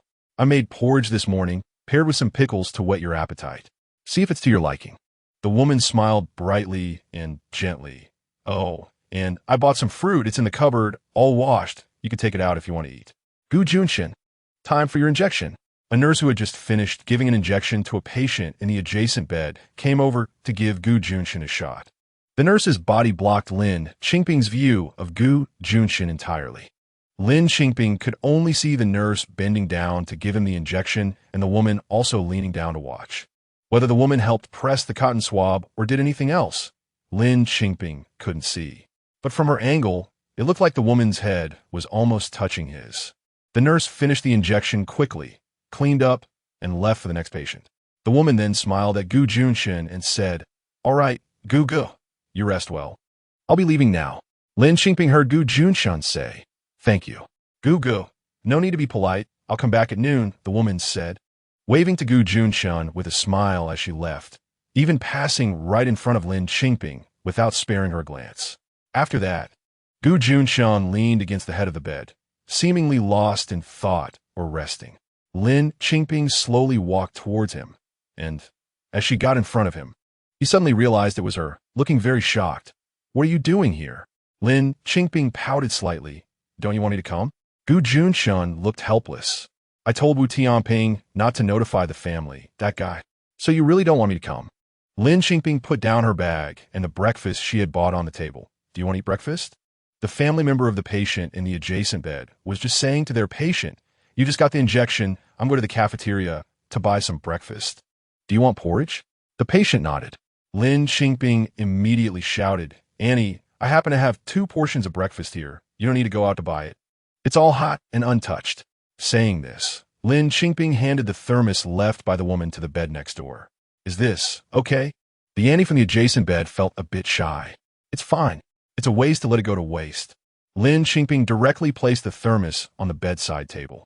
Throughout this, Gu Junchen was watching her, with an expression Lin Qingping didn't quite understand.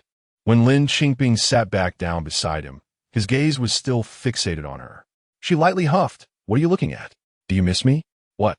Gu Junchen didn't understand what she meant. "Humph." Lin Qingping huffed again, looking at his upper body, which seemed fine, and wanted to lift the blanket to see where he was hurt. As soon as her hand touched the blanket, it was pressed down by Gu Junchen. "What are you doing? There are so many people." Gu Junchen whispered, reprimanded her. "Lin Qingping." After a moment, Lin Qingping understood, glaring at him. "What are you thinking? I want to see how badly you're hurt. Is this how she looks in his eyes? Can she not shake off the label of a female ruffian?" Gu Junchen. Gu Junchen still pressed the blanket down. "It's nothing, just a leg injury." Gu Junchen felt a bit frustrated, recalling what his mentor had said. This kid has injured his leg this time. He won't be running around everywhere anymore. He needs to recover properly before coming back. Lin Qingping's hand was probing at the edge of his blanket. "I want to see." "You're not a doctor. What else there to see?" Eventually, he let go of her hand.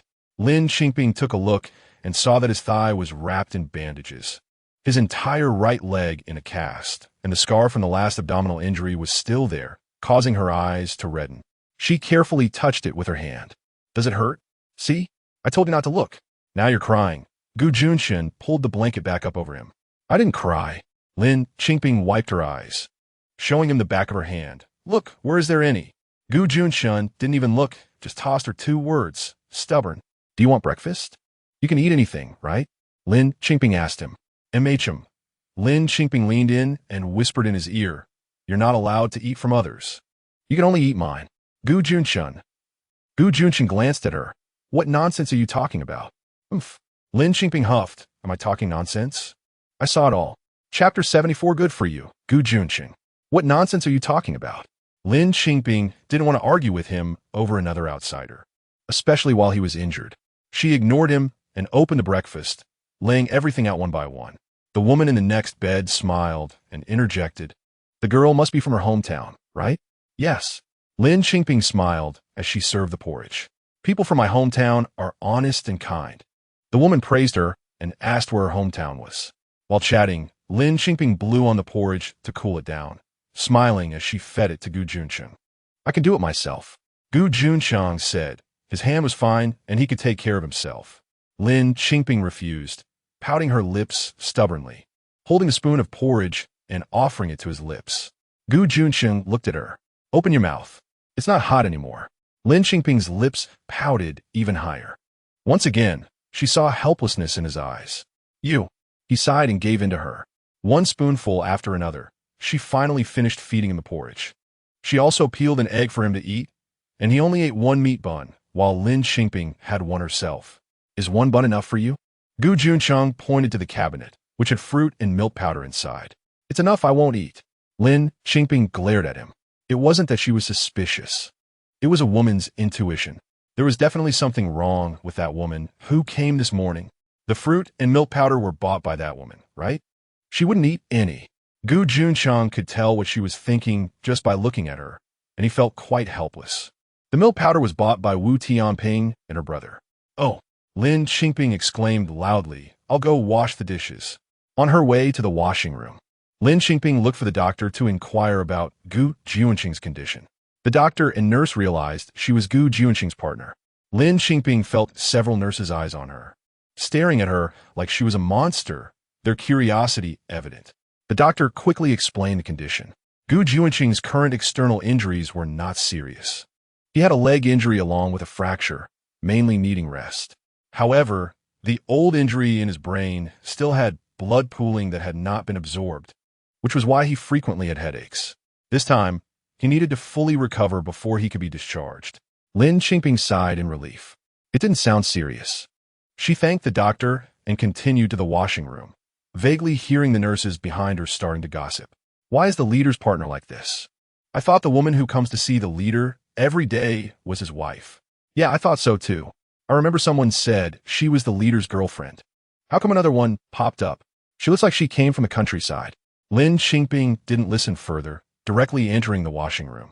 In the washing room, coincidentally, the woman from the next bed was also there washing dishes and greeted her with a friendly smile. Andy. Lin Qingping smiled and called out. The woman asked warmly, Are you the leader's sister? Lin Qingping. Sister? No. Is that how Gu Junchen introduced me? I'm his wife. Good for you, Gu Junchen. Lin Qingping pondered how to convey that she was not his sister, but his wife when the woman continued. The leader has been here for several days. Didn't your family know? Yes. Lin Qingping replied with a smile, but she was gritting her teeth inside. Good for you, Gu Junchen. You've been here for several days. The nurses also said someone comes to take care of you every day. You can do it, Gu Junchen. A few more family members came to the washing room, and Lin Qingping felt it was inappropriate to say anything further. After quickly finishing her washing, she smiled at the woman and said, I'll be leaving now, before taking the bowl back to the ward. All the family members inevitably enjoyed chatting about who was related to whom. After walking a few steps, Lin Qingping overheard them asking who she was in the washing room. The woman enthusiastically introduced her as the leader's sister. The leader's sister is here. Lin Qingping entered the ward holding the bowl. It was a large ward with a total of 8 patients. The first thing Lin Qingping did after returning was to take out all the fruits from the cabinet, cheerfully distributing the entire bag of fruit, placing 2 or 3 on each patient's table, and warmly telling them, Don't be shy. We bought plenty. After all, sharing a ward is fate. We're all family. Taking care of each other. No need to be polite.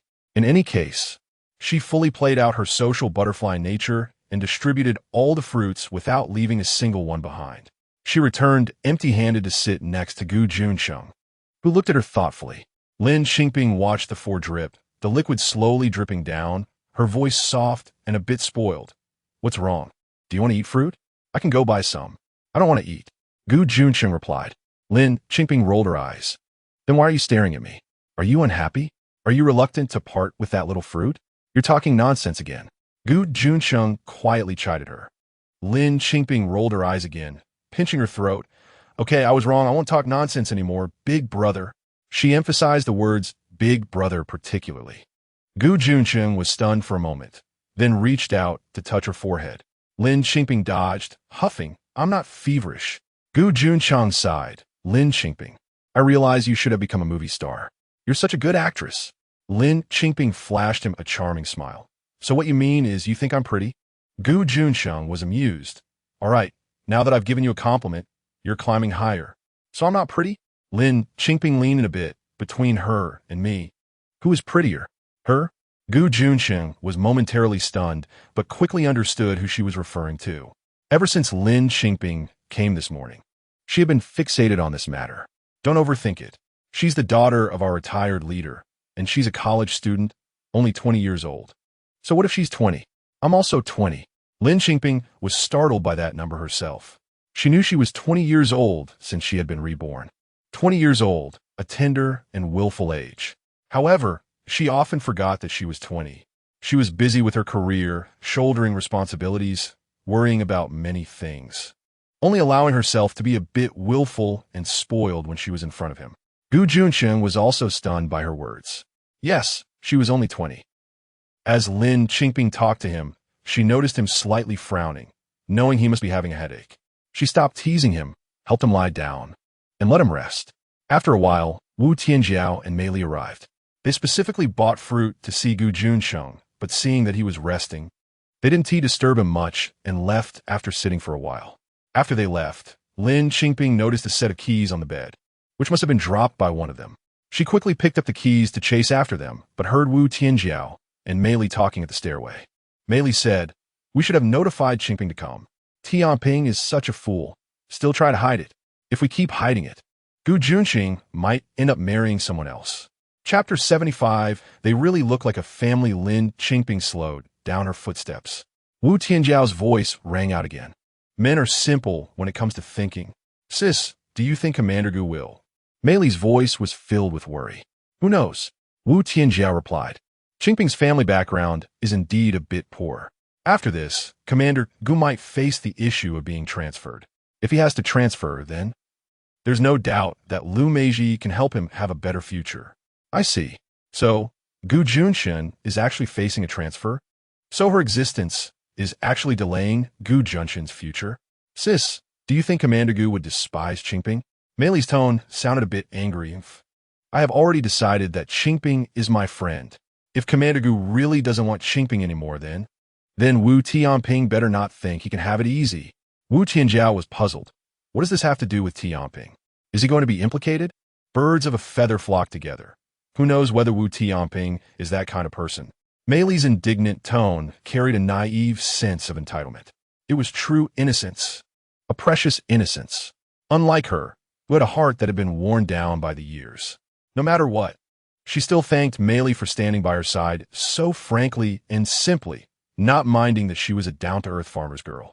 Lin Qingping stood still until Wu Tianjiao and Mei Li's voices gradually faded. Then she ran downstairs, calling out their names to catch up and return the keys to them.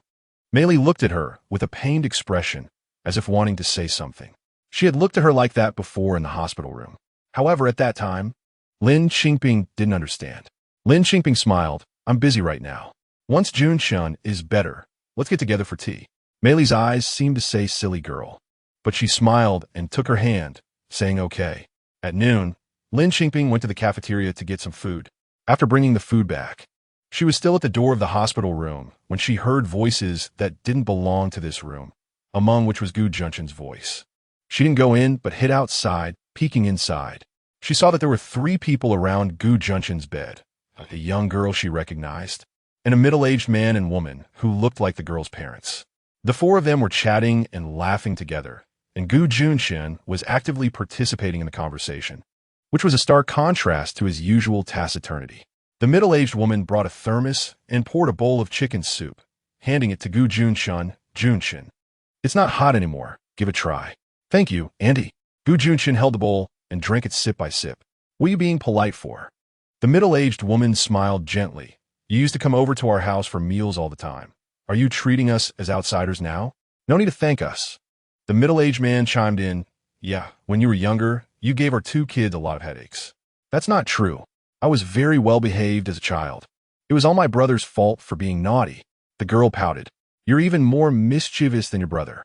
Only Junchen could put up with you back then. The middle-aged woman tapped her forehead. All right, we're in a hospital. Patients need to rest. Don't make noise. Let's just take a look and leave. Don't disturb the doctors or delay the patient's recovery. The middle-aged man said. I'm not making noise. The girl mumbled, still pouting at Gu Junchen. Aren't I? Big brother Gu?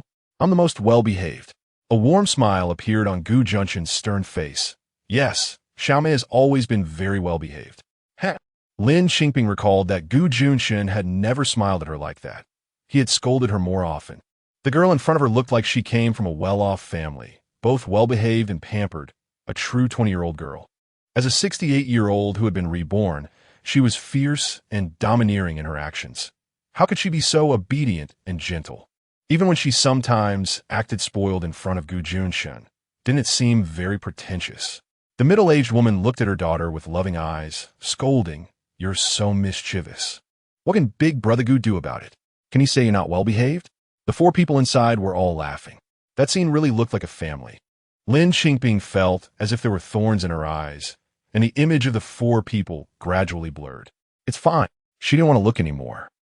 Silently leaving the hospital room, she went outside the inpatient building.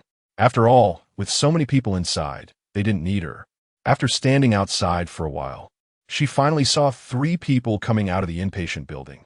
The girl had one arm linked with her father and the other with her mother, smiling brightly. It was truly a happy family. The girl's mother was still carrying 2 thermoses, which seemed to be empty now. Once they walked far away, Lin Qingping went back upstairs. When she returned to the hospital room, she was already smiling. Just like nothing had happened, she put down the food, looked at the medicine bottle, and saw it was still half full. Noticing he was leaning back, she gently asked him, "Gu Junchen, do you want to lie down?" He shook his head. "All right, then call me if you want to lie down." Lin Qingping adjusted the pillow behind his head and then sat down to eat her meal.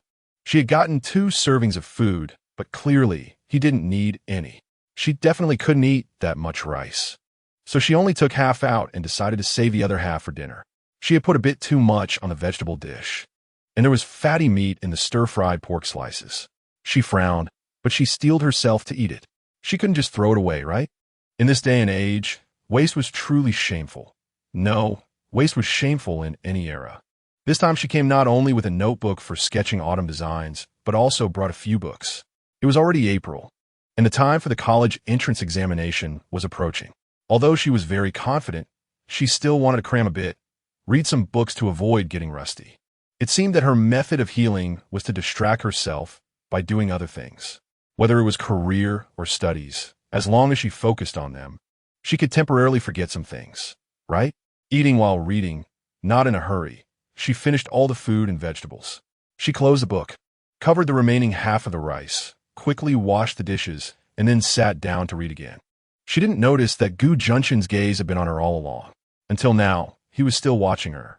Lin Qingping was frowning over a math problem. In her previous life, she hadn't attended a proper school for many years, and even though she later took various adult classes, they were mostly focused on liberal arts. So her math skills remained weak. Holding paper and pen, she became absorbed in calculations but couldn't figure it out, and time passed slowly. The person in the hospital bed finally called her, Lin Qingping.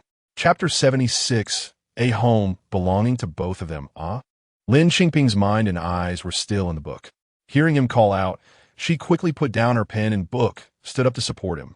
Thinking he wanted to lie down. "I don't want to lie down," he said. "Oh."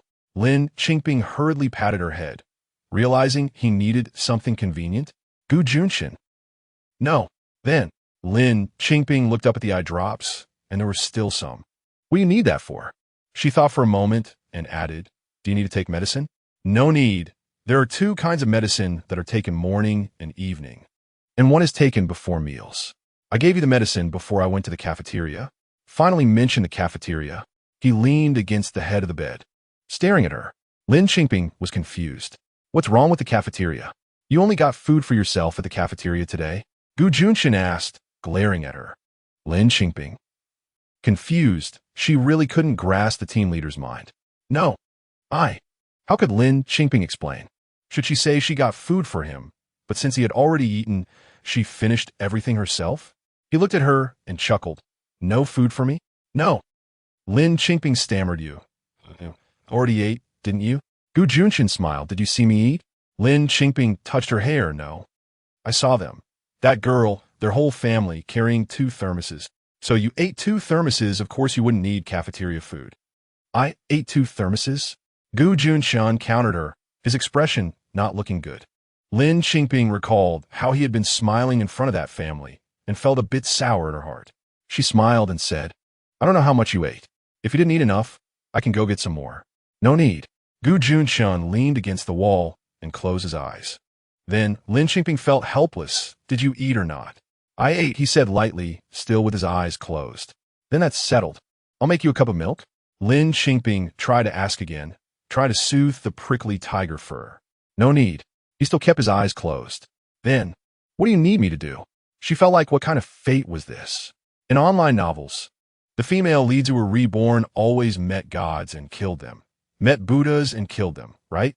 And the husbands, after rebirth, spoiled their wives to the heavens. What about her? Why was her rebirth like this? Her husband was about to fly high, and she was still here trying to smooth things over. No need. All right then. Lin Qingping sat back down. Then I'll get on with my own business. She continued solving problems. However, after drawing on 2 pages of draft paper, she still hadn't found the method. Her brows were furrowed so tightly that they were almost knotted when she suddenly heard from above, "Bring it over." Lin Qingping looked up. "What?" "I said, bring your math problems over," Gu Junchen said. Lin Qingping's eyes widened. He could still do math problems? Hadn't he joined the army early on? But instinctively, she still handed him the problems and notebook. He looked through the problems and began to calculate on the paper. She focused on the tip of his pen. Following the thought process he wrote down, and suddenly everything became clear to her. So that's how it is. I got it. She didn't need him to continue calculating. Once the thought process clicked, she could solve the rest herself. He glanced at her, returned the pen to her, implying, "You do it."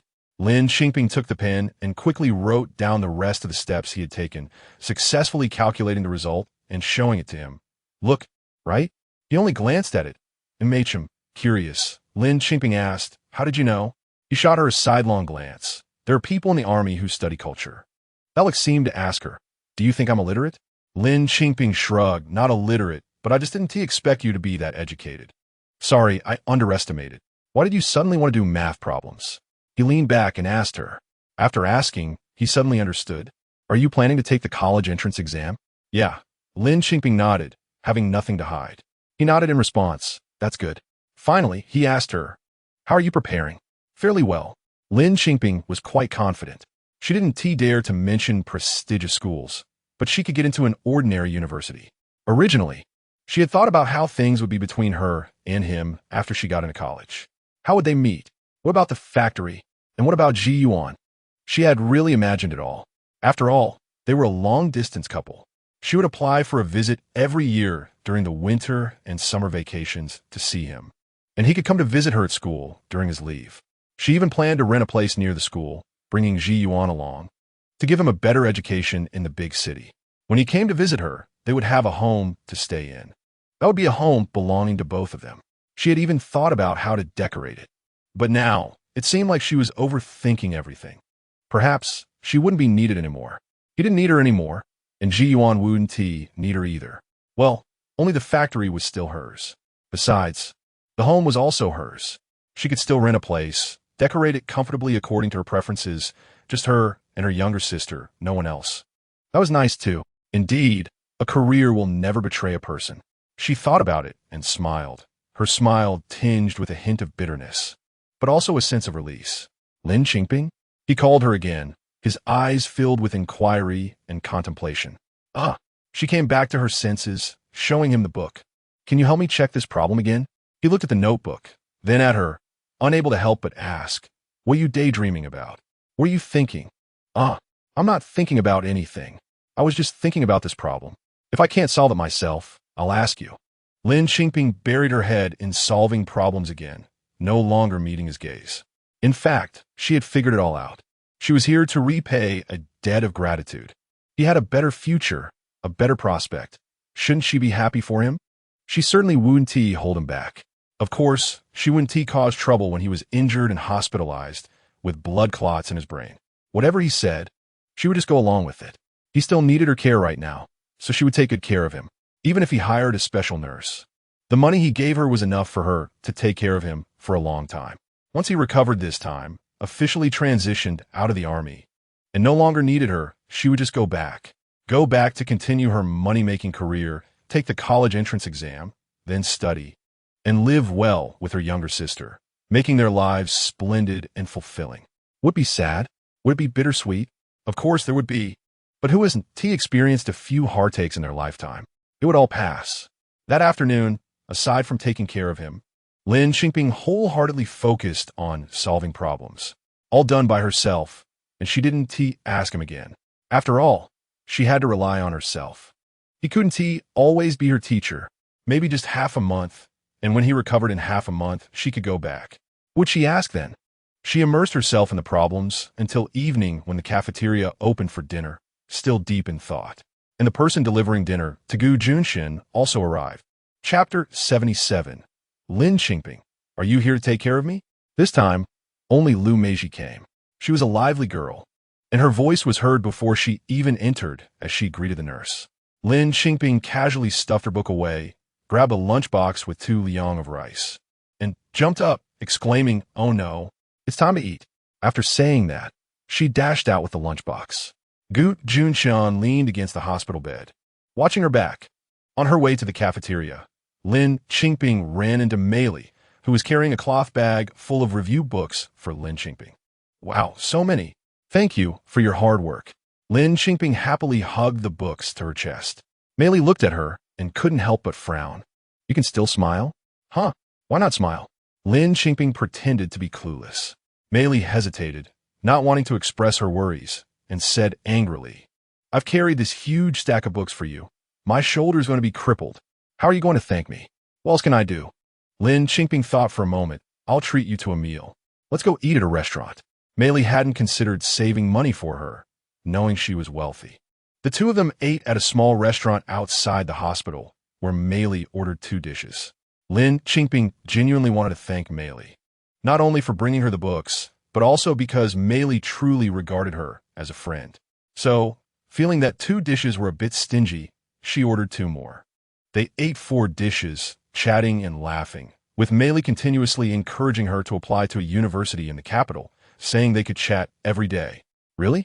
What about our factory? Lin Qingping asked with a smile. Wu Tianjiao once said it right. Meili had a childish temperament. Entrepreneurship was indeed unpredictable. Meili was stumped by her question, smiling awkwardly. I almost forgot about that. But it doesn't matter. The best university is in the capital. You must come. Meili secretly thought, come to the capital. I'll introduce you to even better boys.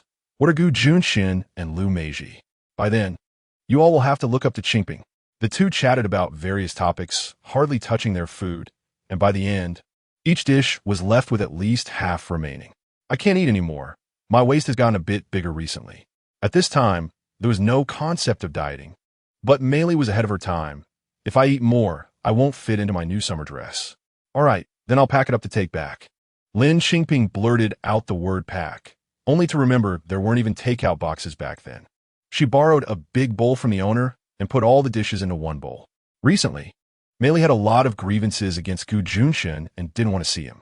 She helped Lin Qingping carry the books outside the department and then left without entering the ward. Lin Qingping indeed took a bit longer for this meal, and by the time she returned to the ward, Lu Meiji had already left. She entered with the books on her back and the bowl of food in hand. First, she placed the bowl on the bedside table, then put away the books and turned back to cover the bowl of food, planning to save it for breakfast the next day. Then, she routinely smiled and asked Gu Junchen if he needed any help, like a sponge bath, etc. He declined, so Lin Qingping sat down to continue reading her book. After a while, she felt Gu Junchen staring at her. She looked up and confirmed without a doubt that he was indeed staring at her, and with a gaze that seemed to look at a monster, an incomprehensible expression. This made Lin Qingping feel a bit uneasy. She closed the book, leaned in, and examined him closely. What's wrong with you? Suddenly, his chin tightened. This person actually pinched her entire lower face, squeezing her cheeks and making her lips pucker up. What are you doing? Lin Qingping, forced to pucker her lips, made a strange sound. Have you eaten? He asked her. Lin Qingping, with her face pinched, could only nod. Then what is that? He gestured toward the large bowl of food. Lin Qingping emitted a series of indistinct, strange sounds. Gu Junchen frowned and released his grip. Cough, cough. Lin Qingping rubbed her sore cheeks. That's what I plan to eat for breakfast tomorrow. Gu Junchen stared at her with wide eyes, looking incredulous. Lin Qingping, not understanding, asked what's wrong. He laughed, an incredulous laugh. Lin Qingping, I have to admit, only you have this temperament in the world. He felt he was starting to believe the rumors in the village that his wife had a bad temper and could throw tantrums. At that moment, Lin Qingping's mind suddenly flashed with inspiration as if she had grasped something, and she asked in realization, You don't eat, do you? What do you think? He looked at her and retorted, But you already ate, didn't you? She swore that this statement was purely literal, meaning he had already eaten, and there was absolutely no hidden second or third layer of meaning. She was just straightforward. But to someone who needed to interpret every sentence with twists and turns, it sounded like she was throwing a fit, because for the Liu family, when she was upset, the way to show it was to not give him food. He nodded. With a sense of speechlessness, Lin Qingping, when I first went to the army, Uncle Liu was my commander, and I was his guard. He cared for me a lot during my time in the army, and he treated me well, seeing me as family. Uh-huh. Lin Qingping didn't want to hear about the Liu family, nodding perfunctorily. Of course, she knew how well the Liu family treated him. Did it need to be said? But she didn't want to hear it. To make him stop talking, she handed him the big bowl of food and the 2 liang of rice she had brought back, along with the chopsticks, saying, "Eat, eat." His remaining words were choked back. "Didn't you save it for breakfast?" "Oh." She waved her hand generously. "Eat." "I couldn't finish it with Meili outside." Gu Junchen was once again choked, stunned for a while, genuinely amused. "Lin Qingping, you're something really good, really good." "What is so good about it?" Lin Qingping was confused again. Gu Junchen shook his head, still looking amused. "You said you came to take care of me, but you left me behind to go eat lavishly with friends? After eating, you brought back the leftovers for me?" "Oh no, it's not even for me. It's for you to keep." Lin Qingping, really, was doing it all for his sake. What an awkward encounter with Liu Meiji. She was thinking of him. This isn't, you're not. Sai, you have food to eat, and what they make at home is better than what's outside. Good for your health. Lin Qingping felt so wronged. Who understood her? But she immediately thought of a possibility. Could it be that her family's cooking wasn't good? Chapter 78. You are Gu Juncheng's wife, Gu Junchen. Gu Junchen no longer wanted to say anything and lowered his head to eat. Then, Lin Qingping watched as he finished a large bowl of dishes and the remaining rice. Lin Qingping was curious and leaned closer to him. "Gu Junchen, why do I feel like you haven't eaten in 3 days?" Of course, the possibility of him not eating for 3 days was zero. There was only one explanation. The food from the Liu family really wasn't tasty. Gu Junchen shot her a glare with his fierce eyes and continued to eat the rest. Lin Qingping didn't know what had upset him again. So she coughed twice and stepped back. His expression wasn't very good as he put the bowl on the bedside table. "I'll go get some water to help you wash your face." Lin Qingping decided to run off. She handed him the warm towel, and after staring at it for a moment, he reached out to take it and washed his face himself. Lin Qingping prepared to pour out the water, but then he said, "Aren't you going to wipe my body?" Lin Qingping. He continued, "Lin Qingping, you seem to be quite casual about taking care of patients. In the dead of winter with the cold wind blowing, you were eager to wipe me down every day. But now in the hot summer, you're not proactive at all?" "No, she just wanted to change the basin of water." "Fine, since that's the case. You do it." Lin Qingping pulled the curtain between the hospital beds and twisted the towel again, handing it back to him. This time, he only had a leg injury and couldn't move, but his hands were fine, and by evening, the floor was finished. So he basically wiped his own face and body. However, unexpectedly, when she extended the warm towel, he didn't take it. Not going to wipe?" She frowned in confusion. He leaned back, his brows furrowing, feeling a bit dizzy. Now Lin Qingping got nervous. It couldn't be that the blood clot in his head was acting up again, right? "I'll go call the doctor." She threw the towel into the basin. "No need." He grabbed her hand and said, "Just lie down and rest." "Oh, okay." Lin Qingping quickly helped him settle down to lie flat. His brows gradually relaxed, but his eyes remained closed. "Feeling better?" she asked softly. He lay still. Just as Lin Qingping hesitated about whether to wipe his body again, he said, "Help me wipe." Lin Qingping.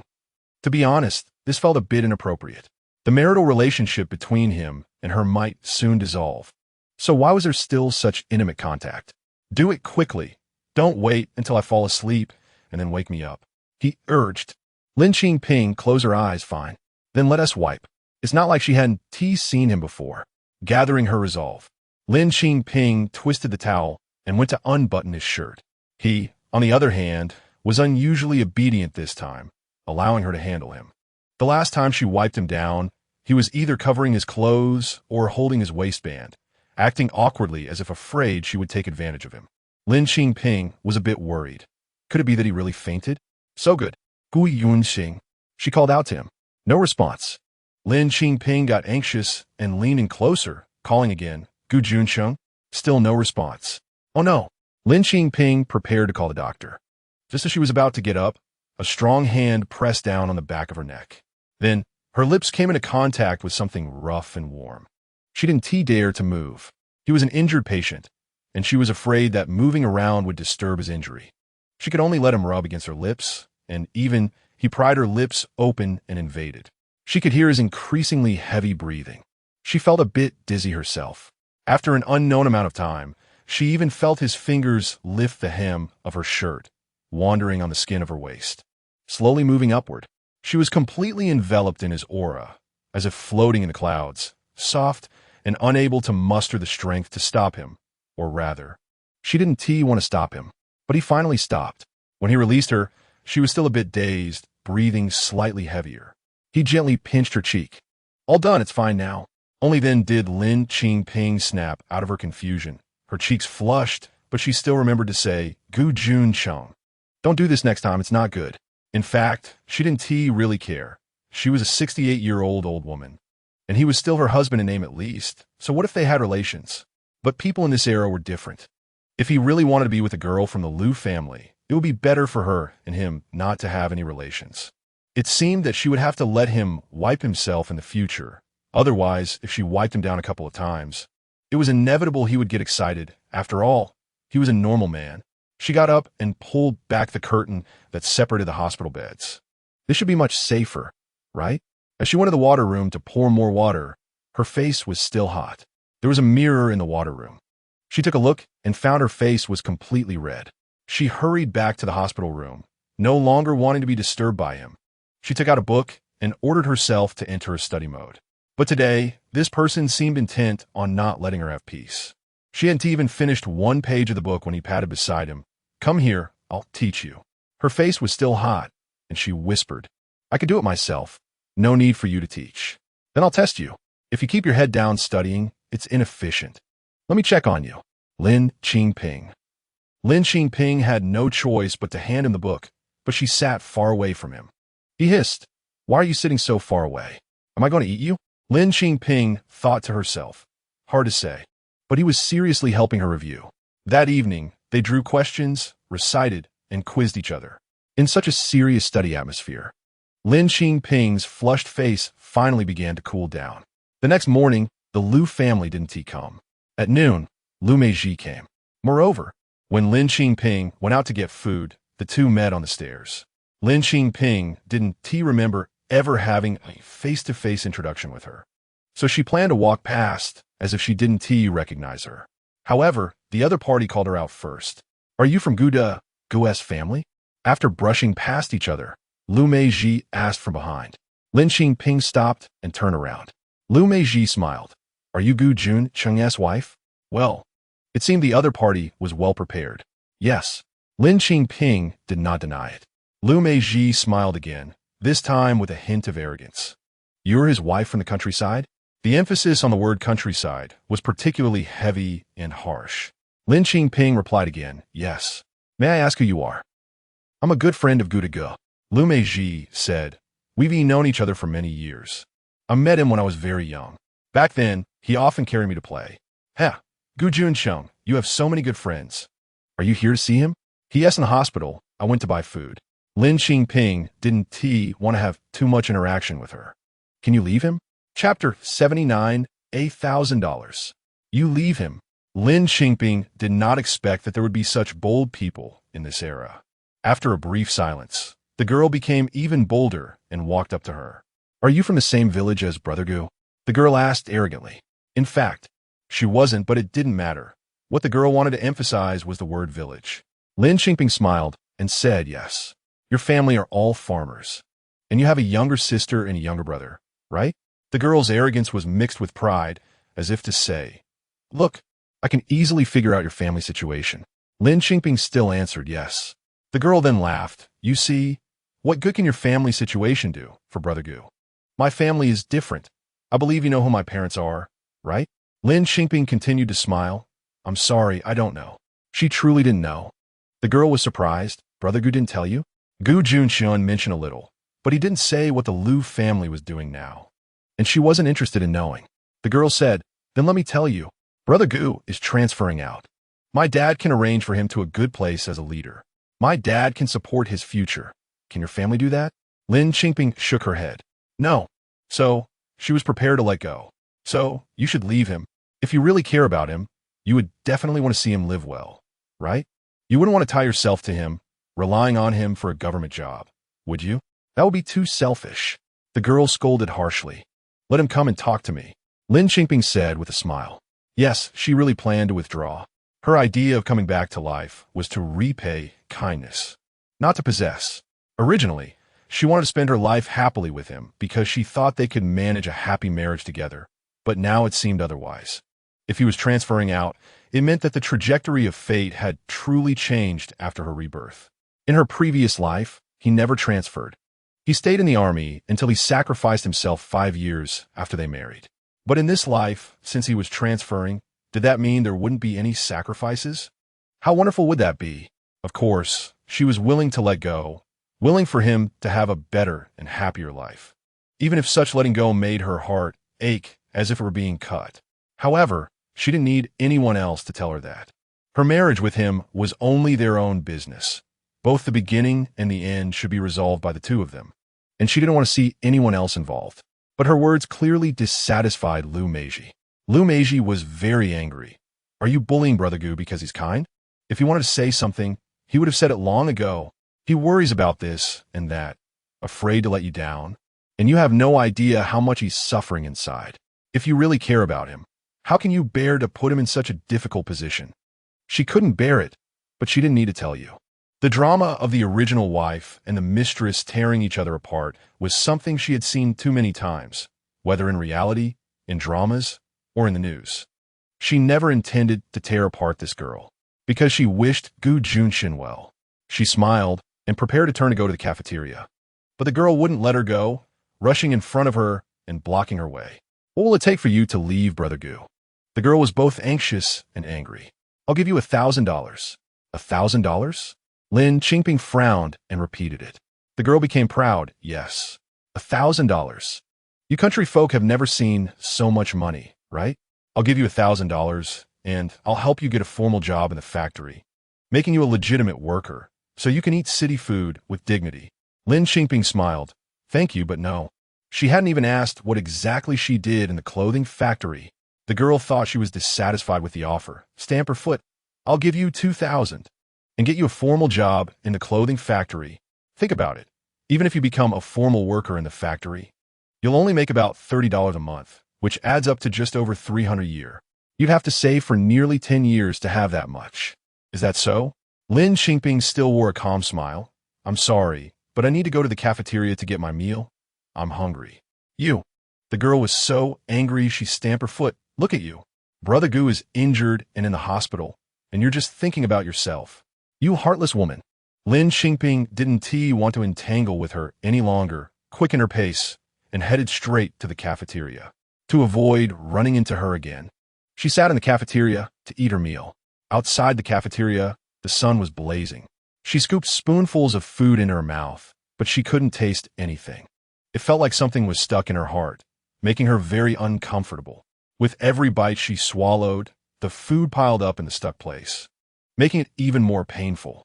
Eventually, the pain became so intense that she couldn't swallow anymore and just stared blankly out the window. Miss, what's wrong with you? A kind voice sounded. Lin Qingping looked up to see an elderly lady from the next bed. I'm just eating, nothing's wrong. Lin Qingping quickly smiled. Silly child. The elderly lady chuckled, gently brushing her finger on Lin Qingping's face. The lady's fingertip was wet. Lin Qingping then realized that she had been crying while eating without even knowing it. She quickly wiped away her tears and smiled. It's just that the sun outside is too bright. You silly child. The elderly lady sighed. Aren't you that Commander Gu's sister, but his lover, right? Lin Qingping paused and lowered her head. Yes. The elderly lady patted her hand. I heard you're planning to take the university entrance exam? Lin Qingping smiled. I have that intention. Good luck. The elderly lady said, patting her hand. Come to the capital to take the exam. This was the second person who wanted her to go to the capital. Lin Qingping smiled. Annie, it's not that I can go wherever I want. The elderly lady glared at her playfully. You can definitely do it. After that, the elderly lady continued, Miss, we're going to be discharged. We will meet in the capital. Are you from the capital? Lin Qingping thought the elderly lady's family was probably a retired official from the local area. No, my son is in the capital, insisting on taking us over. We are actually doing quite well back home. Although the elderly lady said this, The smile on her face couldn't be hidden. That's great. A family reunion. Remember to come to my house to play when you get to the capital. Lin Qingping chatted and laughed with the elderly lady, and by the time they returned to the ward, her emotions were well concealed. Lu-Meiji had already left. On the bedside table, there were several books with the name Lu-Meiji written on them. They were all exercise books covering various subjects. Gu Junchen looked at her with a strange expression. For the past 2 days, he had been looking at her with this odd gaze, and she didn't know why. Could it be that he really had something to say to her, but couldn't bring himself to? Chapter 80, the letter he wrote to her, it's actually fine. She doesn't need to say it. Have you eaten? After a while, he asked her. Yes. She replied in a light-hearted, cheerful tone. And there's nothing for me? His tone turned strange this time. There is. She opened the metal lunchbox, which was full of food. His gaze finally relaxed as he stared at her. This is more like it. When Lin Qingping handed him the food, she really confirmed that the Lu family's food isn't good. What will he do in the future? What will he eat? Thinking of this, she felt foolish. Even now, she was worrying about his eating at someone else's house. These few books are the exercise books Xiaomei used for her college entrance exam last year. Take them and practice. They should help. He said while eating. I don't want them. Her tone was indifferent. She always reminded herself that he was an injured person, not to get angry with him, but she had a physiological aversion to the name Lu-Meiji, and he called her Xiaomei. Although they were going to become a family, it was fine to call her by her nickname. Still, it made her uncomfortable. How'd he call her? By her full name, Lin Qingping. So, being able to maintain a calm tone was already her way of constantly reminding herself. After all, these are the last days. Just do a good deed daily. That's how she could keep it together. You. Gu Junchen gritted his teeth. She specially brought it for you. And you are still being petty. I'm not being petty. Lin Qingping felt wronged, waves of grievance rising up. You're still stubborn. I don't know you. Gu Junchen saw right through her expression. I just don't need it. You can keep it for yourself. I can do well in the exam without her books. Lin Qingping flipped through her own pages, her tone revealing her pride. He was amused by her words. You're quite capable. Capable. You don't even know how capable I am. Lin Qingping thought of the amount in her savings account and remembered her glorious life in her past life. Who said she wasn't capable? All right, I know you're capable. Very capable indeed. He finally stopped forcing her to take the books. Lin Qingping pursed her lips and shook her head. She was much more capable than your Xiaomei, who spent 2,000 yuan to dismiss me. After Gu Junchen finished eating, he placed the lunchbox on the bedside table. For a moment, the bedside table was piled high. The nurse would have something to say when she came in. Lin Qingping put down her book and started tidying up. First, she put away the books brought by Lu-Meiji into the cabinet. She didn't want to see those books, but she also didn't want to be scolded by the nurse. When she picked up the books, the pages accidentally opened, revealing numerous notes written in elegant handwriting, clearly written by Lu-Meiji. Gu Junchen actually wanted her to use such books to study? What was he thinking? She opened the cabinet and threw the books inside. One of them fell out, and a piece of paper slipped out. Lin Qingping picked up the paper, and at a glance, the handwriting was clearly not Lu-Meiji's. It was strong and powerful, a man's handwriting. The most eye-catching part of the paper was the last line, Junchen. Lin Qingping's hand loosened, and the paper fell again. What is it? Gu Junchen's voice sounded behind her, asking. Lin Qingping picked it up again. It's nothing, just some notes. She turned her back to him, in a direction where he couldn't see, carefully reading the words on the paper, which said, To my love Xiaomei, the little girl from the past has grown up. Looking back, I only regret that our reunion was too late. Could I ask for your time to let me handle my family matters? Wait for me, okay? Every word struck her heart. She couldn't bear to read it a second time. Lin Qingping hurriedly tucked the paper back into the book and quickly took the lunchbox away, using the time to wash it to let the tears in her eyes slowly recede. In the washroom, she washed her face vigorously, scrubbing until it was red and painful. Before she could push those words out of her mind, she took half an hour to wash that lunchbox, then returned to the hospital room as if nothing had happened. Gu Junchen had been staring at her since she entered the room. Why did you take so long? Oh, I ran into a patient's family member and chatted for a bit. She placed the lunchbox down. Come here. Lin Qingping thought he needed to use the bathroom. So she pulled the curtain and walked over to him, preparing to help him. But he wrapped his arms around her waist, pulling her to sit by the bed. What are you doing? Be careful of the needle. Lin Qingping struggled a bit. It's fine, it's this hand. He held onto her tightly. Let us talk nicely. I'm still reading. She turned her head to look out the window. Gu Junchen frowned. Did I become much uglier after this injury? Lin Qingping. What do you mean? him.She looked in the mirror. I can't see myself. He had a thoughtful expression. Do you want to look in the mirror? Lin Qingping could get it for him, but he had to let her go. He shook his head, pointing at his face. Did I really become ugly? Lin Qingping shook her head. If I'm not ugly, then why haven't you looked at me properly since you came back? Lin Qingping. What do you mean? Lin Qingping, are you still angry with me? Actually, I'm really not. She was indeed not in a good mood. But she was just sad for herself, not angry with him. On the contrary, she sincerely wished him well. Lin Qingping, Xiao Mei isn't what you think.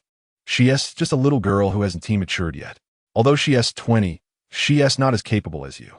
She is just spoiled by her family, which has shaped her character.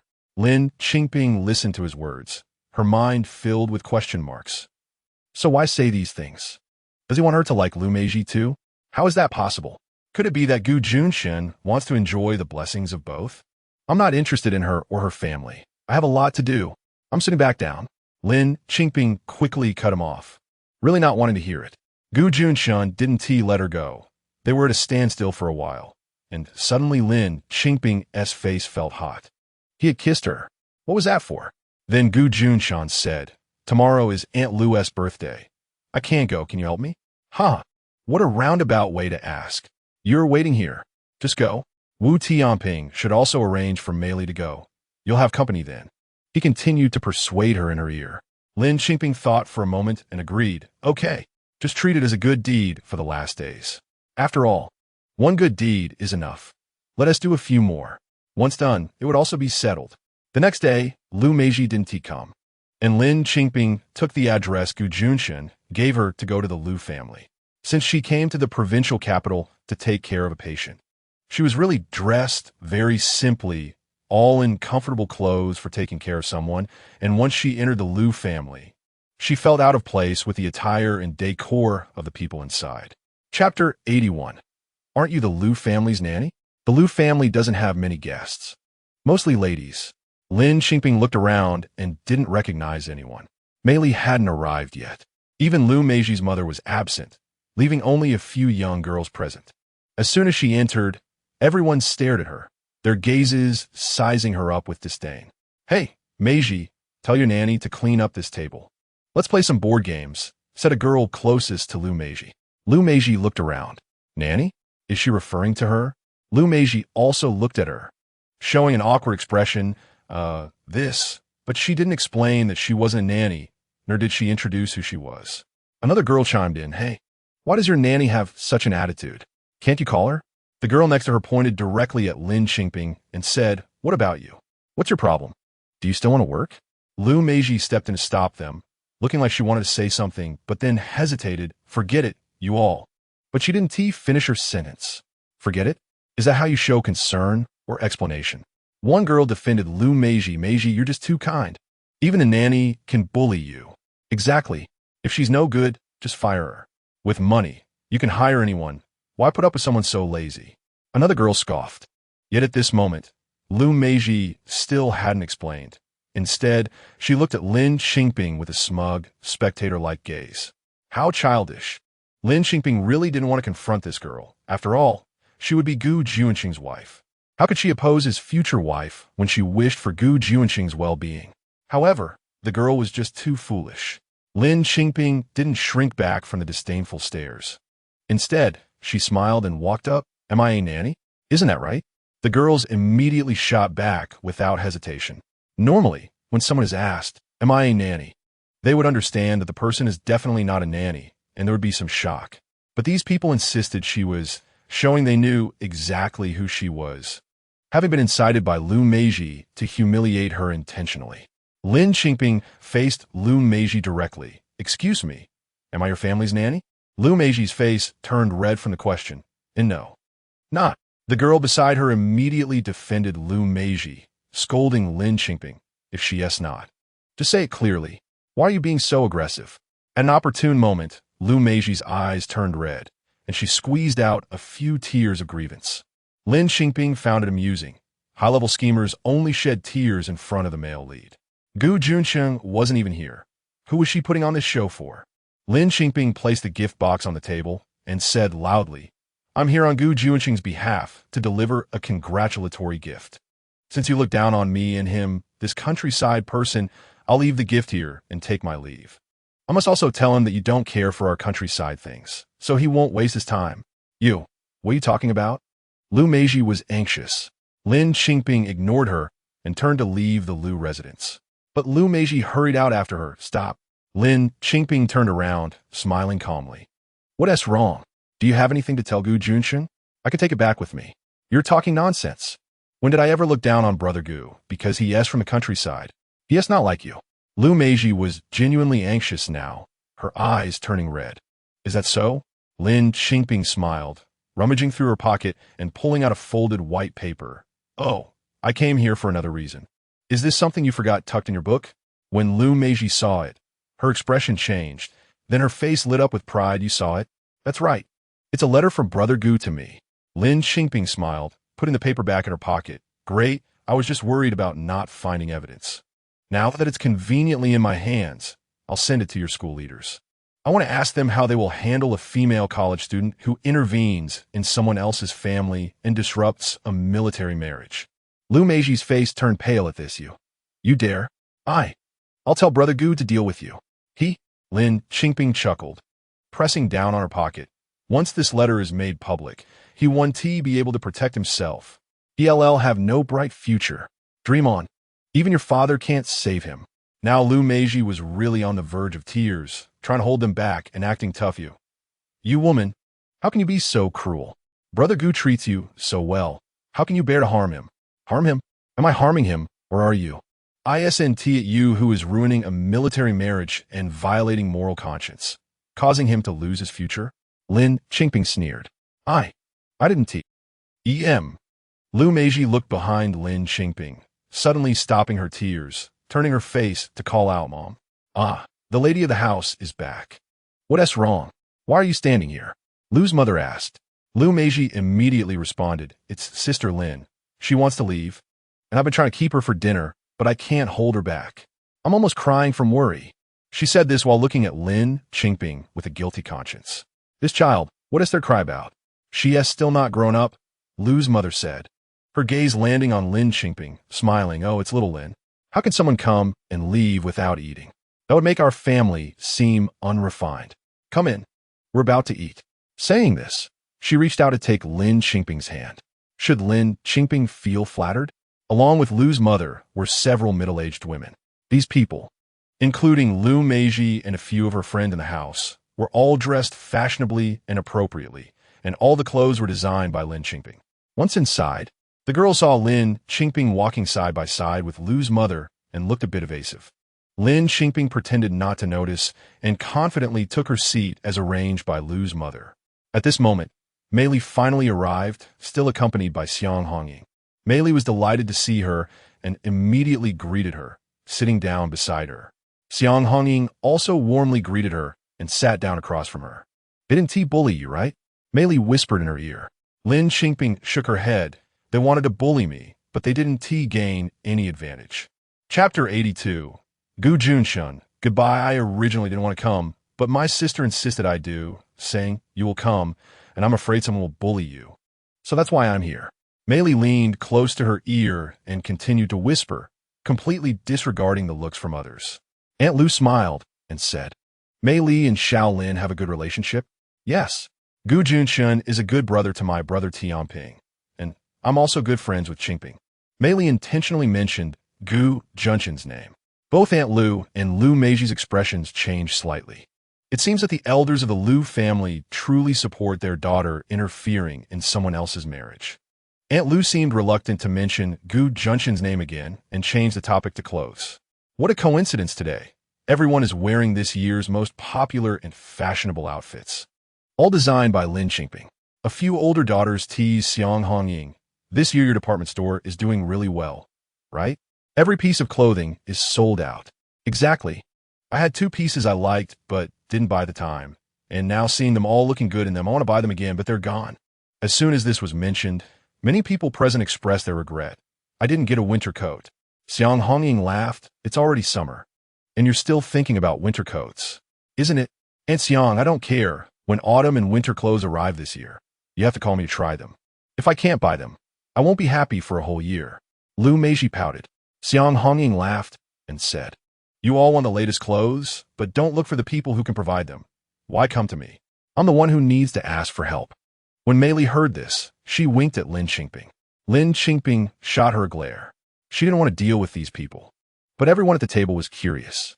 Lu Meiji was the first to ask, Who are you looking for? And who does Aunt Xiang need to ask for help? I don't believe it. It's far away, but right in front of you. Xiang Hongying pointed towards Lin Qingping. Everyone looked at Mei Li. After all, no one would expect that the person would be Lin Qingping, who was next to Mei Li. Mei Jia, is it you? Lu Meiji's voice was sweet. Mei Li waved her hand. Not me, not me. I don't have that ability. If you don't have the ability, who else does? Lu Meiji's pouting skills were activated again.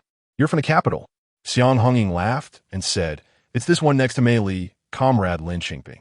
All the best-selling clothes in our mall are designed by her. And everything you are wearing is her work. Lu Meiji felt embarrassed.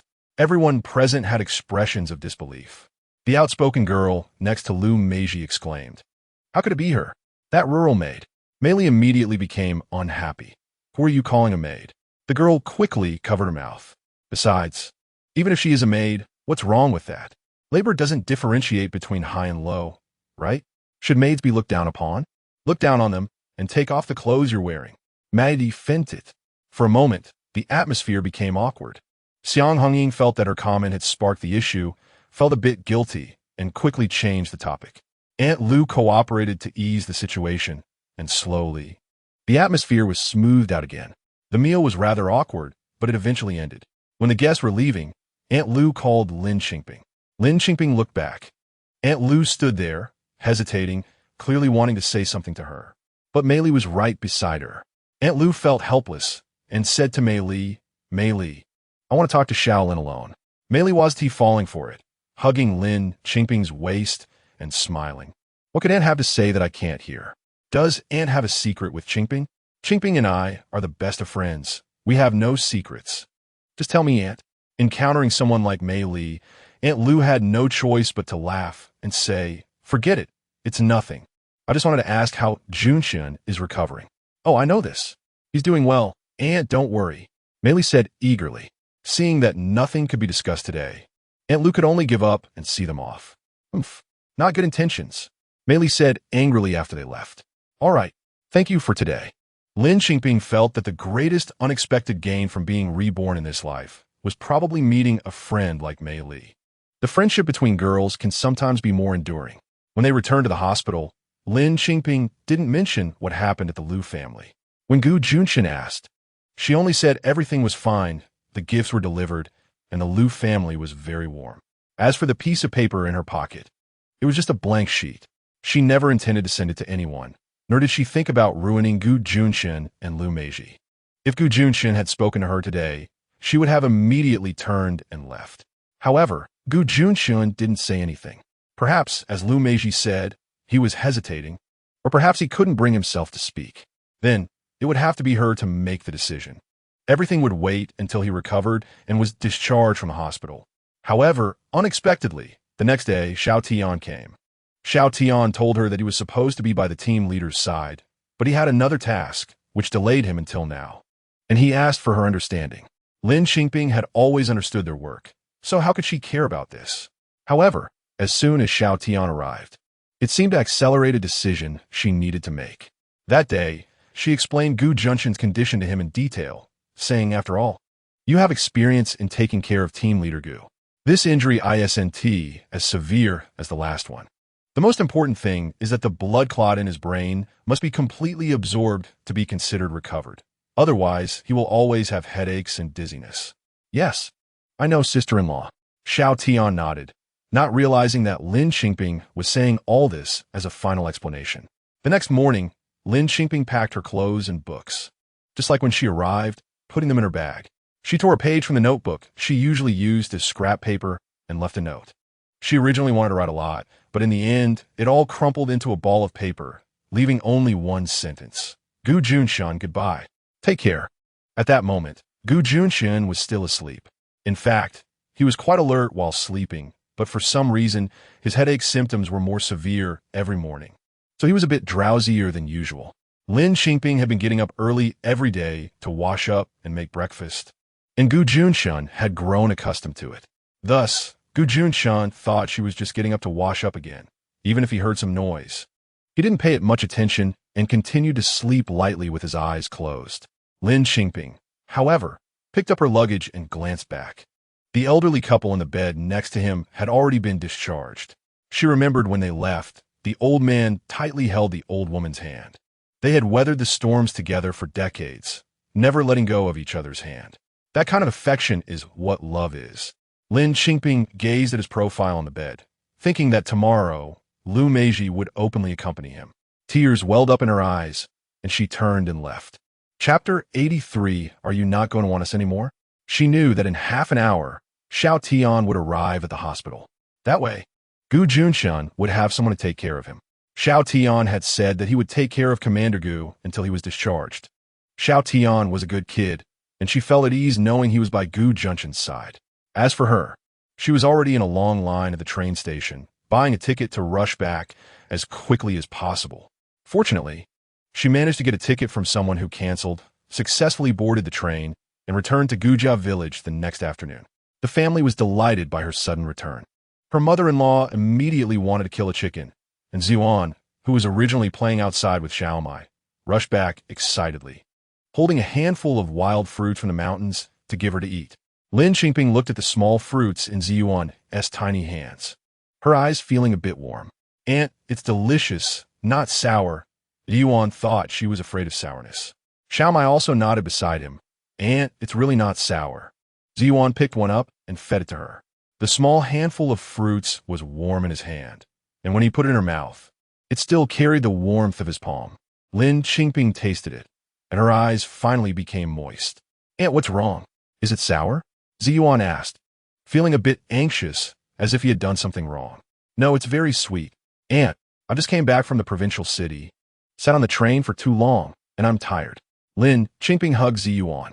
Ziyuan nodded. He had also taken the train to the provincial city and knew it was tiring. Aunt, rest. I finished my homework. Ziyuan said obediently. Lin Qingping felt even more upset. I'm fine, silly child. Instead of resting, she went out to stop her mother-in-law, Lu Fun, from killing the chicken. Lu Fun was holding the chicken. Surprised by her words, you still want to go back to the factory at this late hour? Yes. Lin Qingping took the chicken from Lu Fun's hands and let it go. If a person was leaving, they would even be reluctant to part with a chicken. These chickens were bought by her and Ziyuan together as chicks, which Ziyuan fed every day. Lu Fun sighed, you are busy now. I don't know if earning so much money is worth it. At this time, people had not yet experienced the market economy era and did not know what the future would be like, nor did they know how much a house would cost in the future. Lin Qingping felt a pang in her heart. Since marrying into the Gu family, her mother-in-law had been very tolerant of her, and even if this tolerance was because of Gu Junchen, she felt very grateful, especially considering the kindness from her previous life. After all, in her previous life, she had caused chaos in the Gu family. Mother, come in. I have something to tell you. She pulled Lu Fun into the room and took out a bank book from her cloth bag, which contained half of her savings. She handed the book to Lu Fun, Mother. I earned some money these past few months. Here, you take this. I'll write down the password for you later.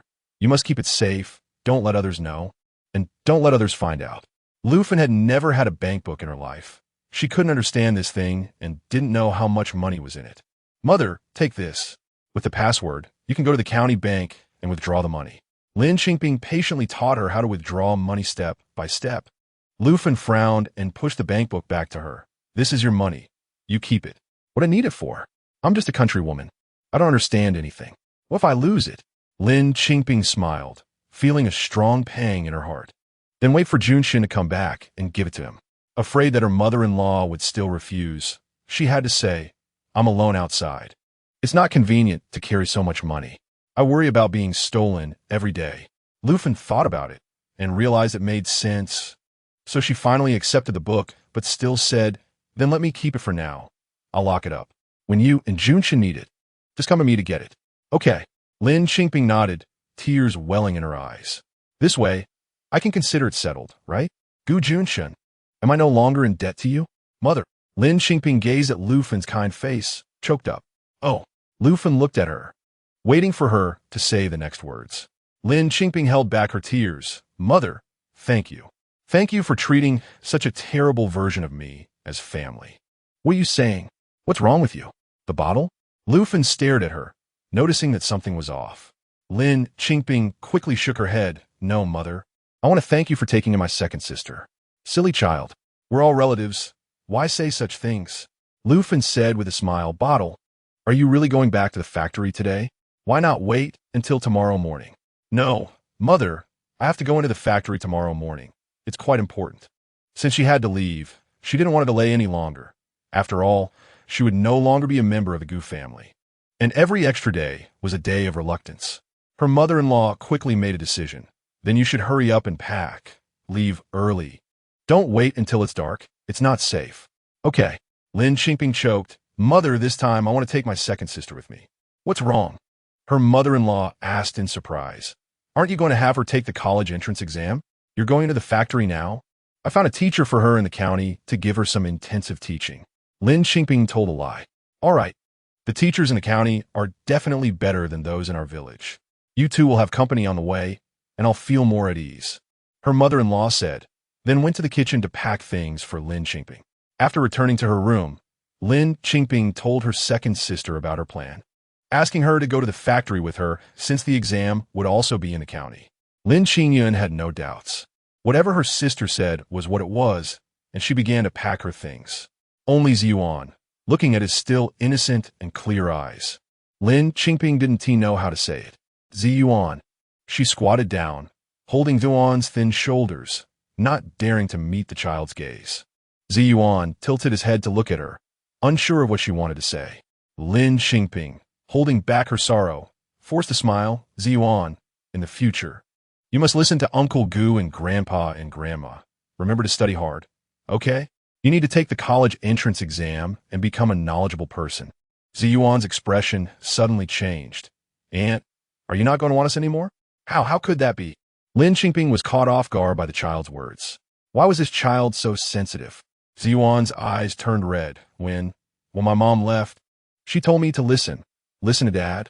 Mother and Dad were two people Ziyuan never mentioned. Now that they were brought up, his mouth twitched, and he was about to cry. "Ziyuan." Lin Qingping pulled him into her arms, holding his small body tightly, trying hard to control herself, but couldn't stop the tears from silently sliding down, dripping onto the child's clothes. Chapter 84. "Sis, you scolded brother-in-law Xiaomai stood by, dumbfounded and timidly called out, and Lin Qingping realized she had lost her composure and quickly wiped away her tears, smiling at Xiaomai, then touched Yuan's head, saying, "Annie won't abandon you. How could Annie not want you? It's just that this time, Annie will be gone for a long time and won't be back to see you for a while. You have to be good at home." Ziyuan felt relieved and nodded. "I will be good.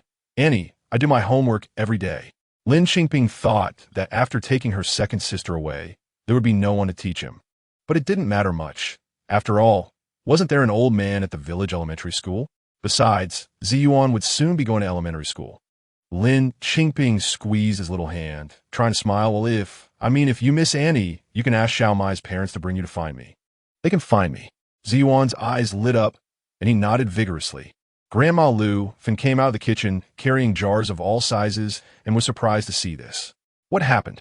Lin Qingping quickly stood up, smiling, and said, "It's nothing, just that Ziyuan mentioned his parents and made me cry." Lu Fen's face showed understanding as she packed the jars for her. "These are all homemade. You like them? Take them to the factory. If the food in the canteen isn't good, you can have these to whet your appetite. These are dried green beans and pickles made by Lu Fen."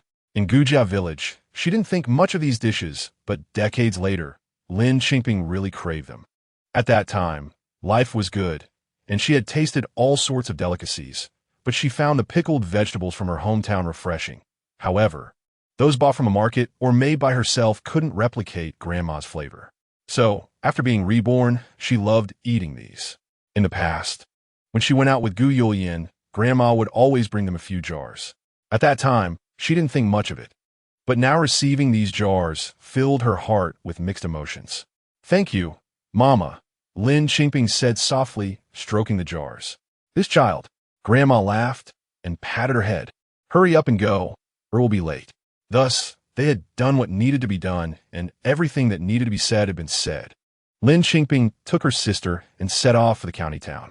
At the entrance of Gujia village, Lin Qingping looked back. It was already dusk, with smoke curling up from the village, full of the warmth of home, but it was no longer related to her. This mountain village, where she had never lived long in both her past and present lives, she probably wouldn't come back again. "Sis, you and brother-in-law," the second sister, not foolish, finally said something. Lin Qingping smiled. "Don't worry about that. Just focus on studying. We sisters have a long road ahead and good days to live." The second sister walked shoulder to shoulder with her. "Anyway, I will always stand by you. Let's go." Lin Qingping pointed to the horse-drawn cart ahead. She had rented a round-trip cart when she returned from the county, waiting outside the village. From Gujia village to the county town, the two sisters watched the sunset and the moon rise over the treetops, finally arriving at the bus station just before the last bus departed. Then taking a bus to the neighboring county, returning to the clothing factory. At this time, the canteen surely had no food left. The sisters first ate a bowl of noodles at a small restaurant outside the factory before entering. The second sister, new to the place, was curious about everything. "Brother, where is he?" In the employee dormitory, Lin Qingping pointed to the building behind. "We live in this one. After you come, don't worry about too many things. Whatever the third brother asks you to do, just focus on your studies. I brought back a few college entrance examination review books for you. Take a good look at them." "Okay, I know." The second sister followed Lin Qingping into the dormitory, feeling it was all very fresh. "Cease. Do we sleep in the same bed?" Lin Qingping put down her luggage and started tidying up. "Not used to it." "Not all." The second sister smiled. "I like it." Lin Qingping smiled. "Just tidy up casually. I'm too tired today. Let's take a shower and sleep early." Lin Qingping was really very tired. Not physically, but mentally. It felt like a heavy stone pressed on her heart all day, making it hard for her to breathe. She just wanted to lie down, relax her body, and see if she could ease the tension in her chest. But she was optimistic, even when she was awake. Trying hard not to think about a certain person, that person still came into her dreams. She dreamed that he married Lu Meiji. Lu Meiji looked very beautiful, wearing a wedding dress. She inexplicably appeared at the wedding, and Gu Junchen smiled at her, saying, "Thank you for designing the wedding dress for Xiaomei." Then, she embarrassingly cried at the wedding. Everyone at the wedding started to mock her. They laughed at her for being poorly dressed, laughed at her for coming from the countryside, laughed at her for looking like a nanny. She looked at Gu Junchen, hoping he would say a few words to help her. But Gu Junchen laughed at her, just like everyone else. Lu Meiji linked her arm with Gu Junchen, smiling shyly. "Brother Gu, let's go. Let's not pay attention to this country nanny." Gu Junchen really followed her away. Lin Qingping, furious, grabbed a large porcelain vase from the wedding and threw it at the two of them, cursing behind them. "Gu Junchen, you bastard. Cease." Lin Qingping was jolted awake, opening her eyes to see her second sister's anxious face. The day was already bright. Lin Qingping pressed her painful temples. The pain from the dream was still so vivid at this moment. "Sis, you scolded brother-in-law." The second sister still looked worried. Lin Qingping waved her hand. "What's the big deal? I scolded, and so what? Once I got off my chest, it's over. You don't have to worry about my matters with him. I'm grown up enough to handle it.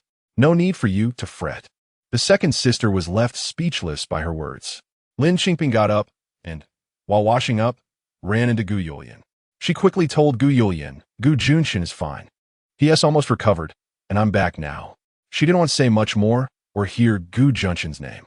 Gu Junchen felt relieved and just smiled at her, saying, "You've worked hard."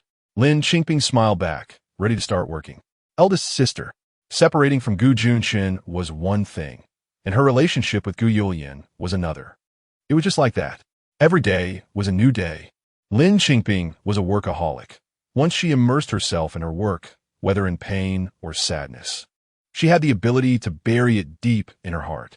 With summer clothes in production and new designs for autumn when Meili came. She had to run the factory with Meili. She also needed to prepare for the college entrance examination.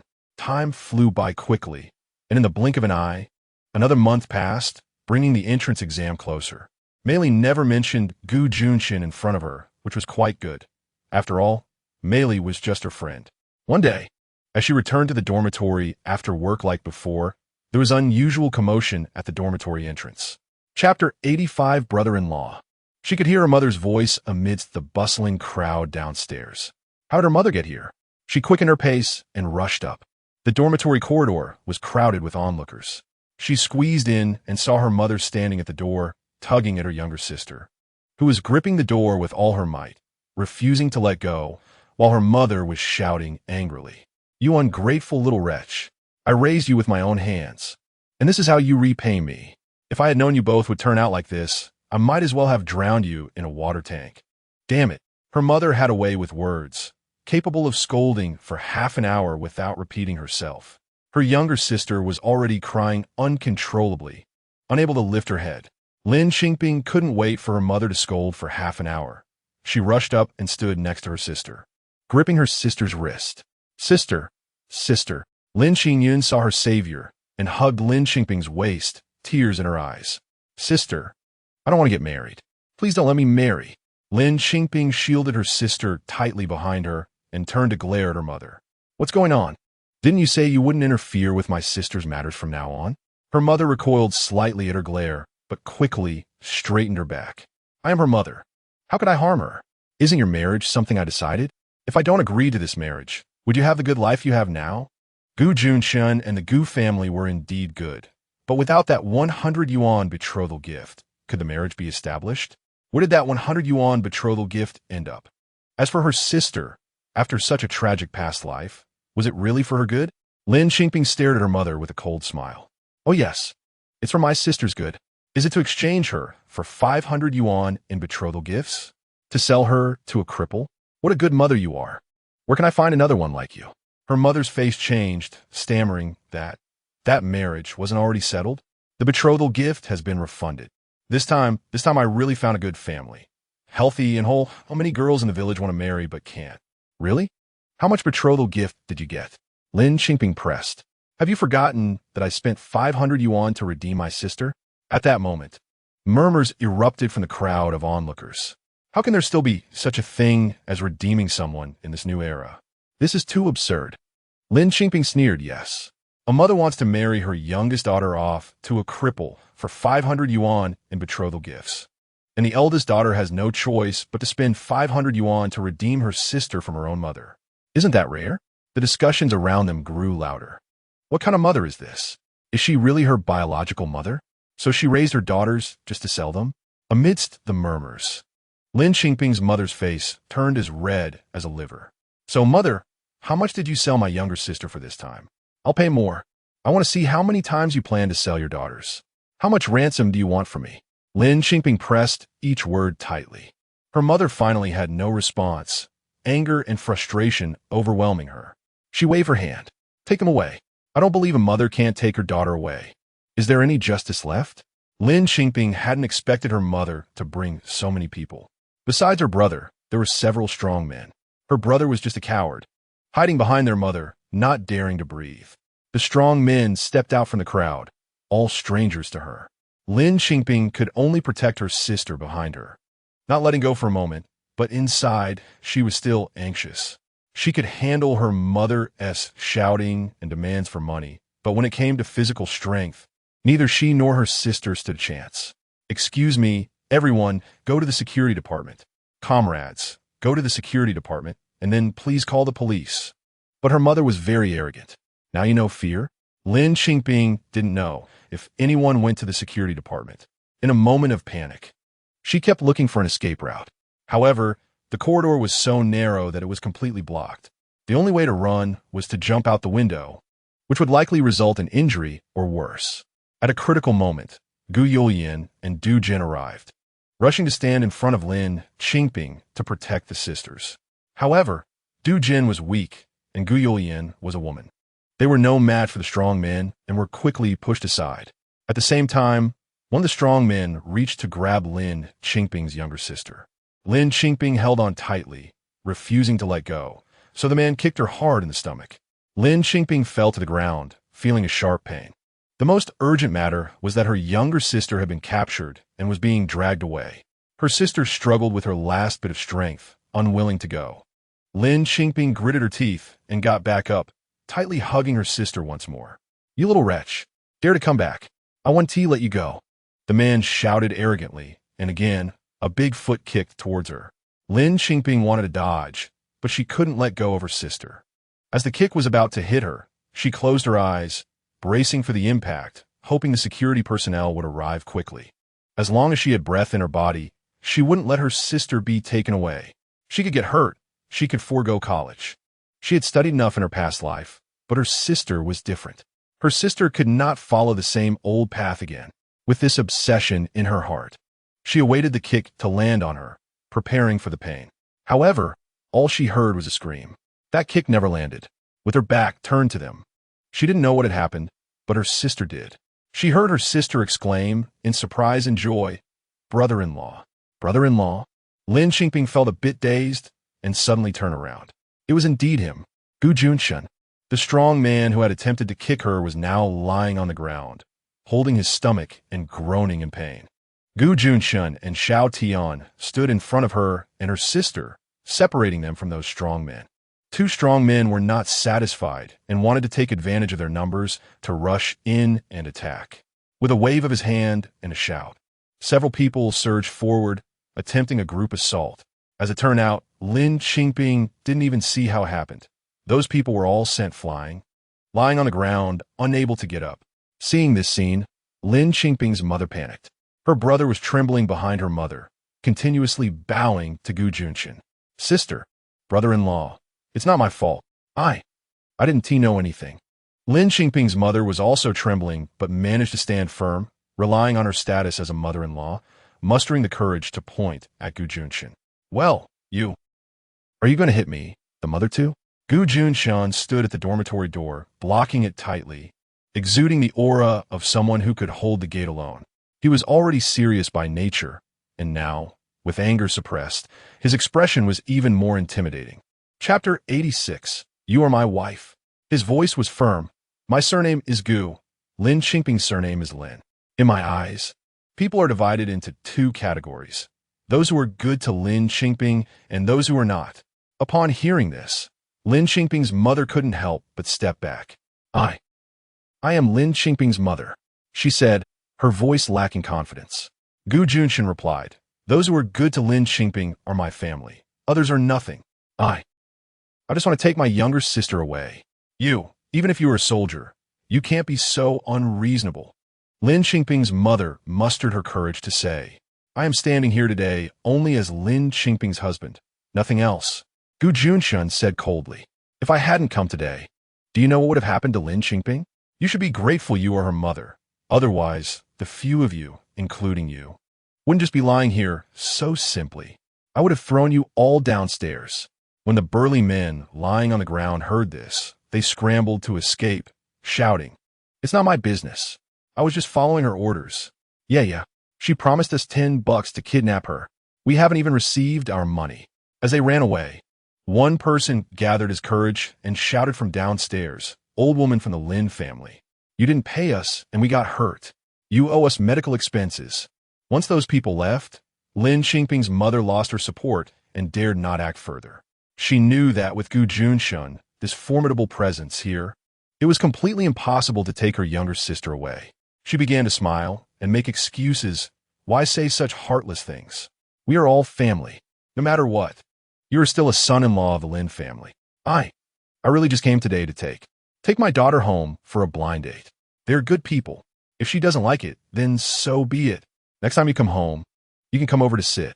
As she spoke, she retreated slowly to the stairway and quickly disappeared. In the dormitory, Lin Qingping was both shocked and pained, unable to recover for a moment, and collapsed to the ground. Lin Qingyun wanted to pick her sister up, but lacked the strength and cried anxiously, "Sister, are you okay? Does it hurt a lot?" Gu Junchen turned around, gazing at the two sisters. "Let me see. I'm a bit scared of him, Lin Qingping thought. After her sister returned, things felt strange. She didn't know if it was because her sister had quarreled with her husband. Everyone go out and close the door. Let me take a look. Gu Junchen squatted down. Lin Qingping felt helpless and could only leave it to her brother-in-law, going outside and closing the door while shedding tears.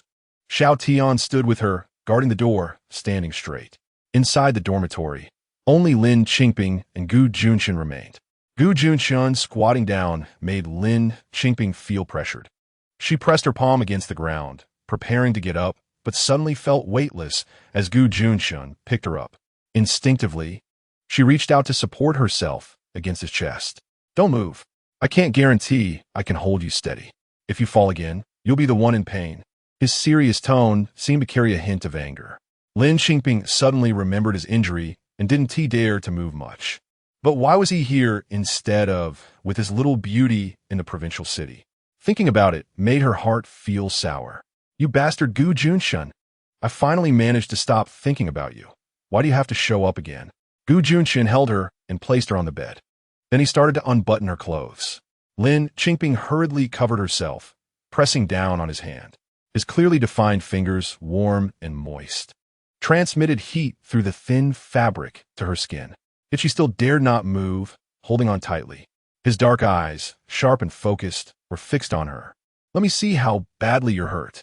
And no, I'm fine. Lin Qingping lowered her head, her face starting to flush. How about you show him? A kick to the abdomen. She looked down, unable to see his expression, but she heard him laugh, a teasing laugh. I can't tell. You still have times when you're shy? Lin Qingping was both embarrassed and angry, feeling as if she was shameless. If it weren't for repaying a favor, would she treat him like this? Anyway, he had a better place now. Why was he looking for her again? And now he wanted to lift her clothes. What did he take her for? He moved his hand slightly, and she pressed down hard. Not showing. She was determined. Really fine? He asked back. Fine, she said, feeling wronged, her voice carrying a nasal tone. If it's fine, I might just have to punish you. He suddenly became stern. Lin Qingping was stunned and looked up at him. Punish? For what? Why? What punishment? He sneered, standing at attention, running laps, following Xiao Tian for training. Lin Qingping was dumbfounded. What did that mean? This was life-threatening. While she was in a daze, he used force with his hand and tore open her clothes. Lin Qingping was startled, covering herself to protest. You can't. Why can't I? You're my wife. Why can't I? His voice rose. Very soon I won't be. Just right. Since he came this time, let us go get the divorce done. Is that so? His voice grew more oppressive, as if he were about to erupt in anger. Then at least for now, you still are. When he said this, he was gritting his teeth. Then, all of her buttons popped open under his hands. She tried to cover herself, but nothing could hide it. A faint bruise was visible at the waistband. The injury is here. His hot palm gently pressed against her abdomen. Since she couldn't hide it anymore, she thought, it seemed he wouldn't give up until he saw the injury. So she just closed her eyes. What about other places? Is there any injury? His fingers lightly touched her skin. What about here? Does it hurt? He tested her slowly, probably to see if she had any fractures. But she really didn't tee. She only took that kick to her abdomen. She shook her head with her eyes closed. Then it must be here. He unbuttoned her pants, pulling them down, revealing the entire injured area, a large bruise. Go to the hospital? He asked. Lin Qingping shook her head. She knew how badly she was hurt. It just looked scary, but there was nothing serious. He sighed, his fingers still pressing gently on her abdomen. Does it hurt? Is it uncomfortable? What about here? She felt pain, but it was just a surface injury. None of the symptoms Gu Junchen asked about, like nausea, were present. All right. He covered her with a blanket and stood up to walk outside. Lin Qingping quietly opened one eye to see his back, and suddenly realized he was limping as he walked.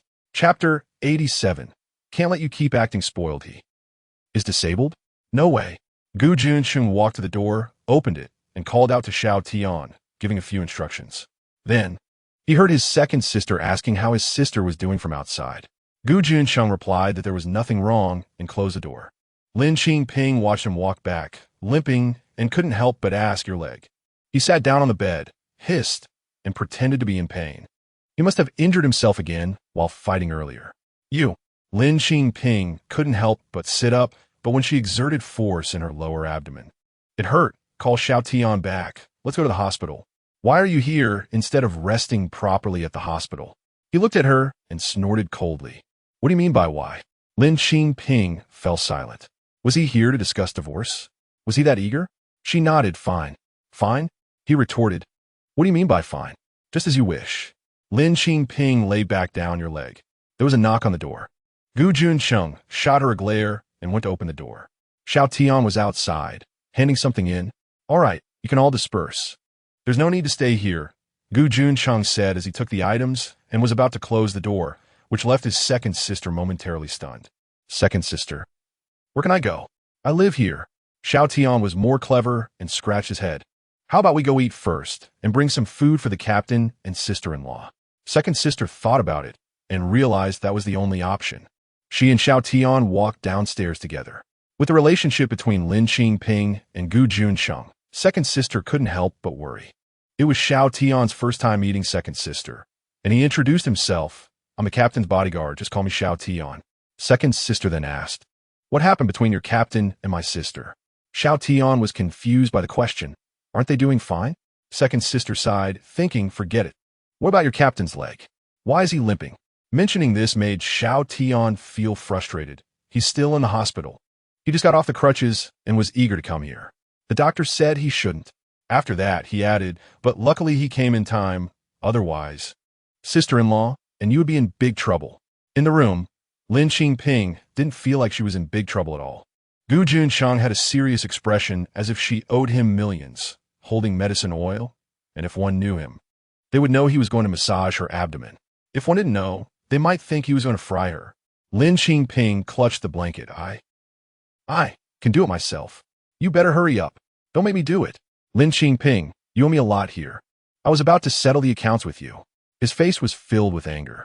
Lin Qingping frowned, thinking to herself, he's so gentle with others, but so fierce with me.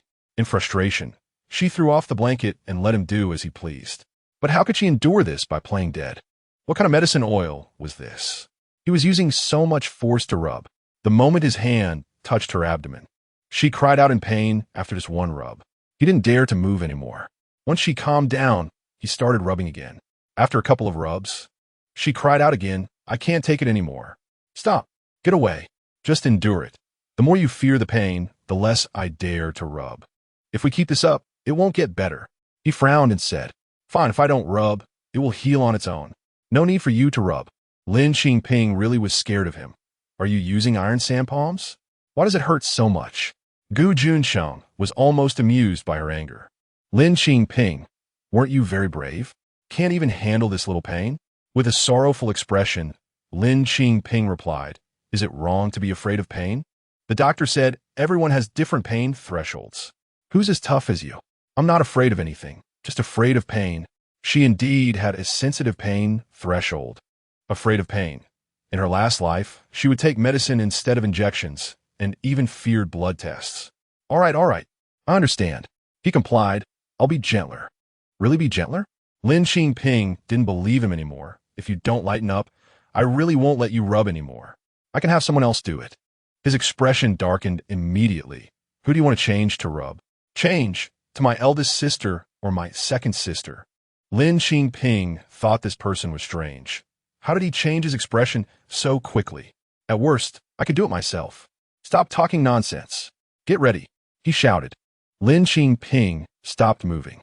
This time, he reached under her body, one hand supporting her while the other hand covered her lower abdomen, starting to rub with the medicine oil. Lin Qingping swore he didn't lighten up at all. He was just using his hand to support her for better leverage. And with both hands squeezing, she had no chance of escaping. No matter how much she screamed this time, he wouldn't let go until he was satisfied. Then he finally relaxed his hand and said, all right. Lin Qingping felt a surge of anger and couldn't help but kick him. You don't keep your word. His reflexes were so quick that he wouldn't let her hit him. If she could kick him, then all these years he would have trained for nothing. He just reached out and easily grabbed her ankle, looking both amused and helpless. If I didn't harden my heart and let you act spoiled, I wouldn't have rubbed well today. Who acted spoiled? She was full of anger.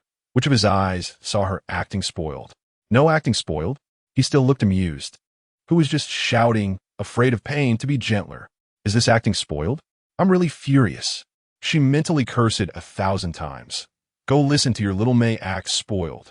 She pulled the blanket over herself, turned to lie on her side, ignoring him. But her foot was still in his hand. The snow-white little calf and delicate ankle held by him felt inexplicably like it was tinted with some color. Ugh! Even though they were about to get divorced, she still thought of that. Lin Qingping secretly cursed several times. What are you thinking about? Frowning one moment and blushing the next?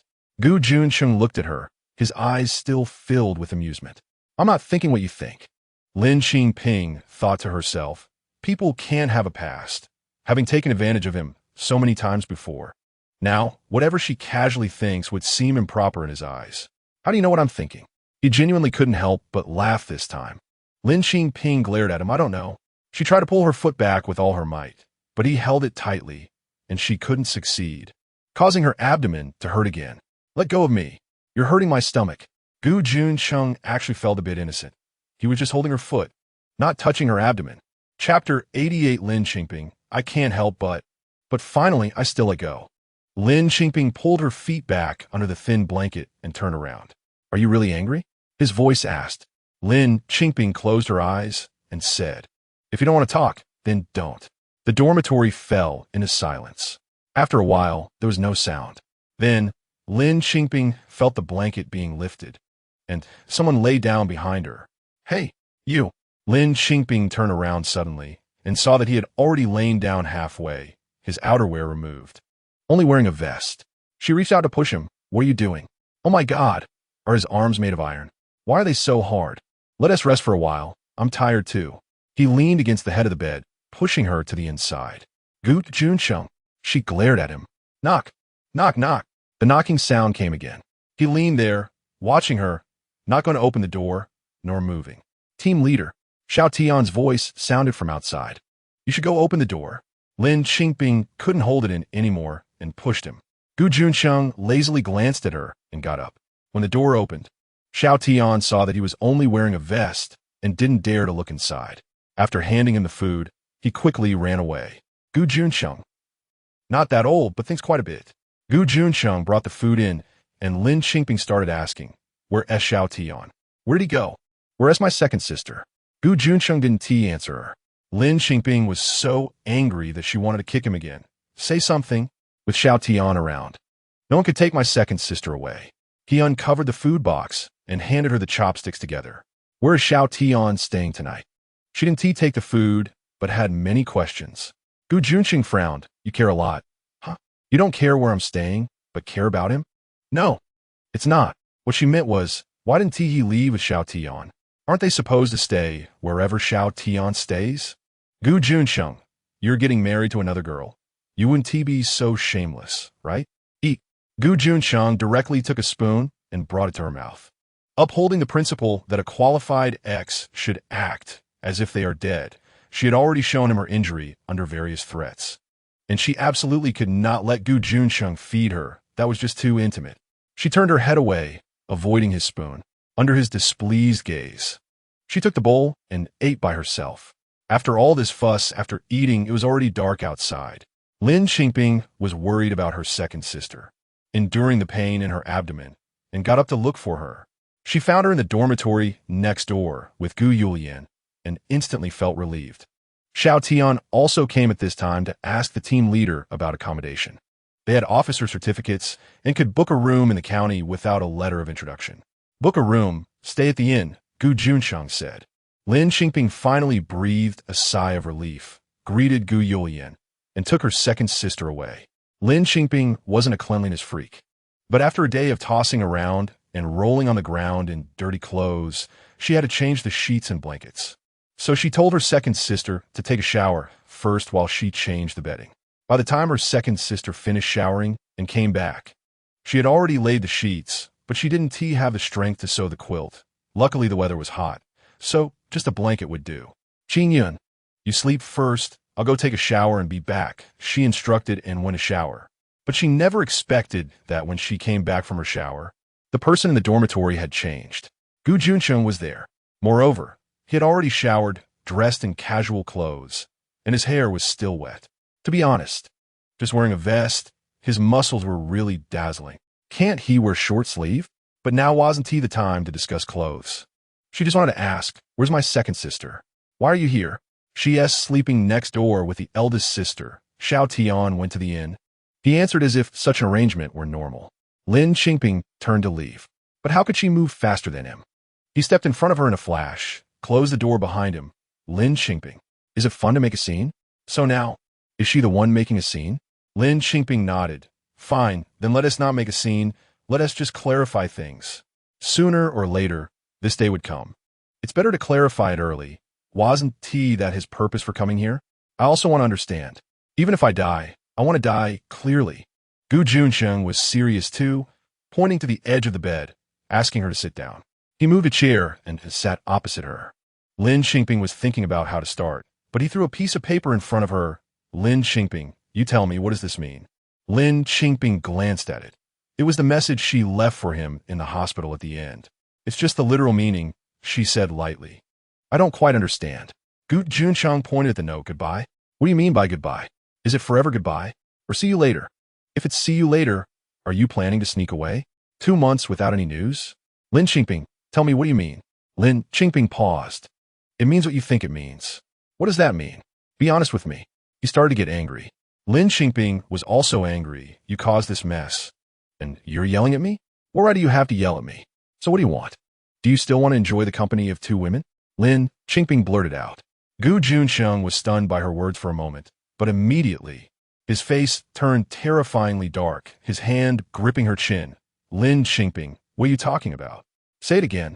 What I say, you understand. I don't want to say anymore. She struggled fiercely and broke free from his fingers. Good, very good. Gu Junchen nodded angrily. So, leaving me a large sum of money means this? Is it about dividing property in a divorce? Lin Qingping was silent. Even if that was the case. Lin Qingping. He gritted his teeth. Sometimes I really wish. She glared at him. Wish for what? Suddenly, he cupped her head with both hands. The fire in his eyes almost about to explode. I really wish I could see what you're thinking every day. As soon as he finished speaking, Lin Qingping felt the light in front of her dim. He leaned down, and then her lips were bitten by him. It really was a bite. Hot, itchy, and painful. She wanted to curse at him, but as soon as she opened her mouth, he invaded. She could feel that he was really angry. He had never kissed her so violently before, as if he wanted to swallow her whole. No matter how much she pushed him, hit him, or kicked him, it was useless. Instead, he held her tighter and kissed her harder. In the end, her hands were pinned down, her legs trapped by his, unable to move, allowing him to unbutton her clothes with one hand. Chapter 89. I have a wife. Who am I marrying? After a long entanglement, until his hand slipped to her lower abdomen, she felt a sharp pain and let out a small sound. Then he finally calmed down. But he still relentlessly pressed his lips against hers a few more times before releasing her, rolling over to lie on his back on the bed, breathing heavily, unable to calm down for a long time. Lin Qingping gasped for breath, her mind a bit hazy, but she quickly found her emotions. Gu. Lin Qingping. Don't provoke me right now. Before she could even call out his name, he interrupted her in a rough voice. Why should I? Gu. I said, don't provoke me for now. He suddenly flipped his body, heavily pressing down on her. If you provoke me again, I can't guarantee that I'll stay calm. He looked down at her, breathing heavily, a light sheen of sweat on his forehead, his eyes shining especially bright. Lin Qingping didn't dare to move, but the grievances in her heart could no longer be hidden. Staring at the person above her, tears began to flow. What does he mean? He is about to marry someone else and be a good son-in-law, yet he still wants to bully her? She had already let go, wished him happiness. What more does he want? As she cried, it left him stunned. Lin Qingping, you're crying? Why shouldn't she cry? She was feeling sad. She had endured her heartbreak without crying to anyone, still smiling every day. So why does he have to come and provoke her? He pressed both hands against her shoulders, and in a fit of anger, she turned her head and bit down on his arm. He didn't move, allowing her to bite. Instead, she found it meaningless and punched his shoulder. Go find your little beauty to bully. Go kiss her, if you want a divorce. I'll agree. Why do you have to bully me like this? Lin Qingping. He frowned. What nonsense are you talking about? Nonsense? You're about to marry someone else. You still dare to be fierce with me? Gu Junchen, don't go too far. Lin Qingping's tears flowed uncontrollably. Marry? Gu Junchen retorted, I have a wife. Who am I marrying? Lin Qingping snorted coldly in her heart. Aren't you supposed to be the son-in-law of the Liu family? Aren't you supposed to transfer? They've given you such a great future. What can a country girl like me give you? Transfer? Gu Junchen got off her, lying beside her, propping his head up, looking down at her. Who told you I was transferring? Oomph. Gu Junchen. Gu Junchen frowned slightly, thinking carefully. Has someone told you something? Lin Qingping recalled the note. She had found her book and wrinkled her nose. Lin Qingping, listen, first, I'm not transferring. Second, him.She is just my superior's daughter. Nothing more. I've explained this to you many times. Can you stop being jealous for no reason? Really? Lin Qingping suddenly turned around. Where's your luggage? What is up with that note? She wanted to throw the evidence in his face. What are you doing? Gu Junchen asked, but he got up, throwing a bag in front of her bed, then took out items one by one. Besides clothes, there was nothing else. What about that book? Which book? Gu Junchen stared at her. The one your little beauty gave you for the college entrance exam. Lin Qingping hurriedly finished. While speaking, she noticed Gu Junchen's expression change again. Lin Qingping. Gu Junchen was about to laugh in anger. Lin Qingping. You really like to push me away. I'll say it one last time. There's nothing between me and him.She. If you continue to talk nonsense about yours and mine, then don't blame me for being rude. I'll make you mine right now. If it were before, Lin Qingping would have immediately cooperated and lay down, perhaps urging, hurry up, but now she was still angry. The mystery of the note was not resolved yet. She blinked her eyes. Did you write anything to him.She? A letter, a note, something like that. Gu Junchen was once again confused by her no. Lin Qingping. Based on her 2 lifetimes of understanding of Gu Junchen, he wouldn't lie. Then what about that note? Don't believe me? Where did you see something? Do you want me to swear? Lin Qingping rolled her eyes. Though she had no romantic experience in her previous life, she knew that if a man swears, it's as good as a pig climbing a tree.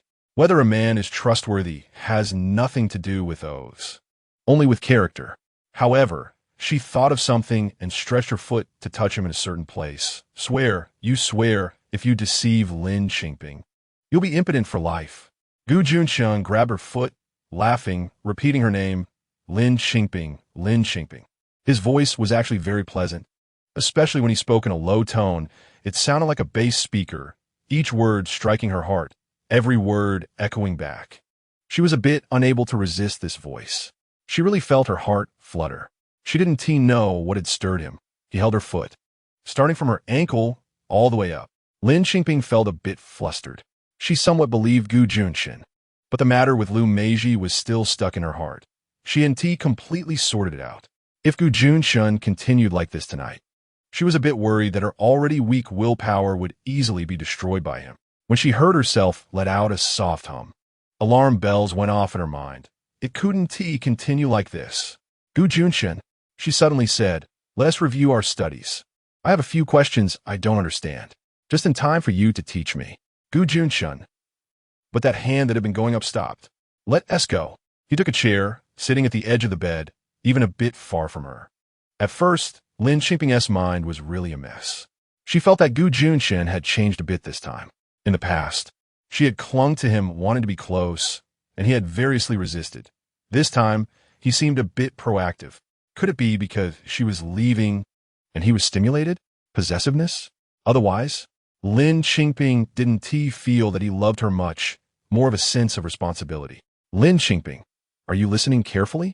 A certain force teacher was already warning her. Oh, I am going. Lin Qingping quickly snapped back to reality. Then repeat what I just said. A certain person saw through all her disguises. Lin Qingping. You. Say it again. I didn't understand. She could only play dumb. One last time. That night was spent discussing questions. Moreover, Lin Qingping kept pestering him to talk until almost dawn, and he was still energetic. While Lin Qingping herself couldn't hold on anymore. After her eyelids had fought countless battles, she finally fell asleep on his shoulder. Gu Junchen looked down at the face resting on his shoulder, somewhat speechless. Chapter 90. Gu Junchen. Why have you become so shameless? Holding her, he laid her back down on the bed. In her daze, Lin Qingping mumbled, Gu Junchen, why have you become so shameless? Gu Junchen. After making sure she was lying down comfortably, he also lay down beside her. He turned off the light, and the only sound was her even breathing, with the distant chirping of insects coming from outside the window. Gu Junchen gently wrapped his arms around her and whispered, Lin Qingping, I'm better now. The blood clots in my head are gone. However, Lin Qingping did not hear him. The next day, Lin Qingping woke up when the work bell rang at the factory. She opened her eyes and realized Gu Junchen was no longer beside her. If it weren't for his luggage still by the bed and the math problems he had helped her work on still laid out on the small table, she would have thought it was all just a dream, that he had never come. Oh, and her lower abdomen felt oily. It seemed someone had already applied medicine to her. But someone applied medicine to her, and she didn't even wake up. How deeply she must have slept. But there was no time of days. She was going to be late. She hurriedly washed her face and ran to the factory area. Using her strength, her stomach still hurt, and it seemed to be more painful than yesterday, but she couldn't think about that now. She had to go to work. She rushed into the clothing production workshop, where Gu Junchen looked at her in surprise and asked, Why are you here? Why can't I come? Lin Qingping replied. Gu Junchen laughed. I've already asked for leave for you. I thought you two would sleep in after talking all night. Lin Qingping. What? You could hear us talking next door? Seeing her dumbfounded expression, Gu Junchen thought she was shy and teased her. What's there to be shy about? A little separation makes the heart grow fonder. You and my brother see each other so rarely. It's normal for young couples. No, sister. Do you want to hear what you're saying? Could you really hear us talking at night? We were discussing math problems all night. Lin Qingping tried to explain. Gu Junchen had an expression that said she understood. All right, discussing math problems. Lin Qingping. Do you really believe that? Sister, we really were doing problems. Why is it that telling the truth doesn't earn any trust? Is there no sincerity left in this world? Gu Junchen didn't care to listen anymore. Even if you weren't doing problems, what's the big deal? You're a legal couple. Lin Qingping was speechless, but we really... Gu Junchen interrupted. Okay, no matter what you two were doing, you both worked hard. I've already asked for leave for you. Go back and rest. Forget it. Since I'm already here, I won't rest. I'm going to work. Lin Qingping entered the workshop. After a busy morning, while Lin Qingping was discussing a new sample's cutting issues, someone called for her. Master Lin, someone is looking for you outside. Looking for me? Is it a man or a woman? It wouldn't be Gu Junchen again, would it? A woman. A woman? Lin Qingping thought it was Mei Li and happily went out. However, standing at the workshop door was unexpectedly Lu Meiji. Lu Meiji was dressed beautifully again, but she wasn't wearing one of her own designs this time. Lin Qingping wondered what Lu Meiji wanted with her. Sister, Lu Meiji said with a delicate expression. Lin Qingping. What kind of act is this? She really wanted to say, if you want to act, why not go find Gu Junchen to play with? Why always come to her? Sister, I've finally found you. Lu Meiji's eyes were teary, looking pitiful. I came to ask you for a favor. Could you please stop bothering my husband? Lin Qingping. No matter the era, never underestimate the influence of gossip. Once Lu Meiji said this, it was like throwing a bomb into calm waters. Everyone in the workshop who heard it turned their attention there. Those who didn't hear it caught on through whispers and word of mouth. As a result, people in the workshop unknowingly moved forward, quietly taking the best positions to eavesdrop. Lin Qingping smiled. I don't understand what you mean. Lu Meiji began to cry. Sister, you've already divorced Brother Gu. Why are you still clinging to him? He is going to marry me. This era was still relatively conservative, and issues of conduct were serious matters. Not to mention affairs and mistresses, even divorce could become explosive news. So, Lin Qingping already heard employees behind her discussing what? Master Lin divorced her husband? We didn't know. Isn't her husband a soldier? Lin Qingping just smiled. Oh, I divorced him? When did that happen? Lu Meiji cried loudly. Obviously on purpose to ensure everyone could hear. It's because you found him too far away, you couldn't stand the loneliness and got involved with another man. That's why you divorced. Now that he finally has someone who cares for him and wants to marry me, why are you bothering him again? Can't you just live your life? Is that so? Lin Qingping asked with a smile. I found him distasteful. I got involved with someone else. Who told you that? Did Gu Junchen tell you? Yes. Brother Gu told me. Brother Gu feels wronged. You found him distasteful, but I don't. I just ask you to let him go, okay? He's such a kind person. If you keep bothering him, he won't have the heart to ignore you. But he's going to marry me. Liu Meiji grew louder, wanting everyone to hear. Indeed, the whole factory was starting to stir. People in the workshop gathered around, stunned into silence by this gossip, while others from different workshops also came to check it out. Seeing more and more people, Liu Meiji grew bolder. Sister Lin, although divorce isn't a good look, I won't tell anyone about it. Just live your life well and don't interfere with us, okay? Lin Qingping. What? You won't tell anyone? Then what are you doing right now? Now the whole world knows. As for whether it's okay or not. Lin Qingping smiled and looked behind Liu Meiji, asking a figure standing there, what do you say? Gu Junchen. Upon hearing this, Liu Meiji's face changed dramatically. She turned around and saw Gu Junchen standing not far behind her, his face dark. Liu Meiji's legs turned to jelly, and she could barely stand, stammering, Gu. Brother Gu, how come you are here? Gu Junchen walked step by step towards her, passing Liu Meiji, and walked straight to Lin Qingping's side. Chapter 91. Bottle, you've been wrong, there was no suspense at all. Gu Junchen stood beside Lin Qingping, his brows furrowed, looking at Liu Meiji with a pair of sharp eyes, making her feel utterly ashamed. Liu Meiji covered her face with her hands and ran away. Gu Yulian rushed over upon receiving the news, cursing at Liu Meiji's back. Where did this shameless woman come from? My brother and Bottle were doing just fine. Why get a divorce? Then she turned and held Lin Qingping's hand, saying, Bottle, you've been wronged. As a protective sister, Gu Yulian felt that this incident had affected her brother's reputation, and she had to clarify things with the people at the factory. I don't know where this bad woman popped up from. She's tarnishing my brother's name. My brother is a soldier. He has been guarding the border for years. We can barely see Bottle once a year. How could he have anything to do with her? Gu Yulian spoke with conviction, portraying the affection between Gu Junchen and Lin Qingping. The people in the factory slowly dispersed, realizing the situation. They whispered among themselves, commenting on the poor behavior of today's youth. At this point, what more could be said? The reason Lin Qingping left without a word was evident. Gu Junchen looked at Lin Qingping, his eyes filled with many emotions. Lin Qingping silently glanced at him.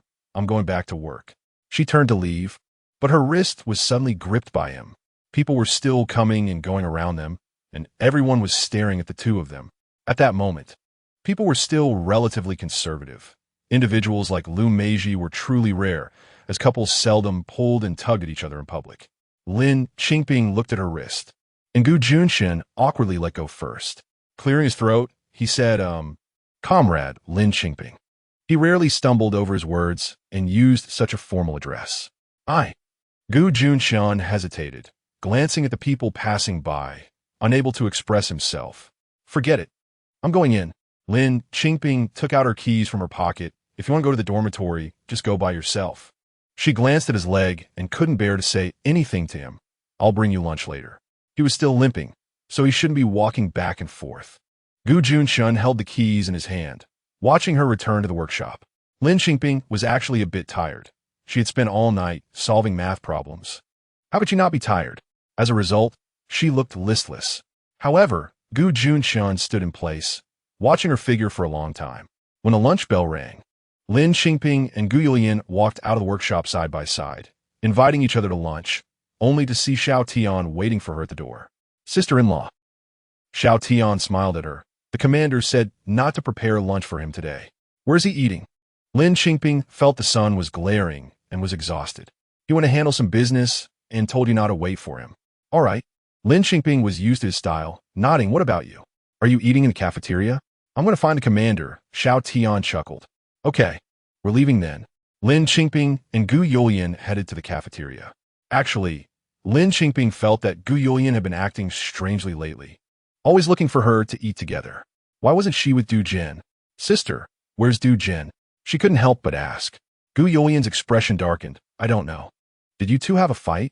Lin Qingping carefully observed Gu Yulian's expression. No, Gu Yulian insisted, but her face told a different story. What happened? Oh, let's just eat. I've been hungry all morning. Gu Yulian linked her arm with Lin Qingping's, pulling her toward the cafeteria. Not long after they arrived at the cafeteria, Gu Jin also came, glanced at the two of them, and silently stood in another line. It was no wonder there was a problem. Lin Qingping's gaze shifted back and forth between the two, and they both looked away. Gu Jin was behind them, but his line moved quickly, and he ended up at the window before they did.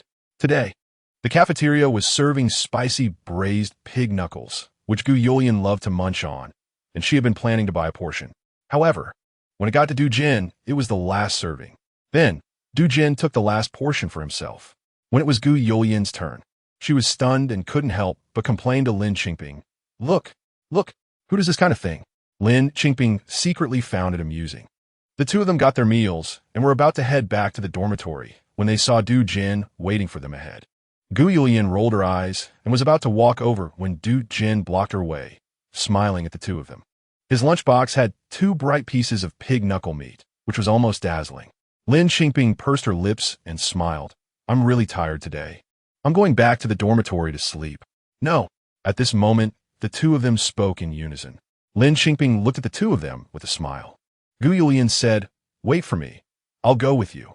Gu Jin said, Bottle, I got the last pig knuckle because I was afraid others would buy it. And you wouldn't get any, so I bought it for you. My chopsticks and bowl are clean. Saying this, he tried to put some into Lin Qingping's lunchbox. Lin Qingping, is this for her? It was obvious that he wanted her to give it to Gu Yulian. She had no particular obsession with pig knuckles. Gu Jin didn't say much, just handed it over and left. What to do?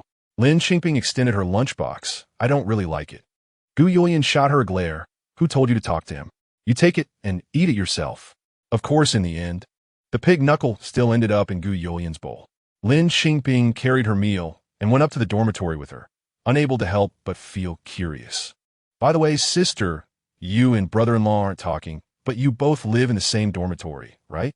Besides last night, when brother-in-law went to sleep at a hotel. You usually don't apply for an extra dorm room, do you? Gu Yulian snored a few times. He sleeps on the floor. Did you really have a fight? What's going on? Gu Yulian was unwilling to say. In the afternoon, Gu Jin quietly came to ask her if Gu Yulian had eaten the pig knuckle. Lin Qingping then asked Gu Jin in detail what was going on. Gu Jin sighed, I don't know if money is a good thing. When we had no money, our family was harmonious, but now that we have a little money, everyone is at odds. So what happened? Gu Jin hesitated for a moment and revealed the whole story.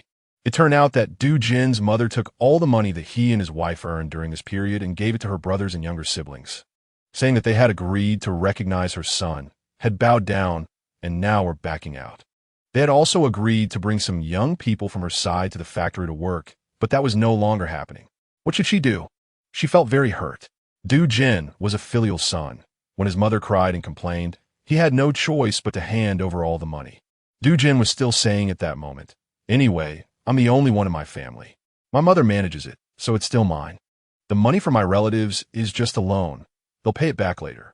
Chapter 92. Gu Juncheng's romance. Lin Qingping didn't know what to say. When it came to the affairs of couple, outsiders really shouldn't interfere. However, if Gu Jin continued like this, the family wouldn't be peaceful in the future. So what do you think? Lin Qingping asked. Gu Jin sighed. Lin Z wants to separate our finances. She takes her own, and I take mine. Do you agree? Gu Jin nodded. I do, but I feel a bit sad. How could a good family end up separating? Lin Qingping thought for a while, but couldn't help but say, brother-in-law, it's not that I'm meddling, but I think if you want to live well with your sister, the family still needs to separate a bit. It was better to keep it brief. Saying too much might make it seem like she was trying to sow discord in the Du family. Gu Jin was a smart person. She believed he would understand. It wasn't that a family had to completely separate. It was just that with Gu Jin's mother in the picture, not separating was impossible. During dinner that afternoon, Gu Yulian was still with Lin Qingping, completely ignoring Gu Jin, who was waiting for her. However, as they left the workshop, they ran into Xiao Tian. Xiao Tian said, Sister-in-law, the captain wants you to come out for a bit. Is it for dinner? Lin Qingping asked directly. Xiao Tian nodded yes. Then let's go. Lin Qingping couldn't go alone, so she called Gu Yulian and Gu Jin to come along. Gu Jin said he wouldn't go at first, but Gu Yulian didn't react and took Lin Qingping's arm, walking out. Comrade Gu Yulian, please think carefully. Gu Jin couldn't hold back anymore. Gu Yulian frowned. Du Jian had nothing else to say. How often do Changzi and Pingzi get to meet? Gu Yulian then realized and quickly let go, pushing Lin Qingping forward. Go on. Hurry up. Lin Qingping found it amusing. It was just dinner. Why all this fuss? Once Gu Yulian understood, she refused to go along and whispered in Lin Qingping's ear, "My mom is still waiting to hold her grandchild." After saying that, she ran away. Lin Qingping shook her head with a smile and followed Xiao Tian. Hold a grandchild? Lin Qingping thought of those words and felt no resistance in her heart. In her previous life, she had devoted herself to her nephew, practically taking care of everything. She actually liked children, and now that she had been reborn, she truly wanted to have a child of her own with Gu Junchen.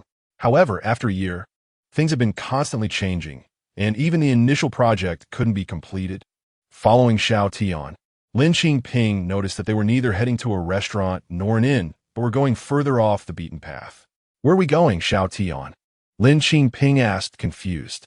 We're going to eat. Xiao Tian pointed the way. Sister-in-law, be careful. We go up from here. Up? Up the mountain? Lin Qingping was stunned. Could it be that there were farmhouse restaurants in the mountains during this era? Yes, Xiao Tian replied. Trusting Gu Junchen and Xiao Tian's character, Lin Qingping didn't question it and followed Xiao Tian up the mountain. Having not slept well last night and having worked all day, she was extremely tired and forced herself to climb. However, the mountain wasn't very high, so why was it so hard to climb?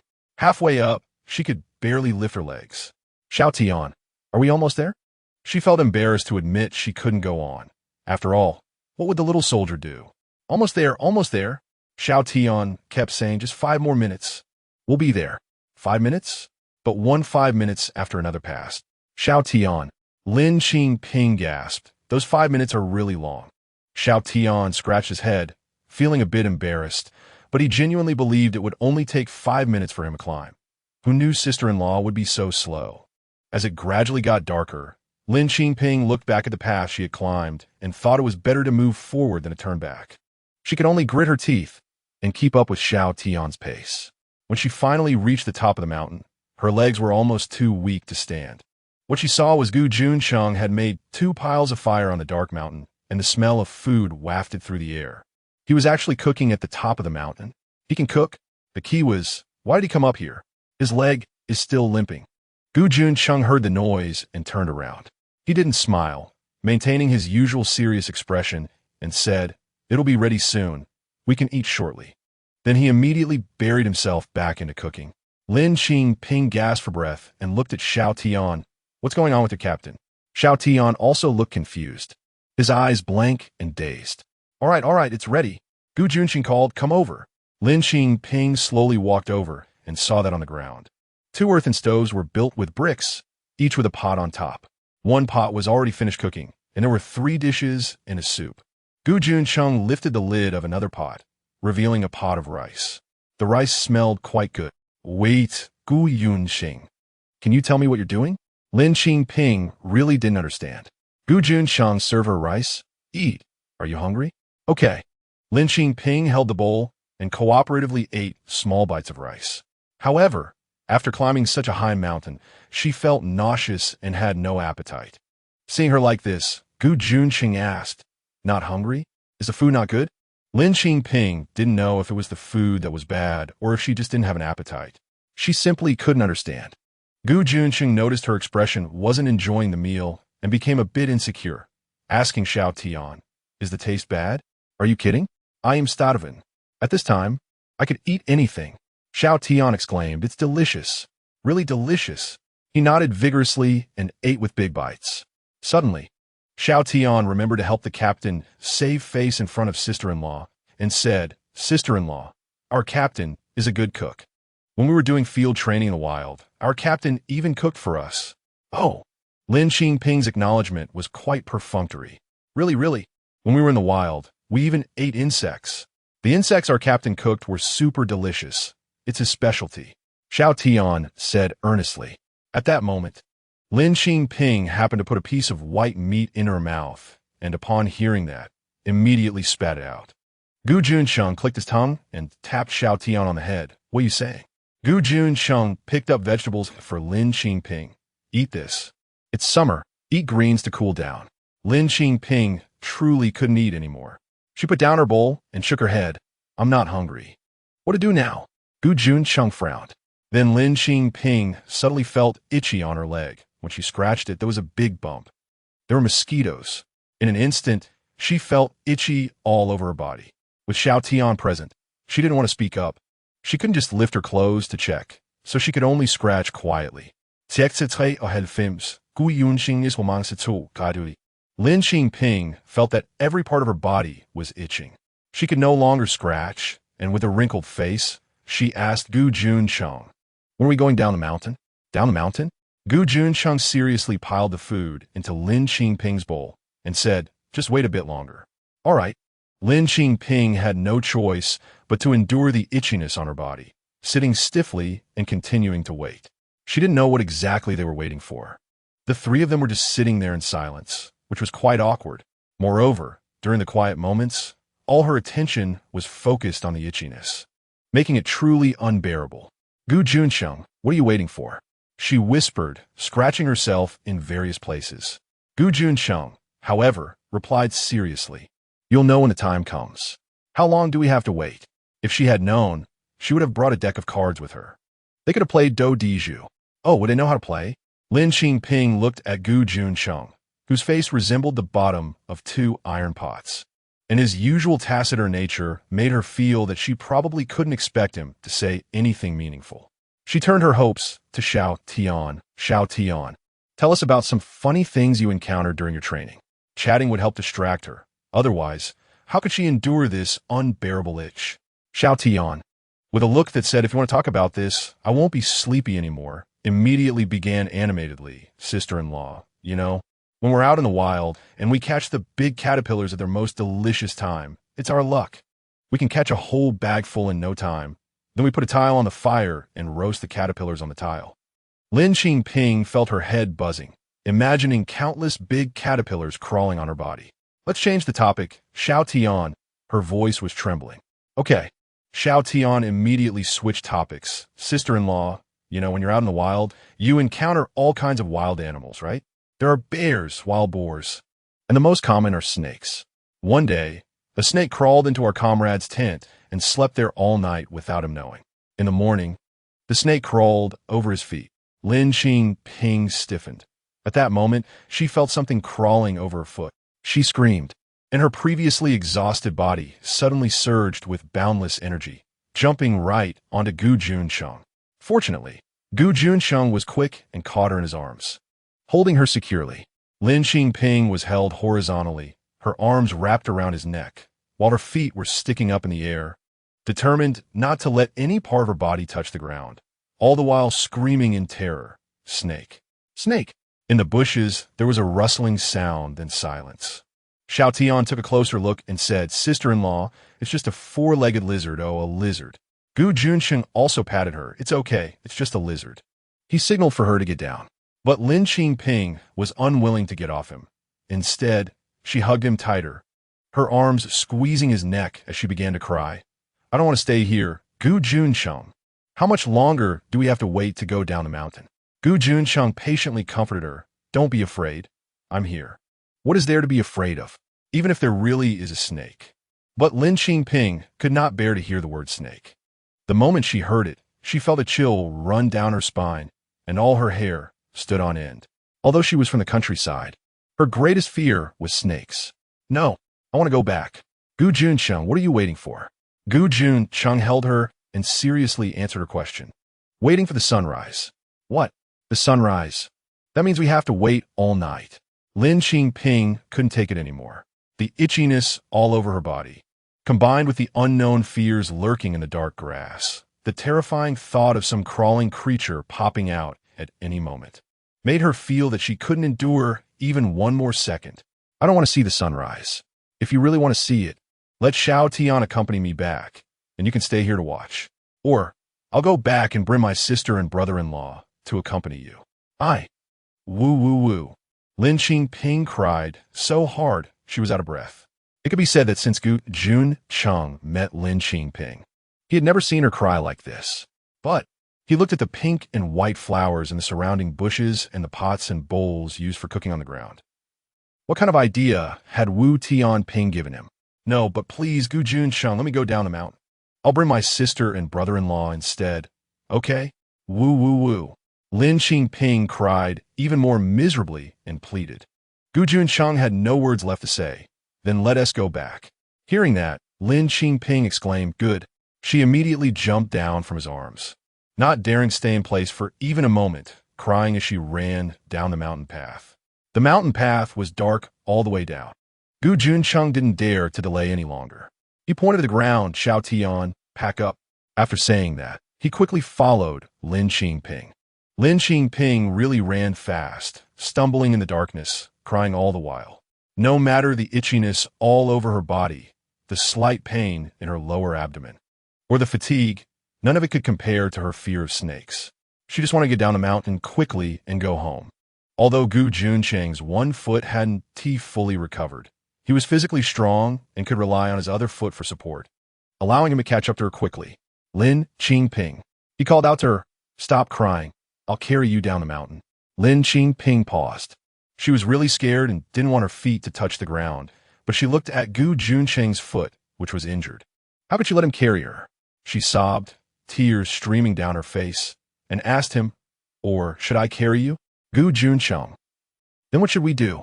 Lin Qingping couldn't help but cry again. Why are you doing this? You have an injured foot. Why did you come climbing the mountain? Why do you want to see the sunrise? Why are you doing all these things I don't understand? Gu Junchen. He also wanted to ask why.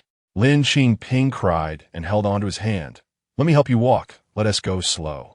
On the matters of his foot injury and the possibility of snakes, she chose to care for his foot injury. At worst, she could get bitten by a snake. But his foot was a lifelong issue. I'm fine. Gu Junchen wiped the tears from her face. Then, let us go. She cried so hard she was hiccuping, helping him walk slowly. Xiao Tian later caught up with the pots and pans, looking at the two people supporting each other ahead, unsure of what to do. Should he carry the team leader, or should he carry the sister-in-law? It seemed inappropriate either way. Actually, the best option would be for him not to appear at all. All the way down, Lin Qingping walked with her hair standing on end, startled by the slightest sound in the grass. Fortunately, it was all just a scare, and they finally reached the bottom of the mountain without encountering any animals. Chapter 94, Surprise. So, when Lin Qingping returned to the dormitory, not only were her legs weak, but her entire body felt soft. She slumped in the chair, her face marked with tears that hadn't dried, a mix of sweat and tears, her hair a mess, looking utterly disheveled. Gu Junchen squatted in front of her, calling her Bottle. Bottle. He usually addressed her by her full name, so it felt a bit strange for her when he suddenly called her Bottle. She sniffled and looked at him, waiting for him to speak. What could Gu Junchen say? He was too ashamed to mention the embarrassing thing he had done. Seeing her drenched in sweat with dirt on her face, was she too exhausted to move? He knew very well that she was the cleanest person. If it had been before, the first thing she would do upon returning was take a shower, but now she was just slumped here, completely still. Lin Qingping nodded. But it wasn't that she was too tired to move. She was scared. So what to do? Should I bring water to the dormitory for you to shower? He asked tentatively. In such hot weather, not showering would be uncomfortable even if she fell asleep. Lin Qingping felt dazed, only catching the last few words, to shower. She was startled again. I think I'll shower by myself. She quickly stood up. This sudden jolt of surprise had revived her strength. Letting him shower her? No way. She didn't even want to think about how many welts were on her body right now. It would look so terrible. He had always been reluctant to touch her, and now that would ruin her first impression of her body. No way, no way. Lin Qingping forced herself to gather her spirits and went to the public bathhouse to take a shower.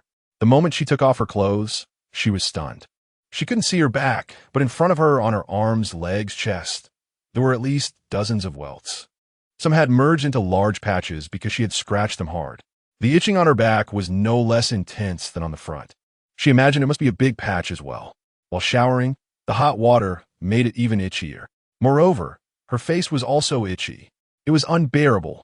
She quickly finished her shower and rushed to the medical room while someone was still on duty to ask for medicine for insect bites. But there was only some medicated oil. Fine. She didn't even know if that small bottle of medicated oil would be enough to cover every single welt.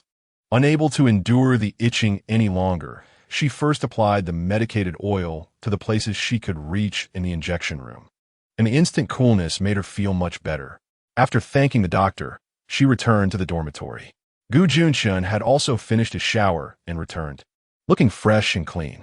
However, Lin Qingping was really exhausted and uncomfortable today, and, after crying so much, she could barely keep her eyes open and didn't have the energy to play the cat-and-mouse game with Gu Junchen like last night. Gu Junchen, I'm too tired today. I'll hang up the clothes and then go to sleep, she said, putting down the basin and preparing to hang the clothes. Gu Junchen hurriedly took the clothes from her hands, saying, I'll hang them up, I'll hang them up. Since that was the case, Lin Qingping didn't insist and lay down on the bed. After a while, Gu Junchen also got into bed. At this point, Lin Qingping was still somewhat awake and asked him, Gu Junchen, what were you doing today? Gu Junchen felt embarrassed to answer and casually replied, nothing much. It was Xiao Tian. The young man wanted to experience outdoor cooking and see the sunrise. Oh, Lin Qingping didn't pursue it further. She was too tired to dig deeper. After saying oh, she quickly fell into a deep sleep. Xiao Tian, carrying 2 large pots down the mountain. Anyway, I carried the pots, so I'm the one taking the blame. Gu Junchen was relieved that Lin Qingping didn't ask further. What was going on? It was all the idea of that fool Wu Tianping. Today, Lu Meiji's arrival made him realize some things. It turned out that the various things Lin Qingping had mentioned in the hospital weren't baseless or just irrational jealousy. At that time, he had not only doubted her, but had also scolded her. This morning, Lu Meiji's fuss had made her suffer so much injustice. She looked wilted and unhappy. Even ignoring him, he thought she was angry and felt guilty for misunderstanding her, wanting to do something to make her happy. So, early in the morning, he called the post office to reach Wu Tianping, who was on vacation in the capital. Wu Tianping gave him an idea. Your wife gets along well with my wife. So they're definitely like-minded. No, they have similar interests. Wu Tianping said that Mei Li loved art, literature, reading books, and poetry, and had read a lot of Western literature. Therefore, to make Mei Li happy, he needed to give her a surprise, an outdoor dinner, flowers, and take her to see beautiful scenery. Well, he proposed to Mei Li. It was during sunrise, and she was very touched. So, he planned to prepare something special for tonight. Outdoor dinner? Sunrise? Perfectly combined. He was good at outdoor dinners. He would set up a stove on the mountaintop, cook, and prepare meals. After eating, they could wait for the sunrise on the mountain. He even prepared a blanket in case she got cold. He had experience with this. The temperature was lower at the mountaintop than down the mountain at night. As for waiting all night for the sunrise, not a problem. They had stood guard all night before. Oh, and flowers. He picked a great spot with an excellent view of the sunrise, surrounded by blooming wildflowers. Who knew? Who would have thought? The surprise was completely absent, but the shock was abundant, and it directly scared her to tears. He even suspected that Wu Tianping had done it on purpose. Lin Qingping quickly fell asleep, but he couldn't sleep. She was sleeping soundly.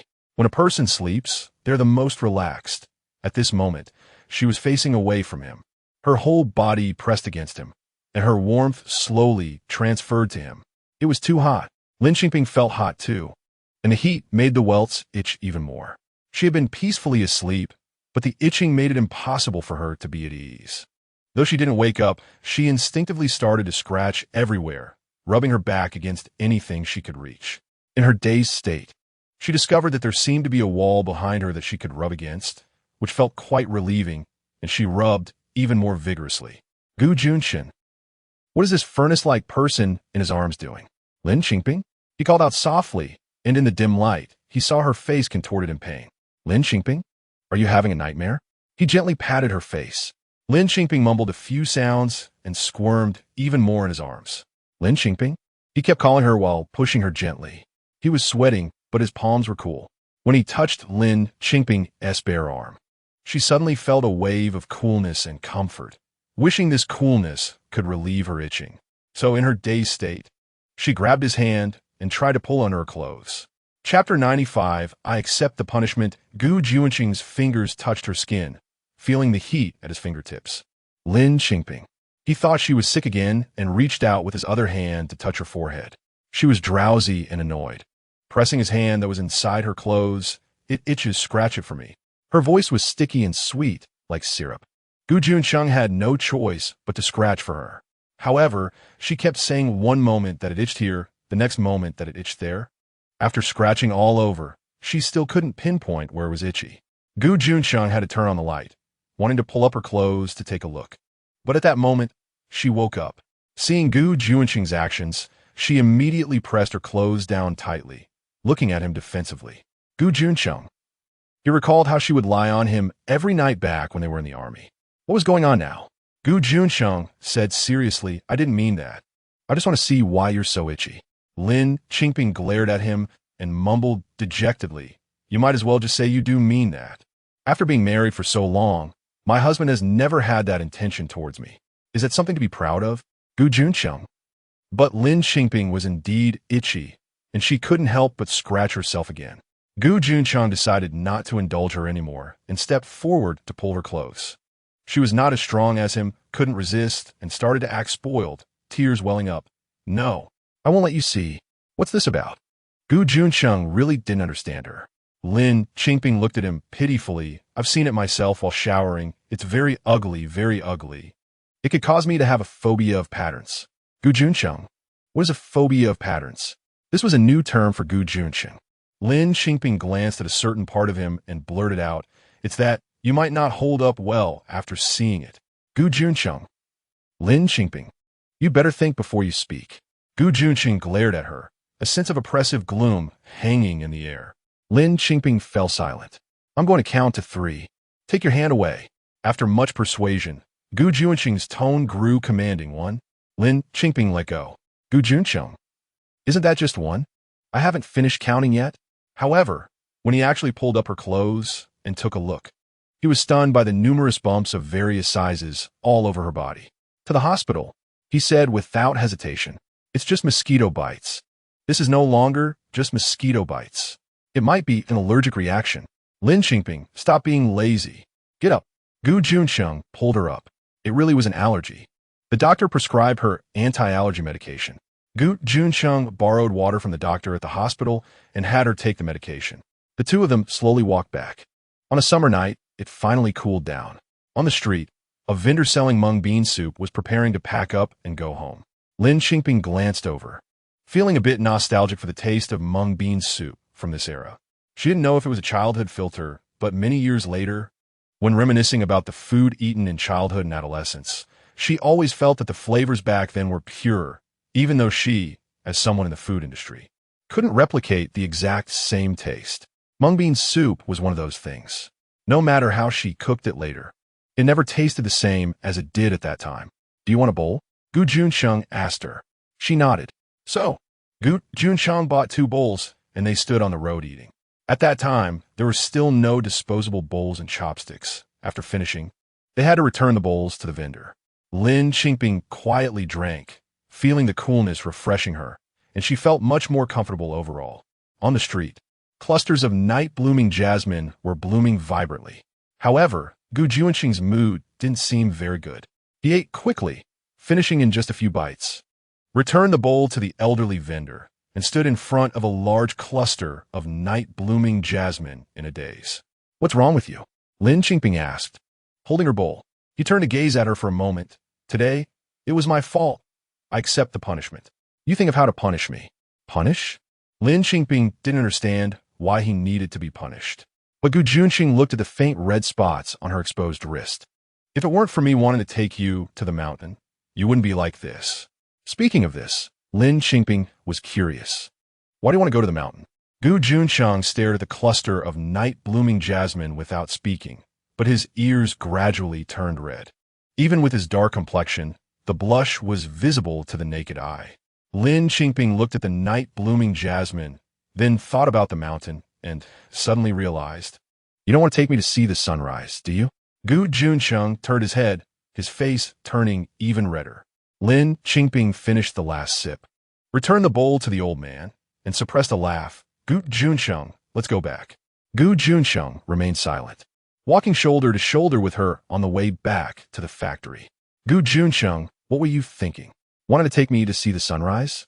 Lin Qingping looked at Gu Junchen's tense face, suppressing her laughter and asking again.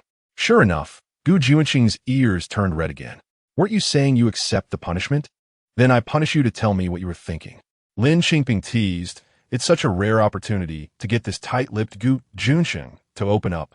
Gu Junchen clearly didn't expect her to use this method of punishment, and he was stunned. What else? How should I punish you? Lin Qingping smiled. I thought. You thought I would be doing push-ups, running laps, or standing at attention. Physical punishment? Lin Qingping tilted her head and asked. Gu Junchen's expression told her, yes. Lin Qingping, however, wrapped her arm around his, your leg isn't healed yet. I can't bear to. Gu Junchen coughed twice. All right, she hasn't changed, still so straightforward. It's Wu Tianping. The next time I see him, he won't be able to get up. Gu Junchen snorted coldly, recounting how Wu Tianping spoke to him. Lin Qingping was about to laugh so hard that she couldn't stand up straight. What? Outdoor dinner? Flowers? Watching the sunrise? Gu Junchen looked at her with a puzzled expression. What's wrong with that? Is it possible that his outdoor dinner, flowers, and sunrise are different from yours? Lin Qingping found it too funny and collapsed against Gu Junchen's shoulder in laughter. Gu Junchen looked down at her smiling face, thinking, well, as long as she's happy. It doesn't matter if it's the same or not. The effect has been achieved anyway. Lin Qingping smiled and looked up at him. Gu Junchen, you said you accept the punishment, right? Yeah. After saying that, Gu Junchen looked at her warily again. Haven't we already punished once? What new trick are you pulling? Lin Qingping shook her head with a smile. You didn't say it could only be punished once. Gu Junchen. He actually fell for her trick. Go ahead. What else do you want to punish me with? Gu Junchen was very sincere. Lin Qingping stopped in her tracks, standing in front of him, a breeze rustling the leaves of the camphor trees around them. Lin Qingping raised her face, her eyes filled with allure. Gu Junchen. I also want to punish you to kiss me here. Chapter 96. Eyes wide like copper bells, what? Gu Junchen's eyes were, in later words, wide like copper bells. Didn't he hear? Then I'll say it again. Lin Qingping winked at him. I want you to kiss me here. Gu Junchen was flustered, glancing back to see that the old man selling mung bean soup had just walked a short distance away, and the small shops on both sides of the road still had their doors open and lights on. Gu Junchen. Lin Qingping shook his clothes and said in a voice so sweet it could almost drip water, you said it, so keep your word and punish me. Gu Junchen looked helpless, glancing around in a panic before quickly pecking her lips. This is so perfunctory, Lin Qingping complained with dissatisfaction. Gu Junchen had no choice but to coax her. Let us wait until we get back. Okay, you said it, Lin Qingping readily agreed, happily holding onto his fingers. Gu Junchen thought, why does it feel like I've been tricked again? Lin Qingping held his hand, looking at their shadows on the ground, one tall and one short. She suddenly took a few steps forward, turned back to him, and said, Gu Junchen, look, I'm taller than you. Gu Junchen remained silent, his eyes saying, fine, whatever you say. Lin Qingping laughed and jumped back to his side. The moonlight bathed the earth, and the tranquility of the night seemed to calm the restlessness in people's hearts, making them peaceful. As she walked beside him, a voice in her heart said, Gu Junchen, since the matter with Lu Meiji was a misunderstanding, let us continue to walk together. And thank you for your willingness to find ways to make me happy. Even if the strategist you found is completely unreliable, even if you did it just to express your guilt for making me feel wronged, I appreciate this sentiment. When they returned to the dormitory, the color of the bumps on Lin Qingping's body had faded a lot, and they no longer itched. Lin Qingping closed the door, turned around and smiled. Gu Junchen, what about the punishment you promised? Gu Junchen. Lin Qingping jumped directly onto him, and he instinctively reached out to hold her. She clung to him like an octopus, her legs wrapped around his waist. Gu Junchen. She whispered in his ear and then blew a breath into it. She could clearly feel him tense up all over. Ha ha ha. She laughed as she jumped out his arms. Gu Junchen, I'm going to sleep. Gu Junchen. Lin Qingping. He sneered, you enjoy it for now. Has she ever cried? She stuck her tongue out at him and pulled the blanket. It wasn't tea that she didn't want to, but such an important thing with him. In the dormitory, the sound insulation was so poor. Gu Juncheng's foot injury hadn't healed enough for him to walk freely. But he met the discharge criteria. The leaders wanted him to rest and just take the rest of the year off. After so many years in the army, he and T had much time off. It was about time for him to take his turn. The leaders said that health is the foundation of revolution. Only by taking care of his health can he better protect the country. Thus, Gu Junchen stayed at the factory, sending Xiao Tian back. With free time, he integrated Lin Qingping's review books and exercise collections while she was at work, and when she got off, he supervised her studying. Not only did she have to do it, but he also made her younger sister join in. After they finished, he used the evening time to give them lessons, which attracted Gu Junchen to come and watch several times. Then told Lin Qingping, "I really admire you. You two can hardly meet. Yet you're not thinking about having children together, and instead are doing exercises every day." She even hinted to the younger sister, who was like a gigantic light bulb in the room. The younger sister, being clever, understood immediately and didn't go to class that night. As a result, teacher Gu personally came to catch her and took her away. Gu Junchen was astonished. So it wasn't the younger sister who was slow. It turned out her own brother was the fool. From then on, she didn't care anymore. Lippy, however it would be. Time passed day by day, and before they knew it, the exam day was approaching. They had registered for the exam in their own county, so they prepared to return before the exam. Lin Qingping took the introduction letter from the factory and returned to the county with her younger sister, of course, accompanied by Gu Junchen. Chapter 97. Not following the way of a wife to participate in the exam, one must obtain the admission ticket. However, when Lin Qingping and her younger sister went to collect the admission ticket, they found that her sisters had already been picked up. When they asked the person in charge, they were simply told that their mother had come to collect it with the household registration book. This news was a bolt from the blue for Lin Qingping and her sister. However, it was not unusual for parents to collect tickets together or for one parent to act on behalf of the other. What was rare was someone like her mother. Lin Qingping had no choice but to go back and ask her mother for it. Moreover, she did not allow her sister to accompany her. She only asked Gu Junchen to use his identification to book a room at an inn in the county for her sister to rest and recuperate, instructing her not to open the door for anyone who knocked. Then, she and Gu Junchen rented a carriage to the village. Sure enough, her mother was at home. When she saw Lin Qingping, she sarcastically said, "Oh, our family's public servant is back. Be careful not to dirty your feet in our poor household." Since Lin Qingping had used 500 yuan to redeem her sister, her mother had been indifferent toward her. Moreover, after the incident where her mother came to the factory to take her sister and was driven away by Gu Junchen, their relationship had completely soured. Lin Qingping got straight to the point and asked her mother for her sister's admission ticket. What admission ticket? Her mother flatly denied. "So, you're saying the county people are lying?"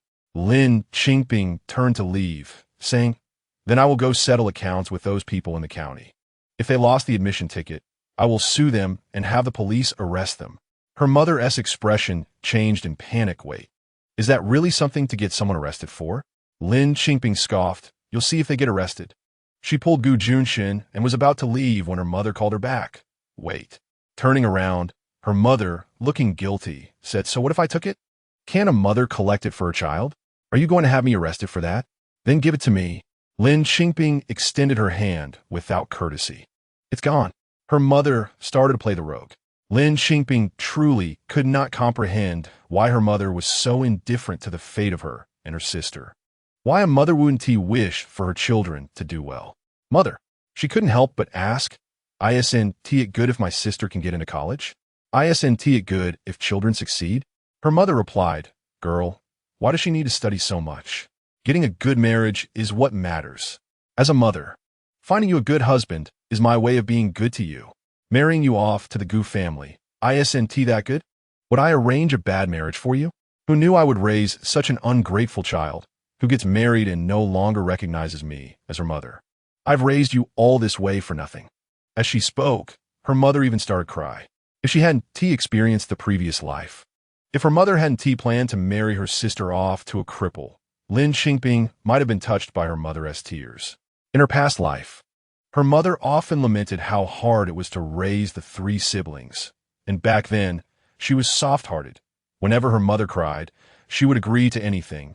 resulting in her own miserable fate. Chengzi, it's not that I say my own daughter is bad. This daughter I raised is truly a wolf in sheep's clothing. I worked hard to raise her, and this is how she treats me. Chengzi, you should be careful.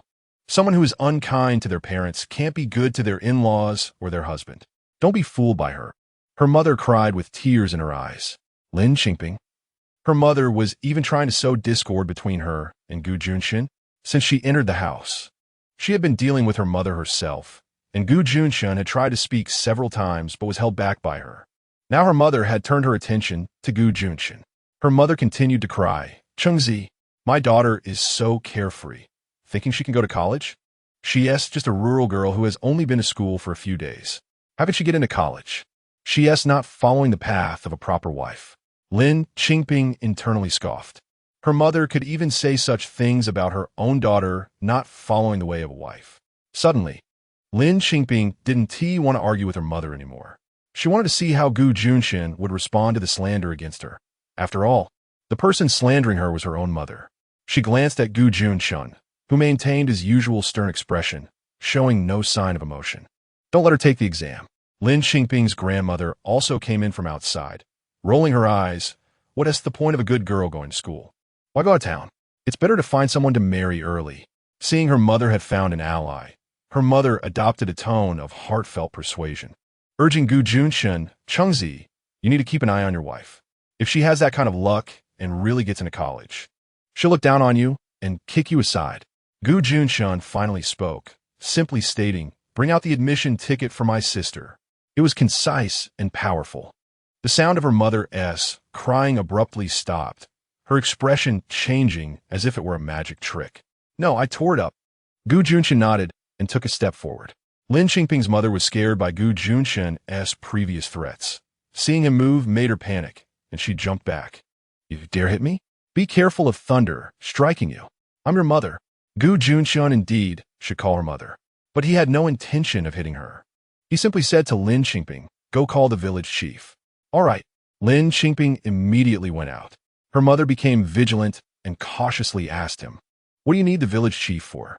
Gu Junchen did not answer, sitting down on a stool at the door, exuding an imposing aura.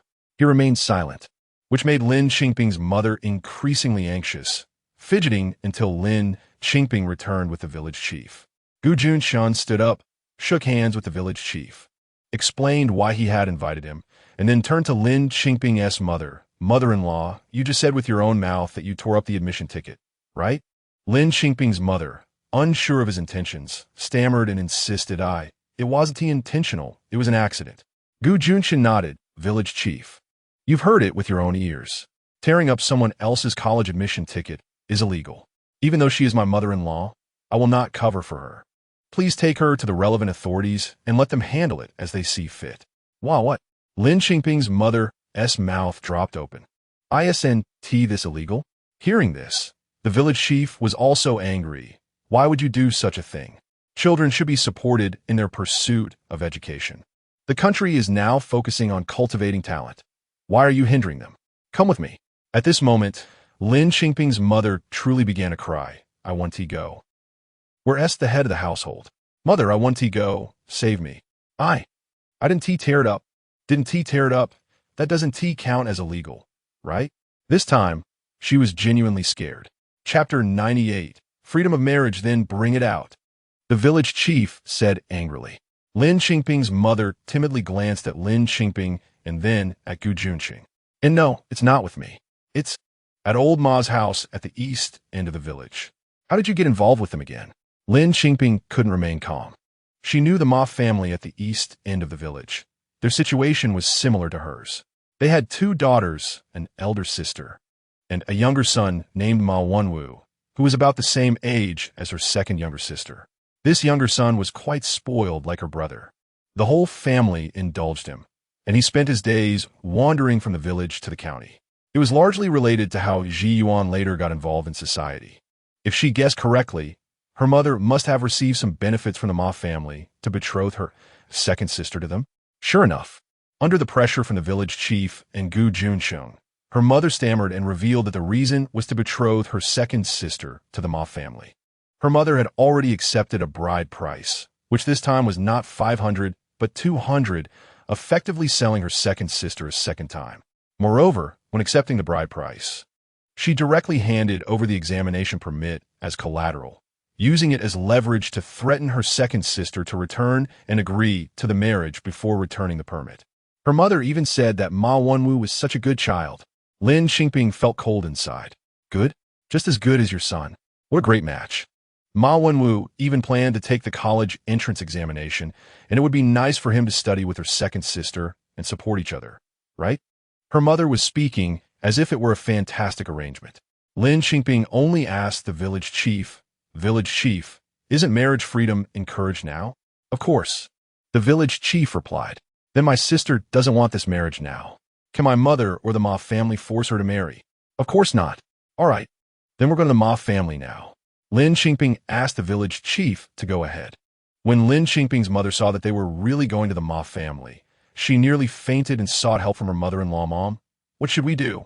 She had already taken 200 yuan in bride price from the Ma family, and that money was long gone, all given to her son. Her mother-in-law cooperated immediately, lying down on the ground and pretending to faint. Lin Qingping's mother started crying. Mom, what's wrong with you? Please don't get upset just because of the marriage of my second sister. Her mother-in-law, you just fainted. Can't you say something nice? No, she wouldn't. Lin Qingping's mother continued crying. I know you only want what's best for your granddaughter. We can discuss the marriage again. You mustn't have any problems. The village chief saw this and thought, well, familiar tactics of crying, fussing, and threatening to hang oneself. This routine was familiar to everyone except Gu Junchen. But Lin Qingping was even more familiar with it. Just as Gu Junchen was about to come over and take her to the clinic, Lin Qingping stopped him. No need. My grandmother often faints. I can handle it. You? How will you handle it? Gu Junchen genuinely questioned, but it sounded like he was playing along. Lin Qingping smiled. You go find 2 needles in the drawer and just poke a few needles into my grandmother, and she'll wake up. If she doesn't wake up, just keep poking until she does. Upon hearing this, her grandmother, before the needles could be fetched, woke up awkwardly. Oh dear, I was just dizzy. And your mother crying made me wake up? I'm fine. Gu Junchen finally understood. So there was this kind of intellectual and courageous battle among women in the countryside. Lin Qingping pulled Gu Junchen. Let's go to the Ma family. Then she turned back and shouted, Mom, I think at least one of you and Grandma should come along, just in case we need a witness. Chapter 99, Early Flowers withered. The 2 of them didn't want to go, but they didn't dare to offend the village secretary, so they reluctantly went. After arriving at the Ma family members saw that the Lin family had come and thought they were there to discuss the marriage. So they were overjoyed and pulled them to sit down. Why is the labor secretary here too? Sit down, Wenwu, pour the tea. Ma mother greeted with a smile. Ma Wenwu was still very young at this time, but he was tall and strong, constantly looking behind Lin Qingping for his second sister as shadow. He smiled and asked, Isn't Xiaodi coming? Lin Qingping didn't like Ma Wenwu's smile. She always felt that it revealed greed and lewdness. Gu Junchen stepped forward and blocked Lin Qingping, saying she didn't come. Gu Junchen was about the same height as Ma Wenwu, but he looked slimmer and frielier. At first, Gu Junchen didn't show any hostility. He only asked, my mother-in-law said, Is Xiaodi's exam permitted at your house? The Ma family was unprepared because they had already agreed with the Lin family. And the Lin family had even accepted the betrothal gifts. Could there still be any surprises? So Ma mother immediately smiled and said, Yes. I have already agreed with your mother-in-law that we will first get the marriage certificate. Then Wenwu will take Xiaodi to the exam, and after the exam, we will hold the wedding. Gu Juncheng's expression became serious. That seems a bit inappropriate, doesn't it? What's inappropriate about that? Ma mother replied with a smile. We're not people who go back on our word. Even if Xiaodi doesn't pass the exam, we won't break off the engagement. Lin Qingping was puzzled. The ruffian leader from her past life, who had hardly been to school in this life, could get into college? Are you so sure you can pass? Lin Qingping couldn't help but ask. Ma mother was somewhat proud, of course. The fortune teller said, Our Wenwu is both literary and martial. He is the star of literature and the star of martial arts. After saying that, she added, Once Xiaodi and Wenwu get their certificate, I can guarantee Xiaodi will also pass. She looked at Lin Qingping mysteriously. Bingzi, I heard you are also going to take the exam? No problem. Once they register, you can also pass. Lin Qingping found it hard to believe her nonsense. So getting married is some kind of mysterious ritual? Just because they registered, they could pass? However, Gu Junchen once again blocked her behind him. Looking righteous, we do not agree to this marriage. Please return Zhaodi's exam permit to us. The smiles of everyone in the Ma family froze. Ma Wenwu was really reckless. Hearing this, he rushed over to fight. Why do you have to disagree? He charged straight at Gu Junchen. In his eyes, Gu Junchen was thinner than him and limped. He was sure he could knock him down with one punch. However, Gu Junchen stood there motionless, waiting for his fist to come, and then no one saw what happened. Ma Wenwu had already fallen to the ground, face first in the dirt. Ma Wenwu was dazed by the fall, doubting if he had lost his balance, so he endured the pain, got up, and lunged at Gu Junchen again. This time, everyone saw clearly. Gu Junchen remained motionless, but when Ma Wenwu threw a punch, Gu Junchen reached out and caught his fist. Yes, Ma Wenwu's tall and robust body, with fists as big as bowls, was caught by Gu Junchen's smaller but distinctly strong and powerful hand, unable to move at all. Ma Wenwu's face was already red, but Gu Junchen remained unmoved, looking calmly and sternly at Ma Mother. As long as I twist my hand, his wrist will be ruined, and he won't be able to take the exam. Why you dare? How can you hit someone? Hitting people is against the law. Ma Mother panicked. Hitting? Gu Junchen smiled. I'm just defending myself. Everyone here saw it. I have been standing here without moving. How could I hit someone? He attacked first. And you, not returning the exam permit, that's against the law. Ma Mother hesitated. Gu Junchen started counting. I will count to 3. Whether his wrist is broken or not, you decide. 1, 2. Just as Gu Junchen counted to 2, Ma Wenwu began to scream, and Ma Mother panicked. Wait. I'll get it. But will Zhaodi still get married? Of course not. My sister doesn't want to. No one can interfere with her freedom to marry, Lin Qingping said, then turned to the secretary. Isn't that right, secretary? The secretary also felt that today they had stirred up a big trouble. The Ma family was not easy to deal with, but he, as the secretary, wasn't easy to mess with either. After thinking for a moment, he decided to stand on the side of justice. That's right. Freedom of marriage is the right of every citizen. Ma Mother was outraged, shouting, Then your Lin family is deceiving us into marriage. What face do you have to come to our house to cause trouble? Deceiving marriage? The secretary looked at the Lin family. At this moment, Lin Qingping's mother and grandmother, who were planning to sneak away while they were arguing fiercely, were suddenly shouted at by the secretary and jumped in surprise. Ma Mother rushed out. The Lin family accepted 200 betrothal gifts, now saying you won't get married. Is that not deceiving marriage? Hurry up and return my money. Is that so? The secretary frowned. Lin family, you tell me, is there such a thing? Lin Qingping's mother stammered, unable to deny it, and quietly said, I spent it all. Ma Mother was pleased again. If you can't return the money, then you must get married. In this era where prices started from just a few cents, Lin Qingping couldn't understand where her mother spent the 200 yuan, and looking at the previous 500 yuan she had given, it seemed to have all been spent. Otherwise, they wouldn't be in such a desperate situation trying to marry off the second sister. Lin Qingping was furious, and she immediately shouted at her mother. The second sister cannot get married. Whoever took the betrothal gifts can marry her. Her mother angrily pointed at her. I am your mother. How can you speak to me like that? Speak to you? Lin Qingping didn't want to be polite anymore. She forcefully pulled her mother in front of Ma Mother. 200 yuan. She doesn't have it. It's all spent. She can work it off at your house, and when she earns back the 200 yuan, you can let her go. Damn, Lin Qingping. What kind of monster have I raised? Her mother took off her shoes to throw at her. The flying shoe was kicked away by Gu Junchen with a swift kick. All right. Gu Junchen released Ma Wenwu and said, return the money and the exam permit. Is that correct? Although Ma Mother was unwilling, she estimated that if she didn't return it today, it would be troublesome, and besides, the secretary was here. Right? It seems that Lin Zhaodi absolutely does not want to marry, so returning the money is the right thing to do. Otherwise, what use is it for her to hold Lin Zhaodi's exam permit? Is she going to take the exam? In the end, this matter was resolved by returning the money. The money was paid by Gu Junchen. Lin Qingping and Gu Junchen took the exam permit and immediately went to the county. Chapter 100. That must mean I'm not good enough. When leaving the Ma family, Lin Qingping still heard Ma's mother cursing behind her. That Lin Zhaodi, that wretched girl. Thinks she could get into college. Dream on. Just wait until my Wenwu gets in, and I'll slap you with the shoe sole. Lin Qingping was furious upon hearing this and turned back to retort, but Gu Junchen held her back, saying there was no need to lower herself to such people's level, and that she should hurry back with her exam admission notice to ease her younger sister's worries. With no other choice, Lin Qingping handed the IOU she had just forced her mother to write to Gu Junchen. Here, take this. Remember to collect the debt later.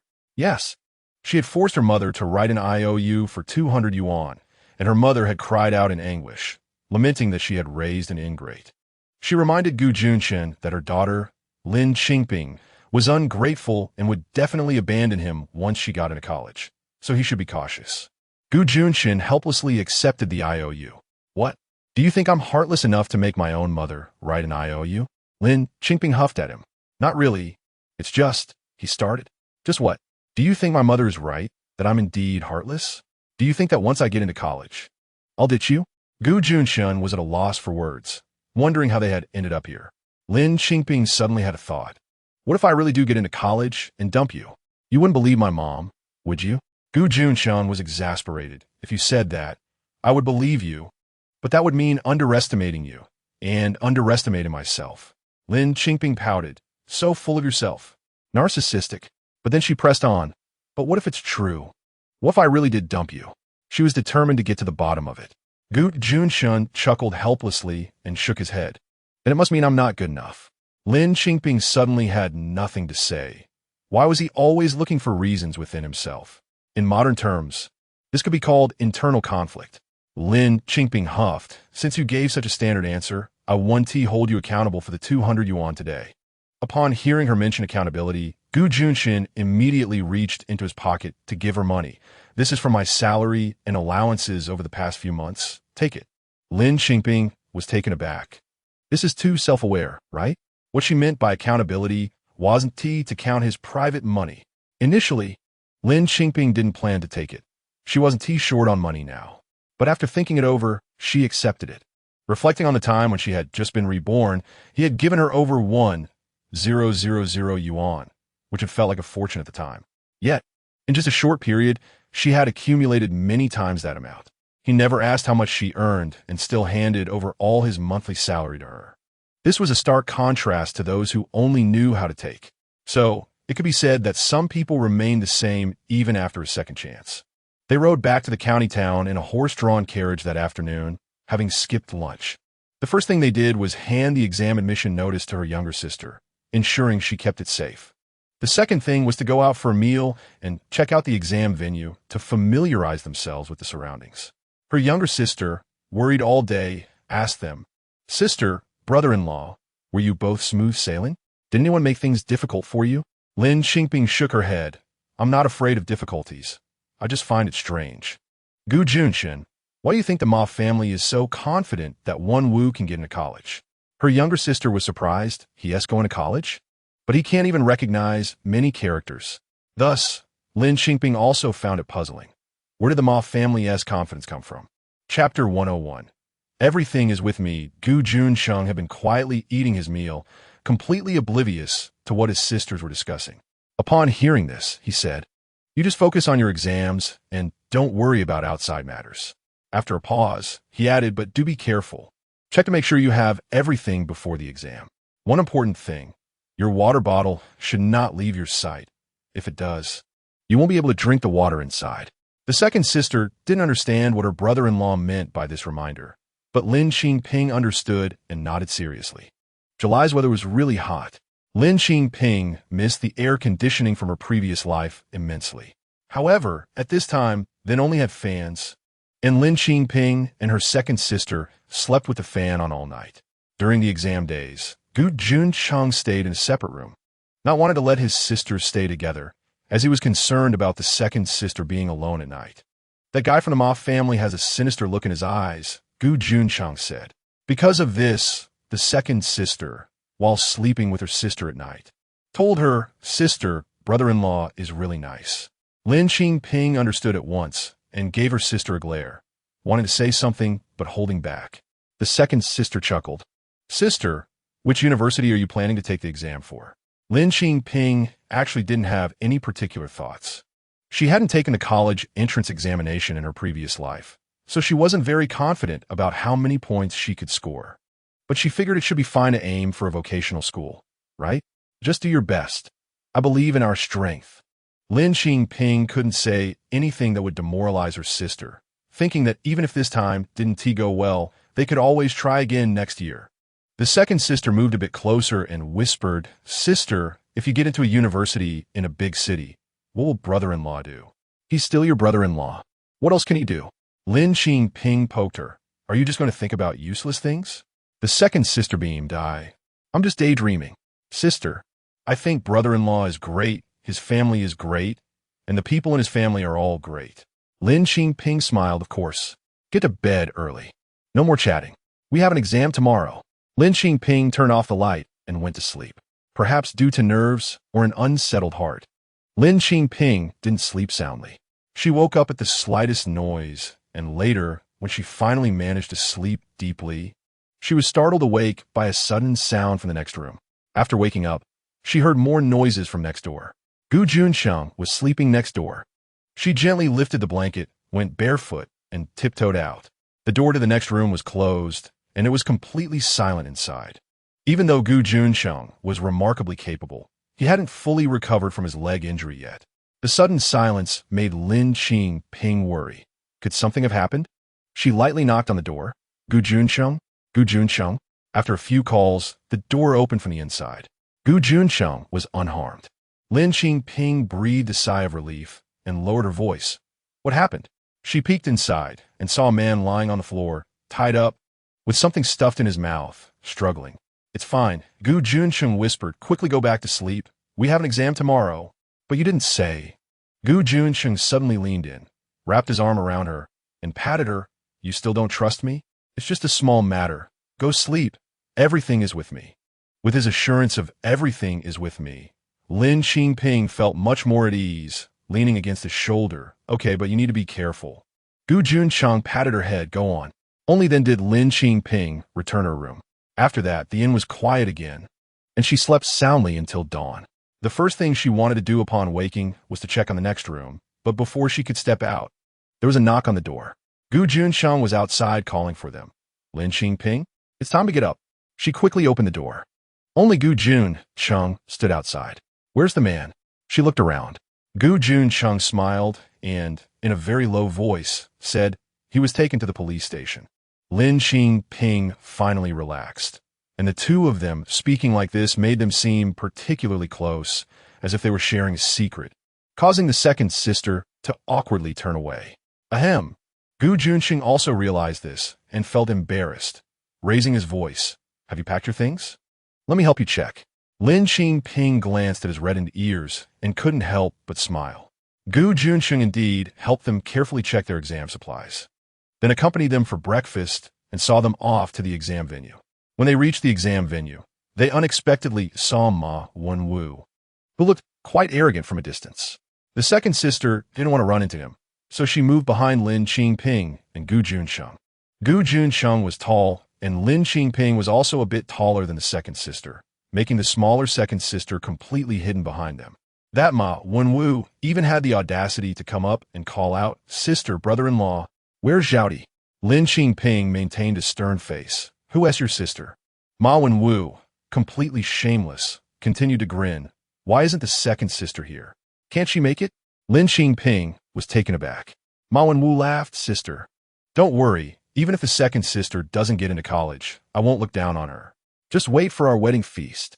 At this moment, the second sister could no longer hold back and stepped forward, angrily spitting several times. Who says I can't get in? Whose wedding feast are you talking about? Dream on. Ma Wenwu's expression changed, pointing at her. You. How are you here? Aren't you? What do you mean, aren't you? The second sister argued back. Lin Qingping suddenly realized. The reason he was so sure the second sister wouldn't come is because of the man who broke into the next room last night. Was he here to kidnap the second sister? It must be. That room was registered under the second sister's name. She was extremely angry and looked at Gu Junchen. Gu Junchen slightly nodded, indicating she was correct. Lin Qingping was furious and pulled the second sister aside, wanting to confront him herself, but was held back by Gu Junchen's hand on her shoulder. Focus on the exam. I got this. His deep and commanding voice suppressed Lin Qingping's anger. Indeed, she had lived through a lifetime and seen everything, while the second sister was experiencing such a significant life change for the first time. She needed to maintain her composure. She suppressed her anger, took her sister's hand, and said, "Don't panic. Let us go take the exam. It's not a big deal. We don't need to pay attention to it."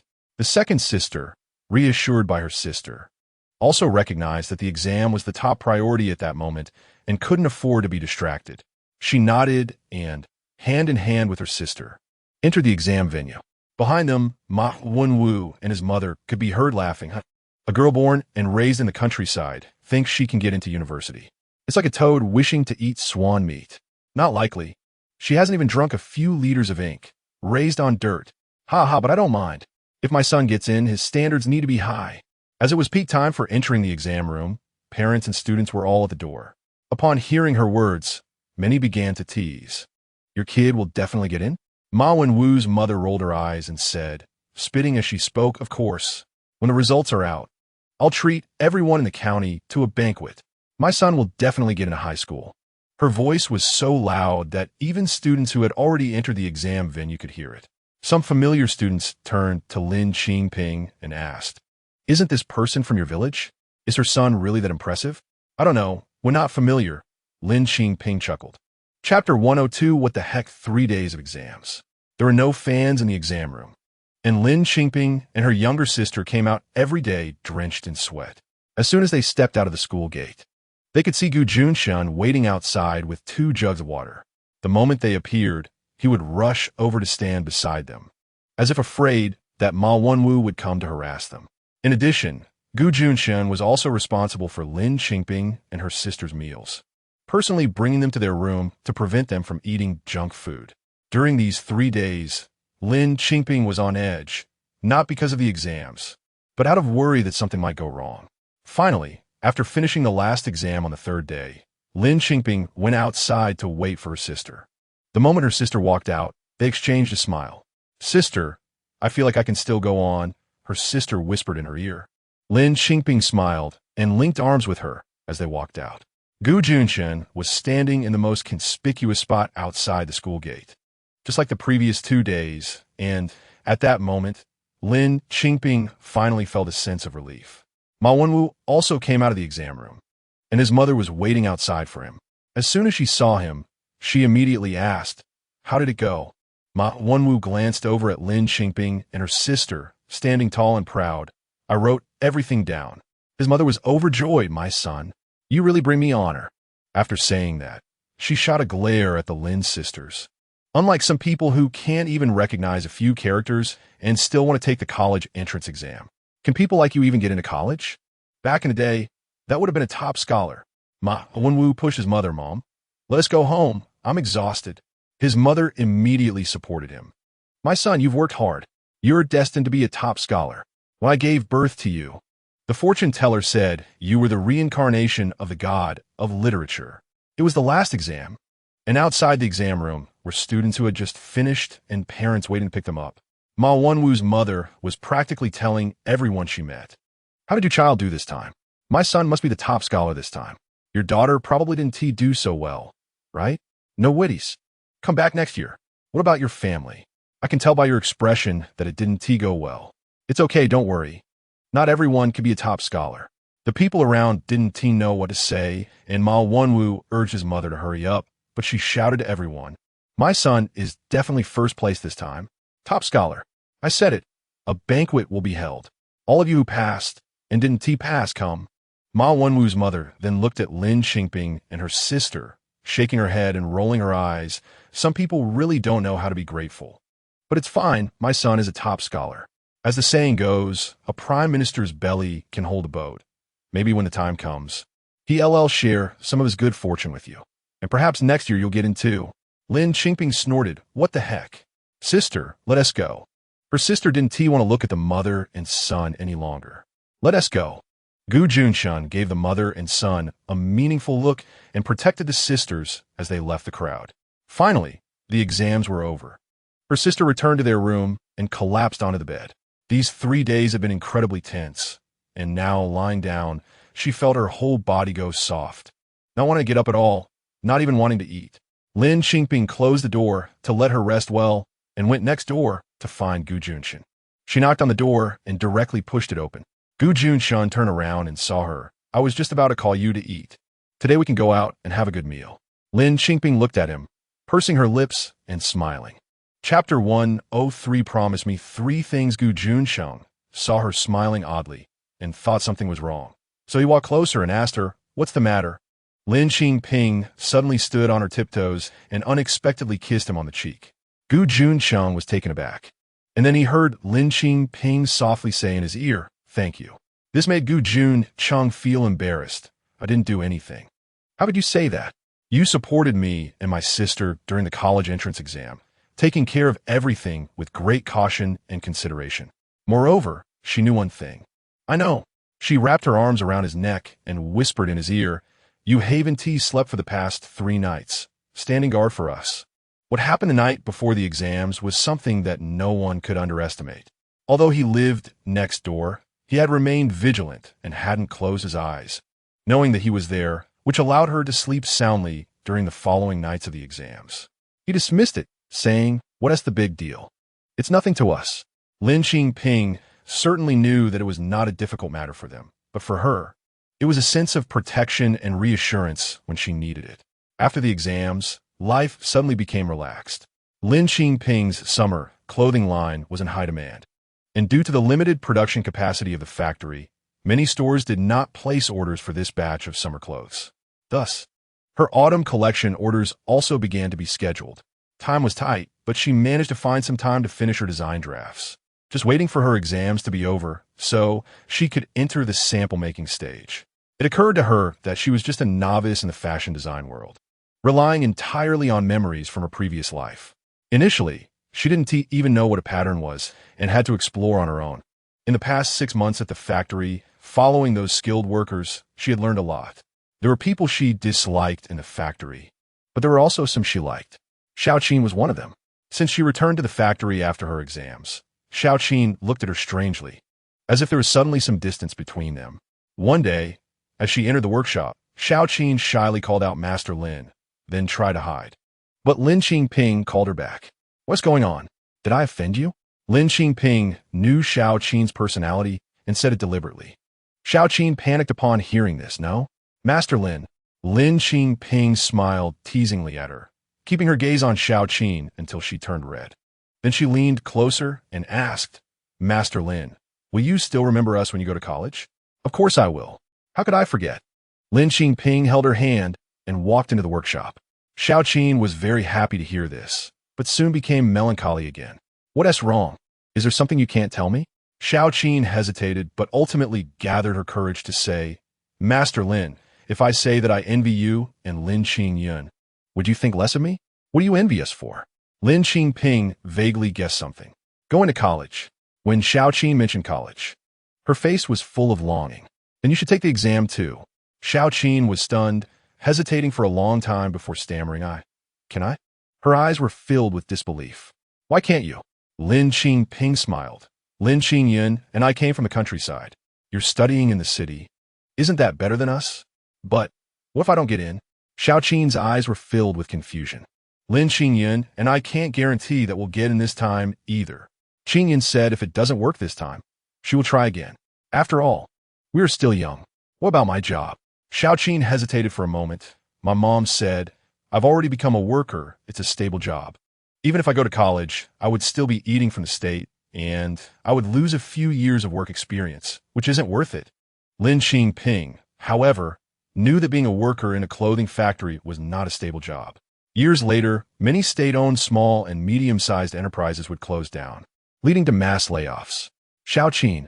Lin Qingping usually didn't mention what she knew about the future, but she said, you only live once. While you're young, Go do what you want to do. Xiao Qin fell into deep thought after hearing her words. Lin Qingping didn't rush her, letting her think carefully.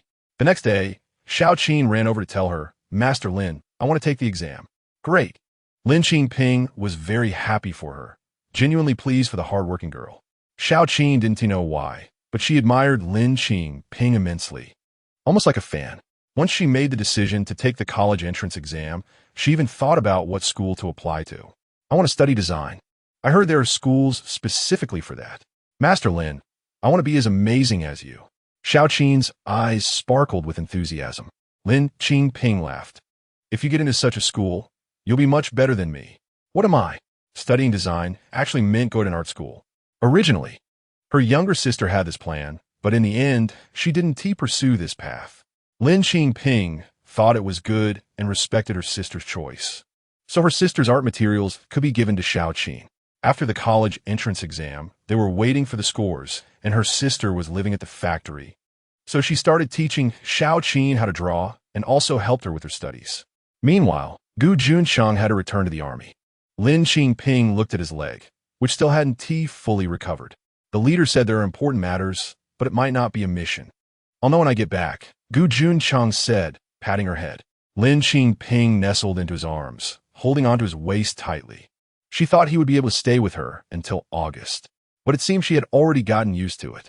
As a soldier's wife, she had to be mentally prepared. He would return whenever called. Still, it was hard to let go.